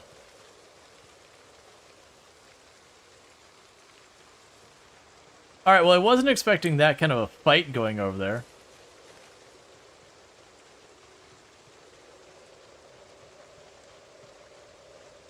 So let's sit down for a moment, recover endurance.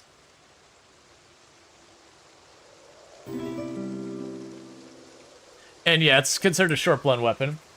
Thank you for the follow. Welcome to the stream. But yeah, so if you go to things like that, we apparently just get stones now, which is kind of cool. It just feels really easy to get those, and they're generally pretty solid, as you probably noticed. It's a reason as a weapon of choice for millions of years. I mean, rock and point. Well, I mean, the most common weapons you see in history are pointy stick and pointy stick that is thrown using string.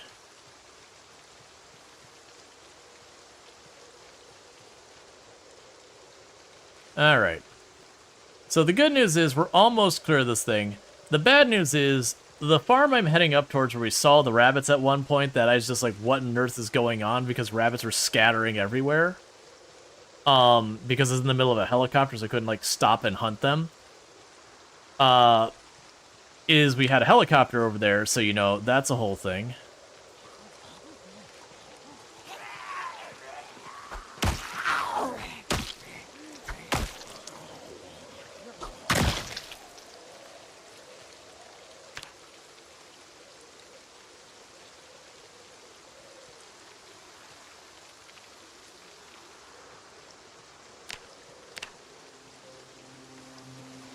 I'm assuming if we have footprints... Oh, wait.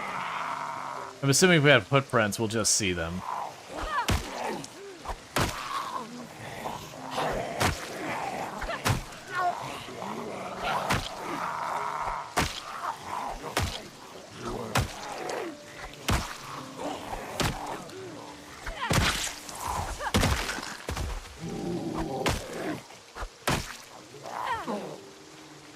Okay, broke my rock.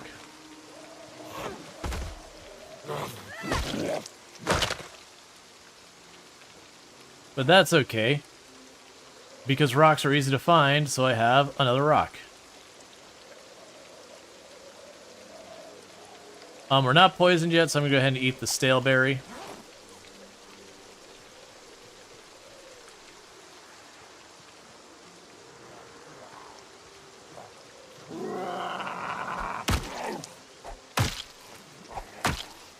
So far we managed to, Oh, right, I need to be on the lookout for more boots. We had our other boots got a hole in them. So I got my foot hurt because of it. Walking through a tree, since it's exposed, I got cut.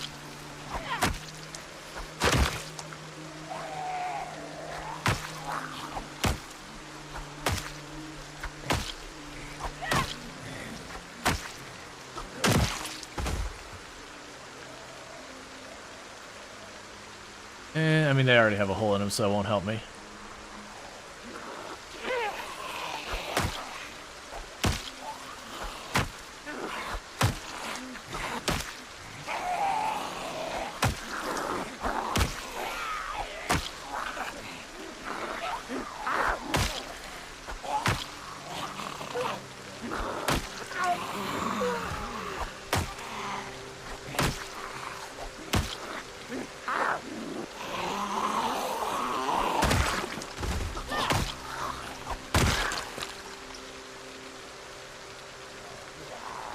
Those also have a hole in them. Okay, so muscle strain's starting to become a problem.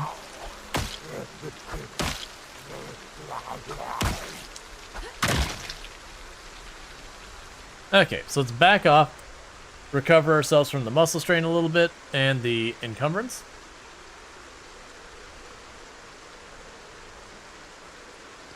Weapons hard to find. If you're looking for actually good weapons, it really depends on where you are in the map. You're looking for anything you can hit a zombie with that isn't terrible.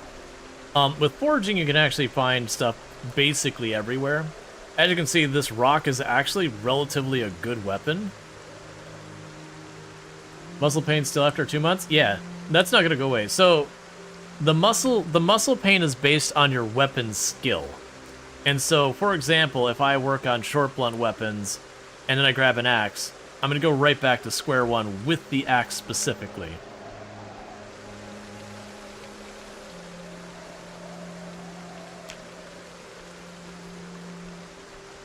So it is just something to be aware of.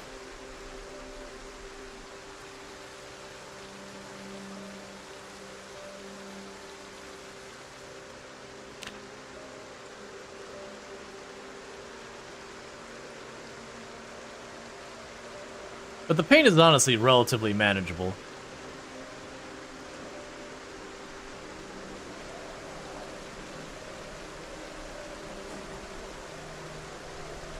Also scales of strength. Interesting.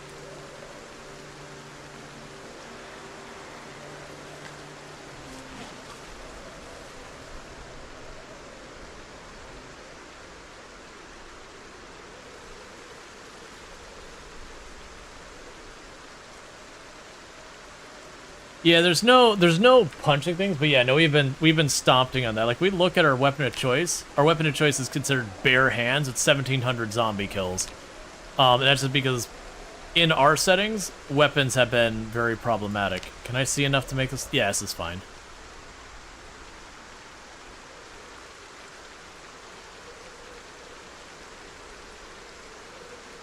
Gotcha. Weapon weight is also a major factor. Doesn't surprise me.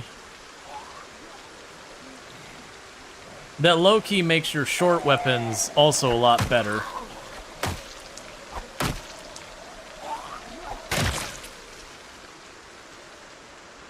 Gives a bigger pro and con between long and short weapons. Okay, so we've almost cleared out this way. And thank you for the follow. Welcome to stream. Maybe a zombie down there.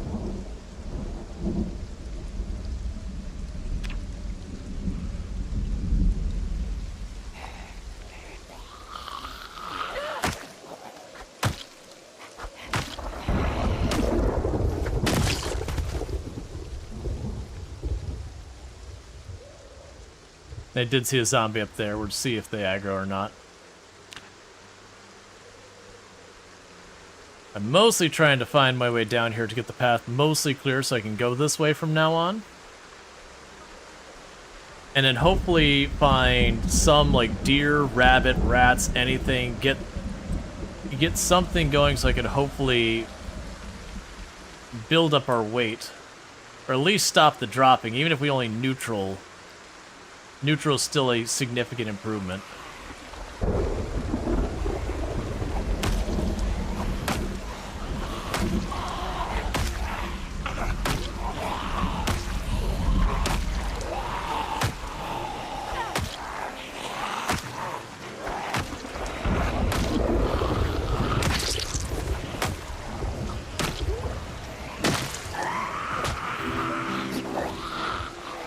Okay, other rock just broke. I don't have a third rock. And thank you for the follow. Welcome to the stream.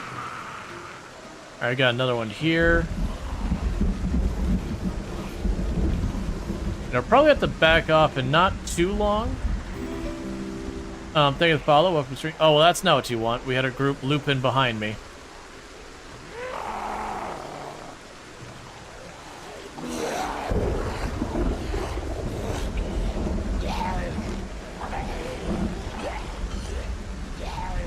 It wouldn't be so bad if I had a weapon, but just shoving them, trying to shove when there's like 10 or so zombies behind you is a waste of time.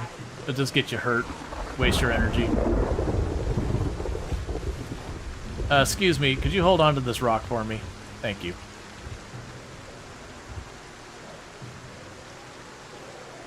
Alright, so we need to get water.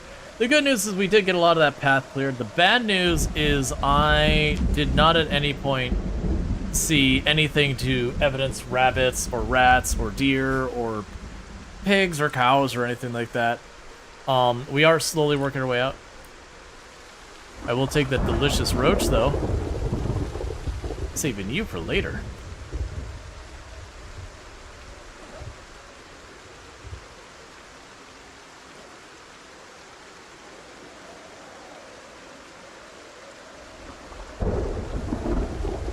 Did you take Outdoorsman? Yes.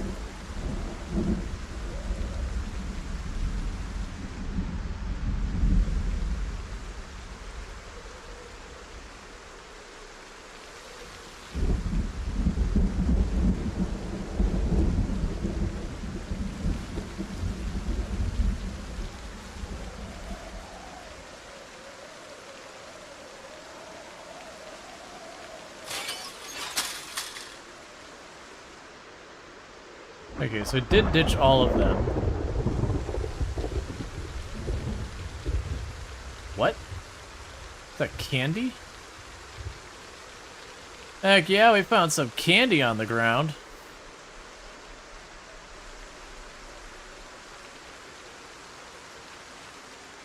Yeah, no, for the record, I didn't take it because I was looking to just avoid things. I took a ton of negatives to get all my stats down to 0. And I had a ton of points, so I just put them in a bunch of things that are like permanent bonuses, like Eagle Eye and all that kind of stuff. But I didn't take anything that gives me any skill points whatsoever.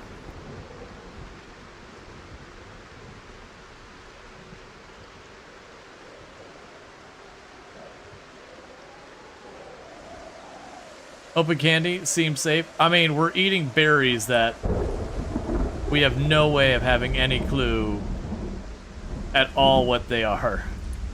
And we're just shoving them in our gaping maw like it's no big deal.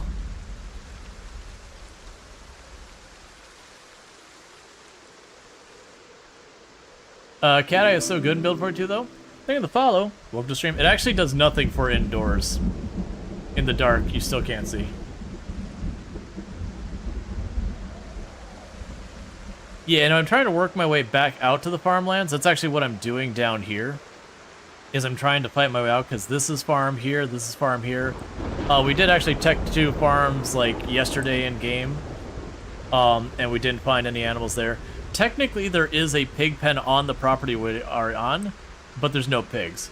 Yeah, I can show my skills. So no aiming, no reloading. We're up to just about 1.5 axes, 2 short blunt, 1 1/4 on long blade, 1 on short blade. Let's get rid of that real fast. It's getting too dark. We are almost at 2 maintenance. Carving's at about 1.5. Cooking is at 1. Carpentry is technically not 0, but might as well be. Everything else there is 0. Strength is already up to 4.5 because of how many zombies I've had to stomp on, versus fitness is about 3 1/4. Light-footed no one cares about. Sneaking no one cares about. Nimble is about 2 1/3. Hey, Integer Smirk, good to see you. Alright, and go back to smacking them with a rock. It's the only weapon I can get a hold of very quickly.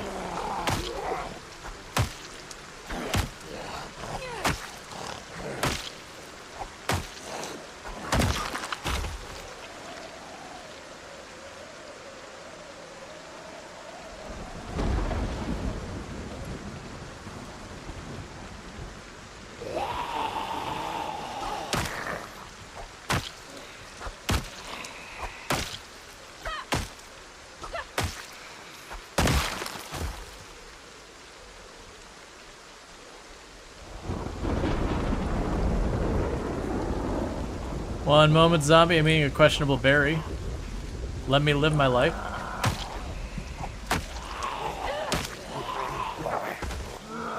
I hear you behind me.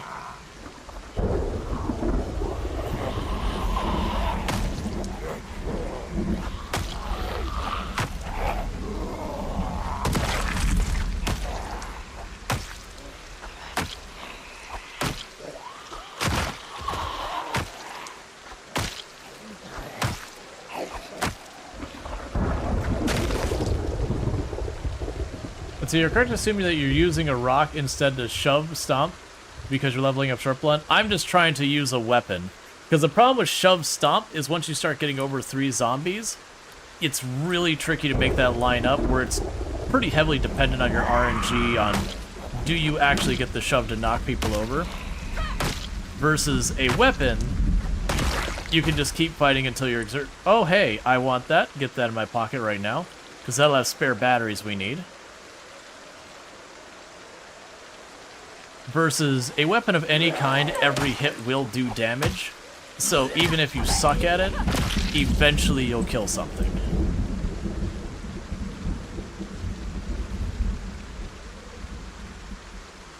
Plus, we're also gaining weapon skills, which will make my life easier later on.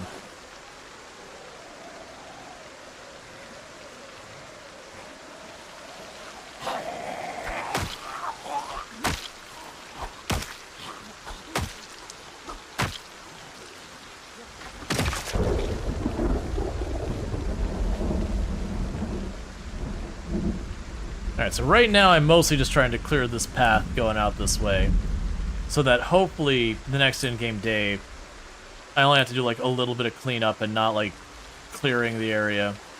And we can start working our way up to those farms and see what we can find.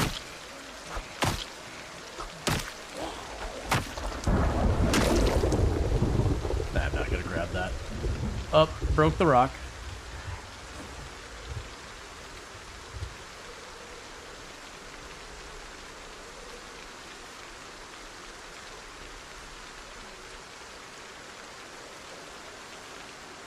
There we go.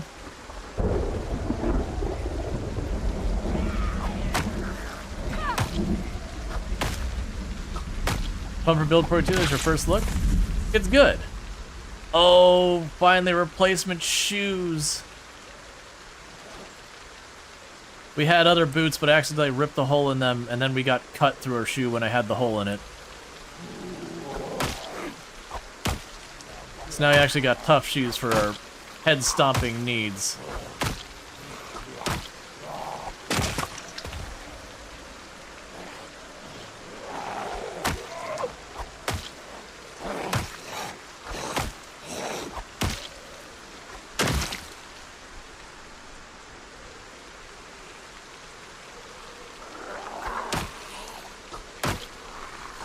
And after this zombie, let's head back.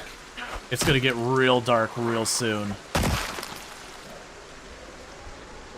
Because we got heavy clouds, we got a rainstorm, and all that. It's gonna be a real dark night.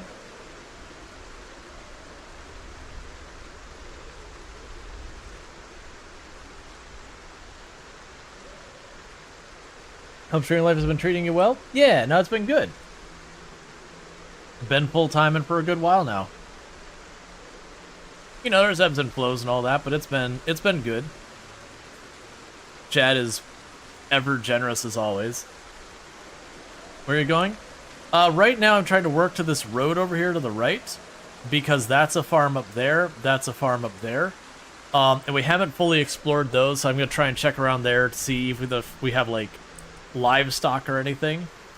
Because I believe I have everything I need to start a fire. I literally just need to take a stick and, you know, walk over, start the fire. We got a grill full of fuel. I just need something to grill. And then we're good. So if I manage to catch, like, a cow or a deer or something like that, hopefully it gives me enough food that we can make it work. My big concern is that the food will be way too heavy for me, and I won't be able to do it in one trip. But we'll see. Step one is to at least find the food. Then we can worry about, is it too heavy, all that.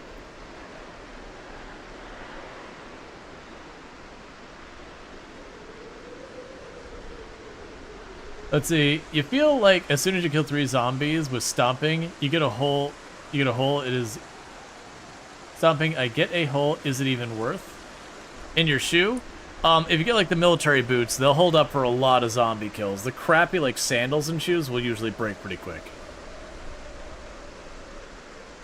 It's good not seeing like any zombies in the perimeter anymore. The bad side is I'm seeing a lot of trees growing in here.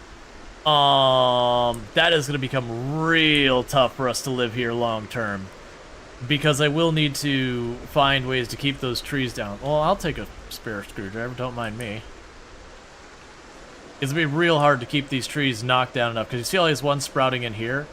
Eventually that's going to make it so I won't be able to see the perimeter. Oh, I forgot those sitting there.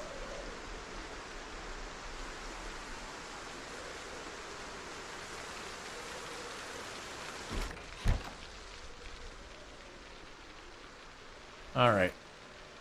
So, the crappy radio, dismantle that one. And I should get a battery and everything out of it.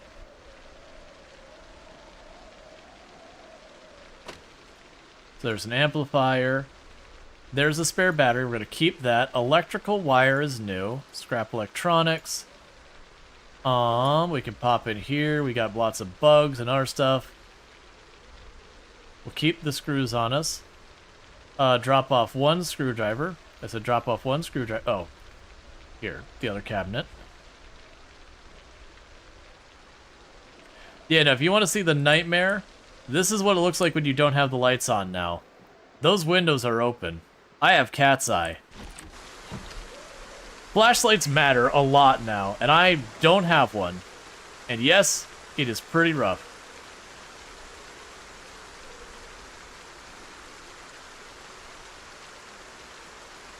Yeah, all those crops are just dying.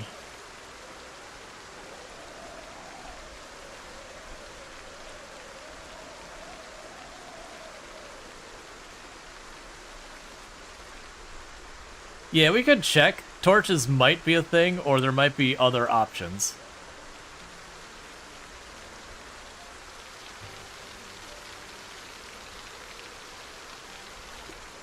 Keep in mind where it's that dark. We are inside. It is stormy. It is cloudy. It is barely any light. It is the middle of the night. The sun is long gone. So that's why it's so ridiculously dark. After playing without cat's eye, outside is scary? Yeah, outside gets pretty rough with cat's eye. We do have it. I'm pretty sure literally every crop I've got is just dying again and again. We'll have to figure that out.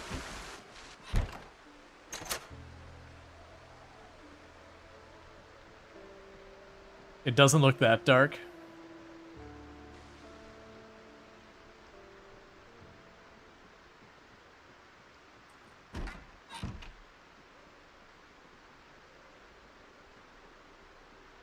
Alright, so let's take a look.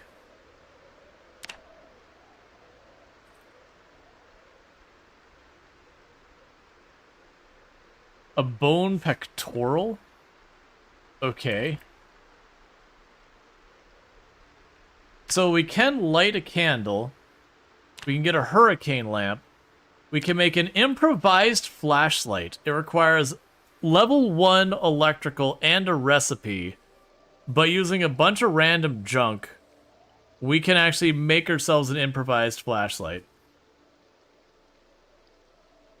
We can light and extinguish a candle. We don't have a thing here. That doesn't mean we don't have it.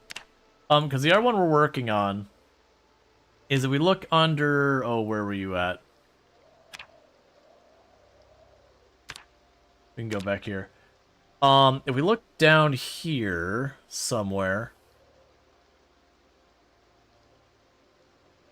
Yeah, so we got primitive furnace and a whole bunch of stuff. There was, it's not the softening beam. Not the wood marker. It was somewhere in here for carpentry 2.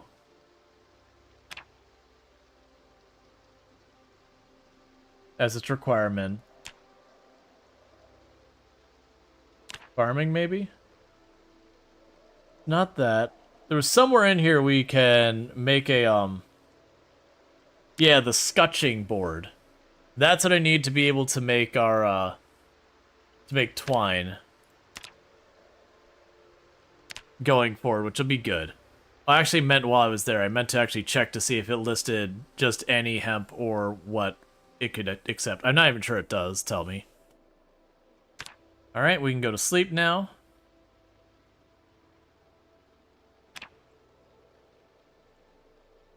If you have to grow a crop, they die within 1 or 2 weeks, and you need to grow them for like 60 days minimum. So you kind of gave up and hope someone smarter makes a guide. I'm betting it's something like there needs to be a certain amount of management with the water. Maybe you have to fertilize it now. I don't really know. But we'll figure it out.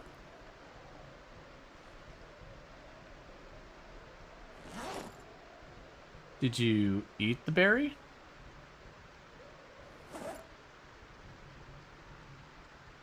Right, let's wait, because I'm not sure if we did or did not eat that berry.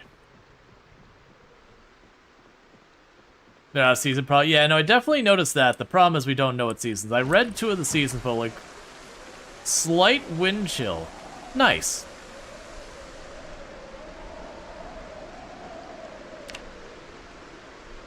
So what we're going to go ahead and do is we're going to go down to the water. We're going to get ourselves a sip. I'm going to do a quick little survey around the property to make sure we don't have any zombies inside, and then we're going to get back on that path trying to find animals. I'm going to keep the foraging up just because we can find magazines and all sorts of good stuff.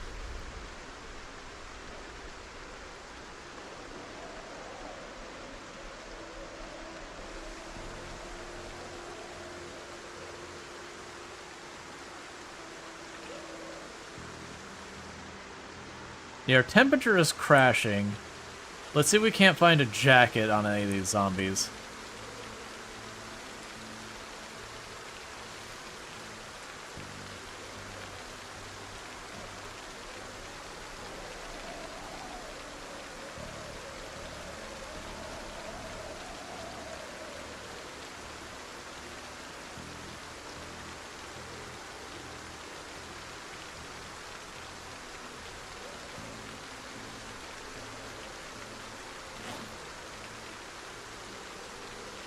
Alright, that might do.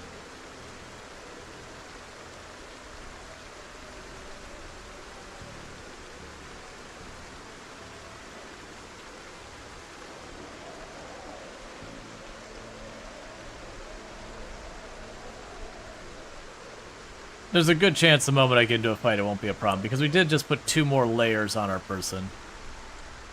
It is 46 outside, though.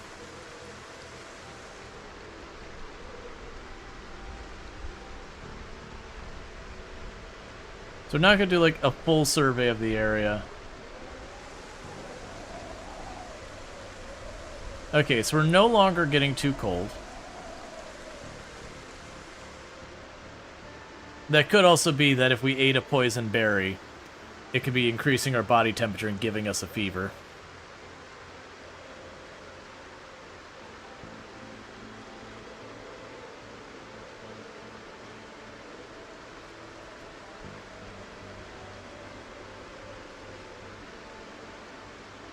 Alright, so I'm fairly satisfied about our current status. Let's cut over here to the east. Get back on that road. Thank you for the follow. Welcome to the stream. Getting some pretty bad stutter. Might be just I'm zoomed out so far with the weather it's causing it issues.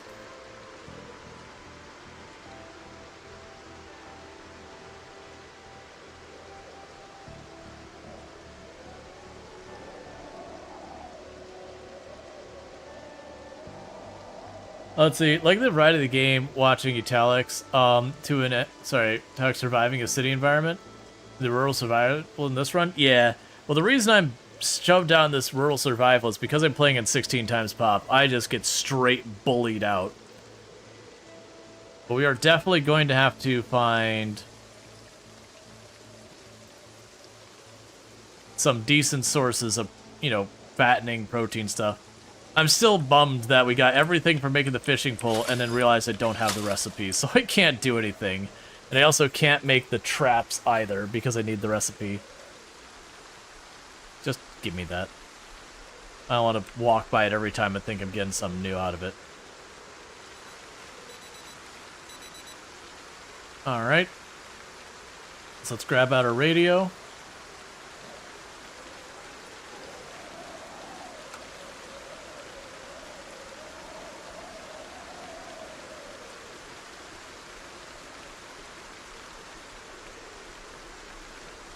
Where do you get recipes? Magazines.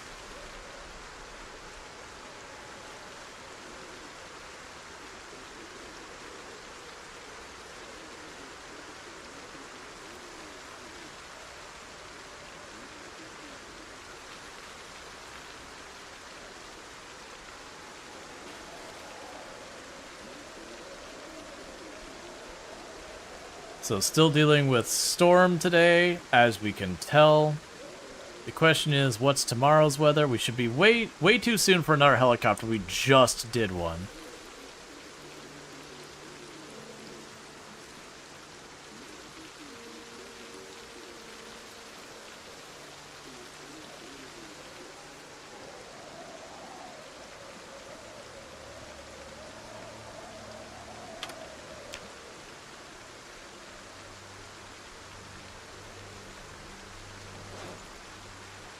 The reason I always take a moment to unequip the radio is if I trip, I can drop it. And if I trips, I'm already doing something wrong, but I'd rather not get double punished.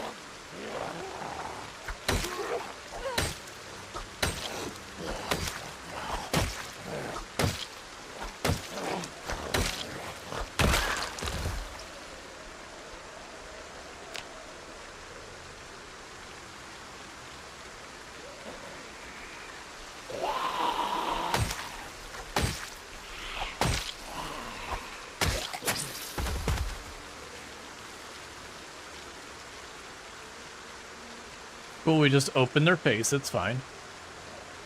It'd be awesome in multiplayer if players teach each other the skills they know. It would be interesting if there's ways to accomplish that. You'd need to have some cost that goes around with it, so it just wasn't everyone could grind their skill and suddenly everyone knows everything. But I could see that being, you know, if you had someone effectively tutoring you.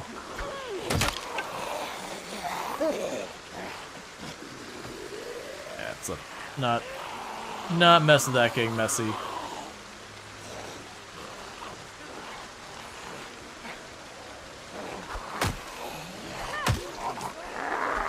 You can do better. I don't know, I don't think it's necessarily needed, but I can see room for it. That feels actually more mod territory, though, for being honest. Here, have the twigs. I want to carry them. And the can opener. Alright, I'm sorry for, like... I'm not trying to ignore chat right now, but we're in this narrow road in the woods, and the difference between us being alive and not alive is just that distance of being grabbed at, so I gotta be ready to react real fast.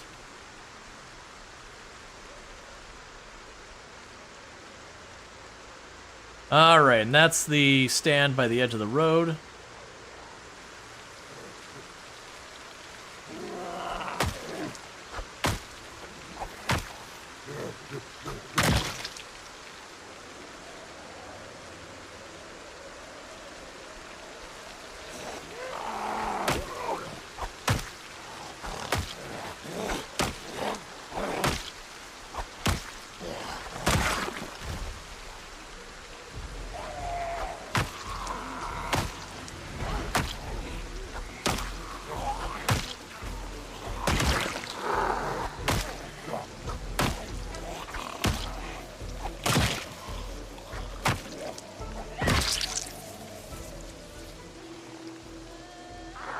Alright.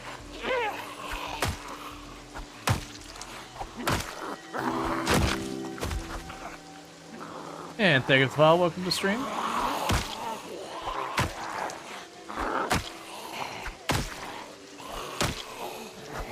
Probably gonna have to lean into this whole rock bit for a little while. And thank you for the follow.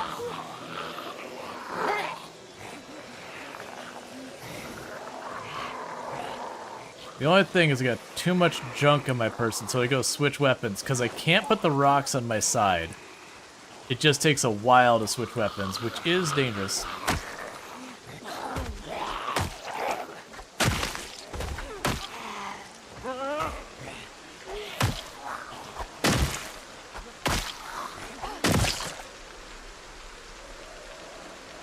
Alright, and we got another one here, another one there.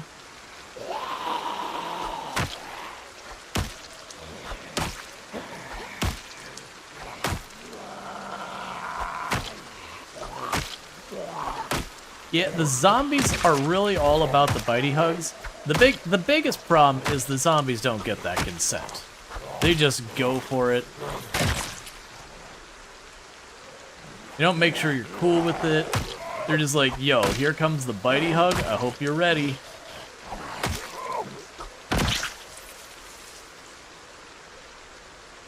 Alright, so let's get to where I can rest at the thing. Do you like the new head squashing sound?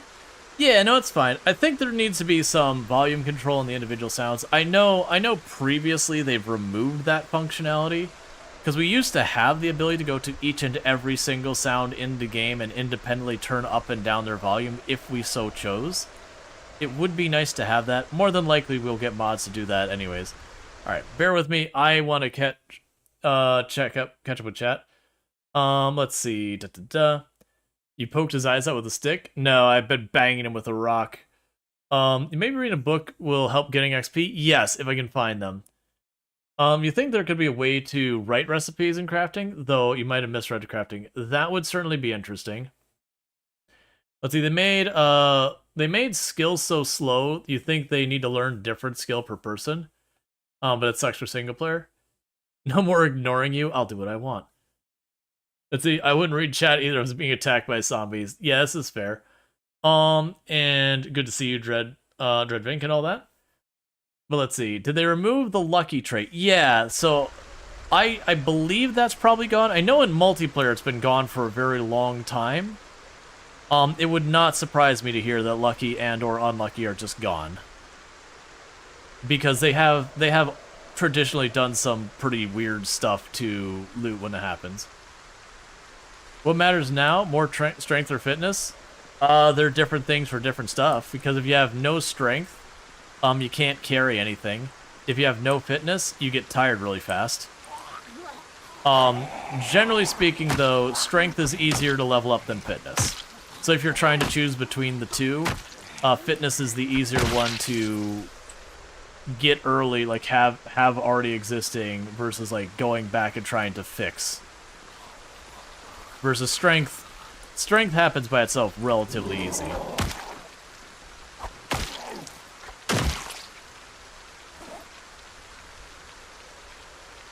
Generally speaking, don't bother trying to like power level any of your passives. They'll just happen. Which one affects muscle strain the most? Your weapon skill. Your weapon skill's the big thing. Your strength and fitness is not the more important aspect there. It's gonna be the other one. But yeah, muscle does contribute, or strength does contribute, but it's gonna be your weapon skill that's the big thing you're worrying about for muscle fatigue.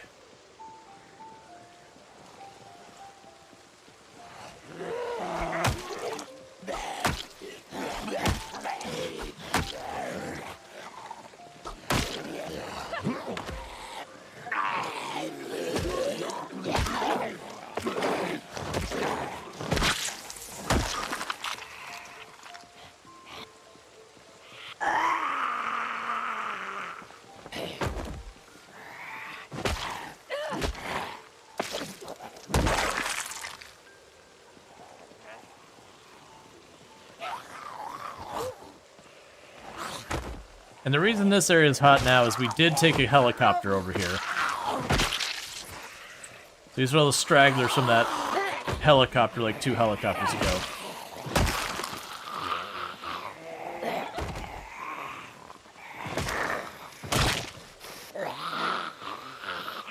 I really need you to stop slowly feeding into me.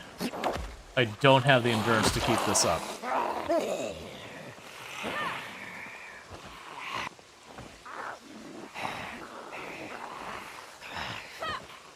Nope, time to give up on that.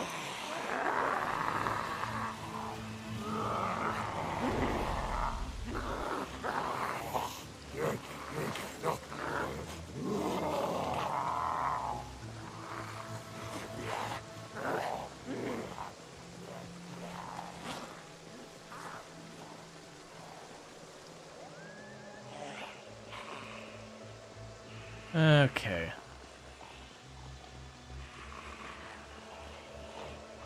So unfortunately, I need to properly rest, which means I need to get away. Do you know muscle strain can damage your HP? Not meaningfully. Stomping at a zombie can take like a hit point or two.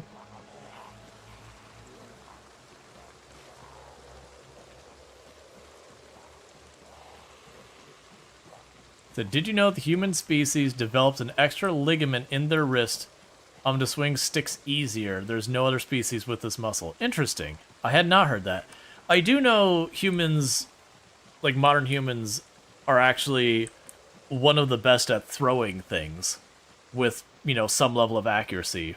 That, as far as a human being able to like pick up a random object, get a feel for its weight, and then just chuck it and land at least relatively close to where they're aiming, is actually something that is fairly uniquely human. That there are things for very short distances that have much higher precision than us, and some things that, you know, when motivated can lob things much farther than us, but none that have that with any accuracy.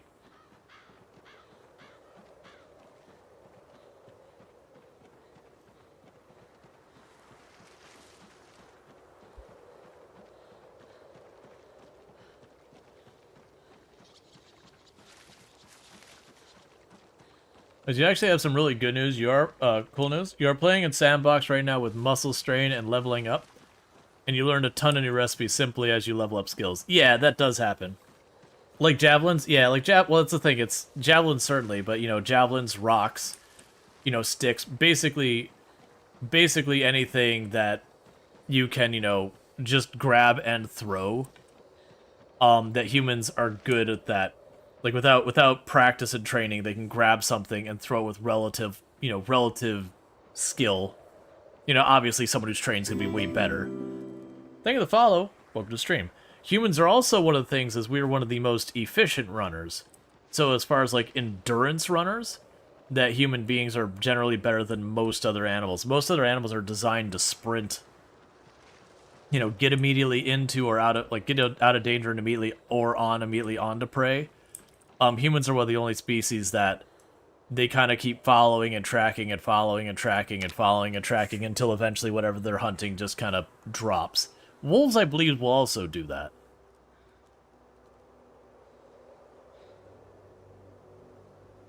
That they'll gang up and they'll keep an animal moving until the animal eventually is just like, you know what, I just can't.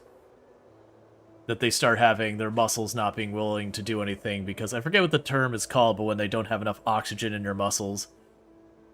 So, did you do that? Did you test out the metabolism trait? So I am using the one that we were overweight with the metabolism, and we are struggling with that. So we're doing it right now. Thank you for the follow. Welcome to the stream. So we are actually gradually starving to death. Like, malnutrition starving. We're doing good on, like, food. Like, keeping hunger at bay. And thank you for all those follows. Remove limestone. Well, I can't...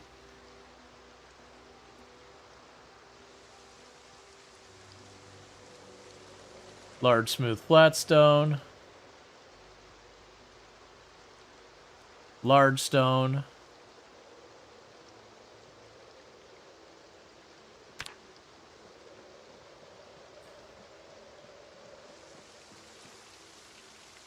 Alright, well, I guess I might just be back to shove and stomp.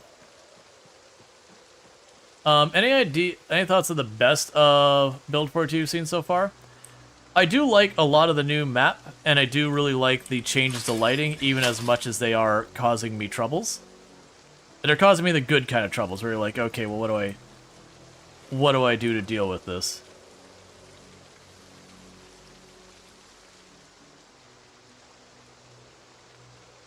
Alright, so we got some stones back here. We gotta be careful going this far back in the trees. This is a good way to get grabbed.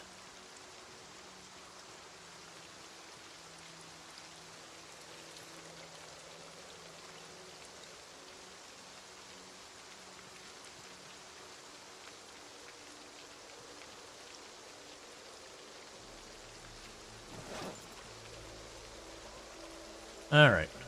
So we are re-equipped.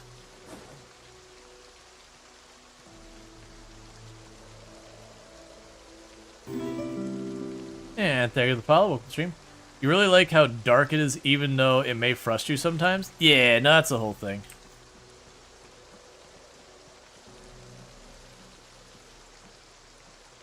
Like, and that's fine. It's better than, we used to have a setting in Project Zomboid Build 41 called, I think it was Perfect Dark. That one I didn't enjoy.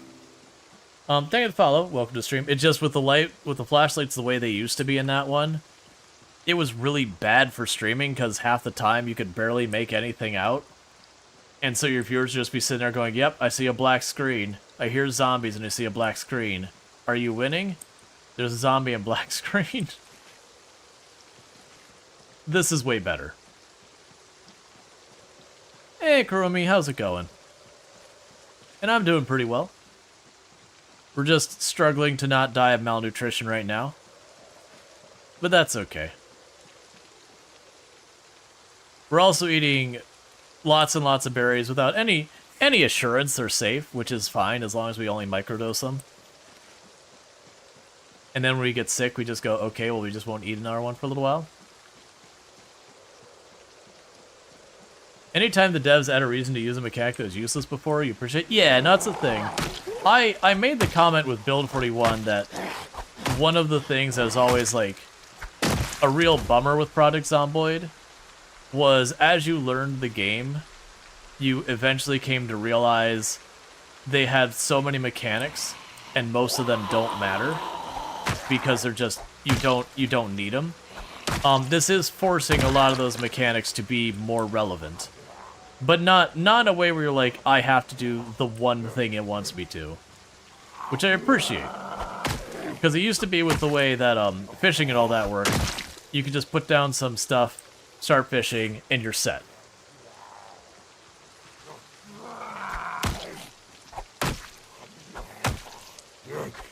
You hope medical skill is next? Yeah, medical skill needs some love. Medical skill needs some real love. Let's see, what's the lowest weight you have to get to actually die before starvation? And is there a maximum? There is no maximum weight. You can just keep going until it becomes so unpractical. It's not, like, it'll be more frustrating to try and keep the weight up than anything. The minimum weight, I believe, is 35 kilograms. And when you drop down to 35 kilograms, you start actively dying from malnutrition.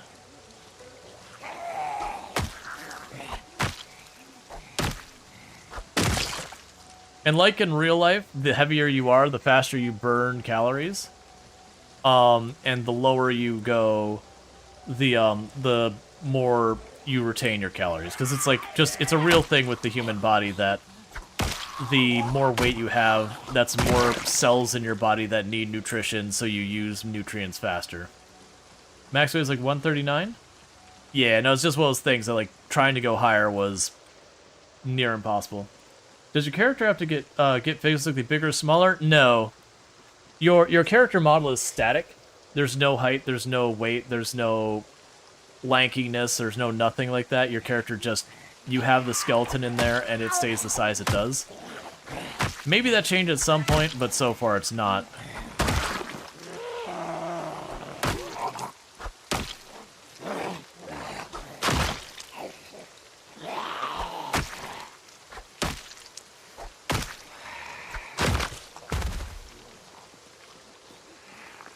Alright.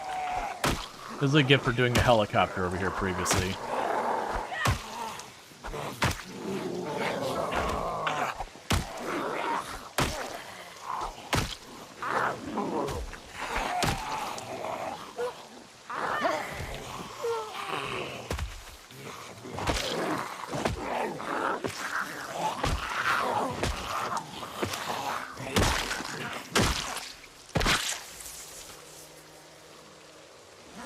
Alright. First rock broken, second rock primed.